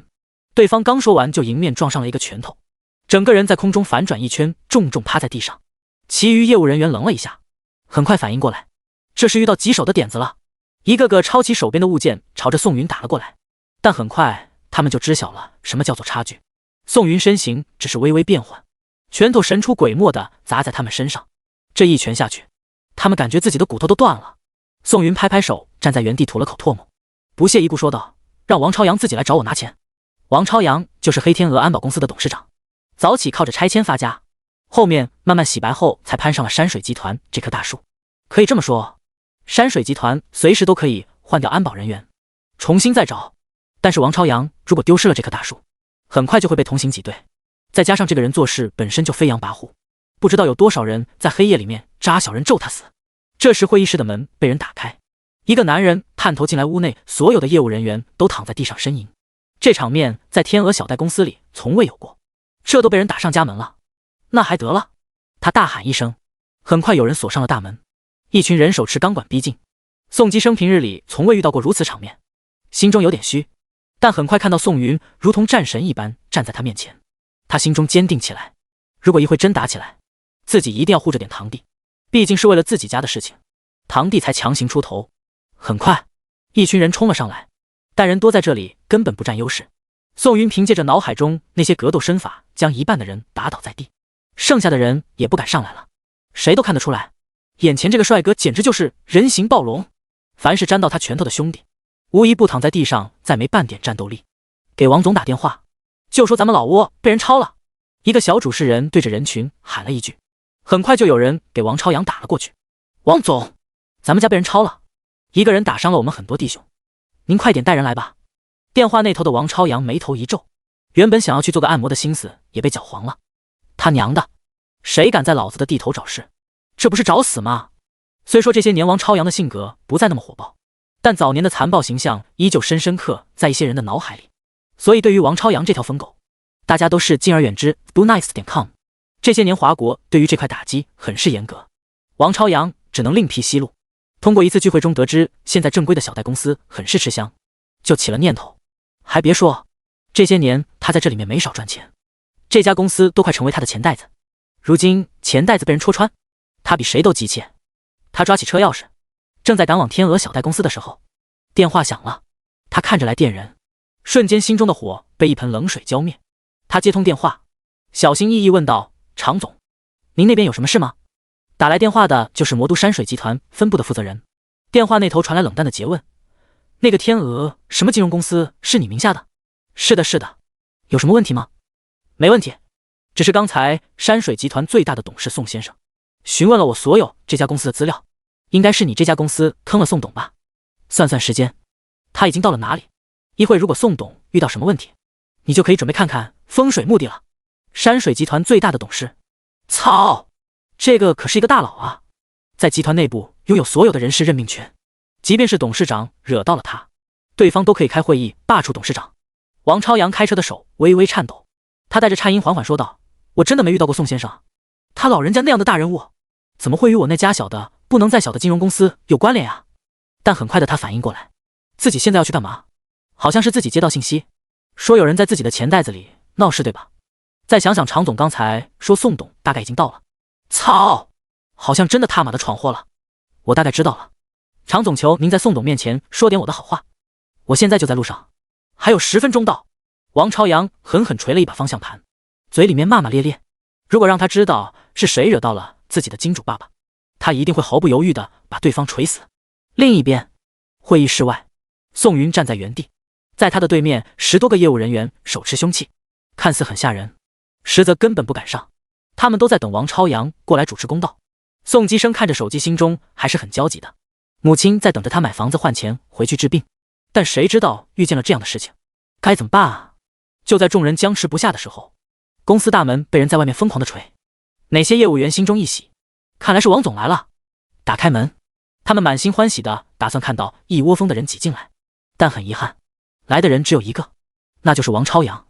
王总，您没带兄弟们来？天鹅小贷公司的主事人小心翼翼问道。王超阳根本没心搭理这个小喽啰，他挤开众人，映入眼帘的是躺在地上哀嚎的业务人员。再定睛一看，一个神武不凡的年轻人站在原地。当看到对方的样貌时，王超阳腿一软，差点没跪在地上。真他妈的是宋董啊！这群傻逼业务员，整天不干点好事，现在好了，坑到了自己金主爸爸身上，这可如何是好？要知道山水集团每年给的业务利润，能占据黑天鹅安保集团的80%以上。现在好了，王超阳仿佛看到了无数的钞票插上翅膀飞了。第71，你可有疑问？王总，这小子凶得很，打伤了我们这么多兄弟，咱们是不是得卸他一条腿？主事人面色凶残地喊道，而且还得让这小子赔大家的医药费。正好他的兄弟今天在咱们这里卖房子，不如就拿这套房子做抵押。这个人话还没说完，脸上就挨了一巴掌。他抬头不解地看着自己的老板，怎么回事？自己只不过是把事情说了一遍，老板怎么就发怒了？不应该啊，难道是在埋怨自己连这点事情都做不好，伤了这么多弟兄吗？王总，我可以。啪！这些兄弟，啪！那小子太凶，啪！这个主事人一连挨了10多个巴掌，最后整个脸都肿胀起来，远处看跟个猪头一样。他坐在地上，再也张不开嘴。他到现在也不知道为什么自己会挨揍。你这个混蛋，想死不要带上老子！你知道这位是谁吗？山水集团最大的股东宋董。你这个王八蛋是想害死我吗？王超阳对着主事人就是一顿踹。他现在无比庆幸这些人没伤了宋董，不然山水集团怪罪下来，自己必死无疑。就自己之前做的事情，被判多少年都不为过。所以看到宋董没事，他还可以狡辩一下。王朝阳的话惊讶了在场的所有人，哪些业务人员目瞪口呆地看着宋云，就连宋基生也是不敢置信，自家兄弟怎么就成了山水集团最大的董事了？要知道，山水集团可是一家跨国公司，公司内部实力十分强劲。据说曾经有一个魔都的公子哥在山水集团开办的度假村打砸东西，最后还不是被打断了手，扔了出去。就这样，对方的父母依旧主动过来赔不是。这样一尊庞然大物的领导者，竟然就是自己的堂弟宋云。宋基生感觉脑袋晕乎乎的。你就是王朝阳对吧？看事情解决。宋云坐在一张椅子上，翘着二郎腿问道。王朝阳听到宋云的话，整个人如同被阎王点了名，后背出了一层冷汗。是的，宋董，我就是王朝阳。今天的事是个误会，这些人不认识您。王朝阳的话还未说完，就看到宋云做了一个闭嘴的手势，他连忙闭口。谁知道这个大佬是什么样的人？如果一句话不对惹到了对方，凭借对方的势力，自己死100次都绰绰有余。我现在问什么，你回答什么，不问的东西就闭嘴，懂了吗？王朝阳连连点头。今天这件事你知道缘由吧？不知道。哦，我堂哥家这栋房子市值好几百万，你竟然都不关注一下，看来王总平日里也是日进斗金啊。不是，因为我今天原本有行程了，就没太注意。哦，那你公司这些业务员做的事情你肯定知道吧？眼看着王朝阳想摇头，宋云微皱了一下眉头。王朝阳见此无奈的点了点头，默认了。呵，强买强卖，收取高额的手续费。王总，你这赚钱的路子还挺野，每年看来是不少挣，这些东西你都有参与，这不冤枉你吧？宋董，我无话可说，今天这是我认栽，只求您高抬贵手。王朝阳说完这句话，浑身如同被抽空了力气，整个人瘫在地上。呵呵，今天这事发生了，你应该也知道后果。你王朝阳这些年该享的福也都享了，即便我不追究，你觉得你得罪的那些仇家也会好心放过你？王朝阳心中跟个明镜一样，能爬上这个位置的人，有那个是傻子，但是没办法，只能一码归一码，逃过今天的再算。但是看宋云的样子，并不打算善罢甘休。想来也是，如果王朝阳自己坐在那个位置上，那绝对是得理不饶人，说不定还要依靠自己的实力狠狠整死你。那您说，今天这事怎么解决？我全部都听您的。王朝阳认栽了，人在屋檐下，不得不低头。但凡换一个好欺负的，王朝阳早就一拳过去，揪着对方领子索要医药费了。呵呵，我没那个时间跟你浪费，房子还回来，还有不是让我拿咨询费吗？我今天给你们上了一课，你打算掏多少钱给我？看着宋云老神在在的样子，王朝阳咬紧牙关，伸出一个手指头。众人不解，但宋云清楚得很，一根手指就是100万，但这点钱就把宋云打发了，可能吗？王朝阳就感觉不大可能，人家宋云几十亿资产，如果这么贪财，这点蚊子肉都要，那早就被人下套坑的渣都不剩了。于是王朝阳闭着眼睛思索片刻，对着宋云比了一个5的手势。宋云点点头说道，我堂哥家那套房子市值也就在这个数，你坑走了，就按这个数还回来。你可有疑问？没有。于是宋基生见到了什么叫做专业人士的速度，不出半小时，所有的手续作废，一张储存了500万现金的银行卡规规整整摆放在他面前。他此时整个人都是愣神的状态，今天发生的一切都将他的三观颠覆了。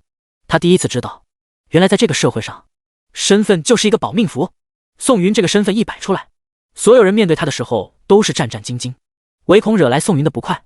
就连那帮原本很是凶恶的业务人员，此时就算宋云让他们站成一排，挨个扇过去，恐怕他们也没有任何人有疑问，甚至在事后说不定还会对朋友吹嘘，说自己惹到了山水集团董事长，还大难不死。这一切的一切，只是因为宋云的身份，以及这个身份背后蕴藏的实力。宋董，事情都处理完了，您看，这就是王朝阳在下逐客令了，他现在就要开始转移资产，随时准备跑路了。宋云带着宋基生出了这里，看着宋基生好像有千言万语想要询问，宋云摆摆手说道，咱们先去医院再聊别的。坐在车里一直等候的宋大伯此时心急火燎，心想自己儿子和侄子不会出什么问题了吧。但很快宋云和宋基生的身影出现在他眼前，他那颗心才松懈下来。第72，手术顺利，事情处理得怎么样了？宋大伯好奇地看着儿子问道。现在的宋基生还是懵逼的状态，他缓缓点了点头，终于反应过来，爸，你是不是早就知道云帝是山水集团的董事？山水集团不是华创私人医院的董事长吗？这一下宋大伯也傻眼了，怎么回事？自己这个大侄子怎么这么多职位？宋基生脑子本就不怎么灵活，现在更懵了。宋云开着医院里面的行政车，带着2个懵逼状态的亲戚回到了医院，看到自己母亲已经被安排在了 VIP 病房内，宋基生胸口那股气总算是松懈下来。云弟，你到底有多少产业啊？在董事长办公室内，宋基生看着宋云好奇问道。呵呵，挺多的。你要让我给你举例，我还真得好好想想。你父亲知道吗？宋大伯问道。他老人家带着我妈全球旅游去了，我也没告诉他，等他回来再说吧。宋云可以给所有人解释，编造谎言，但是面对自己知根知底的父母，他说的任何话肯定会被对方一眼看穿。咱们老宋家总算是出了一个人才。宋大伯感慨说道，翻阅族谱，在几百年前咱们宋家也是高门大户，只不过后来遇到兵祸，宋家惨遭大难，沦落成普通人家。现在好了，宋云发迹了，咱们宋家也是时候重启祖祠了。宋云被宋大伯的话弄懵了，祖祠？他怎么从来没听说过顶点小说？看着自己儿子和侄子的表情，宋大伯叹了口气说道，你们这些小辈不知道，咱们宋家在祖宅里有一间房子，里面供奉的都是宋家列祖列宗，只不过这些年我们都没有光耀门楣，没脸修建祖祠。要知道重修祖祠第一件事就是要夸功，跟祖宗说他们后代子孙出了大人物，这样才不会惊扰祖宗。对于这种事情，宋云自然答应下来，这种事情肯定要等父亲旅游回来。几家人一同合计，将宋大伯和堂哥安排妥当。宋云坐在办公室内，给山水集团公关部打了电话，吩咐山水集团立即发布声明，与黑天鹅安保公司解除合作关系。公关部的负责人二话没问，10几分钟后，一篇声明就公布在了所有渠道。众人都在错愕，他们猜测这其中发生了什么事情。此时王朝阳接到了无数过来询问的电话，他挂断电话后，连忙上网看到了那篇声明，整个人傻眼了。这个宋云怎么一点活路都不给人留，这么快就把他推入了万丈深渊？想着自己曾经得罪的人，此时肯定磨刀霍霍等着宰他。王朝阳再也顾不上别的，订了一张逃往国外的飞机票跑了。就这样过了2天，医院经过全院会诊后，做出了一个风险最小的治疗方案。今天就是给宋伯母做手术的时候，宋伯母被打了一些药剂后，推进了手术室。在门外，宋大伯、宋基生和宋云3人都在焦急等候。这一等就是从上午9点等到了下午4点，终于手术室的大门缓缓开启，一个戴着口罩的医生走了出来，对宋云兴奋说道，宋董，不辱使命，手术非常顺利。这句话一出，宋大伯整个人瘫软在地，这些天深夜的失眠，无时无刻不在折磨这个中年男人。现在好了，他终于可以睡个好觉了。手术做完了，接下来按照医生制定的方案持续治疗就行。宋云安抚了宋大伯后说道，那我就先回去了，大伯你和堂哥好好休息一下，大伯母那边会有专人负责照顾。和宋大伯一家分别后，宋云开着跑车驶离了医院。他不知道在医院门口有一辆普通的大众车，里面坐了2个男人，其中一个见到宋云车子走了，连忙打电话，不知道说了一些什么。宋云开车回去的时候，发现自己的油箱快要见底了，没办法，跑车什么都好，就是吃油太狠，一脚油门下去就是大几十块钱。他找了一家加油站，前面排着的都到了加油站外，可等了大概10几分钟后，前面车子依旧没什么动静。宋云探头出去，发现一辆法拉利磨磨唧唧的在那边加油，法拉利的车主还时不时的调戏加油小妹，后面排队的车根本不敢上前。开玩笑，几百万的车，自己如果凑得太近，不小心剐蹭一下怎么办？对于这类人，他们也不敢按喇叭催促，自己就是一个平头老百姓，跟这种富二代没法比。但是宋云可不惯着，直接滴滴滴的疯狂按喇叭。在前面等着的车主听到这刺耳的声音，本就恼火的心终于忍不住，一个个怒目向后看去，可看到宋云车盖前的那头公牛，一个个熄了火。他娘的，这辆车比前面那辆法拉利更贵。原本在宋云前面停着的一辆途观悄悄往前开了一点，他现在满头大汗，光怕自己一不小心溜车。我说哥几个，你们还加不加油？什么时候加油站的效率这么低了？宋云探头朝前面喊道。原本等着的车主也是很憋屈，前有狼后有虎，留下他们在中间夹着，往前走也不敢，往后倒车更不敢，就只能这么僵着。可很快，这些车主都小心翼翼地开车朝旁边挪去，原本拥挤的排队硬生生挤出一个可以供宋云通行的道路。宋云开车朝前方驶去，到了那里看到一个穿戴很时尚的富二代还在磨磨唧唧搭讪加油小妹。虽然这个小妹长相很清纯，身材也不错，但是你不能占据着公众资源，浪费大家时间吧。你这辆破车油箱多大啊？得加10多分钟，加好了还不快点滚蛋！法拉利的车主正厚着脸皮要联系方式呢，就听后面有人谩骂，他愤恨地回过头，看到宋云站在兰博基尼旁边，皱着眉头看他。操！顶级跑车毒药，自己这辆车估计连对方的零头都顶不上，也不顾地继续墨迹，对宋云连忙道歉，开车灰溜溜地跑了。加油！宋云把车停好，对加油小妹说道。加满后，宋云也不墨迹，直接走人。后面等候的私家车主松了口气，看来能对付那些嚣张跋扈的富二代的，只有比他更牛逼的富二代啊。第73，独守空房。宋云回到家中，开始准备今天晚上的晚餐。一连这么多天都没有碰到叶青青的身子，作为一个出尝禁果的男人，宋云感觉叶青青再不回来，他就要拾起传统手艺了。晚餐准备完毕，蜡烛准备完毕，红酒准备完毕，一切都准备完毕。这么浪漫的情景，他就不信叶青青不心动。可谁知道他刚打算给叶青青打电话的时候，对方先来了电话。叶青青表示父亲49城的一个朋友来了，今天在5星级酒店揽月开酒会，问宋云是否要一同前往。对于这类上层人物聊天的场所，宋云一向是不感兴趣。看着他们吹嘘今年挣了多少钱，投资了多少项目，宋云只感觉眼皮发沉。听宋云不想去，叶青青也没强求，让宋云在家乖乖待着。今天酒会完了，先回叶家，明天再回华首别墅。要独守空房了吗？宋云望着一大桌的菜，深深叹了口气。与此同时，揽月酒店的一个大平层被邓父包了下来。他此番来魔都，不仅仅是与几个老友会面，更多的是在新的一年结交盟友，一同发展。晚上7点酒会开始，一众社会名流入场，人们寻找着与自己相熟的朋友，3、5人组成一个个小团体。邓父带着自己的女儿邓琪走上台，看到今天的举办人来了，众人端着酒杯面朝主台。大家好，相信我们之间都不陌生，很欢迎大家赏面参加别人举办的酒会，希望在新的一年能与各位有良好的关系。现在酒会开始，祝大家玩得尽兴。邓父做了一个简短的发言后，端着酒杯来到了叶父身旁。老叶，你有没有发现，参加酒会的人越来越多是年轻人了？后生可畏啊！邓父在前些年举办的酒会里，大多都是中年人甚至老年人，但现在老一辈的人逐渐退出了名利场，新进的年轻人很多他都叫不上名字。望着这些陌生的面孔，邓父只感觉自己老了。呵呵，长江后浪推前浪，多给青年人一点机会吧。叶父看着不远处女儿的身影，笑眯眯说道。要论在场年轻一辈，自己女儿绝对是其中的佼佼者。自己开创的公司马上就要在国外上市，外加还有一个老公宋云在后扶持。叶父感觉只要女儿不突发奇想把所有资产捐献，那么叶家必定会在宋云与叶青青的手中更上一层楼。正当两个人聊着天的时候，许多人都过来敬酒，只不过敬酒的对象大部分都是冲着邓父来的。他们大多都从小道消息里面听到，邓琪如今看上了一个大人物，说不定双方还要订婚结婚。这个大人物的背景足以让邓家更上一层楼。反正小道消息传来传去，越来越玄幻。到了后面，大家听到的就是邓琪马上就要嫁人了。邓家对于这个姑爷的态度极其暧昧。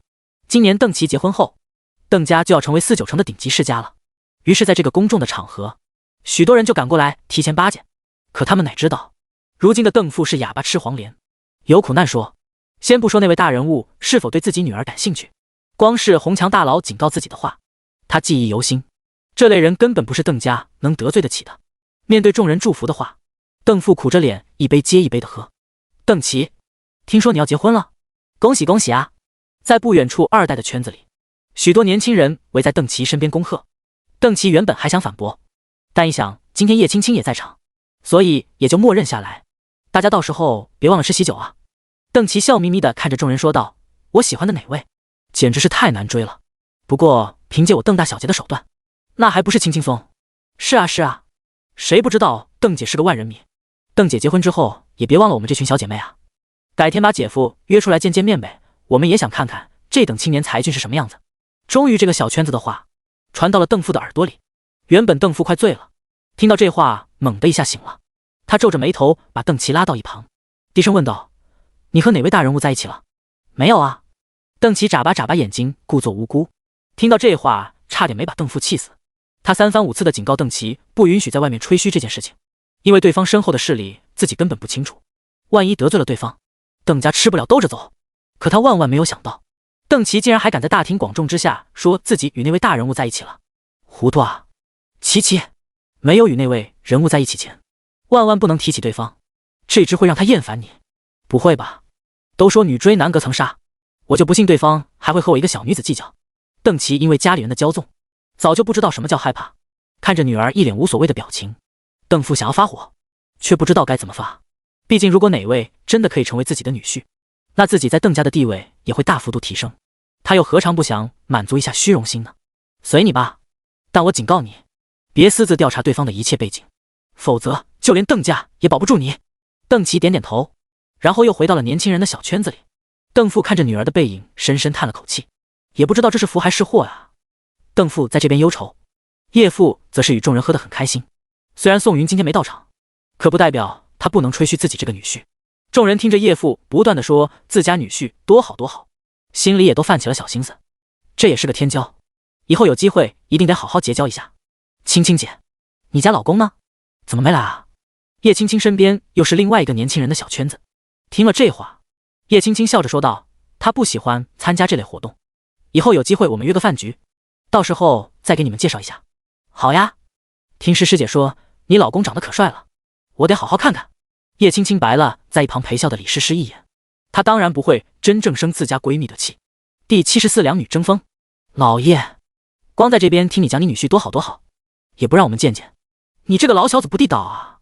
叶父身边的朋友指着他笑眯眯说道，这些年在商场混，什么青年才俊咱们没见过，你这么鼓吹我都感觉里面水分很大。你说这话我就不爱听了。叶父眼睛一瞪，再加上喝了点酒，拿起电话就给宋云打了过去。那边宋云刚吃了晚饭准备睡觉呢，就看到自家岳父的电话。宋云啊，你现在有没有事？没事的话过来接一趟青青，今天晚上我们喝了不少酒。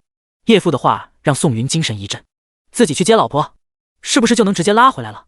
这对于一个鸡汉子而言是一个无法拒绝的诱惑。宋云连忙应允后便随手套了件衣服开车前酒店。另一边叶父放下电话，得意洋洋地看着自己这群老友说道，我女婿一会就到。呵呵，那我可拭目以待了。是啊是啊，老叶的眼光一向都高，咱也想看看你家姑爷是什么大人物。呵呵，看来最近的青年才俊如同雨后春笋一样都冒出来了。先是你家青青找了个好姑爷，后面邓琪找了个大人物，都很不错啊。叶父这边的交谈声音很大，让周围人听得一清二楚。大家也都在期待能把魔都首富家闺女拐走的神人到底是什么样子。大概过了10多分钟，宋云赶到了酒店楼下，他把车交给泊车小弟，顺着楼层找了上去，推开举办酒会的大门。一群人的目光朝着门口看来。卧槽，这些人眼神怎么这么炙热？老子虽然知道自己长得帅，但是你们这么盯着我，我还是很害怕呀。哈哈，女婿这边。叶父打了个酒嗝，对宋云挥挥手，爸你可不能让这些叔叔们灌他酒啊。叶青青站在叶父身边撒娇说道，哈哈，放心，我就借你家男人用用。宋云朝着叶父走了过去，看样子酒会现在已经处于结尾阶段了。宋云，这是你邓伯伯，这是你钱叔叔，这是你杜叔叔。叶父挨个为宋云介绍，这些都是未来可以用得到的人脉。这些人在魔都虽然资产方面比不上叶家，可在自己所处的领域也都处于第一阶梯。宋云挨个叫了一遍，小伙子长得很精神，有我年轻时候的风范。邓父看着宋云笑眯眯说道，下次来4九城一定要找你邓伯伯喝酒啊，在4九城邓家还是有点话语权的。谢谢邓伯伯，这杯酒敬您。宋云端起酒杯一饮而尽。邓父对于眼前这个年轻人很是看好，不骄不躁，行事大气，没那些年轻人见到大佬时候的窘迫，很好，是个见过大场面的人。你好呀，又见面哥。邓琪不知道从哪里冒了出来，对宋云眨巴眨巴眼睛笑道，你好。宋云眼底深处生出一丝厌恶，怎么在那都有这个女人的存在啊？呵呵，你叫的邓伯伯是我父亲哦，我们家在4九城有点实力，你如果要来4九城发展，我们可以帮助你的。对于宋云，邓琪是爱不释手，谁让他就是个颜值生物呢？能入他法眼的必须得颜值过关才行。琪琪，你们见过？邓父好奇问道。这个就是我要追的那个男人了。邓琪父在邓父耳边悄声说道。这句话一出，邓父整个人都清醒了。什么鬼？这个小伙子不是叶家的女婿吗？自己女儿难道是被蒙在鼓里了？但转念一想，绝不可能。自家女儿什么性格他一清二楚，说不定就是看宋云长得帅。起了念头，他回想起红墙大佬警告他的话，瞬间后背出了一层冷汗。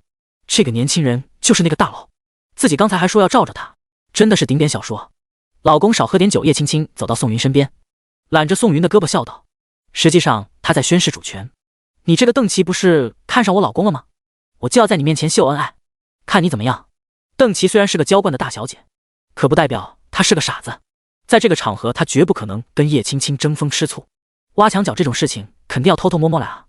如果闹得满街风雨，大家不都知道自己一个邓家大小姐是个小三了吗？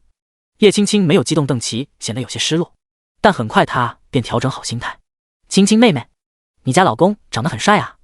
邓琪端着酒杯碰了一下宋云手中的酒杯，说道，帅哥，给个面子共饮一杯吧。宋云感受到自己腰间一块软肉被叶青青捏住，仿佛他喝下去的时候，也是叶青青手势旋转的时候。对于这个女人，宋云自然不能惯着，不好意思，酒量不好，我替我家老公跟你喝一杯。叶青青露出一个笑容，从宋云手中接过酒杯一饮而尽。琪琪妹妹，据说你喜欢上了一个大人物，不知道哪位大人物是谁啊？呵呵，不劳烦你操心了，总有一天我会得偿所愿的。两个人针锋相对，让周围人满头雾水。这是怎么了？好像气氛不对劲啊。但是只有邓父知道，自己女儿这是在玩火。先不说破坏叶家婚姻是否会引来叶家的报复，光是这个宋云就不是邓家能抗衡的。哎呦，我头有点疼，琪琪你扶我回房间休息一下吧。邓父装作喝醉的样子，连忙调停。邓琪只能无奈地扶着父亲出了酒会现场。等到两父女走出这里，邓父哪里还有半点醉酒模样？他盯着邓琪严肃说道，邓琪，我希望你能知道，这世界上有些人是咱们得罪不起的，你千万不能因为个人喜好导致邓家受损。好啦好啦，不就是个男人吗？邓琪委屈地回了一句，但心里面依旧还是十分不服气。你有没有想过，如果今天叶青青把这件事情爆出来，我们邓家颜面何在？但是他没有说啊，那就是默认了呗。你是不是非要气死我才行？邓父叹了口气，看来邓琪真的是被老太爷宠坏了，这样下去指不定还要给邓家惹上什么麻烦。于是原本定下的5天行程被邓父取消了，他打算明天就带着邓琪回4九城。第75，作威作福的学生会长。因为邓父的离场，这个酒会在10分钟后也进入了尾声。大家寒暄过后纷纷离场。叶父其实今天晚上喝了不少，虽然是红酒，但一出酒店被冷风一吹，有些上头了。看着叶父踉跄的步伐，宋云刚想上前搀扶，就发现从阴影处走出一个男人，赫然是涂刚这个贴身保镖。涂刚扶稳叶父，对宋云点点头后就走了。至于大小姐，那不是还有宋云呢吗？宋云和叶青青今天晚上都喝酒了，跑车还是2座的，没办法，只能打车离开。回到别墅，宋云迫不及待地吻上了叶青青，两个人一路回了卧室，一夜无话。第二天，叶青青顶着凌乱的头发，看了眼时间尖叫起来。宋云打了个哈欠，坐起身来问道，怎么了？已经上午10点多了，我11点还有场会议。叶青青不满地咬了宋云一口，都是这个家伙，昨天晚上就跟头野牛一样，不然自己也不会睡这么长时间。于是叶青青连忙起来洗澡化妆，宋云则是蜷着被子在床上看着眼前的倩影。你乖乖在家呀，我去上班了。m.spoonice.com。 叶青青已经调度公司的车来接他，他亲了宋云一口，提着包匆忙离去。宋云现在身体虽然好，但是也顶不住昨晚上的疯狂，他感觉亏空的厉害，于是转身又睡了过去。这一觉宋云就睡到了下午4点，他是被一阵电话铃声吵醒的。喂，谁啊？宋云哥，今天晚上你有空吗？是袁思怡来的电话。宋云醒神后看了一眼手机，发现叶青青在中午的时候就说今天晚上不回去了。既然老婆大人都没在家，他一个人指定是很空闲的。有空？你今晚上回家吃饭？不是，是我们学校有晚会，我正好要表演，你来吗？听着袁思怡语气中充满了期待，宋云应允下来。晚会是晚上7点开始。宋云起床，先是做了一份蛋炒饭，吃完后开始洗澡穿衣服，准备完了打车来到了揽月酒店，开上了兰博基尼就朝着袁思怡学校驶去。20分钟后，宋云来到了学校里面。为了不引人瞩目，他特意把车停放在了理学院很远的地下停车场，徒步开始寻找晚会地点。他一路问，进入了声乐楼3层，敲了敲门进入里面。此时这里面都是晚会表演人员，看到一个陌生面孔进入都愣了一下，尤其是那些女生，见到宋云的模样，眼中充满了小星星。这个小帅哥好帅啊！难道是学校请来伴舞的人员？一个穿着 JK 制服的小女生鼓起勇气走上前来问道：“帅哥，你找谁啊？”找袁思怡。听到这话，那些女生叹了口气，没胜算了。袁思怡在学校里面就是校花级别的存在，自己是肯定比不过的。那个问话的小女生也是略显失落，她对着隔间里面喊道：“思怡，有人找。”袁思怡现在正在里面化妆，听到后探出头来，看到是宋云，欣喜地扑了上来：“哥！”今天的袁思怡打扮得十分清纯可爱，一套学生制服，里面套着白衬衫，瞬间把人拉回了还在上学时的感觉。准备的怎么样了？宋云笑呵呵问道。都弄好了。袁思怡搂着宋云的胳膊说道。那就期待你的表演了。宋云不好过多的打搅袁思怡的上台准备，于是就找了个地方坐下，开始刷手机。可即便他在这里不说话，准备室内的所有人都仿佛心不在焉。这些女生一边排练，一边偷偷的看宋云，越看越感觉这个男生无论是气质还是长相，都击中了他们内心深处那个叫白马王子的人选。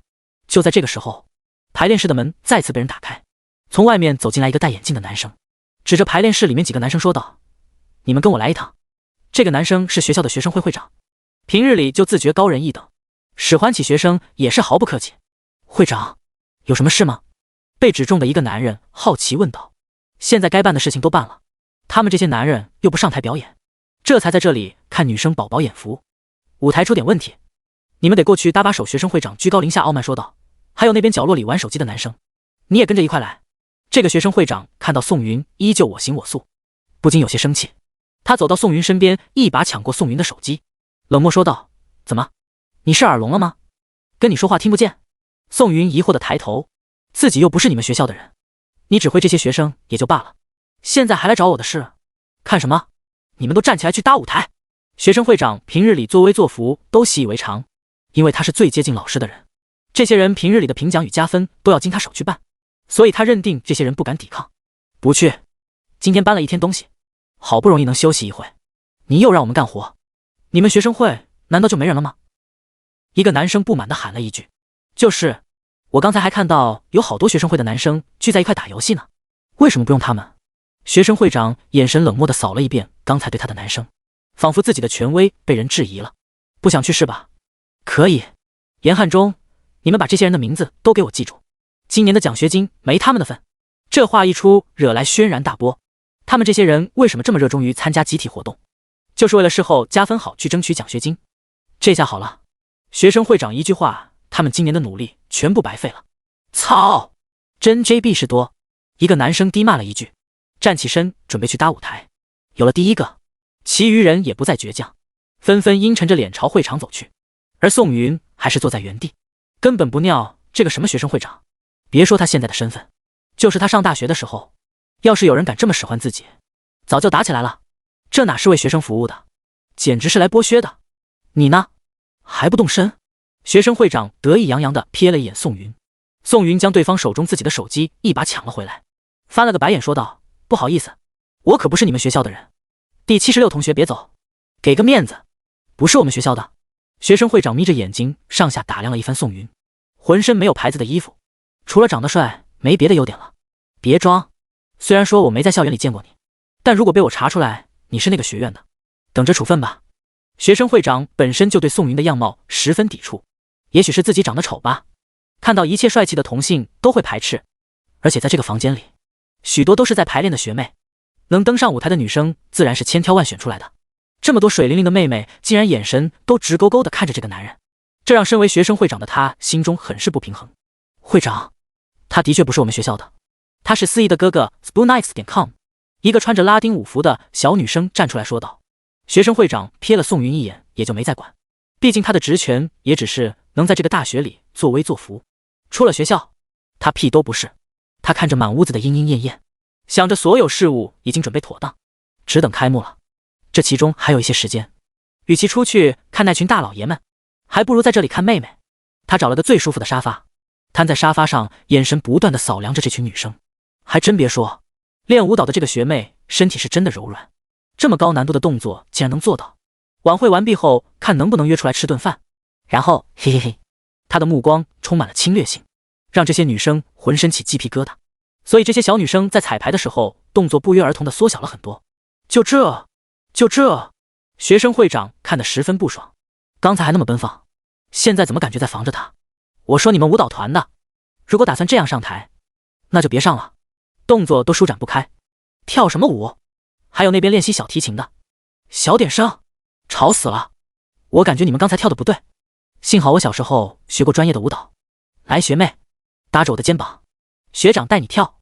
此时的学生会长如同一个进了自助餐厅的鸡汉子，已经不满足与单纯的看，反而想要上手揩油。只不过大学就是一个小社会，这些跳舞的女生即便心中不满，也不敢站出来抵抗。直到袁思怡唱歌的时候，被这个学生会长接二连三的打断。宋云微皱眉头，淡淡说道：“同学，你不是专业人士，就别乱点评了吧。马上就要上台了，你不应该鼓励他们吗？一直挑刺只会让同学们的压力变大。”听到宋云的声音，学生会长不满地抬头看了他一眼，冷漠说道：“你又不是我们学校的，管得倒是宽。告诉你，这场晚会关乎到学校各位领导的面子，我不挑错让他们改正，上台后丢脸怎么办？但是你的确影响到我们了。”袁思怡站在宋云身边坚定说道：“你提的哪些建议根本就是吹毛求疵，如果你感觉有问题，那就请换掉我，重新找个人上。对，我们每天排练到晚上已经很累了，你还在这里挑刺，姑奶奶不练了。你既然觉得我们跳得不好，你自己跳去吧。”学生会长的话引起了众怒，许多女生纷纷站出来埋怨。学生会长看到这个情况，心里一慌，他也就是装个逼而已。照现在看，这些演出人员都反了天了，自己再这么下去，首先挨骂的肯定是自己。不好意思，诸位同学，是我有点太完美主义了，我发誓从现在起绝对不逼逼。你们继续，你们继续。学生会长陪笑说道。其余女生得到这个态度，也调整了一下心态，继续排练。只不过学生会长悄悄来到了宋云身边，指着宋云的鼻子呵斥道：“你不是我们学校的，就不该出现在这里，请你立马离开，否则我要叫保安了。”原本学生会长没打算找宋云的麻烦，可宋云刚才那几句话煽动了一群人，这要是继续让他待下去，指不定闹出什么幺蛾子。宋云无奈起身，没办法，这就是规则，自己的确不是本校学生，学生会长有权利让自己出去。只是他刚起身，从宋云裤兜滑落一个钥匙，兰博基尼毒药的车钥匙。学生会长定睛一看，立马就认出来这把钥匙是真的，因为在学校里面不缺富二代。身为学生会长，除了要跟那些老师打好关系，那些富二代们也是他巴结的对象。他曾经跟着一个富二代参加过一场聚会，里面全部都是一些富家子弟，他就看到过有个人开的就是兰博基尼，而那把钥匙和宋云的一模一样，甚至宋云的钥匙还要精致几分。这是一个豪哥，起码不是自己这种人能得罪起的。但宋云捡起钥匙后就走了，只留下一个背影。学生会长愤愤地捶了一下自己的脑袋，他妈的，自己真是猪油萌新，怎么就惹上了这样一位大佬？如果刚才自己的态度好点，巴结对方，自己毕业后是不是就能领先同龄人很多了？毕竟在社会上，给有钱人做狗腿子不丢人。想到自己与一个光明的前途错失，他心中无限悲愤。他搓搓脸，做出一个笑容，朝着宋云追了过去。你好，同学，刚才是我态度不好，虽然你不是我们学校的人，但也是司仪的哥哥，属于亲属，自然能在排练室坐着。看着学生会长谄媚的表情，宋云没脸，这学校这么大，难不成还没有一个坐着的地方？凭什么这小子让自己走自己就得走，让自己回去自己就得回去？他好说歹说也算个有钱人吧。同学别走，我真心为自己刚才说的话道歉，请您给我一个面子，回去吧。毕竟司仪同学最近排练压力很大，有您在身边肯定会稍微放松不少。学生会长没办法，只能对宋云打感情牌。宋云想到袁思怡有些发青的眼圈，知道这小妞子最近肯定没好好睡觉，自己一直陪着她，说不定真能调整她的情绪。宋云转头看了学生会长一眼，自顾自地朝着排练室走去。见到宋云回心转意，学生会长松了口气。第77万事皆休，宋云重新回到了排练室。学生会长找来一瓶水，亲自拧开递给了宋云。这个举动让排练室里面的许多人都傻眼了。怎么回事？刚才学生会长还一脸正气凛然，现在竟然谄媚的跟在司仪哥哥身边。同学，你是做什么的啊？学生会长搬来一个小马扎，坐在宋云身位下面，陪笑问道。宋云在社会上混了这么多年，怎么可能不知道这个人是看出来自己的身份，才变脸来套近乎的？无业游民。听到这话，学生会长反而做出一个我懂得的表情，他自认为自己了解的没错，看来宋云就是一个富二代，家里面有钱的很。顶点小说，呵呵。同学，我看司仪唱歌唱得不错。不对，是非常好，有着专业的水平。晚会结束后，我一定跟老师多提提司仪，争取今年多拿点奖。不必了，司仪的主业还是学习。宋云的婉拒让学生会长心中一凉，看来这个大佬还是有点生气。对于这种情况，他自然不能继续在这里待下去了，只会让人厌烦。那同学，你继续在这里坐着，我前面还有点事。这个烦人的苍蝇终于要走了。宋云点点头，也没挽留。就这样过去了10多分钟，一个短头发的女生走了进来，看了一眼排练室里面的人，有些不悦。司仪，郎世勇还没到吗？这个女生是学生会的文艺部部长，今天为袁司仪安排的是一个对唱节目。那个男生从下午2点就一直推脱说马上去，没想到这都快登台了，竟然还没来。没见到，我还以为要换人了呢。袁司仪露出一个无奈的表情。要对唱的那个男生高中时就学的声乐，虽然比不上那些专业的歌手，但在学校里也算是一个人气很高的人。在大一时，这个男生就经常带着音响在操场上唱歌，吸引了一票迷妹，还被叫做男神。到后面也不知道是心态出了问题，还是认为自己很牛逼，在每次的文艺晚会需要他上台的时候，都得要人多次去请。看来今天是老毛病犯了，也不知道去哪浪了。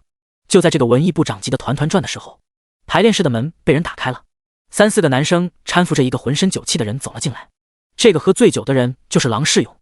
今天他本来打算下午安心过来彩排，顺便再勾搭2个跳舞的妹妹，可谁知道中午时一个外校同过房的小姐姐约他吃饭，一边是学校里还没约过的小女生，一边是已经上过垒的马叉虫妹妹，他肯定选择后者。于是中午吃完饭，他带着1瓶酒就和那个妹妹去了酒店。这一喝起来就不知道几点，直到自己室友打电话被那个妹妹接通，才拉了回来。看着醉醺醺的郎世勇，文艺部长心中十分恼怒，这个混蛋简直不分轻急缓重，在这个紧要的时候竟然还敢出去喝酒。晚会怎么办？难不成要他重新找个人？可是距离晚会还有半小时就开幕了，他从哪再去找个可以替代这个王八蛋的人？不生气，不生气。文艺部长深吸一口气，对着屋内喊道，让郎世勇躺会休息一下，顺便再给他出去买点醒酒的药。部长，他身上的气味。一个小女生捂住鼻子小声喃喃道。文艺部长定睛一看，操，这个王八蛋竟然还吐在衣服上了，真他妈恶心透了。他请求带郎世勇回来的几个男生回宿舍取衣服，然后给报幕的人打了电话，让他把对唱节目往后顺延一下。所有准备工作都做完了，就只能祈求上天让郎世勇早点醒过来，起码能在台上撑过那几分钟的对唱。可解酒要吃了，茶水喝了，就连蜂蜜柠檬也喂了，郎世勇还是那副样子。晚会已经开幕了，主持人在前台开始致辞，感谢各位领导与同学的到临。而在后面的排练室，文艺部长急得抓头发，也不知道这个王八蛋中午喝了多少酒。文艺部长气得踹了郎世勇一脚，这一脚让郎世勇睁开眼睛，睡眼惺忪地看着排练室的众人。这是哪啊？郎世勇！文艺部长朝着他吼道，你距离上台还有20分钟，你到底能不能行？上台？现在几点了？郎世勇懵逼问道，他的回忆还停留在酒店里。别管几点了，我问你一句，你还能不能上台？文艺部长都快急死了，可看郎世勇的表情还是十分淡然，好像不关他的事情似的。这样的态度差点没让他一个淑女当街骂人，估计不行了。郎世勇点了根烟，醒了醒神说道，我现在身体都是软的，上台难不成要我躺着唱？操！文艺部长低骂了一句，自己当初怎么就信了这个王八蛋呢？导致现在连个替换的节目都没有。排练室众人都是满脸厌恶的看着郎世勇，可事已至此，你总不能真的让这个混蛋上台跟个软泥一样唱歌吧？唉，可怜司仪了，这些天就属他排练的最勤奋，可现在他的节目多半是要被毙了。一个女生叹了口气说道。宋云看了看袁司仪的表情，果然这个小妮子满脸失落。叮，检测到宿主位于 HK 大学晚会现场，是否签到？来了来了，系统爸爸的关爱来了。宋云果断点了签到。叮，恭喜宿主成功签到，奖励魅力舞以及专业级歌喉。系统声音刚落，宋云就感觉自己喉咙暖暖的，十分舒服。他轻咳一声，声音果然与之前不一样了，变得更有磁性。同学你好，既然他上不了台，那就我陪司仪上吧。正当文艺部长蹲在地上眼神空洞地望着地面时，一道声音从他背后传了过来，他猛地回头，就看到了宋云那张俊美的脸，原本暴怒的心也逐渐平复下来。帅哥，谢谢你帮忙，可是现在距离司仪节目已经不到10分钟了，一切皆休。他已经能想到晚会结束后他被学校领导批评的场面了，自己这学期的奖学金恐怕就要因为郎世勇这个王八蛋没了。唉，第78。呸！什么东西？什么阿猫阿狗都会说自己唱歌了？郎世勇满脸不屑嘀咕道：“别到时候上台五音不全被观众轰下来。要知道我高中学声乐的时候，需要每天早上6点起床吊嗓子。你就一个普通人，又不是科班出身，也敢说自己能登台？”说完，郎世勇眼睛一闭，悠然地坐着。对于这种帮不上忙还出言嘲讽的人，在场所有人都看不下去了。郎世勇，如果你能遵从纪律，今天过来排练，还用得上别人替代你？文艺部长愤怒地喊道：“你不就是一个唱歌比较好听点的普通人吗？被一群无脑的女人包装成了男神，这么多年一直白嫖饭局，你装 NM 呢？”文艺部长在大家眼中一直都是一个文静的小女生，今天竟然也被这个王八蛋气成了这样。不得不说，郎世勇这个人的人品欠缺。我不就是喝点酒吗？怎么，学校管天管地，还能管我的私生活？郎世勇也急眼了，站起身来，指着文艺部长鼻子骂道：“就算我今天没喝酒，我就是不上台，你能把我怎么样？我就是要搞你，你能把我怎么样？”这句话一出，屋内所有人都用鄙夷的眼神看着他。没想到平日里只是一个比较傲气的人，如今变成了这副鸟样。郎世勇，你就是个自私自利的小人罢了，一点团体观念都没有。当初你如果不想上台，完全可以拒绝，但是你答应了，就一定得把事情办好。是啊，我原本还以为你是个才子，现在看来不过如此。郎世勇，今天这件事情我一定会发到学校论坛里面，到时候看大家怎么骂你。郎世勇面对众人的斥责，耸耸肩膀，一脸无所谓，随你们便。我现在醒酒了，我能上台，可我就是不打算上去了。呵呵，你们牛逼就重新找人，不然就乖乖来求我上台。众人气得牙痒痒，可却对这个人没半点办法。不行就司仪哥哥上台吧，他长得那么帅，唱歌说不定也会一点呢。就是，司仪的节目就5分钟而已，唱完赶紧下一个节目。正当文艺部长犹豫不决的时候，郎世勇开口说道：“如果真的让他上台，恐怕会成为所有晚会里面最失败的一场。”呼，文艺部长深吸一口气，仿佛下定了决心。郎世勇，你就是个人渣，我就算搞砸了晚会，也绝对不再用你。说罢，他转头看向宋云，认真说道：“同学，不知道你会唱 JJ 的小酒窝吗？”会。宋云回答十分简短。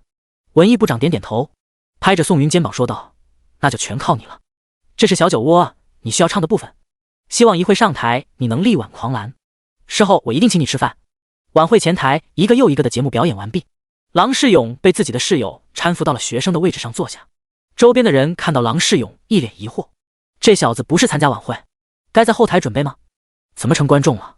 郎世勇坐在座位上，眼睛眯着看着舞台，他要亲眼看到这场晚会是怎么被搞砸的。朗哥，你真打算交恶学生会啊？郎世勇的室友悄悄问道 spoonice.com。 呸，一群狗东西，真当我不知道他们怎么在背后编排我的吗？还有那个袁思怡，看着清纯，实际就是个婊子，装踏马什么呢？我约他事后吃饭还被他拒绝了，我现在就想看他们是怎么社会性死亡的。此话一出，周边的室友恍然大悟，原来是这个原因啊。谁都知道郎世勇为人很是轻薄，平日里睡了不少他的小迷妹，用海王称呼他都简直拉低了他的格调。这次是郎世勇看上了袁思怡，想以唱歌的名义扎一下对方，可被拒绝了，所以才恼羞成怒撂担子。很快就到了宋云和袁思怡上台，文艺部长抿着嘴唇，对宋云和袁思怡郑重说道：“上台不要紧张，正常发挥就好了，我相信你们。”袁思怡点点头，其实手心里面都是汗。主持人开始在前台报幕了，接下来欢迎我们的袁思怡同学以及宋云同学为大家带来一首合唱《小酒窝》，大家鼓掌欢迎。袁思怡是校花，在学校里面也算是有点人气，可这个宋云是谁？没听过呀？是他们学校的吗？袁思怡的合唱对象不应该是郎世勇吗？这让许多人泛起了嘀咕。场下一片寂静，主持人下台的时候出了一身的汗，实在是太尴尬了。郎世勇看到这一幕，不禁冷笑起来：“你小子不是牛逼要顶替我吗？来啊，你看大家是想听你唱歌还是想听我的？”想着，郎世勇打开手机，在他的粉丝群里发了一条信息，大意就是什么自己的节目被人替换了，自己也是委屈。不能为大家带来好听的歌曲之类的话。可以说，郎世勇把自己完全的摘了出去。他本人现在就是一个人畜无害的小可怜。台下郎世勇粉丝团的成员顿时不乐意了，自家男神被潜规则了，这还得了？于是宋云还没上台，就收到了台下一片嘘声。可很快，郎世勇再也笑不出来了。只见宋云与袁思怡上台后，背后的荧幕将二人投射在上面。袁思怡长相清纯，眼睛一眨一眨的，犹如邻家小妹，惹人怜爱。宋云长相英俊帅气，往那一站身上就充满了一股世家子弟的气质，让人沉醉。这两个人即便是唱得再难听，台下观众也当养眼了。所以即便是郎世勇粉丝团里面的小女生，此时在台下也是双手捧脸，花痴的看着宋云。那个小哥哥好帅啊，有谁知道是哪个专业的吗？没在学校里面见过呀，快点给后台的人打电话，我要知道他所有的信息。太帅了吧，好像嫁给他，好像给他生猴子。你不是郎世勇的粉丝吗？现在改头阵营了？什么郎世勇？我认识他吗？我现在的男神只有一个，就是台上的小哥哥。这些话传入郎世勇耳朵里，差点没让他气得破口大骂。什么玩意？这些女生真是颜值生物！呸！什么东西？第79颜值就是正义。在后台的文艺部长原本还在忧愁，自己要是被校领导骂了该怎么办，可等了半天，也没等到前台观众撵人的声音。这是怎么回事啊？他悄悄探出头，只看到那些学生此时都无比狂热地看着宋云，尤其是那些女生，眼神里充满了占有，恨不得上台扛着宋云回家。稳了！文艺部长差点喜极而泣。原来这世界上，颜值就是正义啊！宋云长得帅，即便不会唱歌，也会有无数的人追捧。看来帅哥的影响力太大了。台上开始播放小酒窝的前奏，袁思怡看着宋云甜美一笑，开口唱道：我还在寻找一个依靠和一个拥抱，谁替我祈祷，替我烦恼，为我生气，为我闹。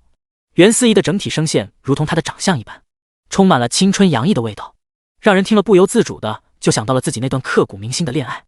接下来是宋云的部分，宋云深吸一口气，开口唱道：幸福开始有预兆，缘分让我们慢慢紧靠，然后孤单被吞没了，无聊变得有话聊，有变化了。宋云的声音一出，在台下的所有人都抬头惊讶地看着他。这个小哥哥不仅长得帅，竟然唱歌还那么好听。由于宋云的嗓子被系统改造后，充满了磁性，简直秒杀郎世勇无数倍。卧槽，是我肤浅了，他不是我男神，他他妈是我老公啊！老公我爱你，老公唱歌真好听，男神大人我爱你！台下小女生举着应援棒喊道。郎世勇现在脸比锅底还黑，他妈的，这个小子扮猪吃老虎，他肯定是从小就学声乐，不然不可能唱歌那么好听，怪不得把郎世勇换下去呢。台上的小哥哥比他长得好看，唱歌还比他好听，爱了爱了，嘿嘿，换男神了，换男神了！郎世勇听了这话都快气得吐血了。你们两个女的就坐在我前面，麻烦你们考虑一下我的感受好吗？当着我的面骂我，真当我没脾气吗？还真是，郎世勇一点脾气都没有，专业方面被人全力碾压，他即便是想狡辩什么，也会被女生大军淹没。台上的宋云和袁思怡继续唱，袁思怡因为有些紧张的缘故，声线有点不稳，可对于一个头次面对这么多观众的小女生而言，已经做得很好了。至于宋云，全场下来都十分稳，无论是真假音的转换，还是高潮部分，都拿捏到位，让人听了想去谈一场甜甜的恋爱。妈耶，这个宋云同学太厉害了吧！文艺部长吞了口唾沫，他刚才还感觉自己是自己今年最倒霉的一天，可自从宋云开口后，就把他带入了天堂。很快这首歌便唱完了，现场众人爆发出无与伦比的欢呼声。在台上，袁思怡看着宋云的侧脸充满了崇拜，自己哥哥就是厉害，无论是哪方面都厉害。宋云和袁思怡鞠躬后下台了，顿时那些学生不干了，吵闹起来。别走啊，再来一首吧，不过瘾啊，帅哥，求求你再唱一首吧，我们要听宋云唱歌，我们要听宋云唱歌。刚上台的主持人看到群情激愤的同学，吓得又出了一身汗，他这么多年都没看到过如此狂热的场景，这让他心里有些犯虚了。恭喜你呀，思怡，你们唱歌绝对会成为咱们学校晚会里最成功的一个节目。宋云哥哥，你唱歌好好听呀，能给我签个字吗？签在我胸口就行。有一说一，如果宋云哥哥在咱们学校，就没郎世勇那个王八蛋的事情了。什么东西，唱得不咋样，甩脸第一名。许多女生挤上来嘻嘻说笑。至于郎世勇的歌声，什么东西，他们早就把这个人忘了。从今往后，恐怕那个王八蛋也不敢轻易露头了吧？在观众席上的郎世勇看着自己的风头被宋云全部抢走，心中充满了不甘心。他妈的，这些欢呼声原本都属于我，都属于我，都是因为袁思怡那个小婊子不答应我的请求，才导致我闹气没上台。他手指甲都快插进手心了，阴郁的看了一眼舞台，然后悄悄找到了学生会长。郎世勇，你找我有事？学生会长本来坐在校领导后面伺候，可谁知道被叫出来了，他得赶紧处理完事情回去，不然得罪了领导们怎么办？荣哥，刚才我嗓子的确不舒服，才没有上台，我感觉现在恢复了。郎世勇的话还没说完，就被学生会长打断了，直接说是我想上台。上台？学生会长诧异的看了一眼郎世勇，仿佛眼前这个人是假的。谁不知道学校里面就你小子最傲气，每次请你唱歌都得三请五请，现在想明白了要上台，没门。世勇啊，你也知道咱们学校是有规定的，节目单都排好了，你突然说要上台，我很难办啊。郎世勇谄媚的笑着，然后从口袋里拿出一小叠的钱，悄悄塞进了学生会长的口袋里。荣哥，给个机会，弟弟是真的想唱歌。学生会长不动声色地捏了捏口袋里面的钱，少说也得1、2千。他点点头，好奇问道：你得给我个理由吧，不然我没法安排。说实话，今天我是要上台的，不过那个宋云把我挤掉了，现在小弟就想挽留一下人气，求荣哥给个机会。学生会长自然知道郎世勇心里那些小九九，这小子是有粉丝团的，听说人数还不少，每个月都能从那些女生手中收不少红包，而且时不时的还能扎一下自己的女粉丝，滋润的很。可今天看现场的情况，那些粉丝都转投阵营了，郎世勇粉丝团里的小富婆们肯定流失不少。这小子才打算拼一下，看在你小子懂事的份上，我打声招呼，给你在最后安排一个压轴节目。太谢谢荣哥了。郎世勇十分兴奋，谁都知道晚会的压轴节目一般都是大合唱，现在能给他在这个重要的时候安排一个，那就相当于在电视台的黄金时间安插广告一样。事情谈完了，可学生会长依旧没走，眼神带着玩味的看着郎世勇。郎世勇一拍脑袋，又心疼的抽出一叠钱塞进了学生会长的口袋。第80，我们要换人。一个又一个的节目过去，终于到了倒数第2个压轴节目。主持人清清嗓子上台，举着话筒望了一圈观众，露出一个笑容说道：同学们，大家今天晚上听歌听得开不开心呀？开心，快点让我老公上台再唱一首，我们要听宋云唱歌，我们要听宋云唱歌，别墨迹了，快点把唱见大佬请上台。主持人听着台下的喧嚣，压了压手继续说道：有首旋律让我们感动，有些歌词让我们牢记。接下来欢迎我们大学最受欢迎的歌手，为大家献上一曲《海阔天空》。主持人的话音刚落，台下就一片沸腾，终于又能听到宋云唱歌了。大家静一静，照我说，我们安静一点，然后录音，以后就能经常回味了。说得好，一会谁也不许出声。几个同学的提议让大家十分赞同，于是众人纷纷自觉安静下来，打开手机准备录制。舞台的灯光暗了下来，众人屏住呼吸等候。一束灯光打在台上，一个背影对着他们，紧接着舞台的光全部展开，荧幕上展露出郎世勇的模样。郎世勇背对众人，心中得意洋洋。看吧，这就是影响力。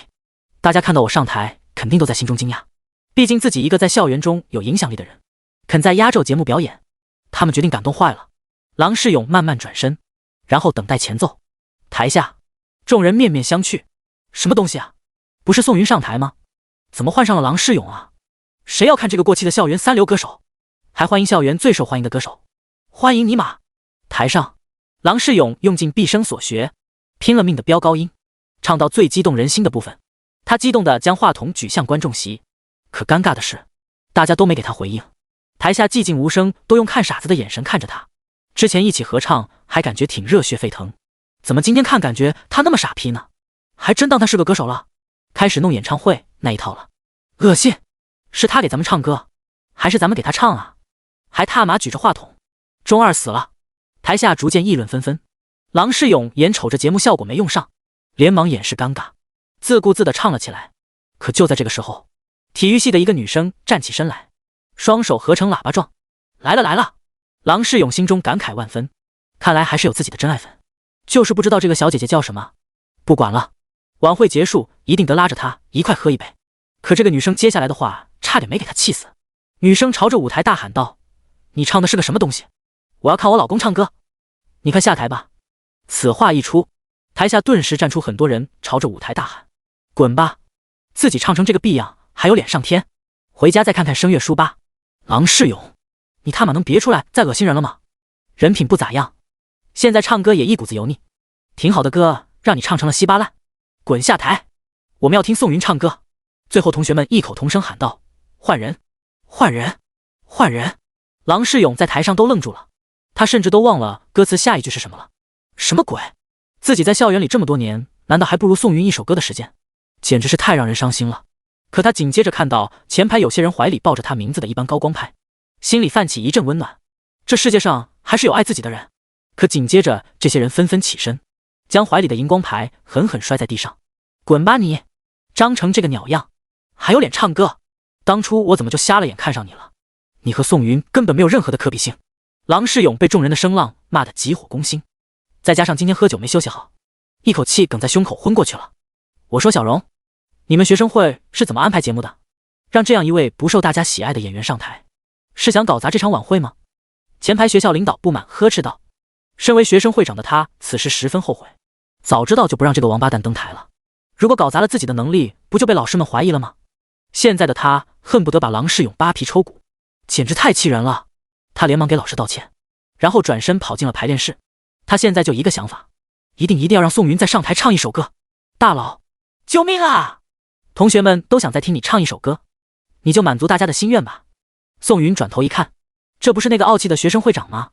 他摇摇头说道：我上台只是为了能让司仪的节目顺利进行，没义务再唱。但是学生会长脑海里浮现出无数个念头，可每个念头都被打消了。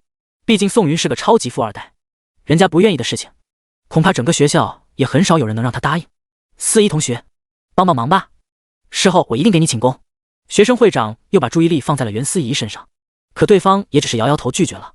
不如这样，宋云同学，还请你上台说几句话，安抚一下大家情绪，防止出现什么事故，你看怎么样？文艺部长站出来轻声说道。对于这个请求，宋云没任何意见。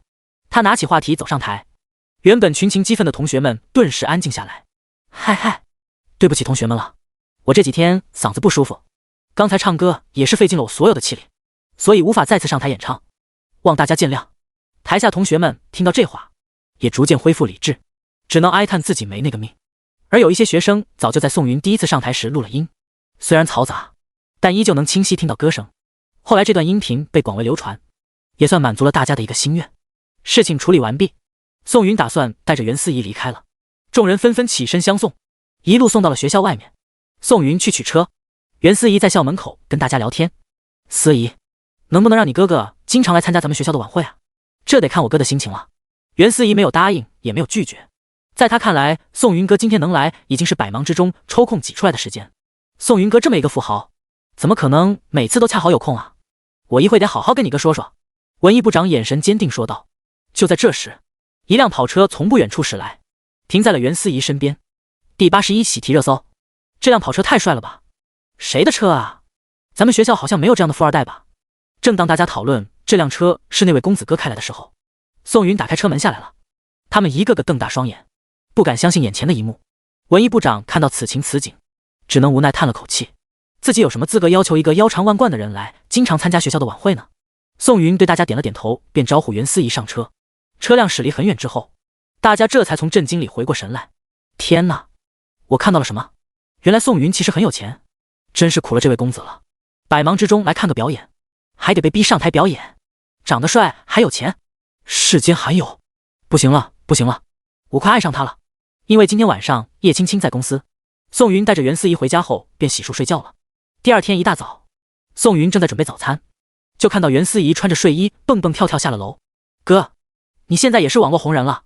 袁思怡举起手机对宋云笑嘻嘻说道，大家现在都在打探你的信息，好多朋友大早上给我打电话，想要你的联系方式。什么鬼？宋云满头雾水的接过袁思怡的手机，发现 WB 热搜排行榜前10里有一条魔都某大学文艺晚会，惊现唱功大佬。宋云点进去，是一段自己昨天晚上唱歌时的录屏，虽然画面不是很清晰，但隐约可以看到宋云帅气的脸庞以及那充满磁性的声音。他翻开评论区，一水的赞扬，这个小哥哥太他妈帅了吧！跪求联系方式，唱歌不输那些专业歌手，我花10万块钱买这个小哥哥的微信，有知道的随时联系我。宋云看到这些评论，不由得心情好了几分，毕竟谁不愿意被夸奖呢？魔晶集团，叶青青刚处理完手头的事，茉莉举着手机冲了进来，眼瞅着手机屏幕都要对在自己脸上，叶青青连忙一把夺过，然后埋怨地看了一眼对方。她回头定睛一看，不就是个唱歌视频吗？有什么好激动的？可仔细看过后，才发现是自家老公宋云。天哪，自己老公竟然还会唱歌，而且还唱得那么好听。不行不行，以后跟他一块睡觉，必须得让他给自己唱安眠曲。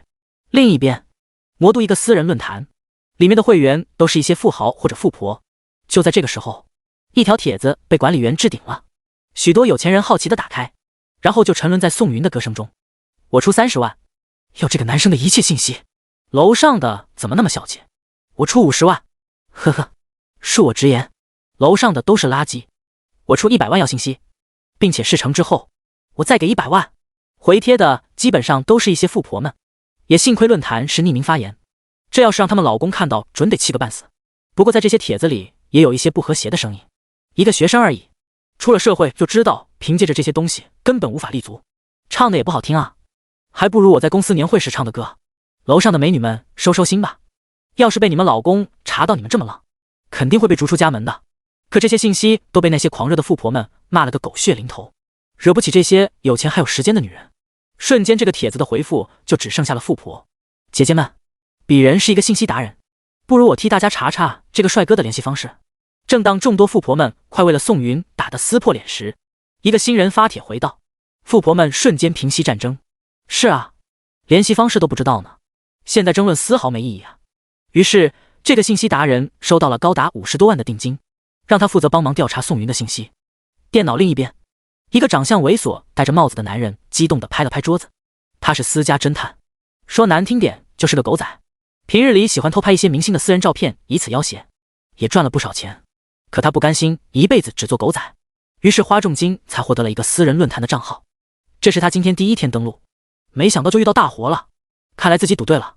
私家侦探点了支烟，然后给经常合作的一个电脑高手打了通电话，让对方全网搜寻视频里的男人，事成之后给对方10万元的酬劳。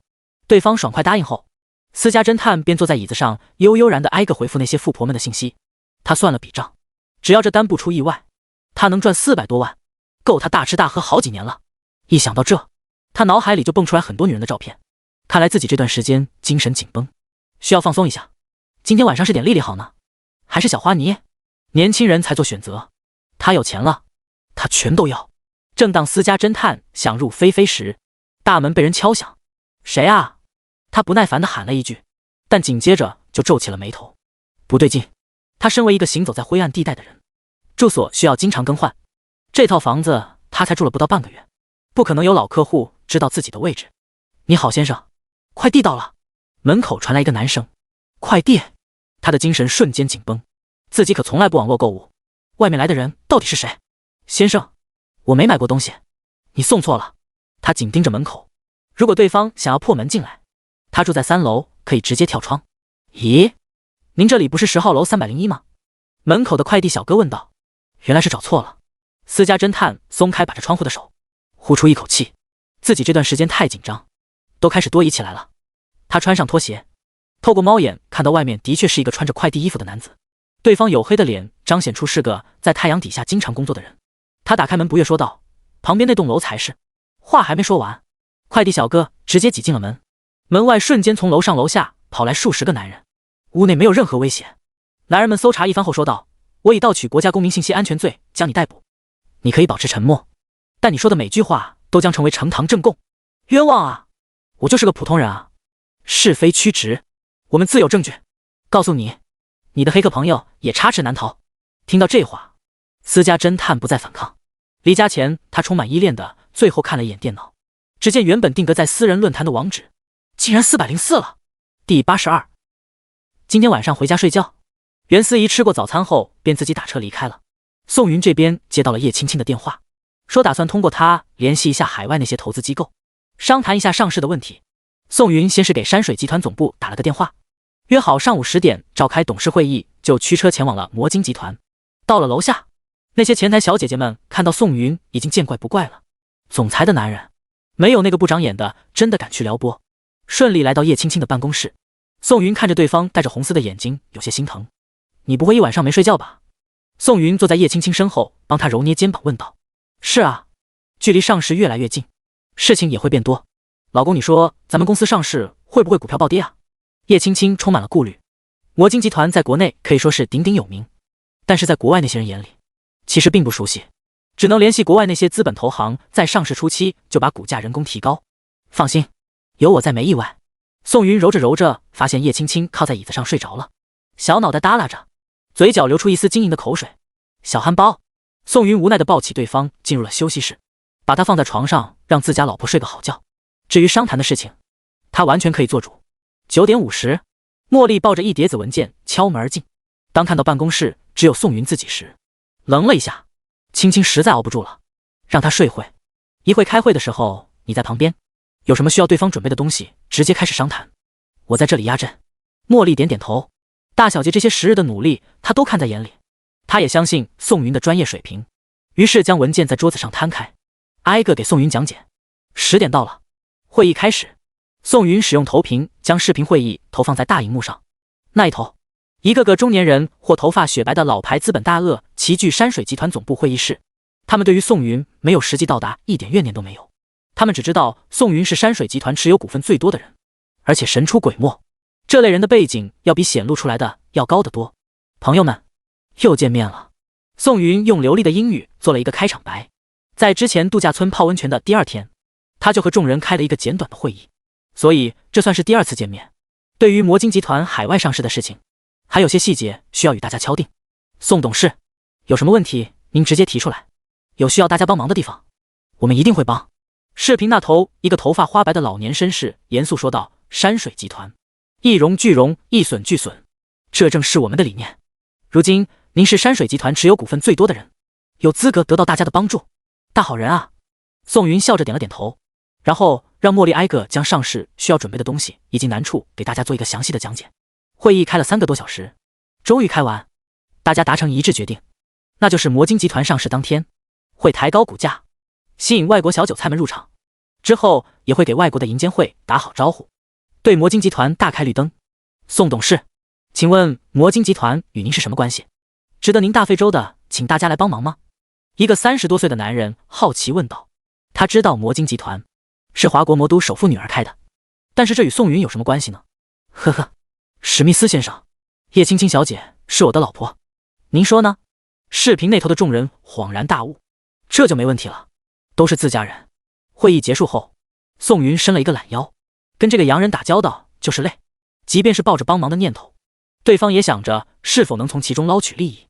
不过这样也好，只有利益捆绑，才能让大家乘坐同一辆战车。姑爷，您太厉害了，您知道视频那头的都是些什么人吗？茉莉激动地喊道。有将近一半的人都是华尔街的资本大鳄，有他们帮忙，摩金集团上市稳了。你也说了，他们都是大鳄，有利益的驱动自然会帮忙。宋云笑着说道。时间不早了，感谢你这几天的辛劳工作，我替青青给你放2天假，你好好休息一下。茉莉疯狂点头。姑爷太好了吧，还懂得体恤属下。茉莉走后，宋云也没打算打搅叶青青睡觉，他自顾自地坐在椅子上，用叶青青的电脑刷小说。过了大概半个多小时，他听到休息室的门咔吧一声悄悄被人打开了。叶青青蹑手蹑脚地朝着宋云走去，殊不知宋云已经发现他了。嘿！叶青青从后面搂住宋云的脑袋揉搓了一阵。你刚才怎么不叫醒我啊？我一睁眼发现在床上，还以为我穿越了呢。这不是看你太辛苦了吗？宋云转过身搂住叶青青亲了一口说道。饿了吗？去吃点东西。好，我要吃好吃的。叶青青没问刚才会议到底发生了什么，在她看来自家老公就是一个无所不能的超人，既然对方没提，那么事情绝对已经解决了。2个人来到了一家餐厅，点了满满一桌子菜。吃饱喝足后，叶青青手机响了起来。青青 ，WB 热搜的那个人，是不是你老公？电话那头一个女生从声筒里传了出来。叶青青得意洋洋说道：是啊是啊，怎么样，我老公又有才，唱歌又好听，长得还帅，是不是很嫉妒？嫉妒死了。对方娇嗔道：青青姐，让我见见真人呗。小妮子，这可是你姐夫。哎呀哎呀，我对姐夫的感情就如同追星族一样，不掺杂任何的爱情。叶青青听到这话，扑哧一声笑了出来。看来自家老公魅力还真的大，都有粉丝团了。好了好了，我一会吃完饭就去找你。电话挂断后，叶青青双手托着下巴，迷恋地看着眼前的男人。老公一会去我闺蜜家玩会怎么样？都听你的。宋云看着叶青青娇憨模样，捏了捏对方的白嫩的小脸，笑道：事情都处理完了，今天能回家睡觉了吧？第83，签到或者使用功能卡。叶青青哪能不知道宋云那点小九九，只不过今天她的心情异常的好，白了宋云一眼没说话，但羞红的小脸已经暴露了叶青青默认的事实。宋云激动地亲了对方好几口，没办法，刚开荤的男人就是这么没出息。再加上宋云因为体质原因，每天精力旺盛，寂寞深夜无人陪伴，很苦的。两个人心照不宣地开车来到了叶青青闺蜜家的小区。宋云看着大门上黄埔一品4个大字，心中还是十分震撼。果然有钱人结交的都是有钱人。黄埔一品是华国如今最贵的平层小区，一套房子下来最低也得9000多万。如果能在这里签到，是不是系统也会给自己来上一套？系统签到，可系统没有回话，这很不正常。宋云微皱眉头，难不成系统坏了，或者已经离开自己了？别啊，系统爸爸，我还没占够便宜呢。正当宋云忧虑的时候，系统的声音响起，叮，检测到宿主位于魔都黄埔一品小区，可有2个选项，签到或是使用功能卡。功能卡，宋云心中疑惑，但很快想到系统刚进入身体的时候，的确给了一个能购买房产的卡，但是那张卡自己还打算找个全世界最贵的房子兑换呢。只不过系统在这个时候提了一嘴，里面有猫腻。系统，签到与使用功能卡有什么区别吗？系统仿佛感觉到了宋云想要白嫖的心，机械般的声音再次响起，宿主选择签到还是功能卡？只不过这次在功能卡这3个字上加重了语气，使用功能卡。宋云牙一咬，心一狠说道：叮，宿主成功使用功能卡，奖励黄埔一品小区1栋楼。一栋楼？宋云愣在原地，他妈的系统没给自己开玩笑吧？黄埔一品总共有8栋楼，1栋楼有66个住户，按照平均每户能出售大概1个亿来算，那就是66亿。曹，系统爸爸，我可太他妈的爱你了。叮，系统奖励为6号楼，附赠66个停车位，房产证已存放在黄埔一品门口华国银行保险柜中，保险柜编号为1，密码88888888。天哪！宋云被这幸福冲昏了头脑，系统爸爸太贴心了吧，竟然还附赠了停车位。要知道这边的停车位一个也得按照数百万计算，加起来也是一笔不小的资金了。老公，你怎么了？叶青青走着走着发现宋云站在原地发呆，好奇的上前推了推他。没事。宋云故作镇定，他心中默念：小钱，都是小钱，跟着系统爸爸还愁以后没大钱赚吗？宋云啊宋云，稳住，一定要稳住。宋云就这么被叶青青一路拉着到了6号楼，看着门牌，宋云有些意外，难不成自家老婆的闺蜜是租的房子？你的那个朋友在这里买的房子吗？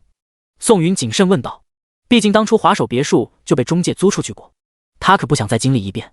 不是啊，这是他租的。叶青青摇摇头说道，我那个闺蜜的家就在爸爸家旁边，只不过她不愿意跟父母一起居住，就搬出来了。那在这里租房子1个月得多少钱啊？好像挺便宜的，1个月70多万。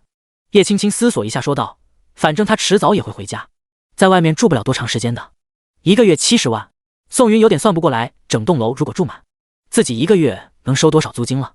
进了电梯，到了叶青青闺蜜居住的楼层，她敲敲门，一个女生打开后，激动地搂着叶青青叫道：青青姐，我好想你啊！你这个死丫头，平常叫你出来玩你都推脱，现在说想我。叶青青点了一下对方的额头，溺爱说道：来，我给你介绍一下。她话还没说完，就看到原本像个考拉一样挂在她身上的闺蜜疯狂窜到了宋云身边，围着宋云转了好几圈。青青姐，姐夫长得太帅了。最后她得出一个结论，怪不得青青姐结婚的这么快，自己如果遇到这么一个帅哥，也肯定拉着对方闪婚了。要是被别人看到抢先了，自己不就吃亏了吗？叶青青满头黑线，无奈地对宋云说道：老公，这是我闺蜜叫父辈。你好姐夫，头次见面，以后多多指教。父辈伸出手笑嘻嘻说道，看来这个小丫头还是个元气少女。宋云笑着跟对方握了一下。天哪，姐夫竟然和我握手了，我要1年不洗手。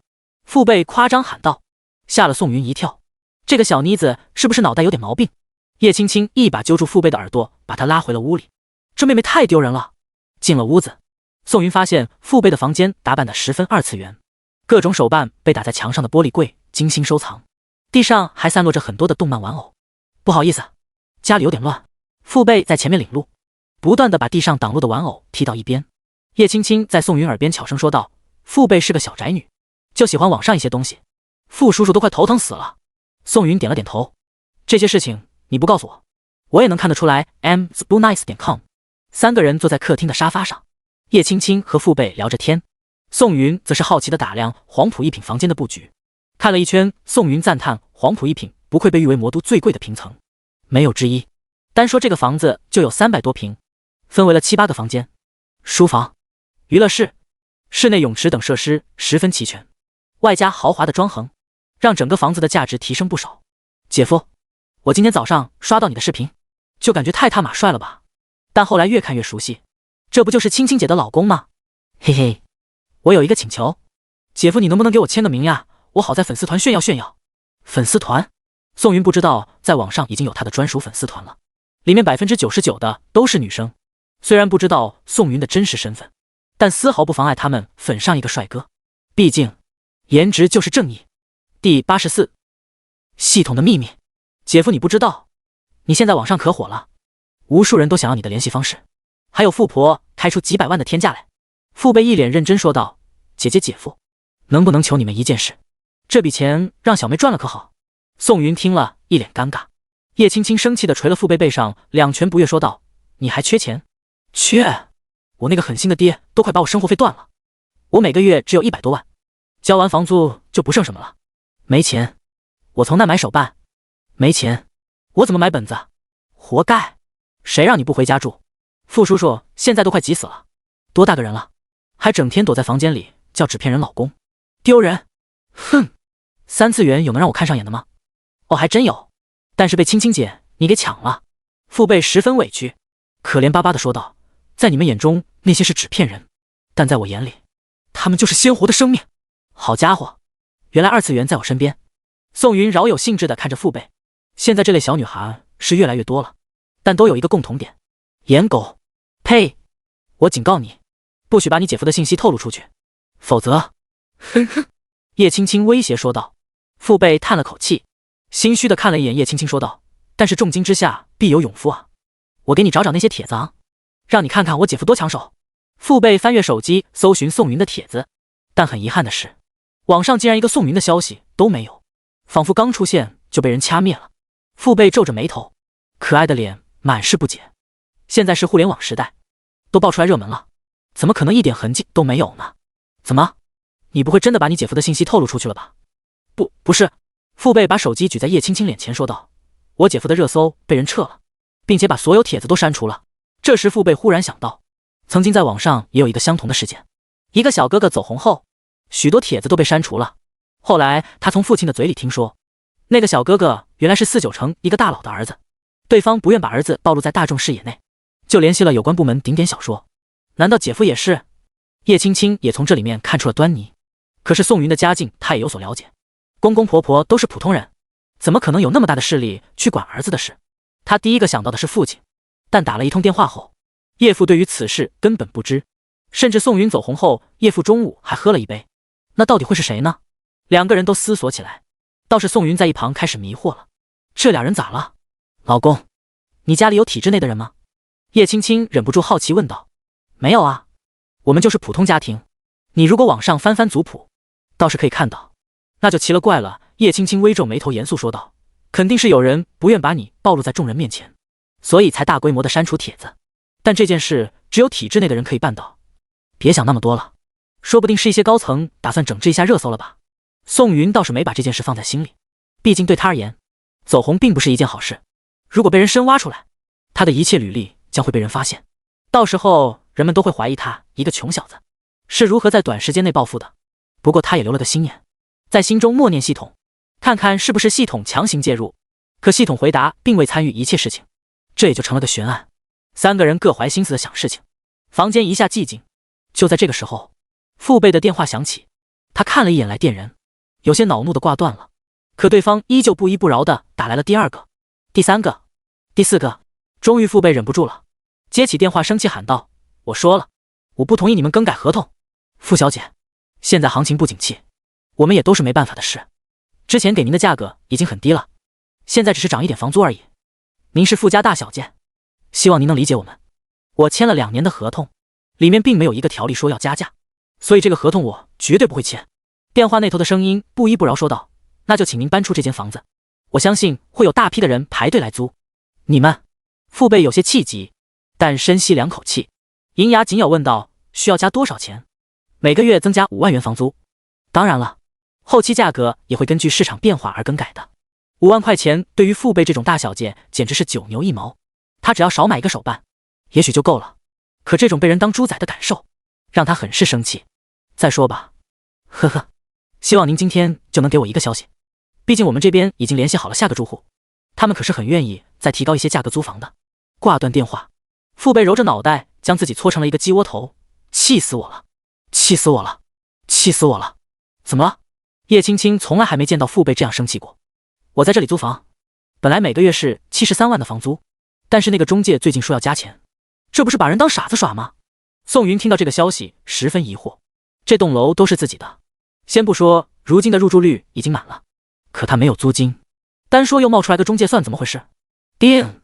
由于黄埔一品房子一房难求，只能更改源头。为了世界逻辑性可以顺畅，所以将所有的房子托管到了中介。系统给了宋云一个解释。宋云恍然大悟，原来系统所做的一切更改都是要顺从世界逻辑性的，不能强行更改。不好意思啊，青青姐，看来一会我得去找那个中介重新签订一下合同了。瞅着父辈眼眶挤满了水雾，叶青青也是心有不忍。她这个傻妹妹从小就一直被疼爱，从来没有经历过社会的毒打，今天遇到这件事恐怕也是不知道该怎么办。那我和你姐夫陪你去一趟吧，毕竟我们见得多。对，一起去一起去。宋云在旁边帮腔，他倒是想看看哪家中介公司那么牛逼，竟然敢随便改合同。第85解约。另一边，中介的办公公司，几个领导层坐在会议室内，大荧幕上播放的 PPT 正是宋云在黄埔一品的房子。在座的这些人心中都是十分开心。在半年前，他们这家中介公司被一个姓宋的先生托管了一栋楼，而且那位先生可以1年1次结算，在这1年中，他们可以先收取房租，第2年再打款。这天大的好事被他们碰上，激动的好几个晚上都没睡好觉。而且最主要的是，宋先生在委托之后便不见踪迹，这让几个高层心中打起了小九九。原价单套每月60万的房租，被他们直接提了10多万。即便如此，好的房租还是供不应求，这让他们的野心越来越大。直到最近再次加房租，反正也联系不上宋先生，这栋房只要在他们这里一天，那就属于公司的资产。这个逻辑性没毛病。几位老总，黄埔一品6号楼已经有90以上的房租同意加价，并且其中有70以上的人完成了合同的更改。这一次共为公司额外盈利300多万。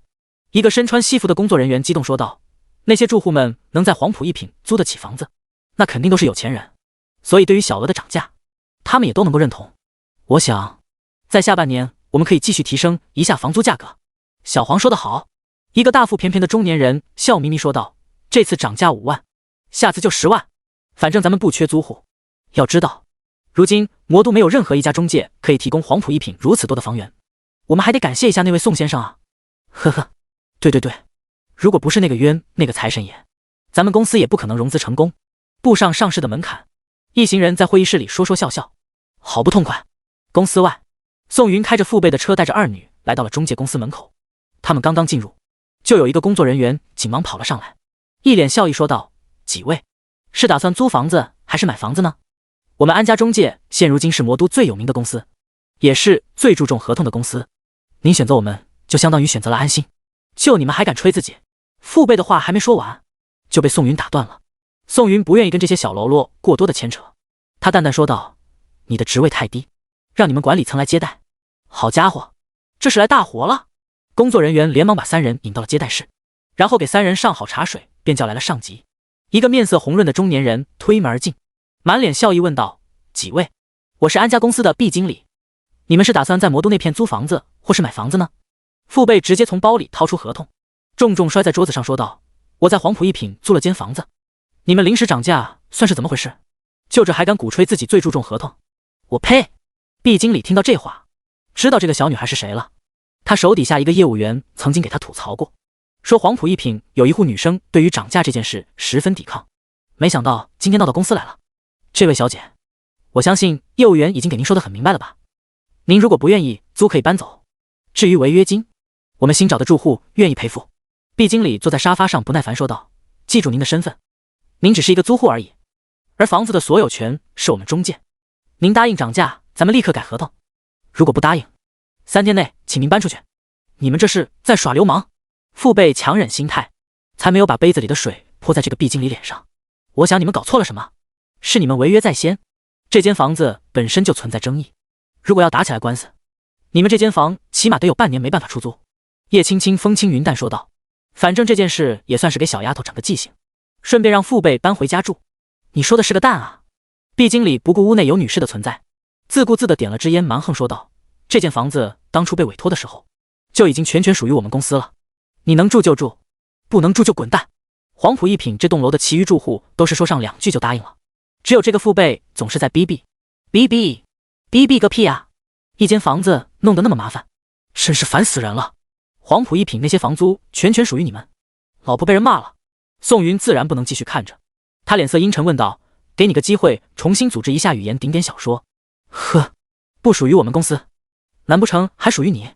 毕经理不屑地打量宋云一番，这个小子除了长得帅还有什么？看样子指不定就是那个女人的姘头，说不定还是2个人的，真脏。傅小姐，既然你没有解决问题的态度，那就请你回去联系搬家公司吧，3天后我们要验房。毕经理直接下了逐客令，你们公司还真是厉害，提高房价，打压住户，任何一条都足以让房东给你解约了吧？宋云站起身来说道，我们来谈谈解约的事情吧。呵，不应该是傅小姐来办合同吗？怎么，你一个小白脸要替主子办事？听到这话，叶青青差点没起来，直接把文件扇在毕经理脸上。宋云安抚了一下自家老婆，毕经理得意洋洋看着3人，反正无所谓，解约就解约，下一个住户已经找好了，黄埔一品的房子永远不缺人。算了姐夫，这件事后面我会让专人来解约的。父辈憋屈说道，但是宋云却摇摇头，开口说道，我说的不是你那栋房子，而是我与这家中介签约的那些房子。毕经理疑惑地看着宋云，这个男人说实话是真的面生，他一点也不记得曾经和对方签过约。你在那里的房租在我们安家中介托管了，黄埔一品6号楼一栋所有房间都解约。宋云的话犹如惊雷般在众人耳边炸响。叶青青惊讶地看着自家老公，什么时候宋云在这里也有房产了？而父辈更是嘴巴长得老大，自己住的房子原来是姐夫的，那自己干嘛还要多此一举去联系中介？第86，炸锅了！毕经理惊讶的烟头一歪，烫到了胳膊上，他吃痛揉了2下，但还是不敢相信，毕竟宋云太年轻了。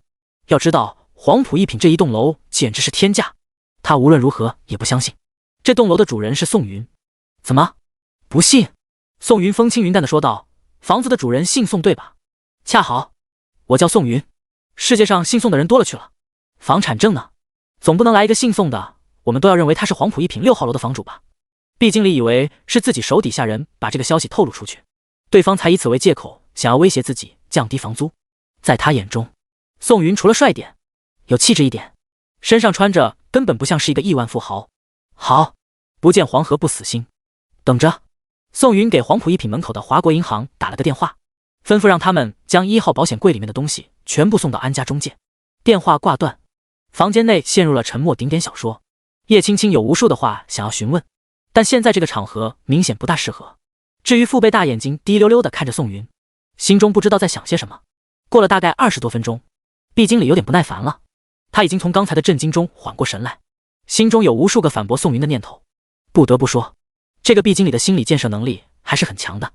他翘着2郎腿，不耐烦地看了一眼手表，说道，还得等多长时间？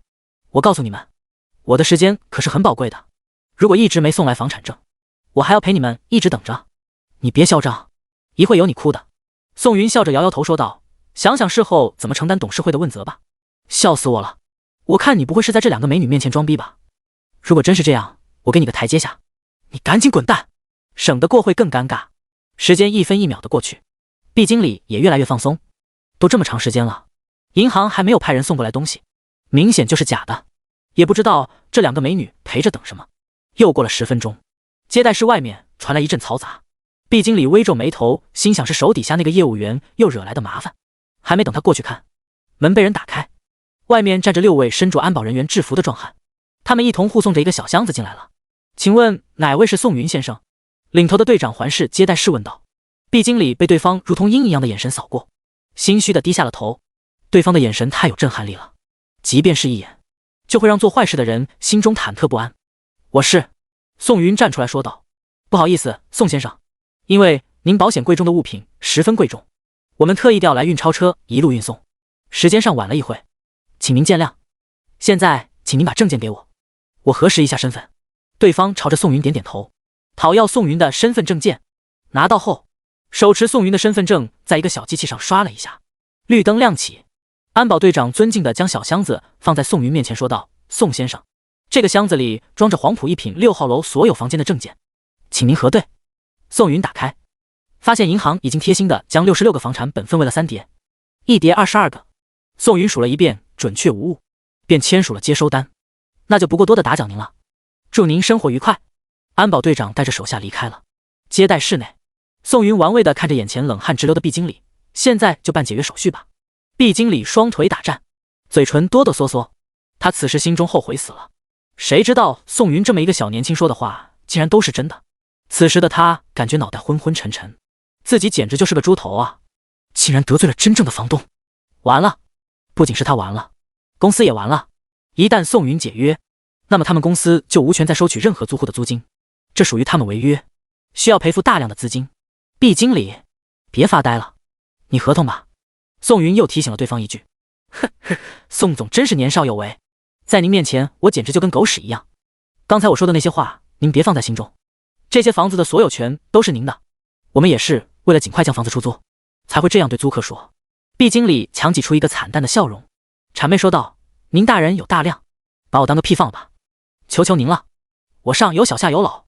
呸，不是，上有老下有小，全家都靠着我吃饭。您如果解约，我以后在圈子里没法混了。可你刚才不是这么说的。宋云淡淡说道，这种事触及到了我的底线，不好意思，今天这约解定了。毕经理真的快哭出声来了，因为是安家中介私自背着宋云涨房租，所以也算违规。对方用这一条解除合约，还能告自己违约。宋总，我给您跪下了，我猪狗不如，我不是人，求求您别解约，我是真的需要这份工作。毕经理，如果今天我只是一个普通的住户呢？宋云冷笑说道，是不是现在就被你让保安撵出去了？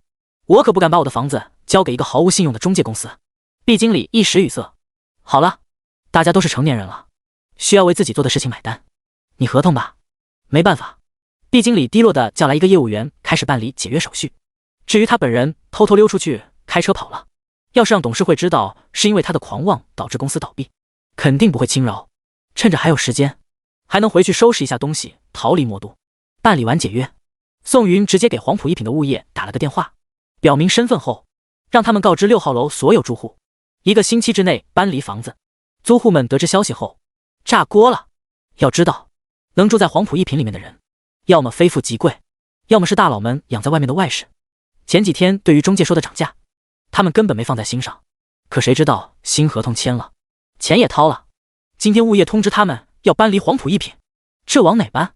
而且他们还没搞懂到底发生了什么事，自己为什么忽然就要离开这里。第87，别把我当傻子。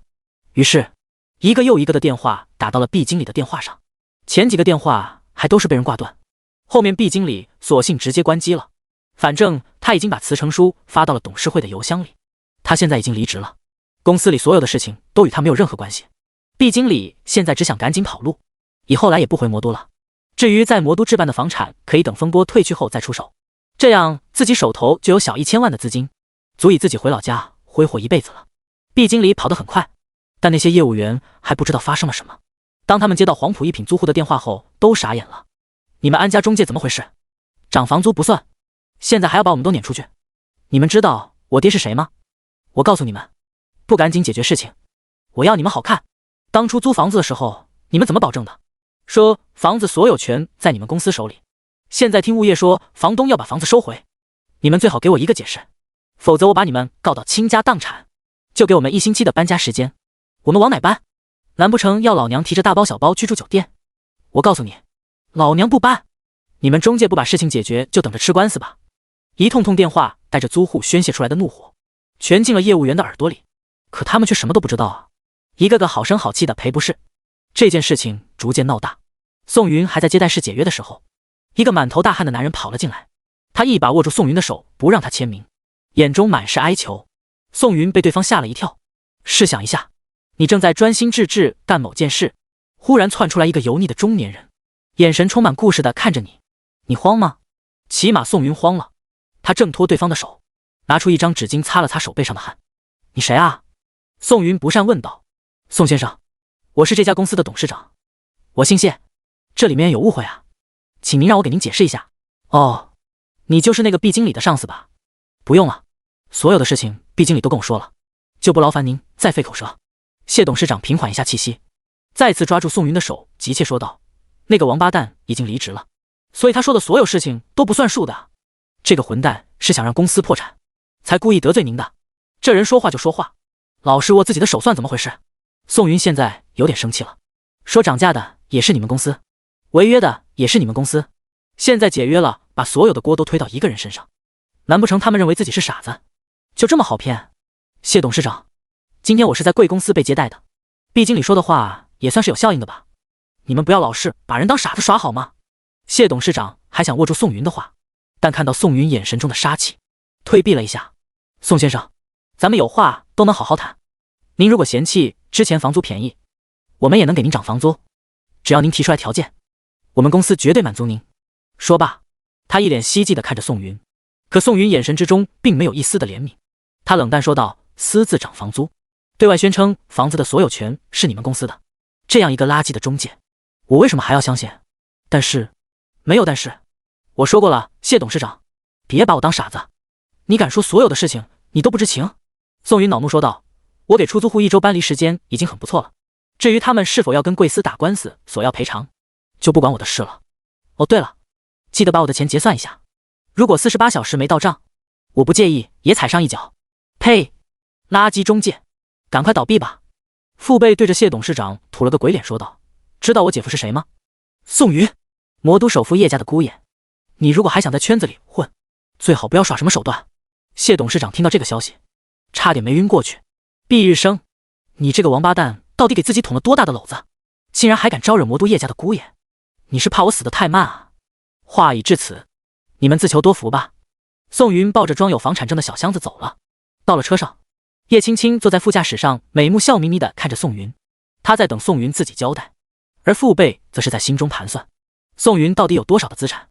如今公司的老板一般说出去都是几亿资产、几十亿资产，实际上他们手中的现金流并不多，他们所谓的资产都是公司股票、房产、商铺等等总合起来的。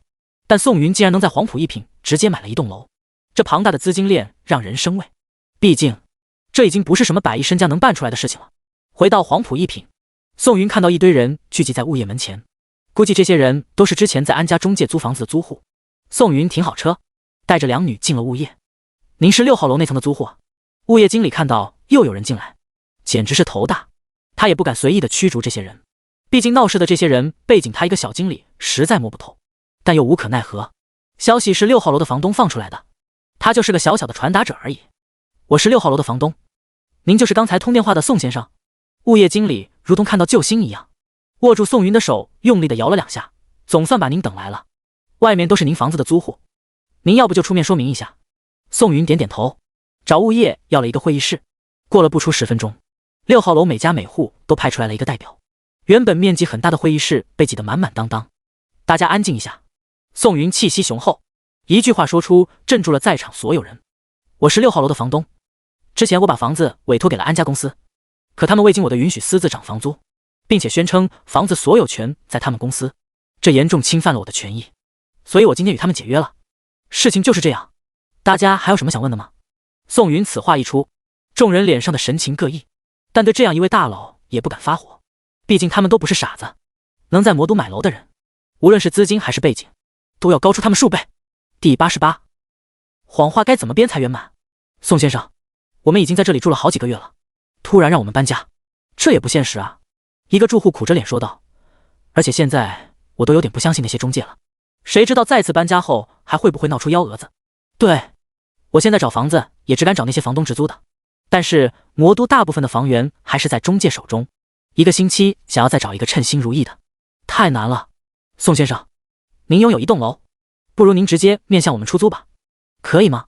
这个租户说的话引起了大家的认同，毕竟黄埔一品一栋楼66户，宋云总不能让这么多房间放在这边落灰吧。宋云此时也在思索，这个的确是一个很好的打算，可每个月收房租这些工作实在是太繁琐了，也太耗费时间。老公，不如你把房子委托到咱家集团，到时候每个月我让会计查一遍账不就好了。叶青青看到宋云纠结的样子，就知道自己老公肯定是嫌麻烦，索性直接提了出来。好办法。宋云点点头，对大家说道，既然如此，那咱们就重新拟定一份合同，房租半年一交，大家感觉怎么样？完全没问题，如果早点能联系到您，我们就不用被那个中介公司骗了。说起这个我就来气，我一定要起诉那些混蛋，租房子的时候说的天花乱坠，现在出了事情跑得比谁都快。我已经联系律师了，咱们可以一起上庭起诉那家公司，让他们给咱们赔偿。众人议论纷纷，打算利用法律的武器保卫自己。叶青青给公司法务部打了个电话，然后让对方拟一份租房合同送到黄埔一品。魔晶集团的办事效率还是很高的，不出1个小时就有专人将合同亲手送到了叶青青手上。宋云委托物业将合同复印多份，分发给租户，说道，大家看看是否有问题，没问题的话可以签约了。您家大业大，我们信您。是啊，能在黄埔一品买一栋楼的人，肯定不会在几十万上做手脚，您的声誉可比这值钱多了。租户们都是简略的看了一眼后，签上了自己的大名。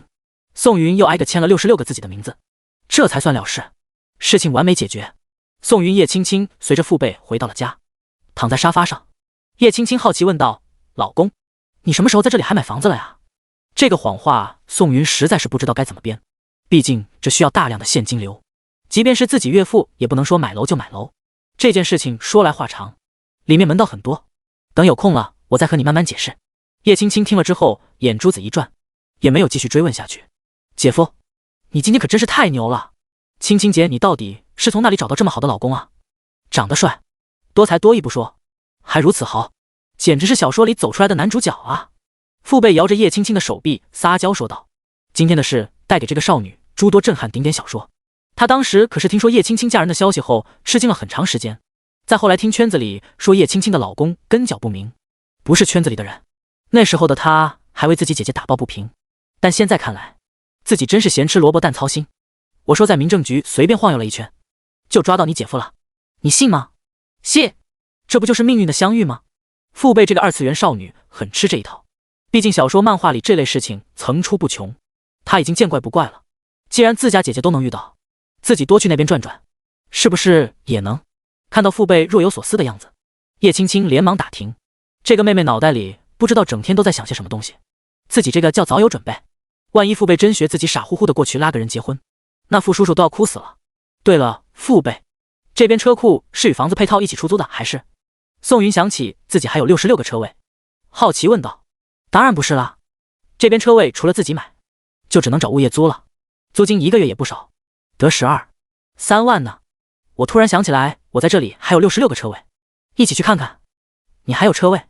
叶青青吃惊说道，自家老公到底还有多少事情瞒着自己啊？3个人来到地下车库，刚进入，宋云的脑海传出系统机械般的声音，叮，检测宿主位于魔都黄埔一品地下车库，是否签到？签到。叮，恭喜宿主成功签到，奖励莱斯老师银妹1辆。银妹。宋云愣在原地，这辆车全价需要15亿，整个华国如今也就只有3辆，而且还全部在那些大佬手中，平日里街上根本见不到。没想到系统爸爸对自己这么好，直接把钱狠狠砸在了自己脸上。青青，如果我说我还有1辆车，你会怎么样？宋云有些心虚问道。车？1辆车而已，你买了我还能打你不成？叶青青没放在心上，1辆车才多少钱？再贵能有老公现在开的那辆毒药贵？哦，那咱们现在去提车。行啊，2个人商量好了，便打算去劳斯莱斯的展厅。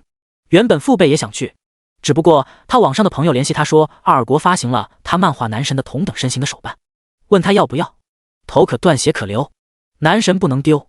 父辈愉快的回家跟朋友视频去了。两人驱车来到了市中心的劳斯莱斯展厅，可谁知道平日里流量极少的展厅，今日竟然来了不少人。宋云定睛一看，原来是办了车展，无数穿着清凉装的小姐姐站在车旁边，摆出一个又一个的姿势。叶青青也想再给公司添辆车，拉着宋云在车展里面转了起来。正当他们听着销售人员讲解一辆行政车时，一个举着手机的男人狠狠撞在了宋云背后。哎呦，是哪个不长眼的撞老子？宋云如今身体素质十分强悍，可对方只是一个普通人。虽然是他撞到了宋云，可却被反弹的一屁股坐在了地上。第89身份的象征。宋云回头就看到一个举着手机支架的人龇牙咧嘴坐在地上。你这个人不长眼吗？要不是我开着直播，肯定要跟你好好聊聊。那个男人穿着一身休闲装，头上戴着个墨镜，长相有些小帅。宋云想要上前拉对方一把，可那个人把宋云的手扇到一边，自己爬起身来瞪了宋云一眼，又转头看向手机笑道：大家不用担心我，我继续带你们逛车展。你们看到了吗？这辆车就是鼎鼎大名的劳斯莱斯幻影，最低售价700多万呢。一般人遇到也只能看看，可我跟这家展厅的经理是发小，大家把小红心刷起来，到100万我带大家看看内饰，刷到200万我是嫁给大家看。这个网络主播的声音十分大，引起了不少人的侧目，尤其是一些小女生看到这个主播后动起了小心思。谁都知道现在直播经济很是发达，一些混得好的主播每年下来几亿的收入简直小意思。如果能和这个主播搭上关系，先不说是否能成为男女关系，只要后期对方能带自己入行就可以了。这个主播不顾其余人还在看车，自己挤进人群，跟直播间内的家人们挨个介绍车子的性能以及价格。当直播间里面的观众听到每辆车的价格后，都会吃惊一番。于是直播间人气持续攀升，很快就到了魔都地区排名第1的房间。我的个乖乖，一辆车最低都要几百万，那些富人们的快乐，我们恐怕这辈子都体验不到了。不就是一辆车吗？竟然卖得跟房子一个价格，太离谱了。那辆车好帅啊，如果我男朋友也有一辆，我不要彩礼都行。楼上的小姐姐，我有，要不你跟我。这个主播看着礼物不停刷屏，心中十分开心。这场直播开下来，自己少说也能分成10多万，后期自己去租车行租一辆，再开个直播，这一套流程下来，自己能赚最少30多万。有了钱后，自己去那个商务会所潇洒一番呢。而宋云并没有因为刚才的小插曲影响心情，他跟着叶青青看好车子后，便打算订一辆。两个人来到了客户接待室，叶青青直接在合同上签上了自己的大名。老公，你不是说要来提车吗？车呢？叶青青很是疑惑，本来说好陪着老公来取车，但现在自己都买了一辆了。宋云一点取车的打算都没有。不急，宋云掏出电话，系统当时签到完成后就给了他一个号码，到了劳斯莱斯展厅联系这个人就行。电话滴了好几声才接通，说明情况后，对方声音有些颤抖说道：您现在客户接待室等候片刻，我这边马上过去。电话那头的人挂断电话，对着会议室的众人说道：会议就先开到这里吧，其余的事情你们这些主管自己写一份项目书交给我。说完，他整理一下着装，快步朝着外面走去。会议室内，这些管理层面面相觑，谁也不知道总经理为什么接个电话后脸色就变得那么激动。难道有什么大人物过来订车了？宋云此时悠悠然地坐在客户接待室里面喝茶，一个男人小跑推门而入。负责接待的销售人员看到那个男人后脸色一变，恭敬说道：总经理好，你先下去吧，这位客户由我来接待。总经理对手下矜持地点点头后，坐在了宋云对面。请问您就是宋先生吗？对，我今天来提车，恭候已久。总经理笑容满面说道：自我介绍一下，我是这家 4S 店的总经理，姓郝，您叫我小郝就行。那咱们现在去看车。可以。宋云和郝经理一唱一和，在旁边坐着的叶青青满头雾水，自家老公到底买了一辆什么车，竟然是总经理亲自接待。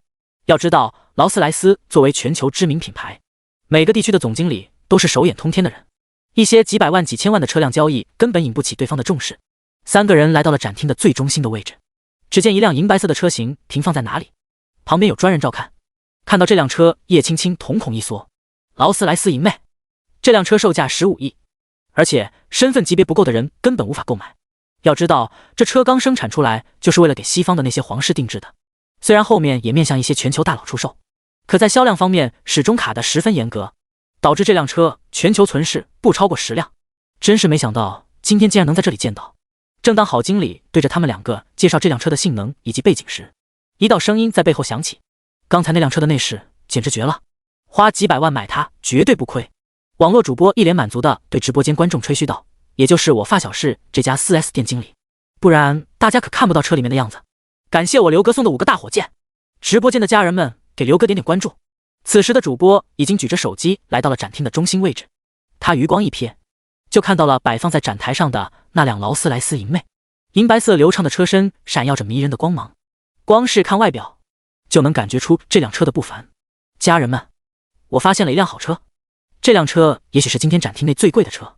老样子，50个火箭，我带大家看内饰。说着，主播把摄像头对准了银魅。此时直播间里有些懂车的人纷纷激动地发弹幕：我靠我靠，我看到了什么？银魅？楼上的银魅是什么？很牛逼吗？这辆车已经不能用牛逼来形容了，这简直就是身份的象征。吹，继续吹，这辆车还能换一套4-9成的四合院不成？呵呵，告诉你们这群土鳖，这辆车不仅能换4-9成的四合院，余下来的钱还能买辆几千万的跑车。直播间里出现土豪，直接刷了20个火箭。过了几分钟，那个土豪发出一长条的弹幕：这辆车全名叫劳斯莱斯银魅，全球存世不足10辆，其中5辆在西方的皇室手中，我们整个华国也只有3辆而已。没想到今天能在这里看到，真是大饱眼福。感谢我杨哥的20个火箭，没想到您对车辆还挺有研究。那这辆车多少钱呢？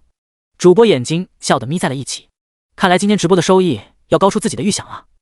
这辆车售价15亿，但这根本不是有钱就能买到的。别说15亿，就算车主开出20亿，也大有人买。第90，你对得起供你上学的父母吗？15亿，竟然只能买一辆车，这是一个什么概念？一个人一个月赚1万，1年12万，100年也才1200万，不敢想不敢想，这简直就不是人能开的车。就算是那些老总富豪，肯定也不会拿出这么多钱买这一辆车。直播间内无数人疯狂刷屏，都想知道这辆车的车主是谁。网络主播此时也是五味杂陈，原本以为自己一场直播开下来几十万已经很牛逼了，可在真正有钱人眼中，自己或许就是一个小丑吧。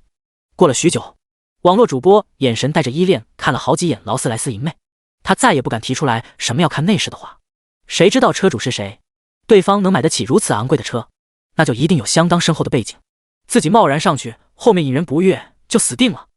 他走到一边，压低声音对直播间家人们说道：兄弟们，刷够100个火箭，我带你们好好看看这辆车的外表，毕竟我也没权利进入。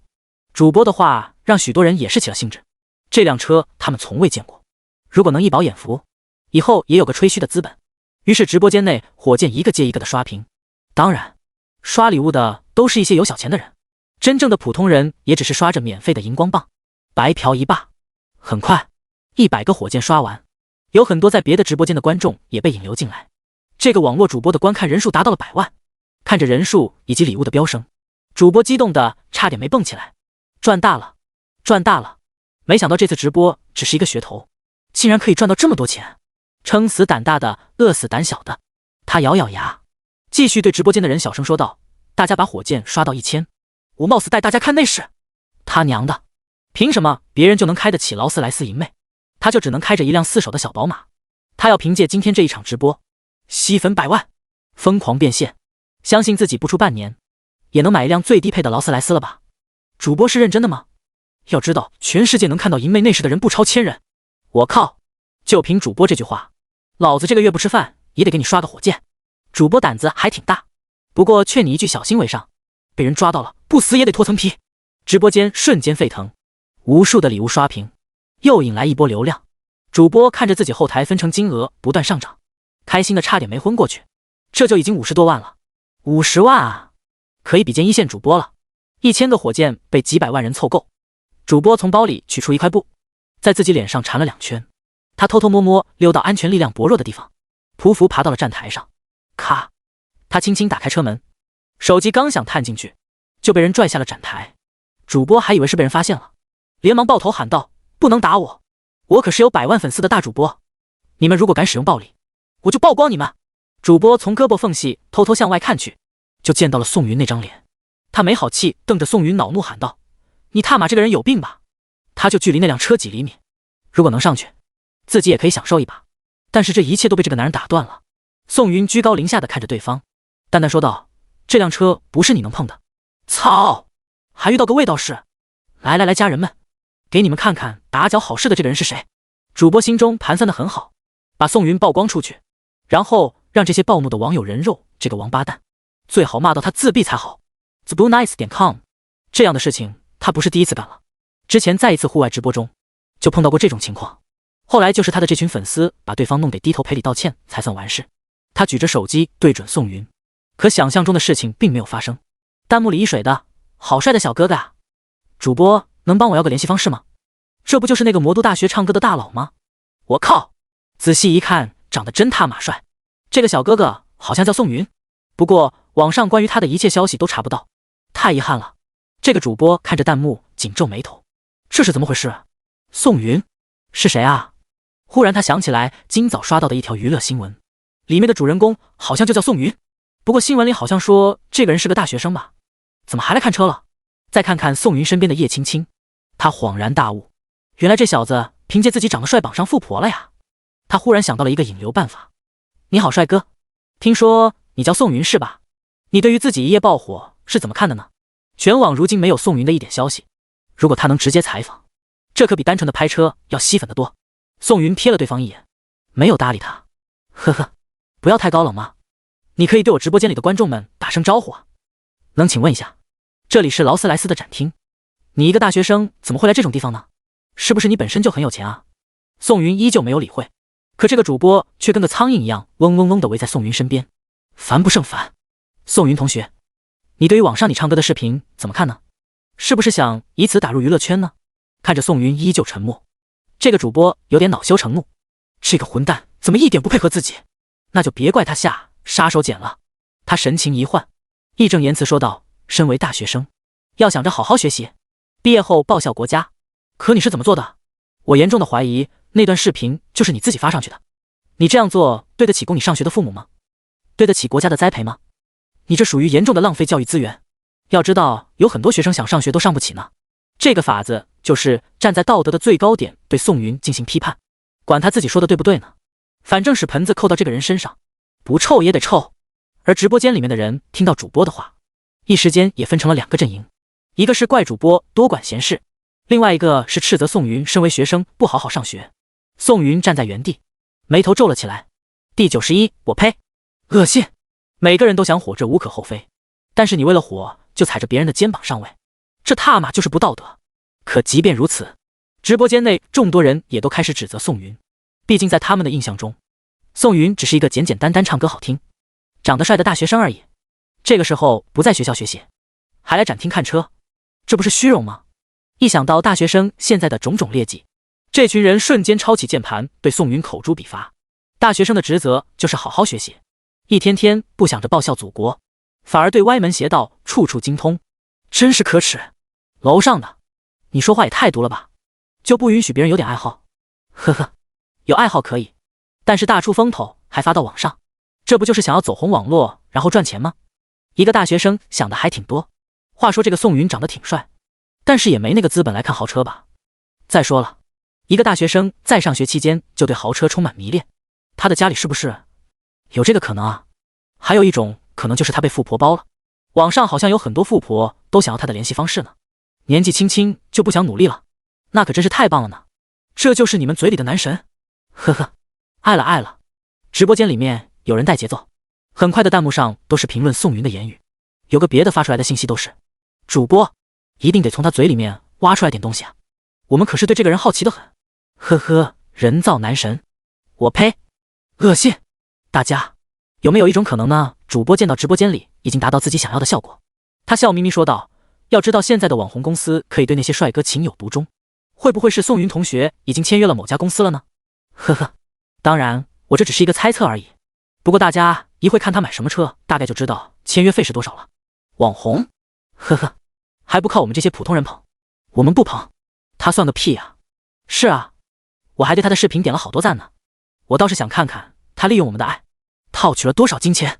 直播间里面人气越来越多，这个主播根本不怕事情闹大，更不怕宋云事后找事，相反，他很期待宋云能够反抗一下，这样他他就可以以此事件直接开启专栏，爆火网络。他已经想好回去该怎么剪辑今天的直播录播了，标题就叫魔都大学生不思进取，上学期间被富婆包养，这究竟是道德的沦丧，还是当代大学生的通病？真好，这个主播轻咳2声，手机差点没有对到宋云脸上。宋云同学，请问一下，你是否签约了网红公司呢？可以透露一下你的签约费用吗？宋云只是冷漠地看着他，这让这个主播心里有点发寒。但转念一想，宋云不就一个破大学生，有什么好怕的？宋云同学，我也是个网红，不过我是从零粉丝做起的，其中经过不断摸索才走到了今天的地位。不像你，长得帅就可以拿到天价的签约费。大家知道吗？之前网络上爆红的那个李猪猪，就是长得帅拿到了5000多万的签约费用。唉，这对于我们这些努力的人，简直是巨大的打击。主播绿茶婊一样的发言，让观众更加感觉宋云是个依靠外貌换取金钱的小人。于是直播间人气从300多万暴涨到了700多万。主播虽然一脸的忧愁，好似是在真心劝诫宋云，可心里早就乐开花了。他是真的没想到自己还有这样的奇遇，如果每天都能碰到该多好啊。他已经下定决心，就跟踪这个宋云，然后每天堵着他开直播，相信不出1个星期，他就能把自己的小宝马换掉了。宋云同学，你是不是心虚啊？你为什么一直不说话呢？我做什么需要和你报备？宋云眼睛一眯，冷淡说道，奉劝你一句，不该惹的人别惹，还有别再拍我，否则后果自负。来了来了，这就是主播想要的爆点，没想到来得这么快。宋云同学，请问你从哪来的底气呢？难道你要报复我？这是一个大学生该做的事情吗？这个主播可以说为了红，已经不择手段了。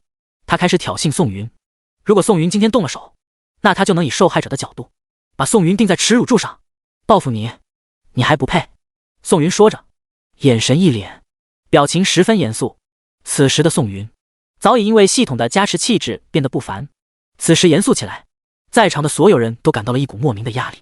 主播作为承受者，更不是不敢与宋云对视，他强咬着牙抬头看了宋云一眼，又很快低下了头。这感觉就仿佛他遇到了那些体制内的上位者。宋先生，手续已经办好了，我们回去吧。刚才的毕经理去亲自帮宋云联系总部办理手续了，一直没在场。宋云点点头，带着叶青青回到了客户接待室。主播直到宋云走出很远，才敢将镜头对向宋云的背影。他发现自己不知不觉之中已经出了一层的冷汗。切，牛什么？一个小白脸而已。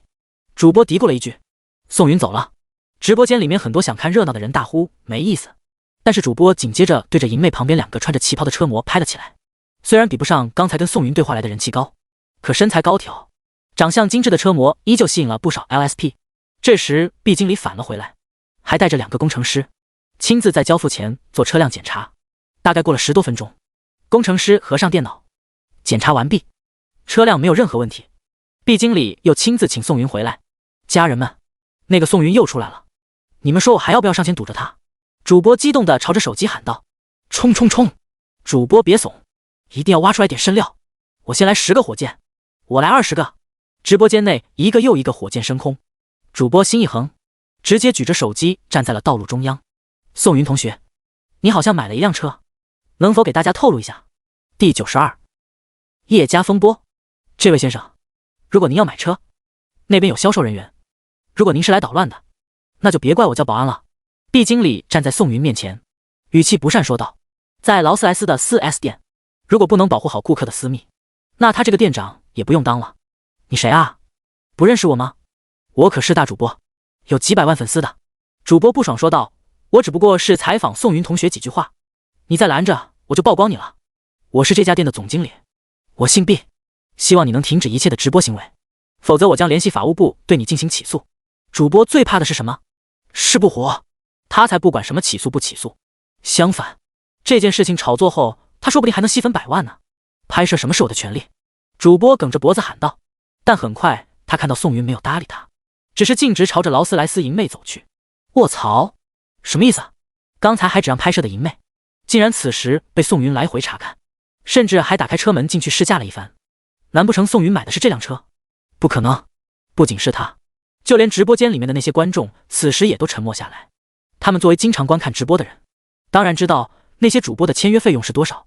现如今网上签约费最贵的是猫小猫， 1年1亿3千万。但是这钱连银妹的零头都不够。这个宋云不是个大学生吗？哪来那么多钱啊？老公，你真的把这辆车买了？叶青青满脸掩不住震惊，抚摸着银妹的内饰。她无论如何也没想到，自家老公竟然手眼通天，连价值15亿的银妹也买了。要知道，当初叶父托人求了很长时间，劳斯莱斯总部也没松口，就连加价也不定制。这辆车怎么样？不过平日里开显得太高调了，送给岳父大人吧。宋云对这辆车说实话没多大感觉，就算这辆车价值极高，在他看来也只是个代步的。叶青青听了这话，内心十分甜蜜，自己果然没有看错人，老公是真的爱自己，不然怎么可能随随便便给自己娘家这辆象征着身份的座驾？可一码归一码，给自己爹做可以，但是得掏钱。18亿卖给我爹咋样？叶青青痴痴笑着，仿佛钞票从天而降。这不太好吧，毕竟那是咱爸。有什么不好的？亲兄弟还没算账呢，18亿不算小钱了。叶青青脑袋一扭，然后说道：就这么定了，我爹他又不缺钱，看到这辆车肯定会很开心的。展台下面，主播举着手机支架的手已经微微颤抖，他实在没想到宋云竟然真的是银妹的车主。想想自己刚才还恬不知耻的过去威胁对方，他就一阵的后怕。而此时直播间内，观众也都傻眼了，这个宋云到底是什么背景啊？谁能查一下？天哪，15亿，他真的只是一个大学生吗？我从今天单方面宣布，宋云就是我老公了，长得帅还有钱，这样的男人去哪找？毕经理看着这个主播冷笑一声，不动声色地按下手机支架，附在对方耳边悄声说道：能买得起这辆车的无一不是权贵，你能得罪得起还几百万粉丝的网红？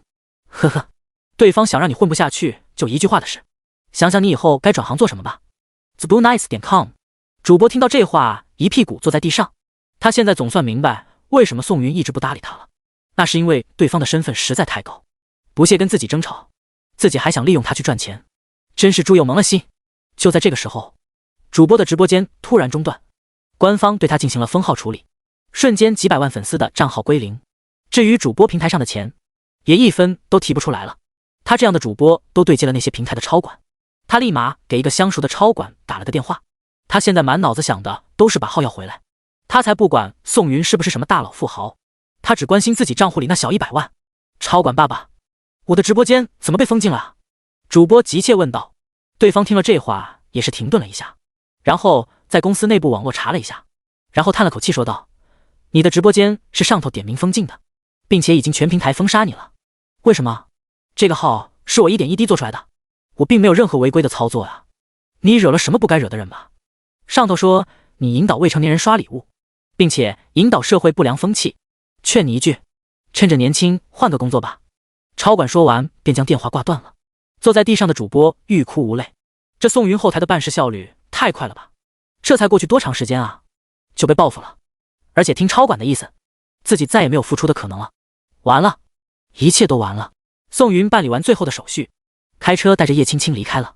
至于兰博基尼毒药，会有专人把车开回华首别墅。宋云与叶青青一路回到了娘家。此时的叶父并不在家，叶母也外出打麻将了。宋云把车停在车库，与叶青青坐了一会就回家了。另一边，叶氏集团，叶父坐在办公桌前，手中看着一页又一页的调查报告，显得十分头疼。他看向自己的助手，叹了口气说道：4、9成的南宫家身手太长了吧，这就打算联合魔都的庄家开始洗牌了。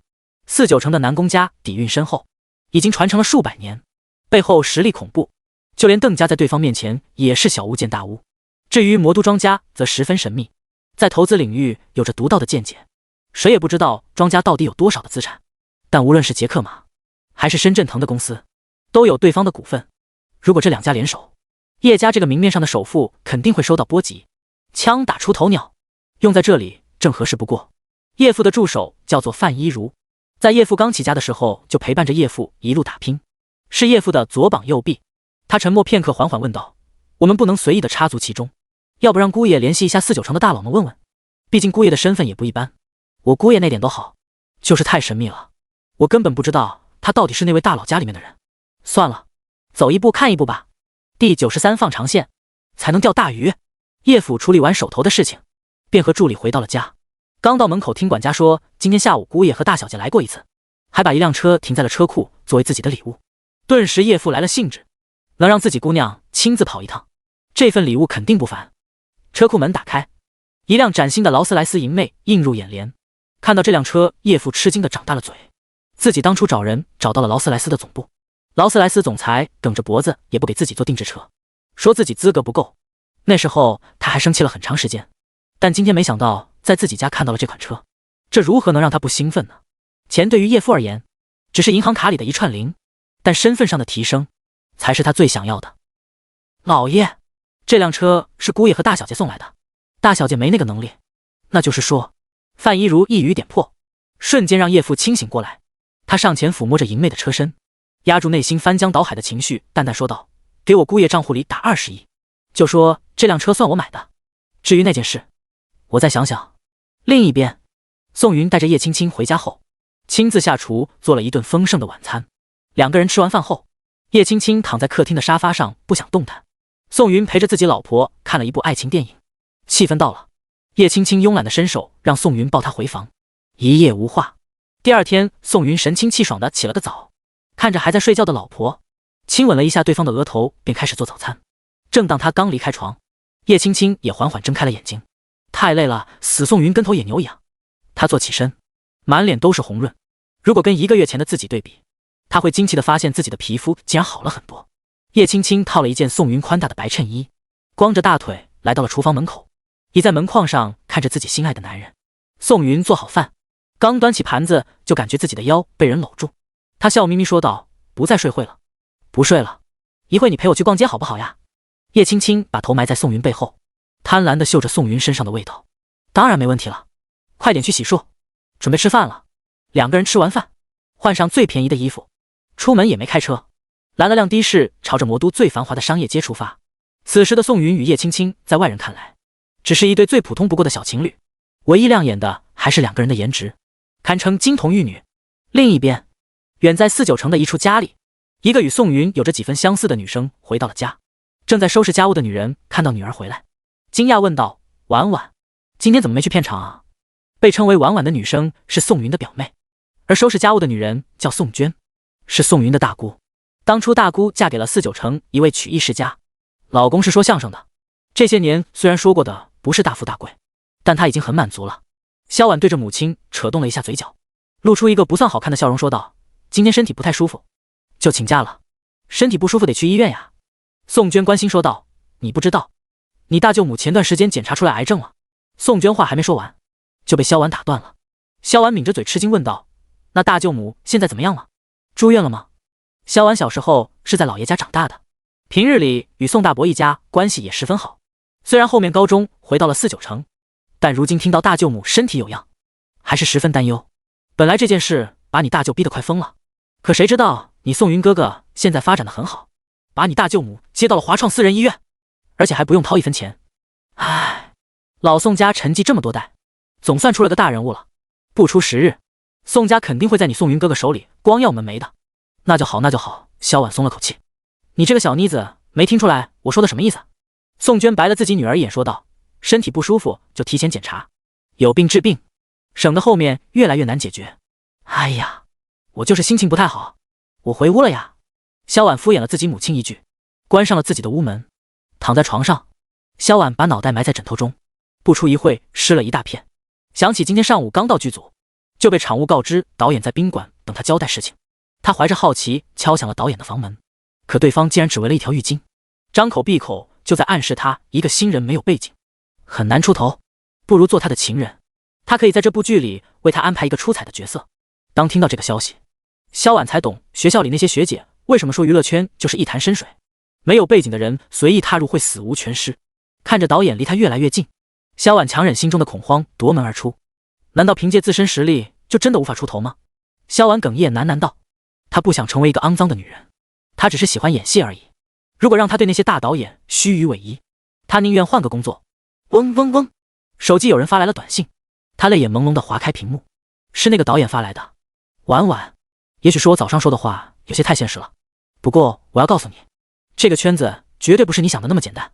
你没有钱，没有背景，想出头是绝不可能的。你好好想想，想通了我这里随时欢迎你。萧婉面无表情地把手机关机，她这辈子绝不可能因为红而出卖自己的灵魂。电话那头的导演迟迟没有等到萧婉的信息，也不气恼，他悠悠然地给自己点了支雪茄。听场务汇报工作。过了片刻，场务汇报完毕，对着导演谄媚笑道：“马导，萧婉同意您的要求了吗？”这个马导在行业内算是一个比较出名的二线导演，虽然拍摄了无数的烂片，但也从里面挣了不少，所以很多三线小明星都喜欢在他指导的戏里露个脸。没有答应，马导摇摇头，不屑一顾说道：“像她那样的女生，我又不是没见过。凭着一腔热血就以为可以打败世俗的束缚，可最后惊奇发现，只能委身给我，才能换一张博出位的门票。所以放长线，才能钓大鱼。”第94剧情完结，奖励极大。宋云，你看这件衣服好看吗？叶青青手中举着一件淡蓝色的长裙，在身上比划一眼，笑着问道。宋云眼睛一亮，果然长得好看，穿什么衣服都好看。这件衣服衬托的叶青青十分青春靓丽，整个人如同还在上学的女大学生一样。可是这件衣服也很好看啊！叶青青又拿起一件白色连衣裙，周边陪着女友逛街的那些男人都看呆了。这件白色裙子仿佛唤醒了他们内心最深处的回忆，那是关于初恋的记忆。那时候的天海蓝，他们也没有那么大的负担，一男一女牵着手就能在公园逛一天，那是多么美好的时代啊！你穿什么都好看，都买了吧？宋云笑眯眯地给销售人员递出一张黑卡，销售人员眼神一亮。他们这家店虽然不算顶级的奢侈品牌，可一件衣服打底也得7、8千。这个帅哥看来是年少多金的金龟婿啊！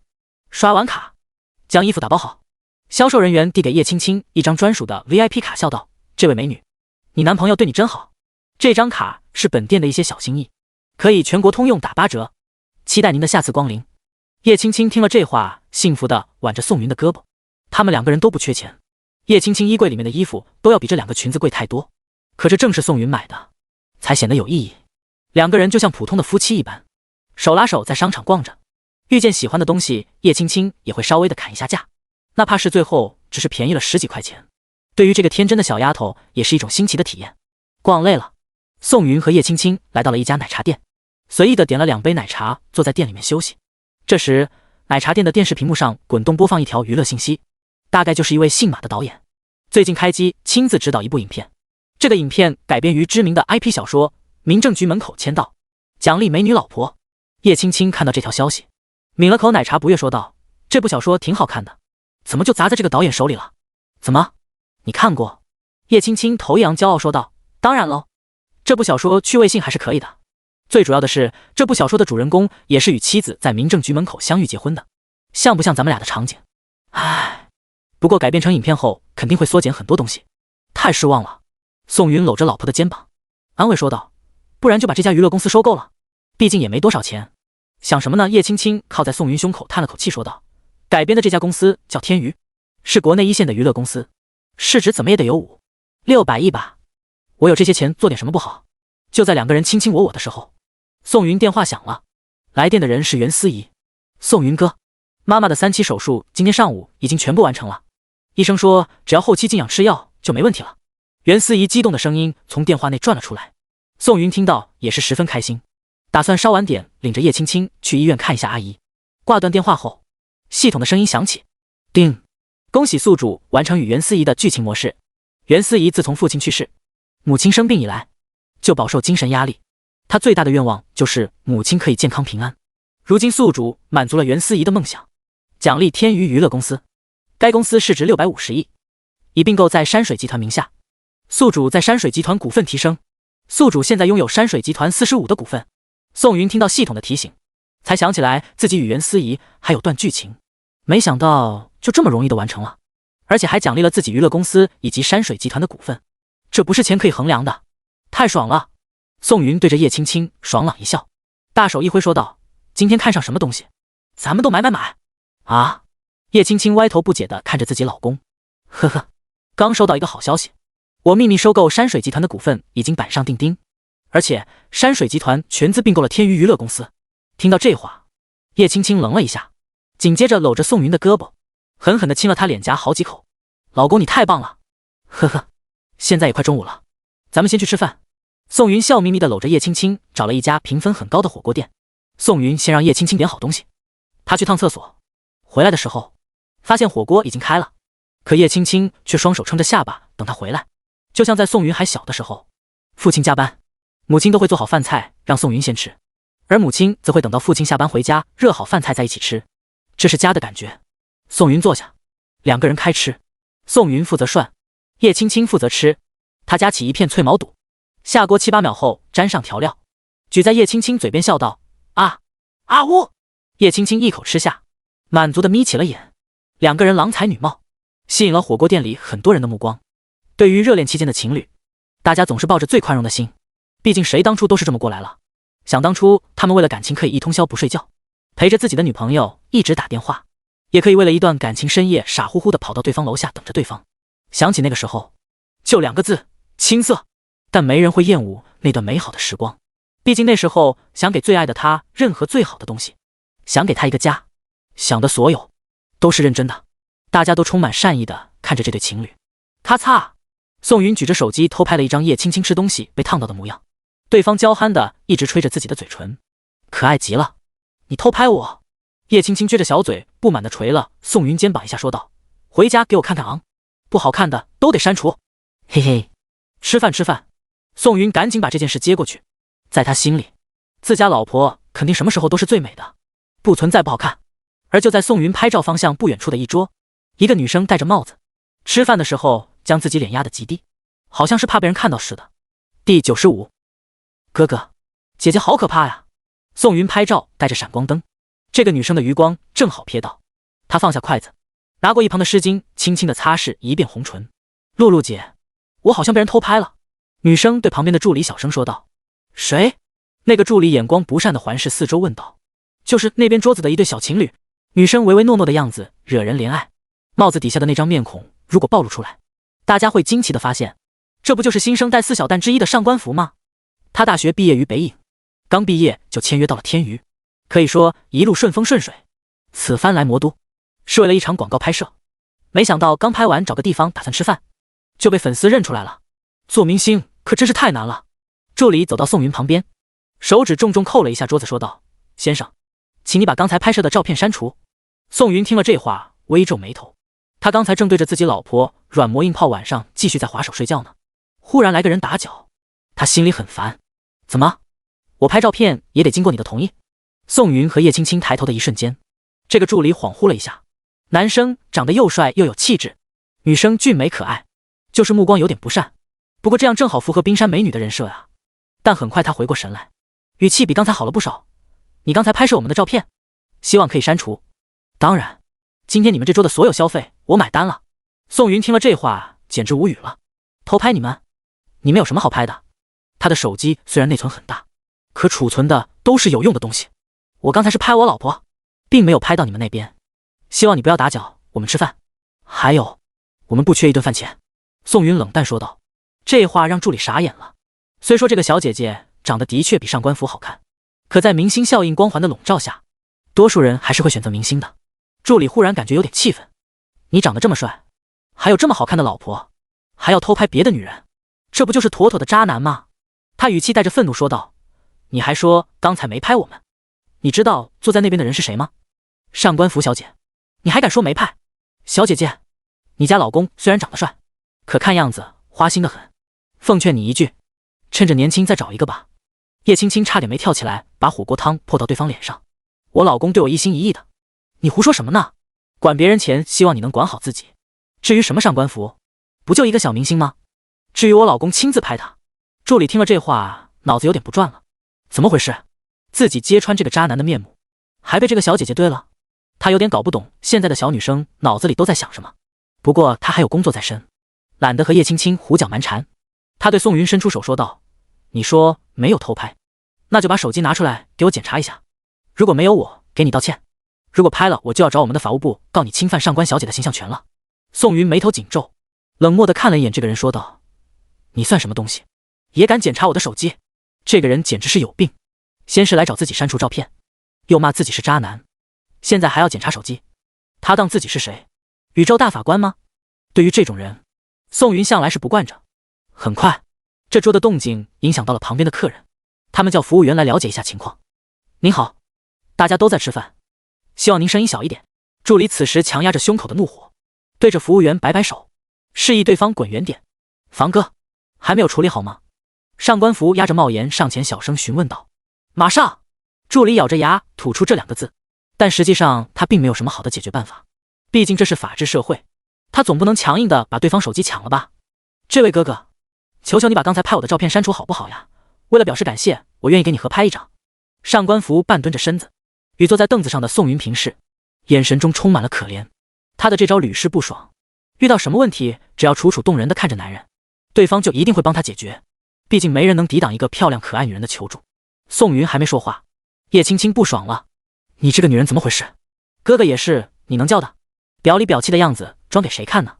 我老公没拍你，而且我长得比你好看得多，你别太自信。”叶青青一手扒着宋云，仿佛小孩要护住自己最心爱的玩具。啊哥哥，姐姐好可怕啊，人家也没说什么啊，人家毕竟是公众人物，是需要形象的。如果刚才那张照片拍得不好看，会影响人家的前途的呀。如果哥哥真的喜欢我，就删除了吧，求求你了，求求你了，你能好好说话吗？宋云对这类是一点好感都没有，更别说爱心泛滥的把手机递给对方检查。哥哥，上官福刚开口，叶青青就做了个停止的手势。我最后说一遍，你虽然很有名，但并不代表所有人都要认识你，都要喜欢你。我和我老公平日不追星，所以你到底是谁，是什么身份，跟我们一点关系都没有。希望你能立马离开，我们还要吃饭。上官福也不走，就这么抿着小嘴，眼眶带雾，可怜兮兮地看着宋云。助理此时已经生气到了极点，这对男女长得好看，可真是一点道理都不懂。他对着另外一桌几个人招了招手，这些人都是公司安排在上官福身边的保镖，刚才他为了不扩大影响，并没有第一时间叫他们来，现在看来不动用点暴力是不行了。这个男人偷拍上官小姐，把他手机抢过来。助理愤怒说道，顶点小说。上官福见此叹了口气，柔柔弱弱说道：“哥哥，现在你要把手机交出来，还要转机哦。哥哥长得这么帅，我也不想他们伤害哥哥。”可宋云并没把这些人放在眼中，没办法，上官福退到了一边。那些保镖挤了上来，2个人想控制宋云，另外一个伸手去抢夺手机。第96，让他休息休息吧。看得出来，这些保镖对于抢夺这件事已经司空见惯。他们说好听点是上官福的保卫人员，说难听点就是天娱公司派给上官福的几条恶犬，遇到事情就用武力解决。宋云此时并没有惊慌，他对着抢夺手机的保镖做了个抵挡的动作。那个保镖露出一抹狞笑，这个男人他早就看不惯了，长得那么帅，凭什么？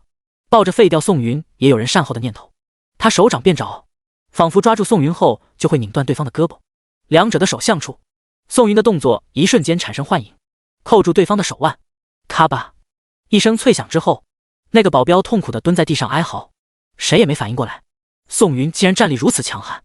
站在他身后的2个人此时连忙回神，拳头对着宋云太阳穴捶去，但很快他们就感觉腹部传来一阵疼痛，低头往下看去，宋云的手肘狠狠撞击在他们小腹之上，这股力量瞬间弥漫全身，疼痛等级不亚于女人生孩子。局势反转，上官福的助理目瞪口呆地站在原地，他心中暗自庆幸，幸亏刚才没有强行出头，不然惹到这个疯子，他可不敢说自己的身体素质比那群保镖要强。看现在艺人水平层次不齐，什么妖魔鬼怪都有。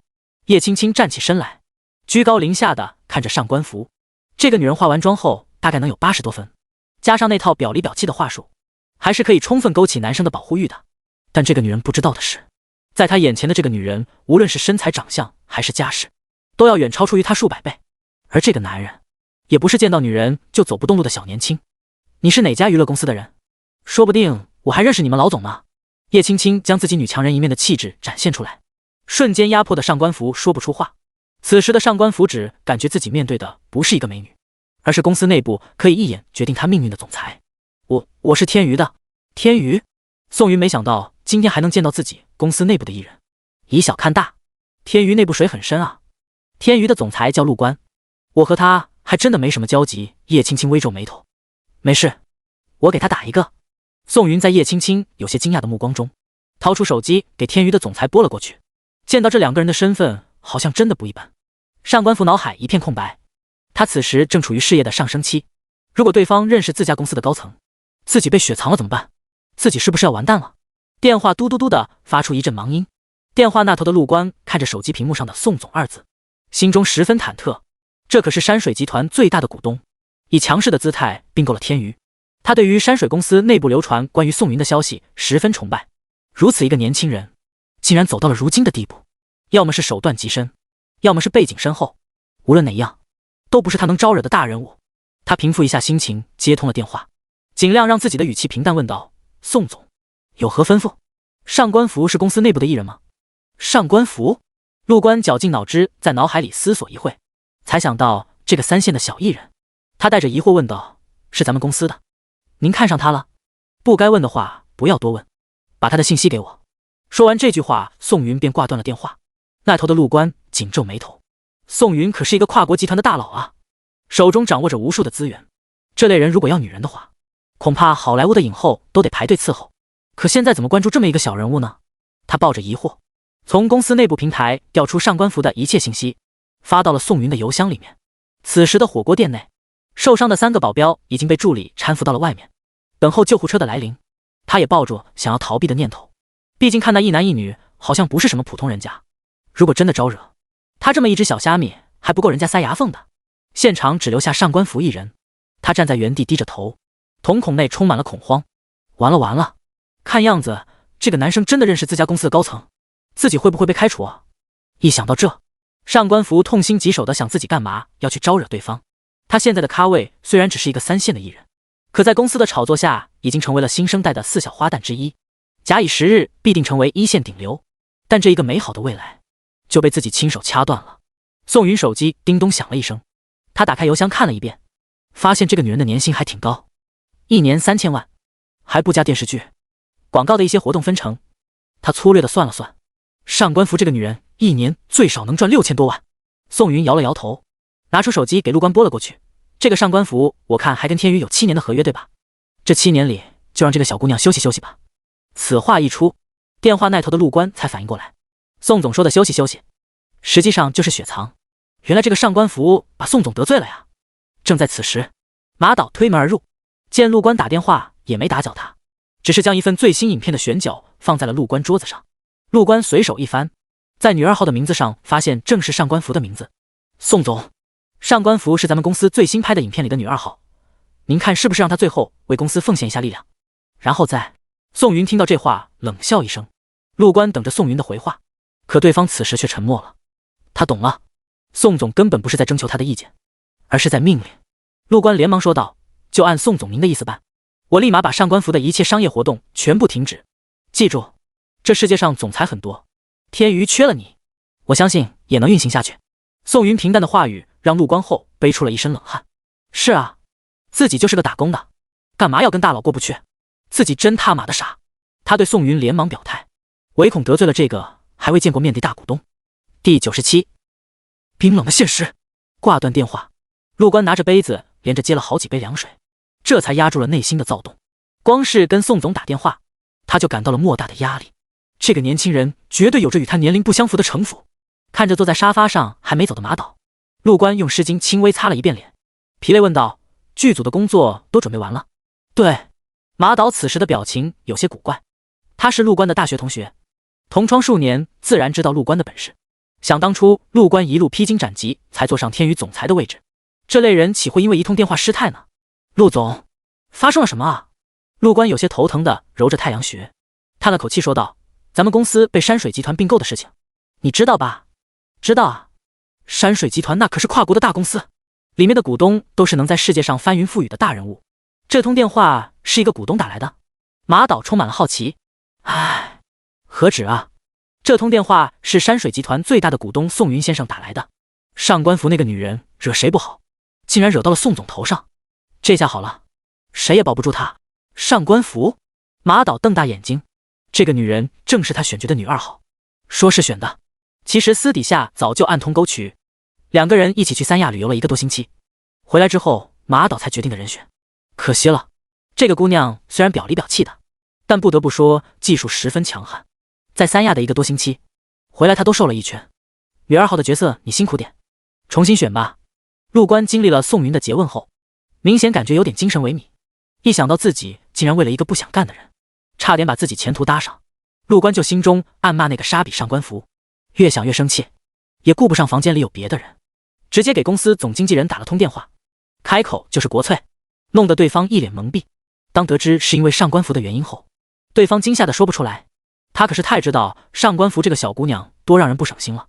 就那套绿茶婊的言论，如果真的招惹到了人，那相当于是在对方总经纪人指天发誓，在签约期间绝对不会再给上官服安排任何一件商业活动。陆官这才作罢。另一边魔都的火锅店内，上官服站在原地，从一开始的震撼慢慢变得有些不耐烦。自己真傻，竟然轻易的被这两个人给唬住了。都已经过去了10多分钟，如果公司真的要找自己的麻烦，早就一个电话骂过来了。可现在依旧什么事都没有，足以证明这个男生就是在骗人。还有事情吗？没事，我就走了。上官服不再扮演邻家妹妹的人设，暴露出他原本内心的狂傲。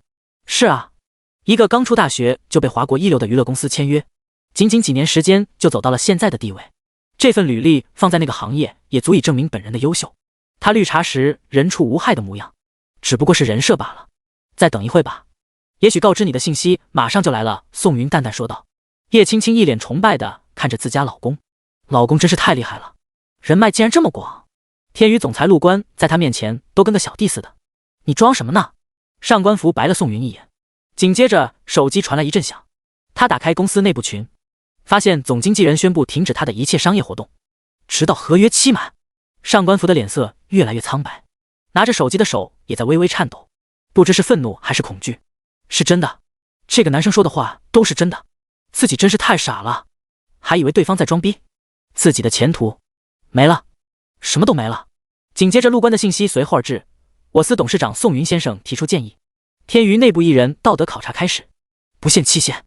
另由于上官服小姐艺人素养不高，由年薪制改为每月8000底薪，一切活动由诗文代理。一旦激起千重浪，天娱公司的艺人们看到这个消息都傻眼了。谁都知道娱乐圈这潭水浑浊得很，没点本事根本没法在里面存活。可现在竟然要开始道德考察了，为什么啊？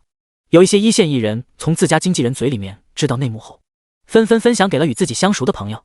很快天娱公司上下都知道，就是因为上官服惹到了董事长宋云，才导致对方下决心要整顿公司内部环境。上官服啊，上官服，你自己作死不要紧，干嘛不长眼的拉上我们？现在好了，1个月8000，在4-9城这块寸土寸金的地方，恐怕连物业费都交不起，真他妈活该！上官服现在只感觉浑身发冷，他已经预见了自己回到4-9城后被人嘲讽的场景。是啊，自己一个小艺人，自己死就罢了，还拉上了一群垫背的，那些娱乐圈大佬不恨死自己才怪。而且在自己面前的这个帅哥，竟然是公司的董事长，怪不得可以随意的指使总裁，自己也是真他妈的傻呀！装绿茶装多了，现在脑子都有点不正常了。对方一个总裁，别说是拍摄自己了，就算甩给他一张房卡，他也会心怀感激的提前过去。怎么办？现在该怎么办？他才20多岁，合约完毕后他都30了，想重新出道也不可能了。现在还有什么办法可以救自己？对了，马导！他忽然想到马导是总裁陆官的大学同学，在公司里一直位置很高，也许通过他能搭上陆官，再通过陆官给自己求求情。他跌跌撞撞跑出了火锅店，掏出手机给马导打了一个电话，但对方一直无人接听。再打，对方已经关机了。最后一根稻草断了，明显是马导不想为了一个女人，导致自己在新董事长的面前印象变坏。可以说没有人能救得了上官服，他只能无奈地接受冰冷的现实。毕竟这一切都是他自己做出来的。他失魂落魄订了一张回到4-9城的高铁2等座车票，毕竟公司不会再为他任何出行买单。作为一个来魔都时乘坐商务座的人，这无疑是巨大的嘲讽。第98来我的公司吧。马导回到属于自己的办公室，他有些头疼的敲了敲脑门。选角需要剧组耗费大量的人力物力，才能最后敲定一个合适的人选。但是现如今马上都要开拍了，上官服那个蠢娘们硬生生把自己玩死了。现在好了，一摊子烂事等着他呢。看到马导满脸阴郁，他的助理上前询问后，一拍手说道：马导，咱们不是还有一个备用人选吗？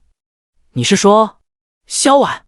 马导这才想起那个被自己忽略掉的小透明，其实他有意识的将萧婉排除在外了。毕竟一个剧组不只有导演，还有场务、灯光、编剧以及出品人，这些人如果看上了萧婉，那他肯定吃不上热乎的。这件事暂定萧婉，你去联系他吧。boonice.com。 马导思索片刻，发现其余女人要么已经在娱乐圈混迹多年，要么根本不适合角色。他决定到时候和萧婉好好聊聊剧本，先吃上这口仙桃再说。另一边，宋云带着叶青青去了华创私人医院，看过了袁母后，来到了大伯母的病房。现如今，大伯母安心住院，大伯与堂哥宋基生也是互相轮换看守。不是说华创私人医院里面的护理并不好，而是大伯母身边需要有个自家人陪着聊聊天。进入病房，大伯母看到叶青青的样子，眼神一亮。这个女孩长相漂亮，气质极佳，这让大伯母想到在很久以前见过的一个大家闺秀，对方出自书香世家，整个人说话都与常人不同，那股子温婉的气质让大伯母一个女人都不禁沉浸其中。很显然，叶青青带给大伯母的感受还要远超那个大家闺秀。大伯母躺在病床上，拉着叶青青的手聊着家长里短，而宋云、宋大伯以及宋基生三人在病房外的吸烟室吞云吐雾。哥，你今天休班？听到宋云好奇问着，宋基生露出一个苦笑说道，被辞退了。公司老总感觉家中有人住院，肯定无法好好工作，所以就劝退了。这样也好，你可以陪陪你妈。你不知道之前你工作的时候，你妈天天在家盼着你回来。宋大伯抽了口烟，掩饰眼底深处的苦涩。他知道儿子在那家公司工作了5年多了，说没有感情是假的，只是那家公司做事方式太绝了，即便是掏赔偿金，也要与宋基生解除合同。哥，你要不来我这边帮我？宋云思索一会，缓缓说道。他知道自己堂哥有多大本事，在事业方面绝对用心，而且学习能力超强。如果自己的集团内部能有个自家人看着，他也放心。不了吧？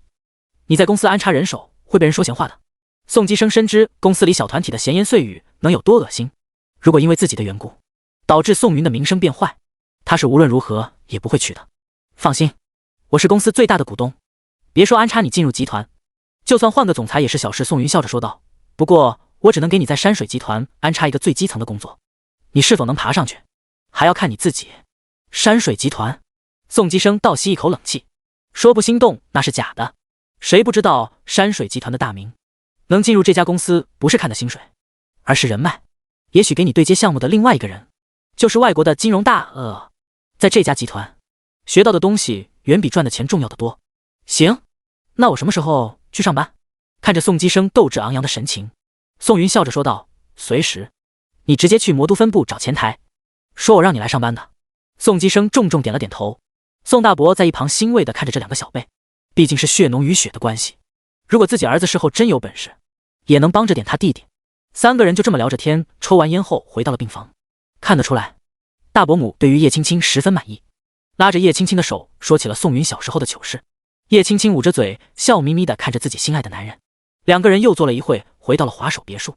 4、9成，萧婉坐在家里面沙发上吃着母亲洗的水果。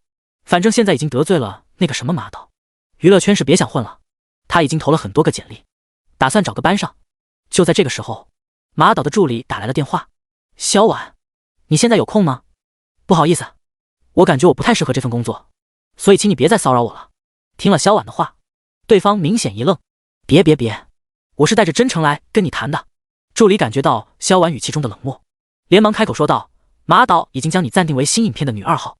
萧婉不知道对方到底在弄什么幺蛾子，但是她可不是那些小女生，被人哄骗一下就乖乖听话。杨助理，你也应该知道马导对我做了什么吧？你觉得我还能信你们的话吗？这个杨助理一阵尴尬，他在公司里见过太多为了一个角色就主动敲响导演房门的女艺人，没想到今天遇见了个刚烈的。你放心，我对你发誓，现在咱们谈的绝对是工作。杨助理开口说道，不如明天我们约个地方，你来选，到时候我与马导准时赴约，你看如何？听到这话，萧婉一时间也犹豫了。说实话，他对演戏这方面还是十分热爱的，万一那个马导改邪归正了呢？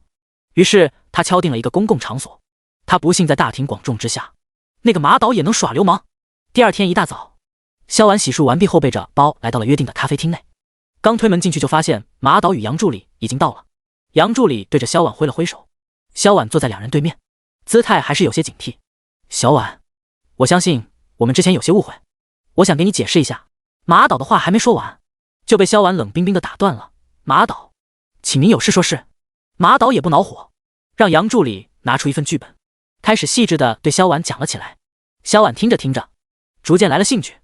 这个角色的定位极好，是一份不可多得的正面女2号，而且其中女2号的一些经历也与她有些相仿。她在脑海中模拟了一下场景，发现自己可以很流畅的将整场戏演完。第99，你想红吗？1个小时后，马导端起咖啡，轻轻抿了一口，润了润嗓子，说道：“感觉怎么样？这个剧本写得太好了。”萧婉神情有些兴奋，他笑着说道：“原本以为原著小说已经很好看了，但没成想经过改编以后，竟然也能如此出彩。呵呵，说句实话，这个角色实际上是轮不到你的。”马导慢悠悠说道：“只不过因为某些原因，我感觉你更适合这个角色。力排众议才敲定的你，你可懂我付出了多少？”萧婉听到这话沉默了，过了片刻，他神情严肃说道：“既然马导这么信任我，那我一定会把角色演好，不给您丢脸。”萧婉并非是听不懂马导话语里面带的含义，只不过他早就下定决心，不与那些用身体换角色的艺人同流合污。马导嗤笑一声，上下打量了一番萧婉，心中赞叹，这个女生浑身上下充满了朝气，这是混迹娱乐圈多年的那些女人所无法媲美的。这样的女人不吃上一口，简直心痒。小婉，我入圈多年，经我手捧红的女演员不计其数，你也许就会是下一个。马导掩饰住自己眼底深处的欲望，说道：“但是我为什么一定要捧你呢？”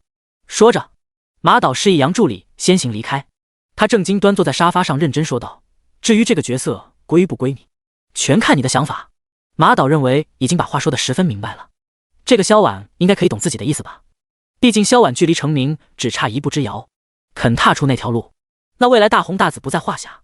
看着萧婉沉默，马导又加了一把火说道：“小婉，大家都是成年人，你也应该不劳而获的事情，在严格的娱乐圈不可能出现，任何给予的馈赠都在暗中标好了价钱。其实对于我而言，谁做女二号都可以，我并不是一个挑人的导演，你如果想拿到角色，肯定要有所舍的。”说罢，马导等候萧婉的回复。萧婉依旧没有说话，马导有些不耐烦了，从上衣口袋里掏出一张房卡，推到萧婉面前说道：“你这么聪明的女孩，肯定知道是什么意思。我等你 thebluenice.com。” 马导起身打算离开，萧婉在此时开口了：“等等。”马导内心一阵狂喜，成了，终于把这个小野马驯服了。是啊，世上的女孩有那个能拒绝成名的诱惑呢，而自己恰好能提供相应的渠道。小婉，你……但紧接着，他就看到萧婉将房卡放在咖啡杯上空，然后手指松开，扑通，房卡掉进咖啡里。不好意思，我这个人就视觉，别人施舍给我的，我懒得要。萧婉冷漠地说道，还以为这个马导是真心来谈剧本，可现在看来，对方那龌龊的心思依旧没有放下。马导被萧婉的动作激怒了，他双眼圆瞪，心中怒火滔天。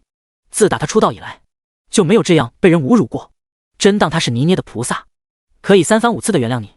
他看着萧婉挎起背包离开，对着他的背影咬牙切齿喊道：“萧婉，既然你这么不知好歹，那就别想在圈子里再混下去了。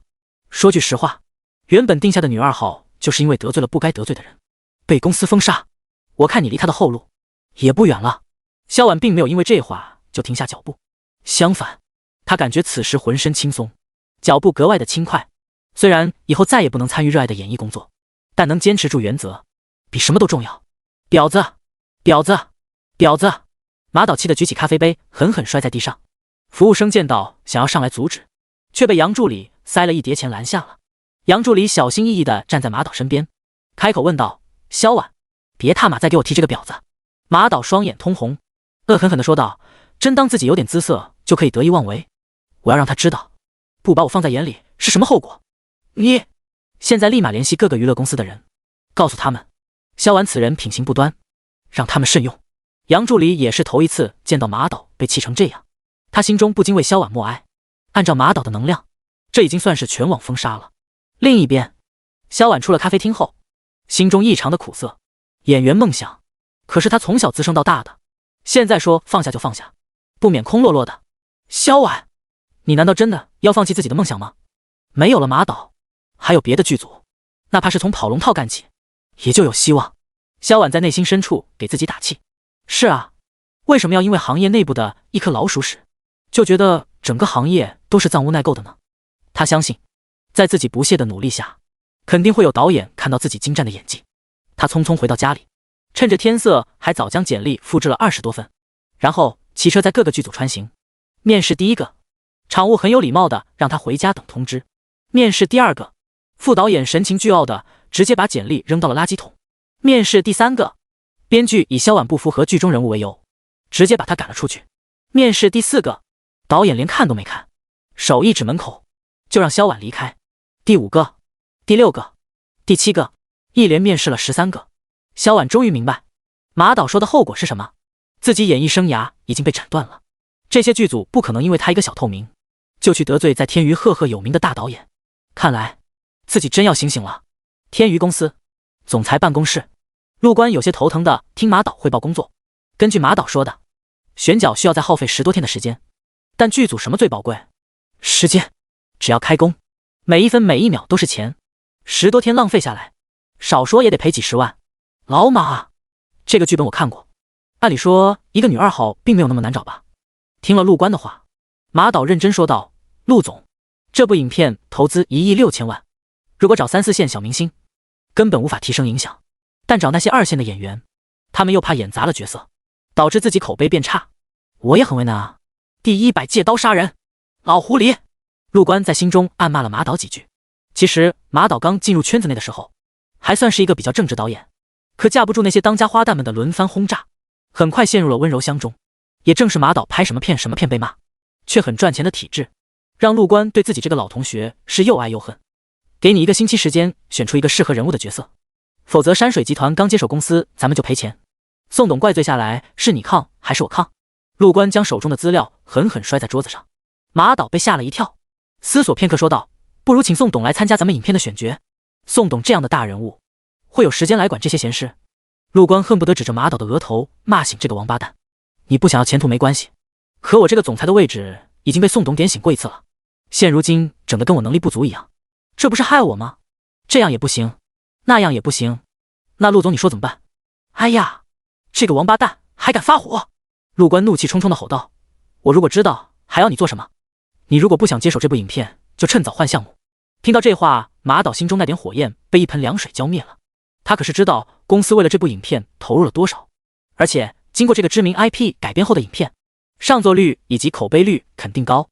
作为一个随时准备打翻身仗的导演，这个机会绝对不能错失。陆总，你看这样行不行？我给你准备一份演员名单，你装作汇报工作时对宋董提一嘴，宋董感觉那个演员可以，咱们就用那个呗。这个馊主意，陆官想了一下，还别说，可行性非常高。他点点头，算是应允下来。等到马导走后，陆官手指敲着桌子，想着经过这次事件，一定要把这个姓马的往后放了。再这么继续下去，天娱的名声就要毁了。那边马导离开后，将几个与他一起出去旅游过的女人写进了名单里面。当陆官看到这份名单时，差点没把桌子掀翻。他娘的，这个马东阳是想死了吧？一份名单里面10个人名，7个跟他上过床，就算是安插人手，也不能这么光明正大吧？既然如此，也别怪我到时候跟宋董告你一状了。酝酿一下语言，陆官轻咳2声，给宋云拨了过去。此时的宋云坐在家里，和叶青青甜蜜地看着电影。一通电话打来，甜蜜的气氛被打破。宋云微皱眉头，看了眼来电人的信息，心想：你这个天娱总裁，如果没事情的话，后面看我怎么收拾你。宋董您好，没打搅到您吧？陆官的措辞以及语气十分诚恳。宋云嗯了一声，没有继续说下去。是这样的，天娱最近筹备了一部新影片，投资比较大。上官芙原本是剧中的女2号，可因为品行不端被公司弃用，一时半会找不到新的人选，于是马导拟了一份名单，我想先给您过目一下。这句话说的就很有水平，不仅把自己从事件里摘得干干净净，还暗地里坑了马东阳一手。只要宋云发现名单里的人选充满了水分，第一把火肯定会烧到哪个王八蛋头上。你发我邮箱。好的，宋董，那就不多打搅您了，再见。挂断电话，陆官露出一丝意味深长的笑容，快速地把马导的名单发到了宋云的邮箱。谁啊？叶青青好奇问道。陆官宋云一边点开邮箱一边说道：山水集团不是把天娱收购了吗？天娱有部影片因为上官芙的缺席陷入了困境，陆官想让我把关一下新演员，让我康康。这部小说被改编成了影片，对于叶青青这种原著党而言，当然是希望拍出来可以贴合人设。当他看到名单上的10个人时，真眉不仅皱了起来。这就是精挑细选过的？叶青青没好气地说道。这里面有8个人闹过绯闻，还是酒店绯闻，7个绯闻的男主角就是那个马导。宋云听了这话，眼睛眯了起来。这里面的水不浅啊，把名单打回去，让他们重新选。叶青青对着宋云撒娇说道：老公，这个小说可好看了，要是拍毁了，不仅赔钱，还会伤了你最爱女人的心。打回去，打回去！宋云承认他很没出息，根本吃不了自家老婆的美人计。可这不就是一个正常男人该有的反应吗？对了，老公，咱们去看大伯母的时候，大伯母跟我讲，大姑家的女儿不是中戏毕业的吗？不行，让表妹试试。叶青青的话点醒了宋云。是啊，怎么把萧婉给忘了？肥水还不流外人田呢。如果萧婉真的演技没问题，他丝毫不介意拉对方一把。于是宋云连忙给陆官打了个电话，说人选暂时敲定好了，等他过会再做最后的决定。陆官听到这个激动万分，终于不用自己背锅了。宋云紧接着又给大姑打了个过去，说明情况后，大姑欣慰说道：你这个小不点终于出息了，都成为大人物了。你等着，我先等你表妹回来商量一下，半个小时后给你回信。挂断电话，大姑连着给萧婉打了很多电话，女儿那边才接通。妈，我在跑片场，有什么事吗？萧婉压低声音询问道。快回来，你宋云哥给你安排了一个影片的女二号。听到这个消息，萧婉兴奋的差点没有昏过去。经历一天的拒绝，她早就心生退意，但没成想宋云哥哥现在发达后，竟然也在娱乐圈有这么深的关系。她一点不敢奢求什么女一号女二号，即便是最后宋云哥哥说只是一个龙套角色，她也愿意。萧婉打了辆的士，匆匆回到家。她怀着忐忑的心给宋云拨通了视频电话，电话被接通，那头露出一个漂亮女人的脸。如果不是萧婉再三确认过没打错，她都认为是不是自家表哥的手机丢了。你好呀，我是宋云的老婆，你就是表妹萧婉吧？叶青青笑眯眯说道。只要是宋云的家人，她都爱屋及乌的，十分喜欢。更何况宋家内部经过大伯母的讲解，她知道宋家的人都没有花花肠子，不存在那些狗屁事。第101，愉快的家庭氛围。你是表嫂？萧婉有些不敢确认地问道，因为叶青青的颜值实在太惊艳了，即便是她一个女人，在看到叶青青的一刹那，也会感到窒息。是呀，是呀，我叫叶青青，你可以叫我青青嫂子。叶青青笑着说道，听大伯母说你毕业于中戏，现在有部影片的女二号有空缺，你哥本来还打算考教一下你的演技，但我见到妹妹你之后，就决定是你了，光是外形就很符合。没有，嫂子你才漂亮呢。就在这个时候，宋云端了一盘洗好的水果走了过来，接过叶青青递来的手机。宋云笑着问道，最近过得怎么样？也就那样吧，萧婉有些苦楚回答道。她不敢多说，害怕眼泪会不由自主地流出来，顶点小说。宋云见到表妹眼眶中的雾气，眉头紧皱问道，谁欺负你了？没事，哥，谢谢你啊，如果不是你这通电话，我或许就打算换个工作了。听到这话，宋云心中更是十分担忧。小时候他们几个小辈都在爷爷奶奶家生活过，对于各自的脾性十分了解。萧婉小时候就立志做一个好演员，一直也在往这方面努力，怎么现在就打算退出了？不过每个人都有自己的经历，萧婉不说，宋云这个当哥哥的也不会主动掀对方的伤口。女二号的角色给你了，明天我和你嫂子去趟4、9城，带你认识几个导演。宋云的话轻飘飘地传进了萧婉的耳朵，她猛地睁大眼睛，难道自己的命运就要被哥哥改写了吗？小婉，明天我和你哥订好机票就过去，放心，有我们在，你受不了任何委屈。叶青青也在一旁鼓气说道。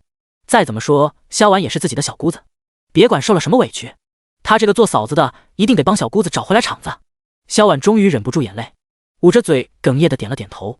第二天一大早，宋云便与叶青青踏上了前往4、9城的飞机。中午11点，飞机降临4、9城，刚出机场就看到萧婉对着他们挥手。宋云看着这个曾经的小女孩，也出落成一个漂亮的姑娘，心中十分感慨。叶青青亲热地拉住萧婉的手，姑嫂之间开始聊起了悄悄话。宋云伸长耳朵一听，都是叶青青在询问宋云之前的情事。宋云心中紧张的希望自家表妹别坑哥呀。三个人拦了一辆机场的士，一路到了大姑家。刚进门就看到大姑父和大姑在厨房忙活，这么温馨的场景，宋云已经很长时间没遇到过了。大姑看到宋云后，惊呼一声，双手在围裙上擦了一把，抓着宋云的胳膊仔细看着。你小子平常肯定没好好吃饭，都瘦了。也许在长辈眼中，自家的孩子永远都不如在他们身边健康，这也正是华国血脉相连的凭证。你跟我没关系，我管你胖瘦呢。大姑，我现在过得很好，倒是这些年你皱纹越来越多了。宋云有些心疼地说道。宋娟没好气地白了宋云一眼，这小子从小就不会说话，哪有一上来就说女人老的。宋娟把宋云甩在一边，往后看过去，果然，女儿身边陪着的女生长相十分漂亮，即便是电视上的那些大明星，在她面前都逊色几分。这就是侄媳妇吗？真是宋家祖坟冒青烟了，竟然能进门这么国色天香的媳妇。他决定今晚一定给祖先烧2炷香，祈祷一下家人都能平安。快坐快坐，饭菜马上就好了。宋娟热情的迎客，然后让自己丈夫出来陪客人说话。大姑父叫萧强，现在算是在驱邪半退休状态，可从萧强带有皱纹的脸上，依稀还能见到他年轻时的模样，是个大帅哥。小云，快坐。萧强拍着宋云肩膀笑道，听我大舅子说你小子现在发迹了，生意最近怎么样？还可以，每个行业都有所涉及。宋云对这个大姑父很有好感，一是对方年轻时实在是太帅了，给宋云幼小的心中植下了一颗未来也要变帅的种子；二是大姑父十分开明，没有别的长辈那种高高在上的感觉，跟小辈们都能打成一片。哈哈，小时候我就说你小子长大肯定有出息，现在灵验了。你是遇见个小孩就说人家长大有出息，我家宋云能混成现在这样，跟你有半毛钱关系吗？宋娟从厨房探出头打击道。大姑父尴尬地笑了2声，然后起身从柜子里小心翼翼取出一瓶老酒，揭开盖子，一股浓烈的酒香扑面而来。大姑父对着宋云抖了2下眉毛，笑道：你今天算是有口福了，这酒是我一个徒弟淘来的，已经储存了30多年，外人来家我是绝对不会拿出来的。你都3高了还想喝酒？警告你，中午最多喝1杯。宋娟再次打击道。大姑父听到这话，遗憾地摇了摇头，恨不得把瓶口找个蜜蜡再给封上。叶青青在沙发上很是羡慕这样的家庭氛围，毕竟在她很小的时候，父亲做生意时总会无意识地忘记很多答应过她的事情，所以家庭的温暖在她看来十分重要。嫂子，我爸就是个老酒鬼，不过我妈平常管着他还不敢放肆，你看着吧，今天中午我爸肯定得软磨硬泡的喝2杯。萧婉在叶青青耳边小声笑道，真羡慕你家每个人都能过得自由自在，真好。叶青青的话落在了萧强耳朵了，萧强轻咳2声，坐回沙发说道，青青，委屈你了，嫁到老宋家连场婚礼都没有，回头我肯定会好好批评一下宋云这个臭小子的。大姑父，我和宋云相爱就可以了，至于婚礼这种身外之物，有没有都无所谓。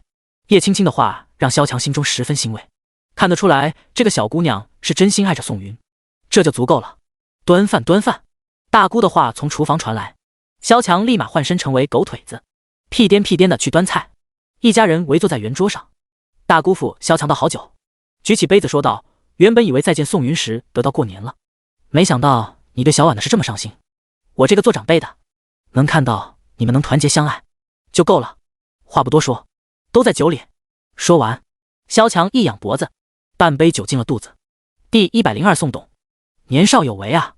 吃饱饭后，宋云当着萧婉的面给陆官打了个电话，约晚上一起吃饭。陆官这才知道原来大老板已经到达4、9成，他不敢松懈，给在片场的马导打了一个电话，宋董已经到达4、9成，晚上大家一起吃饭。宋董决定人选了吗？马导内心期待着，想着宋云一个圈外人，肯定不懂那么多门道，只要对方选择名单上的一个人，那自己就能对接女艺人，晚上岂不是爽翻天？宋董说暂定。啊，但是我联系了名单上的那些艺人，对方都把排期空出来等候呢。陆官心中暗笑，淡淡说道，有意见直接找宋董。听到这话，马导蔫了，他才不敢去招惹宋云这样的庞然大物。对于娱乐圈来说，资金为王，对方能全资并购天娱这样的大公司，想收拾一个导演那不是简简单单。行吧，那我再让他们等等，晚上一同吃饭的时候，希望你别掉链子，知道吗？肯定的。马导心想，自己如果晚上和宋董同桌吃饭，自己一定要把毕生所学都拿出来，把宋董舔得开开心心，自己未来在天娱乃至整个圈子都平步青云了啊。下午的时候，叶青青陪着萧婉去买了一套礼服，当萧婉看到衣服上10多万的标签时，连忙推脱不要。可叶青青这个做嫂子的第一次见小姑子，肯定不能出手寒酸。再说了，她身为魔晶集团的董事长，一点都不缺钱。买好礼服，两女逛街的时候，叶青青还买了几套搭配的首饰，以及昂贵的化妆品、护肤品。宋云提着大包小包跟在两女身后，她不明白为什么看起来柔柔弱弱的2个女孩子，在逛街走路上面竟然一点都不累。她一个被系统改造过的男人都有点气喘吁吁了。叶青青还拉着萧婉打算再逛2个店铺再回去。终于逛完了，这些礼盒放在后备箱都有点装不下，只能一半堆积在后车座上。两女回到家，开始化妆换衣服。宋云陪着大姑父在客厅说话 spoonice.com。 过了1个多小时，叶青青大大方方拉着有些羞涩的萧婉走了出来。萧婉第一次穿礼服，明显感觉有点放不开。而大姑父看到女儿惊艳的模样，眼神一亮说道：我家有女初长成啊，时间不早了，咱们去赴约吧。宋云自然是不能打车过去，他下午已经联系了自己岳父，特意从叶氏集团分部调来了一辆商务用车，此时正在楼下等候。另一边，约定好的酒店大门口，马导早早就等候在原地。他换上了一身昂贵的西装，将头发往后背去，整个人也不再显得油腻，相反有股文人的气质。而陆官穿了一身休闲装，整个人看上去像是会面老朋友一样。这就是等级的不同，马导也许会尽全力的搏一个出位的机会，而陆官则是想尽可能的给宋云留下一个人畜无害的印象。很快，一辆劳斯莱斯停靠在酒店门口，车上下来一个司机，将后车座车门打开。宋云抢先走了出来。陆官可是在山水集团内部网中见过宋云的照片，立马认了出来。他对着马导使了一个眼神，马导顺从的接替了司机的位置，手放在车门顶上，防止后面的人碰撞到头。叶青青第二个出来的，马导见到对方后，脸色一红，他也不知道怎么回事。宋董的女伴让人不禁想到初恋的感觉，他不敢多看，连忙把头低下。这就导致萧婉出来的时候，他依旧小心翼翼地看着自己的鞋尖，唯恐惹来大人物的不快。但是萧婉却一眼认出来了这个男人，马导怎么会在这里？难不成宋云哥介绍的女2号是马导之前说的影片？他此时内心十分纠结，有惊慌，有疑惑，又惊讶。但是很快他把所有的负面情绪都压下了，因为他看到天娱公司的总裁陆官在自己哥哥面前卑躬屈膝，看得出来是在巴结他，只想演一个角色，不想找事，所以沉默地跟在嫂子身边。宋董年少有为啊，天娱公司在您的带领下一定会更加辉煌。陆官恭维过后在前面带路，而马导则是慢吞吞地跟在后面。他这个等级还不足以向宋云介绍自己的身份。陆官把宋云3人引进包厢，然后在门口拦住了马导，低声说道：看来宋董并不想用你名单里面任何一人，我认识宋董带来的2个女伴中的一位，长得最漂亮的是魔都首富叶家的独生女，另外一个也许就是女2号。等会那位女生对剧本提出的任何要求，无论是合理的还是不合理的，你一定要答应下来。马导听了这话咽了口唾沫，魔都首富叶家，看来宋董的身份十分神秘啊。他可是听说过叶家独生女可是商业中赫赫有名的女强人，可如今却温顺地陪在宋董身边，那岂不是说宋董更加……想到这里，马导连忙点头应允，别说改剧本了，就算换个剧本我也没任何意见。陆官满意地拍了拍马导的肩膀，说道：等会专业的事就看你了。宋云、叶青青和萧婉坐在包厢内，这间包厢是这家5星级酒店里最昂贵的一间。陆官对于大老板来巡查根本不敢放松，光是点菜就花费了50多万，还不加额外的酒水。他带着马导推门而出，露出一个平和的微笑说道：宋董，欢迎您来到49城，我来为您介绍，这个人就是那部影片的导演马东阳。您好宋董，您叫我小马就行了。马导低着头温顺说道。虽然马导已经40多岁，而宋云才20几，可身份上的差别是年龄所无法填补的。可以说宋云肯叫一声小马，都是给了马东阳面子。宋云点了点头，没有起身。陆官见此便带着马导入座，他亲自给宋云倒了一杯酒，然后对着宋云恭敬说道：宋董肯亲自来49城检阅天娱，是天娱的荣幸，我身为天娱的总裁敬您一杯。我干了，您随意。说完陆官一饮而尽，宋云神色平淡的喝了小半杯，也算是给了对方面子。第103，你这个害群之马。陆官用余光瞥到宋云杯子的下酒量，心中也是松了口气，看来宋董并没有因为上官服那件事盯上自己。宋董，我今天能见到您也是我本人的荣幸，我仅代表剧组所有人员向您致敬。马导也起身端起一整杯白酒，他可不敢说什么我干了你随意的话。他喝完酒后脸上映出一片红晕，毕竟一口菜都没吃，一整杯酒下肚，没晕都算好了。宋云没有动酒杯，只是淡淡说道：我老婆可是很喜欢那部原著，希望马导可以将原著完美还原啊。马导听到这话，激动的又给自己倒了一整杯白酒，发誓说道：我愿在您面前立下军令状，这部影片绝对会好好拍摄。吃点菜，时间还早。马导听着宋云关怀自己的话，差点没有感动哭了。天哪，这就是大佬的人格魅力吗？这么会关怀下属的吗？爱了爱了，此时的他才敢抬起头，正是坐在对面的宋云一伙人。刚才在酒店外没敢怎么敢看，现在看来宋董长得是真的帅啊，比市面上那些奶油小生帅多了，而且身上的气质让他即便不说话就能让外人一眼知道谁才是包厢中最尊贵的人。BlueNice.com 宋董的女伴，也就是魔都首富的独生女叶青青，长相精致迷人，穿着的礼服将她的身材完美勾勒，是个不可多得的美人。紧接着他偷偷地向坐在叶青青身边的女生看去，那就是自己影片里面的女2号吧，长得真漂亮。等会怎么那么眼熟？马导有点近视，他眯着眼睛仔细一看，卧槽，这他妈不是萧婉吗？他原本微笑的表情僵硬住，疯狂地吞了好几口唾沫，眼底深处逐渐生出一丝惊恐。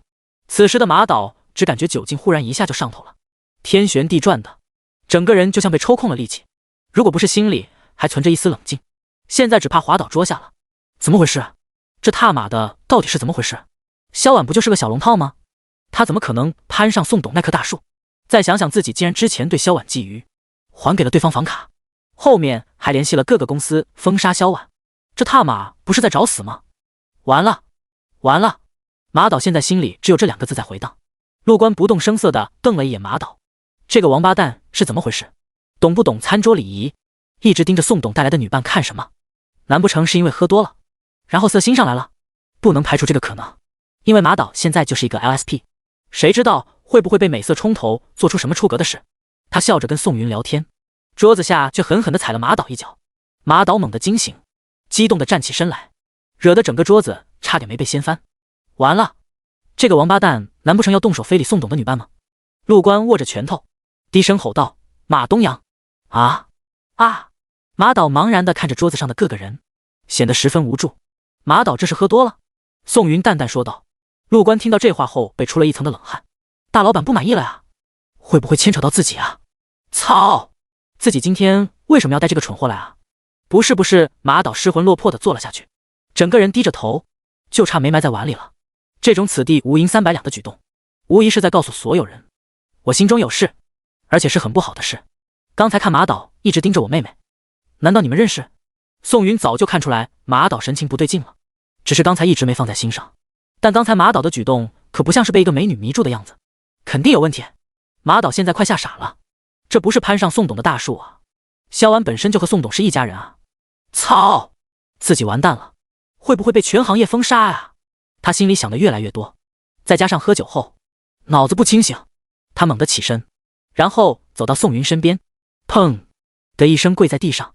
他扇着自己的脸，语无伦次哭泣说道：“对不起宋董，我不是人，我错了，我该死，对不起，实在对不起。”宋云扯出一个冷笑说道：“马导这是做什么？咱们身处的又不是万恶的旧社会，动不动就下跪，弄得别人以为我是什么坏人呢？”陆官脸色苍白，不知道该怎么办。他从来没遇到过今天这种情况，也从来没敢想马导先是犯错后竟然直接下跪了。这不是把宋董架在火上烤啊，是把他这个总裁的位置架在火上啊！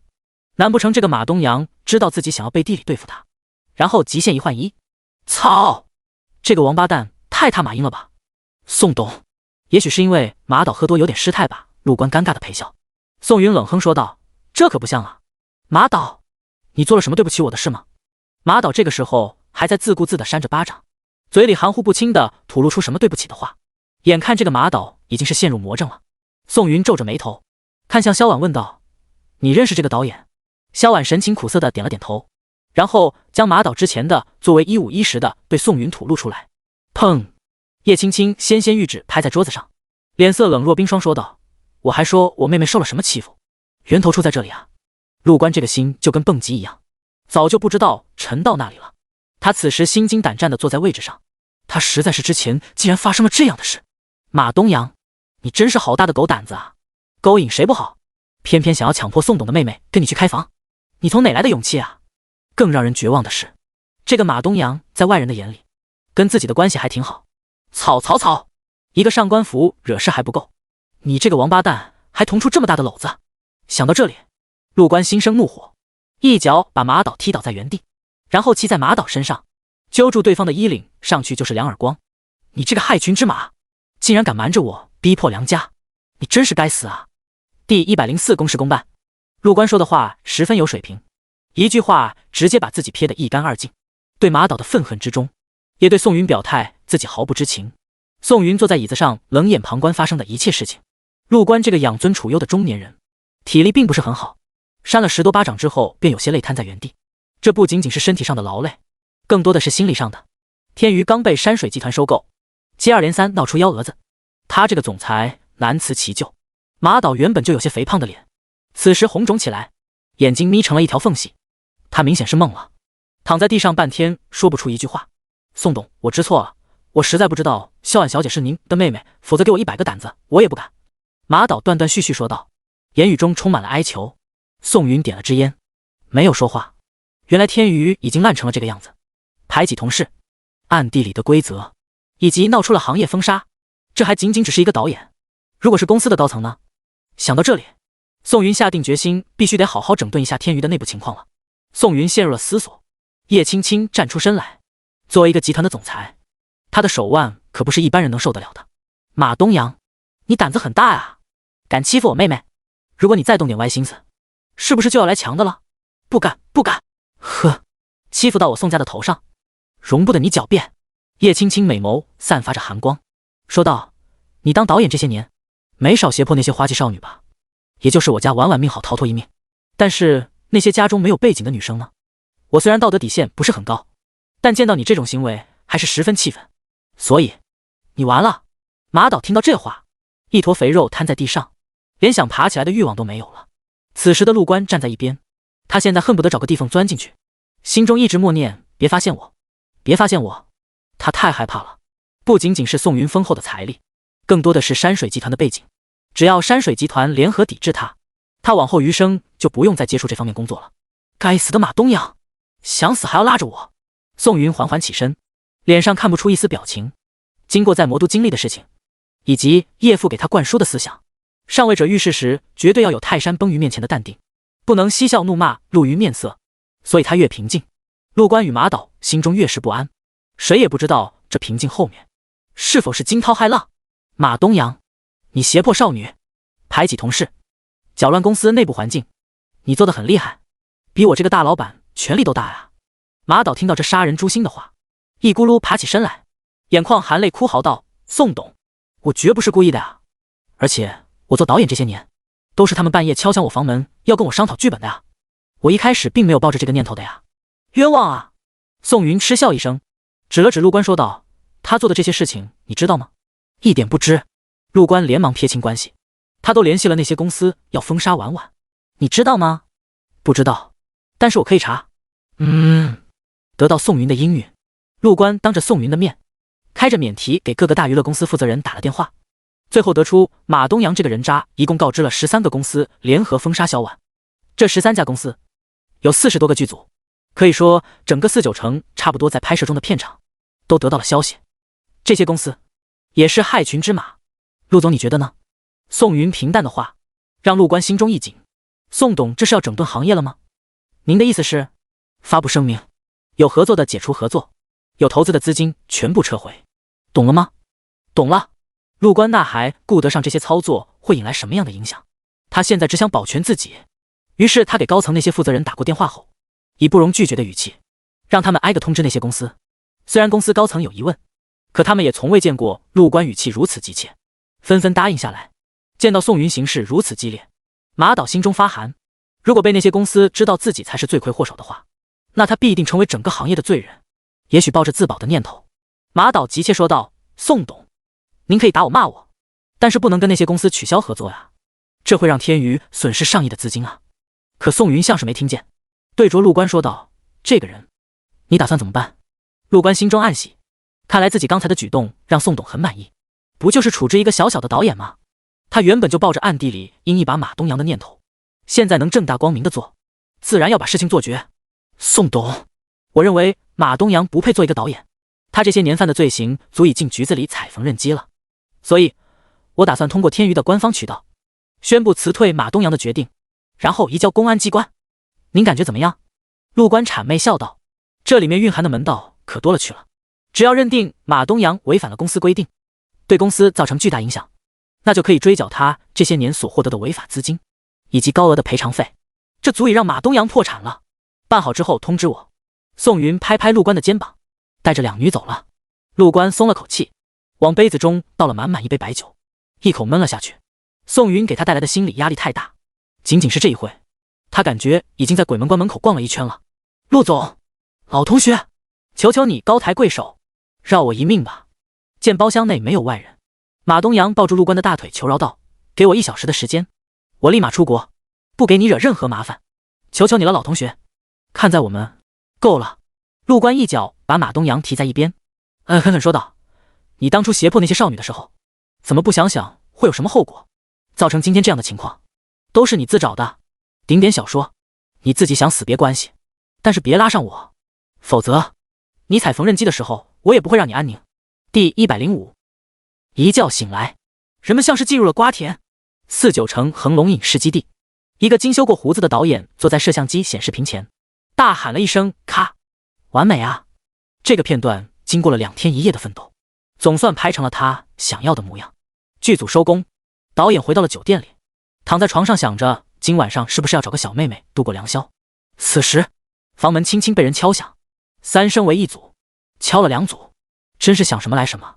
这个暗号只有剧组的女3号知道，当然他们之前就已经发生了不一般的关系。没想到这个小妮子今晚上也难挨啊。他猛地一下打开房门，然后警惕的左看右看，发现没有狗仔偷拍后，将女3号迎了进来。宝贝，你可想死我了。导演急不可耐地搂住对方，油腻的脸在女3号修长白簪的脖颈上蹭了2下。导演，人家是来找你商量剧本的呢，您怎么忽然就动手动脚了呀？女3号不仅长相娇媚，声音也嗲嗲的，让人听上去生出一股征服欲。好好好，夜还很长，咱们慢慢商量。砰砰砰，正当马上要进入正题时，房门被人狠狠敲响。这个导演眼神一冷，那个不长眼的混蛋敢在这个时候来打搅自己。他披上一件浴袍，气冲冲打开房门，在房门外站着一个穿着马甲的中年男人。刚开门，那个中年男人便冲了进来。啊！女3号尖叫一声，还以为是过来偷拍的狗仔，疯狂地用被子捂住了脸。中年男人将地上遗落的衣服甩在女3号身上，冷淡说道：给你3分钟时间穿好衣服，然后滚出去。女3号感觉声音很熟悉，缓缓探出头，发现是副导演，露出一个尴尬的笑，连忙捡起衣服在被子里穿戴完毕，匆匆跑了。怎么了，小刘？谁惹你了？导演坐在床上，笑眯眯地看着中年男人。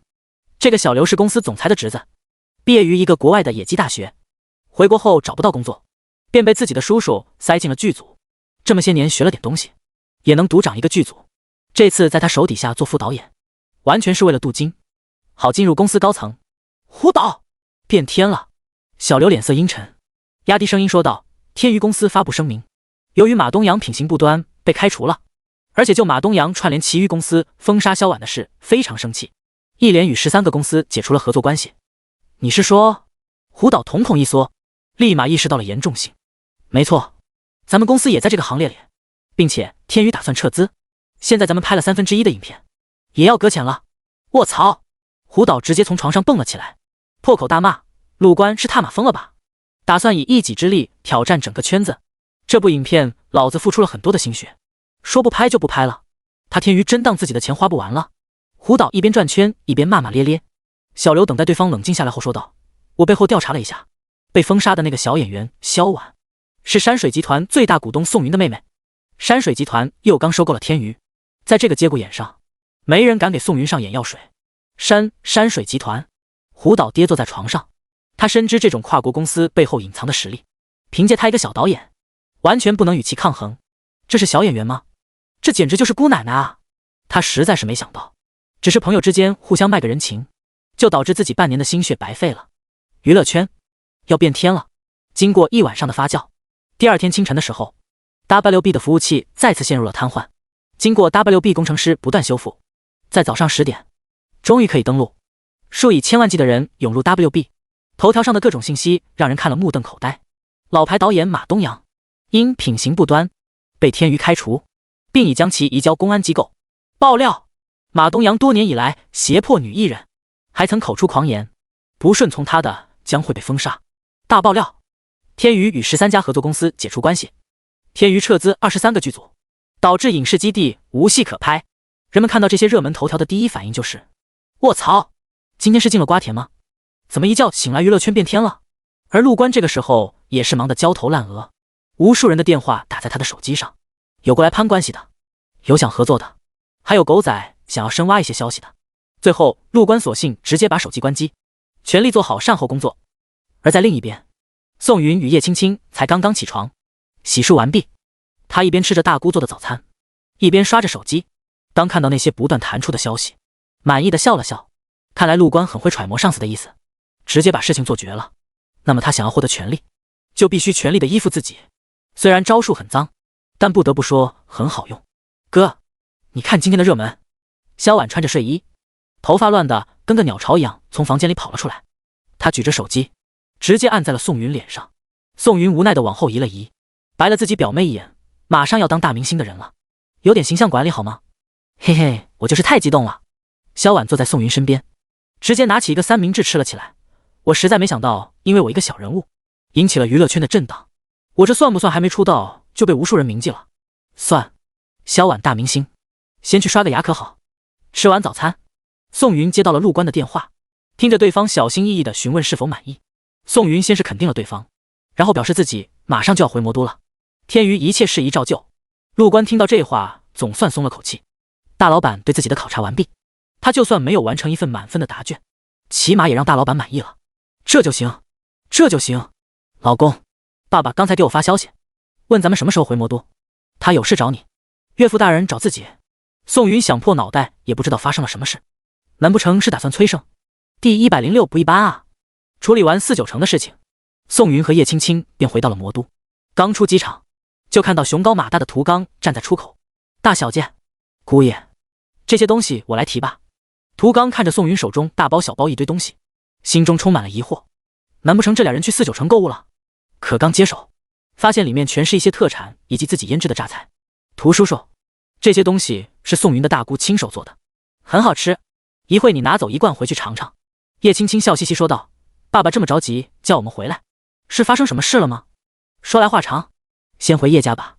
涂刚神色有些难堪，没有直接点名，这让叶青青感觉到了事情背后绝对不简单。三人一路无话到了叶家。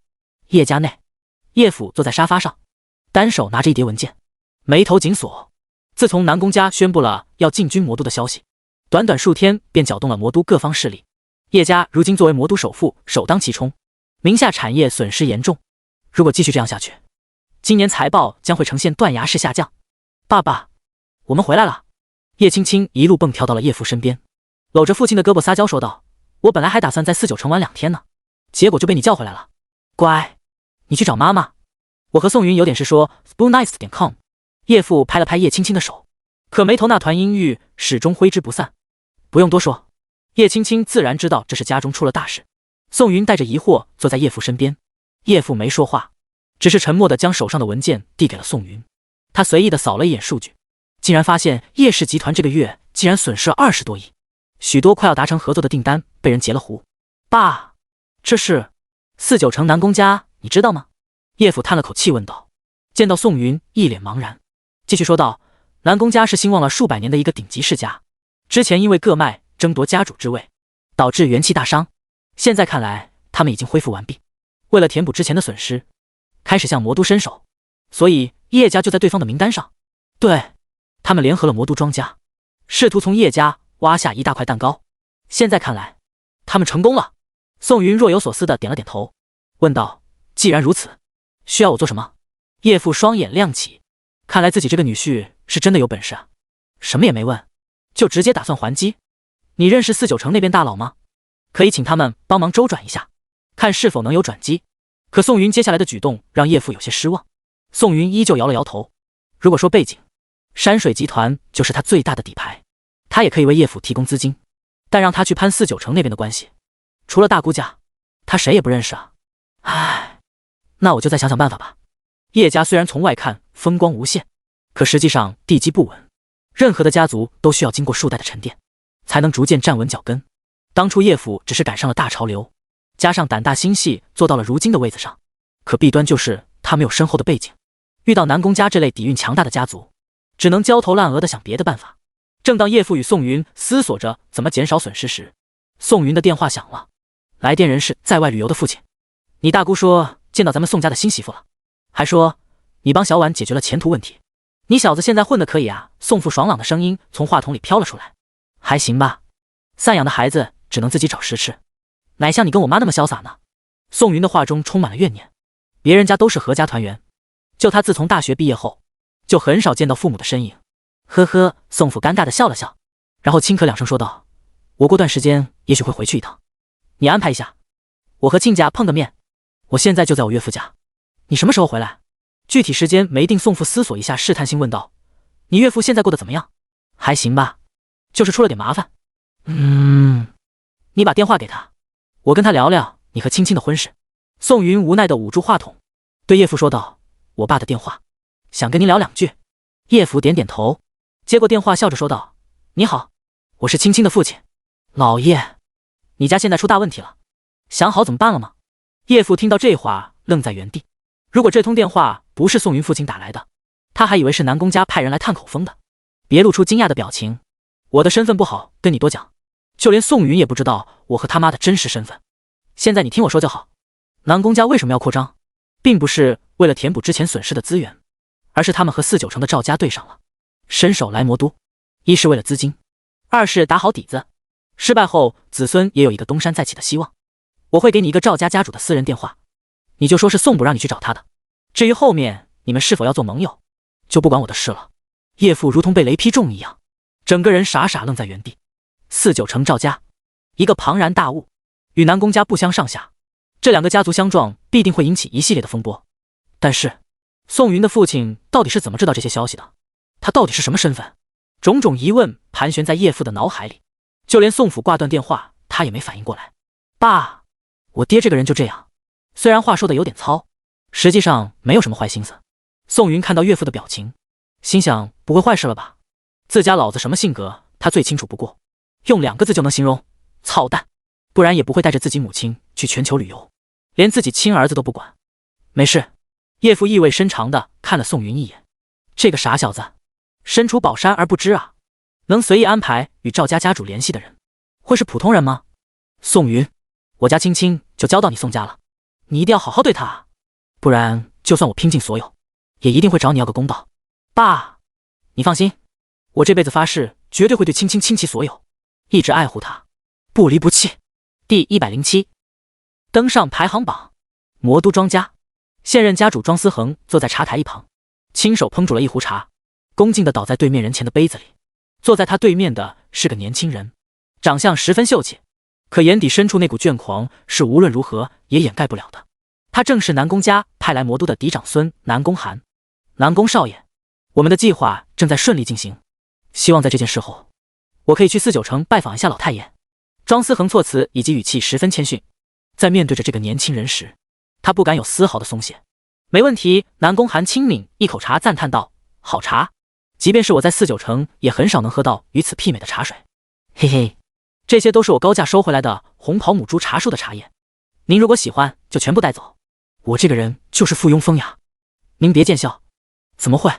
谁都知道魔都庄家家主是学富五车，风度翩翩。庄叔叔，您太谦虚了。”2个人商业互吹了一会，庄思恒便将话题拉回了正途。南宫少爷，叶家虽然是个软柿子，可我们太激烈的话，会不会引起对方的？放心好了，有我坐镇，你就放手去做事。面包会有的，美酒也会有的，肯定的。谁都知道您南宫少爷的威名，您当初只用了1000万的启动资金，就将公司开遍华国各地，创收达到了南宫家总体的20%。在您面前，我都感觉这些年活到了狗肚子里。庄思恒的话引起了南宫寒的好感，毕竟捧人也得捧到爽点上，而他不靠家族便有了如今的地位，这正是南宫寒引以为豪的地方。哈哈，庄叔叔过誉了。对了，我想起来有条信息还没和庄叔叔共享，叶家貌似在对接一个互联网公司，如果要收购对方，需要耗费将近100亿的资金。我想即便是叶家，也不可能在收购对方后资金链依旧是健康的状态。庄叔叔，你的机会来了。庄思恒听到这个消息十分激动，待到叶家空虚的时候，他就可以蚕食叶家的一些核心业务。长久以往，庄家将会代替叶家登上首富的位置。看来铁南宫家是他此生以来做过最正确的决定。就这样过了3-4天这期间，叶父与49成的赵家家主联系上了，对方的态度十分温和。当知道宋云与叶青青已经结婚后，赵家家主态度发生了惊天逆转，直接提出了结盟，这让叶父受宠若惊。要知道，赵家无论是影响力还是底蕴都远超叶家数倍，而对方态度的转变点则是在结婚这件事上，那是不是就能说明宋云父亲真实身份大得吓人？在商讨好一些事宜后，叶父心满意足地挂断电话，再也不复忧愁的模样。宋云还不知道，其实背地里发生了这么多的事情，只是感觉叶父在有意无意地问自己老爹什么时候回国。没办法，他只能做一个传话筒。但宋父的电话关机了，一直打不通。第二天才发来短信，定下了回国的日子。虽然有些疑惑，但有着之前宋父半个月都没接电话的前提下，宋云已经见怪不怪。这天，宋云把叶青青送到公司后，给萧婉打了个视频电话。电话很快接通，视频那面的萧婉看样子是在定妆间。这么快就进组了？对啊，你走的当天陆总就联系我了，现在已经拍摄2天了。萧婉笑眯眯说道，心中对宋云充满了感激之情。如果不是因为表哥亲自为他出头，恐怕此时的他还在奔波于找工作的途中吧。专心演戏，别的事情不用你考虑，有我在，那些肮脏的事就找不到你头上。听到宋云的话，萧婉用力的点点头，说道，哥，不跟你说了哦，我化好妆了，要去拍摄了。去吧。萧婉挂断电话。定妆间里面的一个女演员好奇问道，小婉，谁打来的电话啊？难不成是男朋友 ？TheBlueNice.com。 卢姐你别瞎说，这是我表哥。哦，真的吗？这个卢姓的女演员是剧中的女1号，是一位1线的明星，虽然不是顶流，可胜在演技精湛。自她进组之后，就发现无论是导演还是投资方，都对这个前几天出现在娱乐漩涡中的女生十分讨好。这无疑是暴露了一个信号。萧婉背景深厚，但她无论是问谁，谁对于萧婉背后的身份都不是十分清楚，只是知道萧婉来头大，惹到萧婉，马东阳就是前车之鉴。对了，小婉，我能问一下你当初是怎么进组的吗？当然我不是说你演技不好，只是这类大投资你也清楚，都是内定的，所以我很好奇。听到卢姐的话，萧婉思索片刻，也没隐藏，我表哥是天娱的大老板。天娱的大老板，难道就是前段时间传的那位姓宋的大人物？天哪，怪不得萧婉一个新人竟然能坐在女2号的宝座上。如果他表哥是天娱大老板，恐怕早就讨要女1号的位置了吧。于是在往后的拍摄中，卢姐总会有意无意的多给萧婉添加一点镜头，期望结个善缘。另一边，宋云趁着现在没事，流转在各个签到地点。几天下来，获得了一张金色功能卡，但被系统隐藏了功效，只是备注会在特定事件中解除。除此之外，还获得了3张安睡卡、身体强化剂和15亿的现金。而在华国富豪排行榜上，宋云的名字异军突起，占据了25的位置。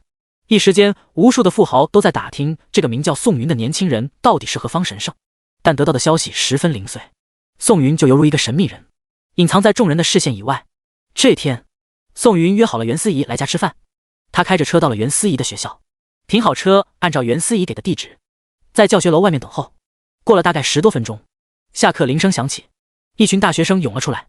当这些女学生们看到站在原地风度不凡的宋云时，都伫立在原地痴痴地望着他。也有一些胆大的女生红着脸上来讨要联系方式，可都被宋云拒绝了。宋云哥，袁思怡站在台阶上，对着宋云挥了挥手。今天的袁思怡穿着十分少女，背带连衣裤，内衬一件白色的衬衣，再搭配一双小白鞋，看上去元气满满。袁思怡撇开舍友，一路小跑搂住了宋云的胳膊嬉笑。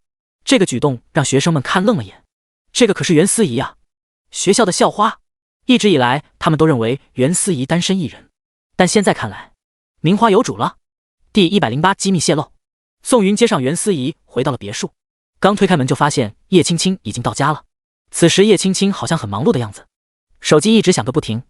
老公，你登上富豪排行榜了，我那群小姐妹都来恭贺我呢。叶青青笑嘻嘻地搂住宋云的胳膊说道，当初让他们一个个说你坏话，现在后悔晚了。宋云听了也没当真，笑着摸了摸叶青青的头，然后开始准备午餐。另一边，叶氏集团内，一个公司高层小心翼翼来到了卫生间，挨个敲门，发现没人后，将集团内部收购互联网公司 S 的一切文件发给了庄思恒，对方接受完毕。与此同时，他的银行账户内被人汇款600万。看着这一串零，他心满意足地将所有聊天全部删除。庄思恒拿到第一手的消息，便开始联系 S 的高层，提出想要收购的念头。当得知叶氏集团给了他们一个无法拒绝的价格后，庄思恒轻蔑说道：“我愿意出103亿，你们考虑一下吧。毕竟现在你们与叶氏集团还没签合同，反悔很正常。103亿，这个价格相较于叶氏集团出的价钱，要高出8亿。有钱不赚是傻子。但是叶府作为一个商界的老前辈，S 公司也不敢随意得罪，只能把消息报给对方，看看叶府到底是一个什么态度。”此时的叶父正悠悠然地躺在沙发上，陪自家老婆看没脑子的言情剧。他十分搞不清楚为什么女人都喜欢看这种霸道总裁，自己一个真的总裁就站在他面前，却整天被嫌弃，真是没道理。老爷，出大事了！叶父的助手范一如匆匆忙忙赶了过来，面色严峻说道：“庄家接触了 S 公司，并且报价比咱们高。S 总裁致电询问咱们是什么态度。”听了这话，叶父眉头紧锁。这个项目按理说在公司已经划为了机密，庄家是从那里得到的消息，而且在这个即将要签署合同的紧要关头来插上一脚，真当他是泥捏的菩萨？加价 ，S 公司能成功收购，就可以填补叶氏集团的最后一个短板，也是我们要踏上世界舞台的助力。无论如何，都要拿下来。叶父认真说道。当消息返回，庄思恒心中得意极了，让敌人出更多的价钱来买一件平价物品，这就相当于他大赚了。于是魔都庄家与叶家为了一家互联网公司大打出手，价格逐渐飙升到186亿。在此期间，这两家无论是谁都承担着巨大的心理压力。庄家在拿捏一个度，怕最后叶父一气之下真的把 S 公司放弃，而叶家则是在盘算自己的资金链是否健康，拿下 S 公司后多久可以进行完整的资源整合。一天后，经过两家不断的试探，最后叶父出资254亿，一锤定音，完成了最后的定价。庄思恒也没再抬杠，直接让叶氏集团得偿所愿。他知道这个价格已经是叶父所能出的最高的价钱，再继续下去 ，S 恐怕会砸在自己手上。庄叔叔，这是叶氏集团内部最新的消息，此番收购 S 的254亿，其中有132亿都是从银行贷出来的。如果叶家还不上钱，那就全面崩盘了。南宫寒如同做了恶作剧得逞的孩子一样，露出一个狡黠的笑容说道：“元气大伤的叶家，凭什么跟我们斗？”是啊，叶家发迹才20多年而已，就敢自称魔都首富，真是自大。接下来的操作就要看叶叔叔了。事成之后，我亲自为你引荐4、9成一些大佬，让庄家魔都首富的位置坐得牢固。南宫寒的话十分有吸引力，庄思恒已经想到自己站在万人瞩目的灯光下宣读功绩的场景了。叶家与庄家争斗的余波还在继续，无论是魔都还是4、9成，都在饭后之余谈论这些话题。可这毕竟是高层才会知晓的消息，普通人在看到财经新闻上专家长篇大论说着此次事件背后的深意，也只会感觉无聊的换个台。毕竟这跟自己没有半毛钱关系，耗费时间看专家说这些屁话，还不如追剧呢。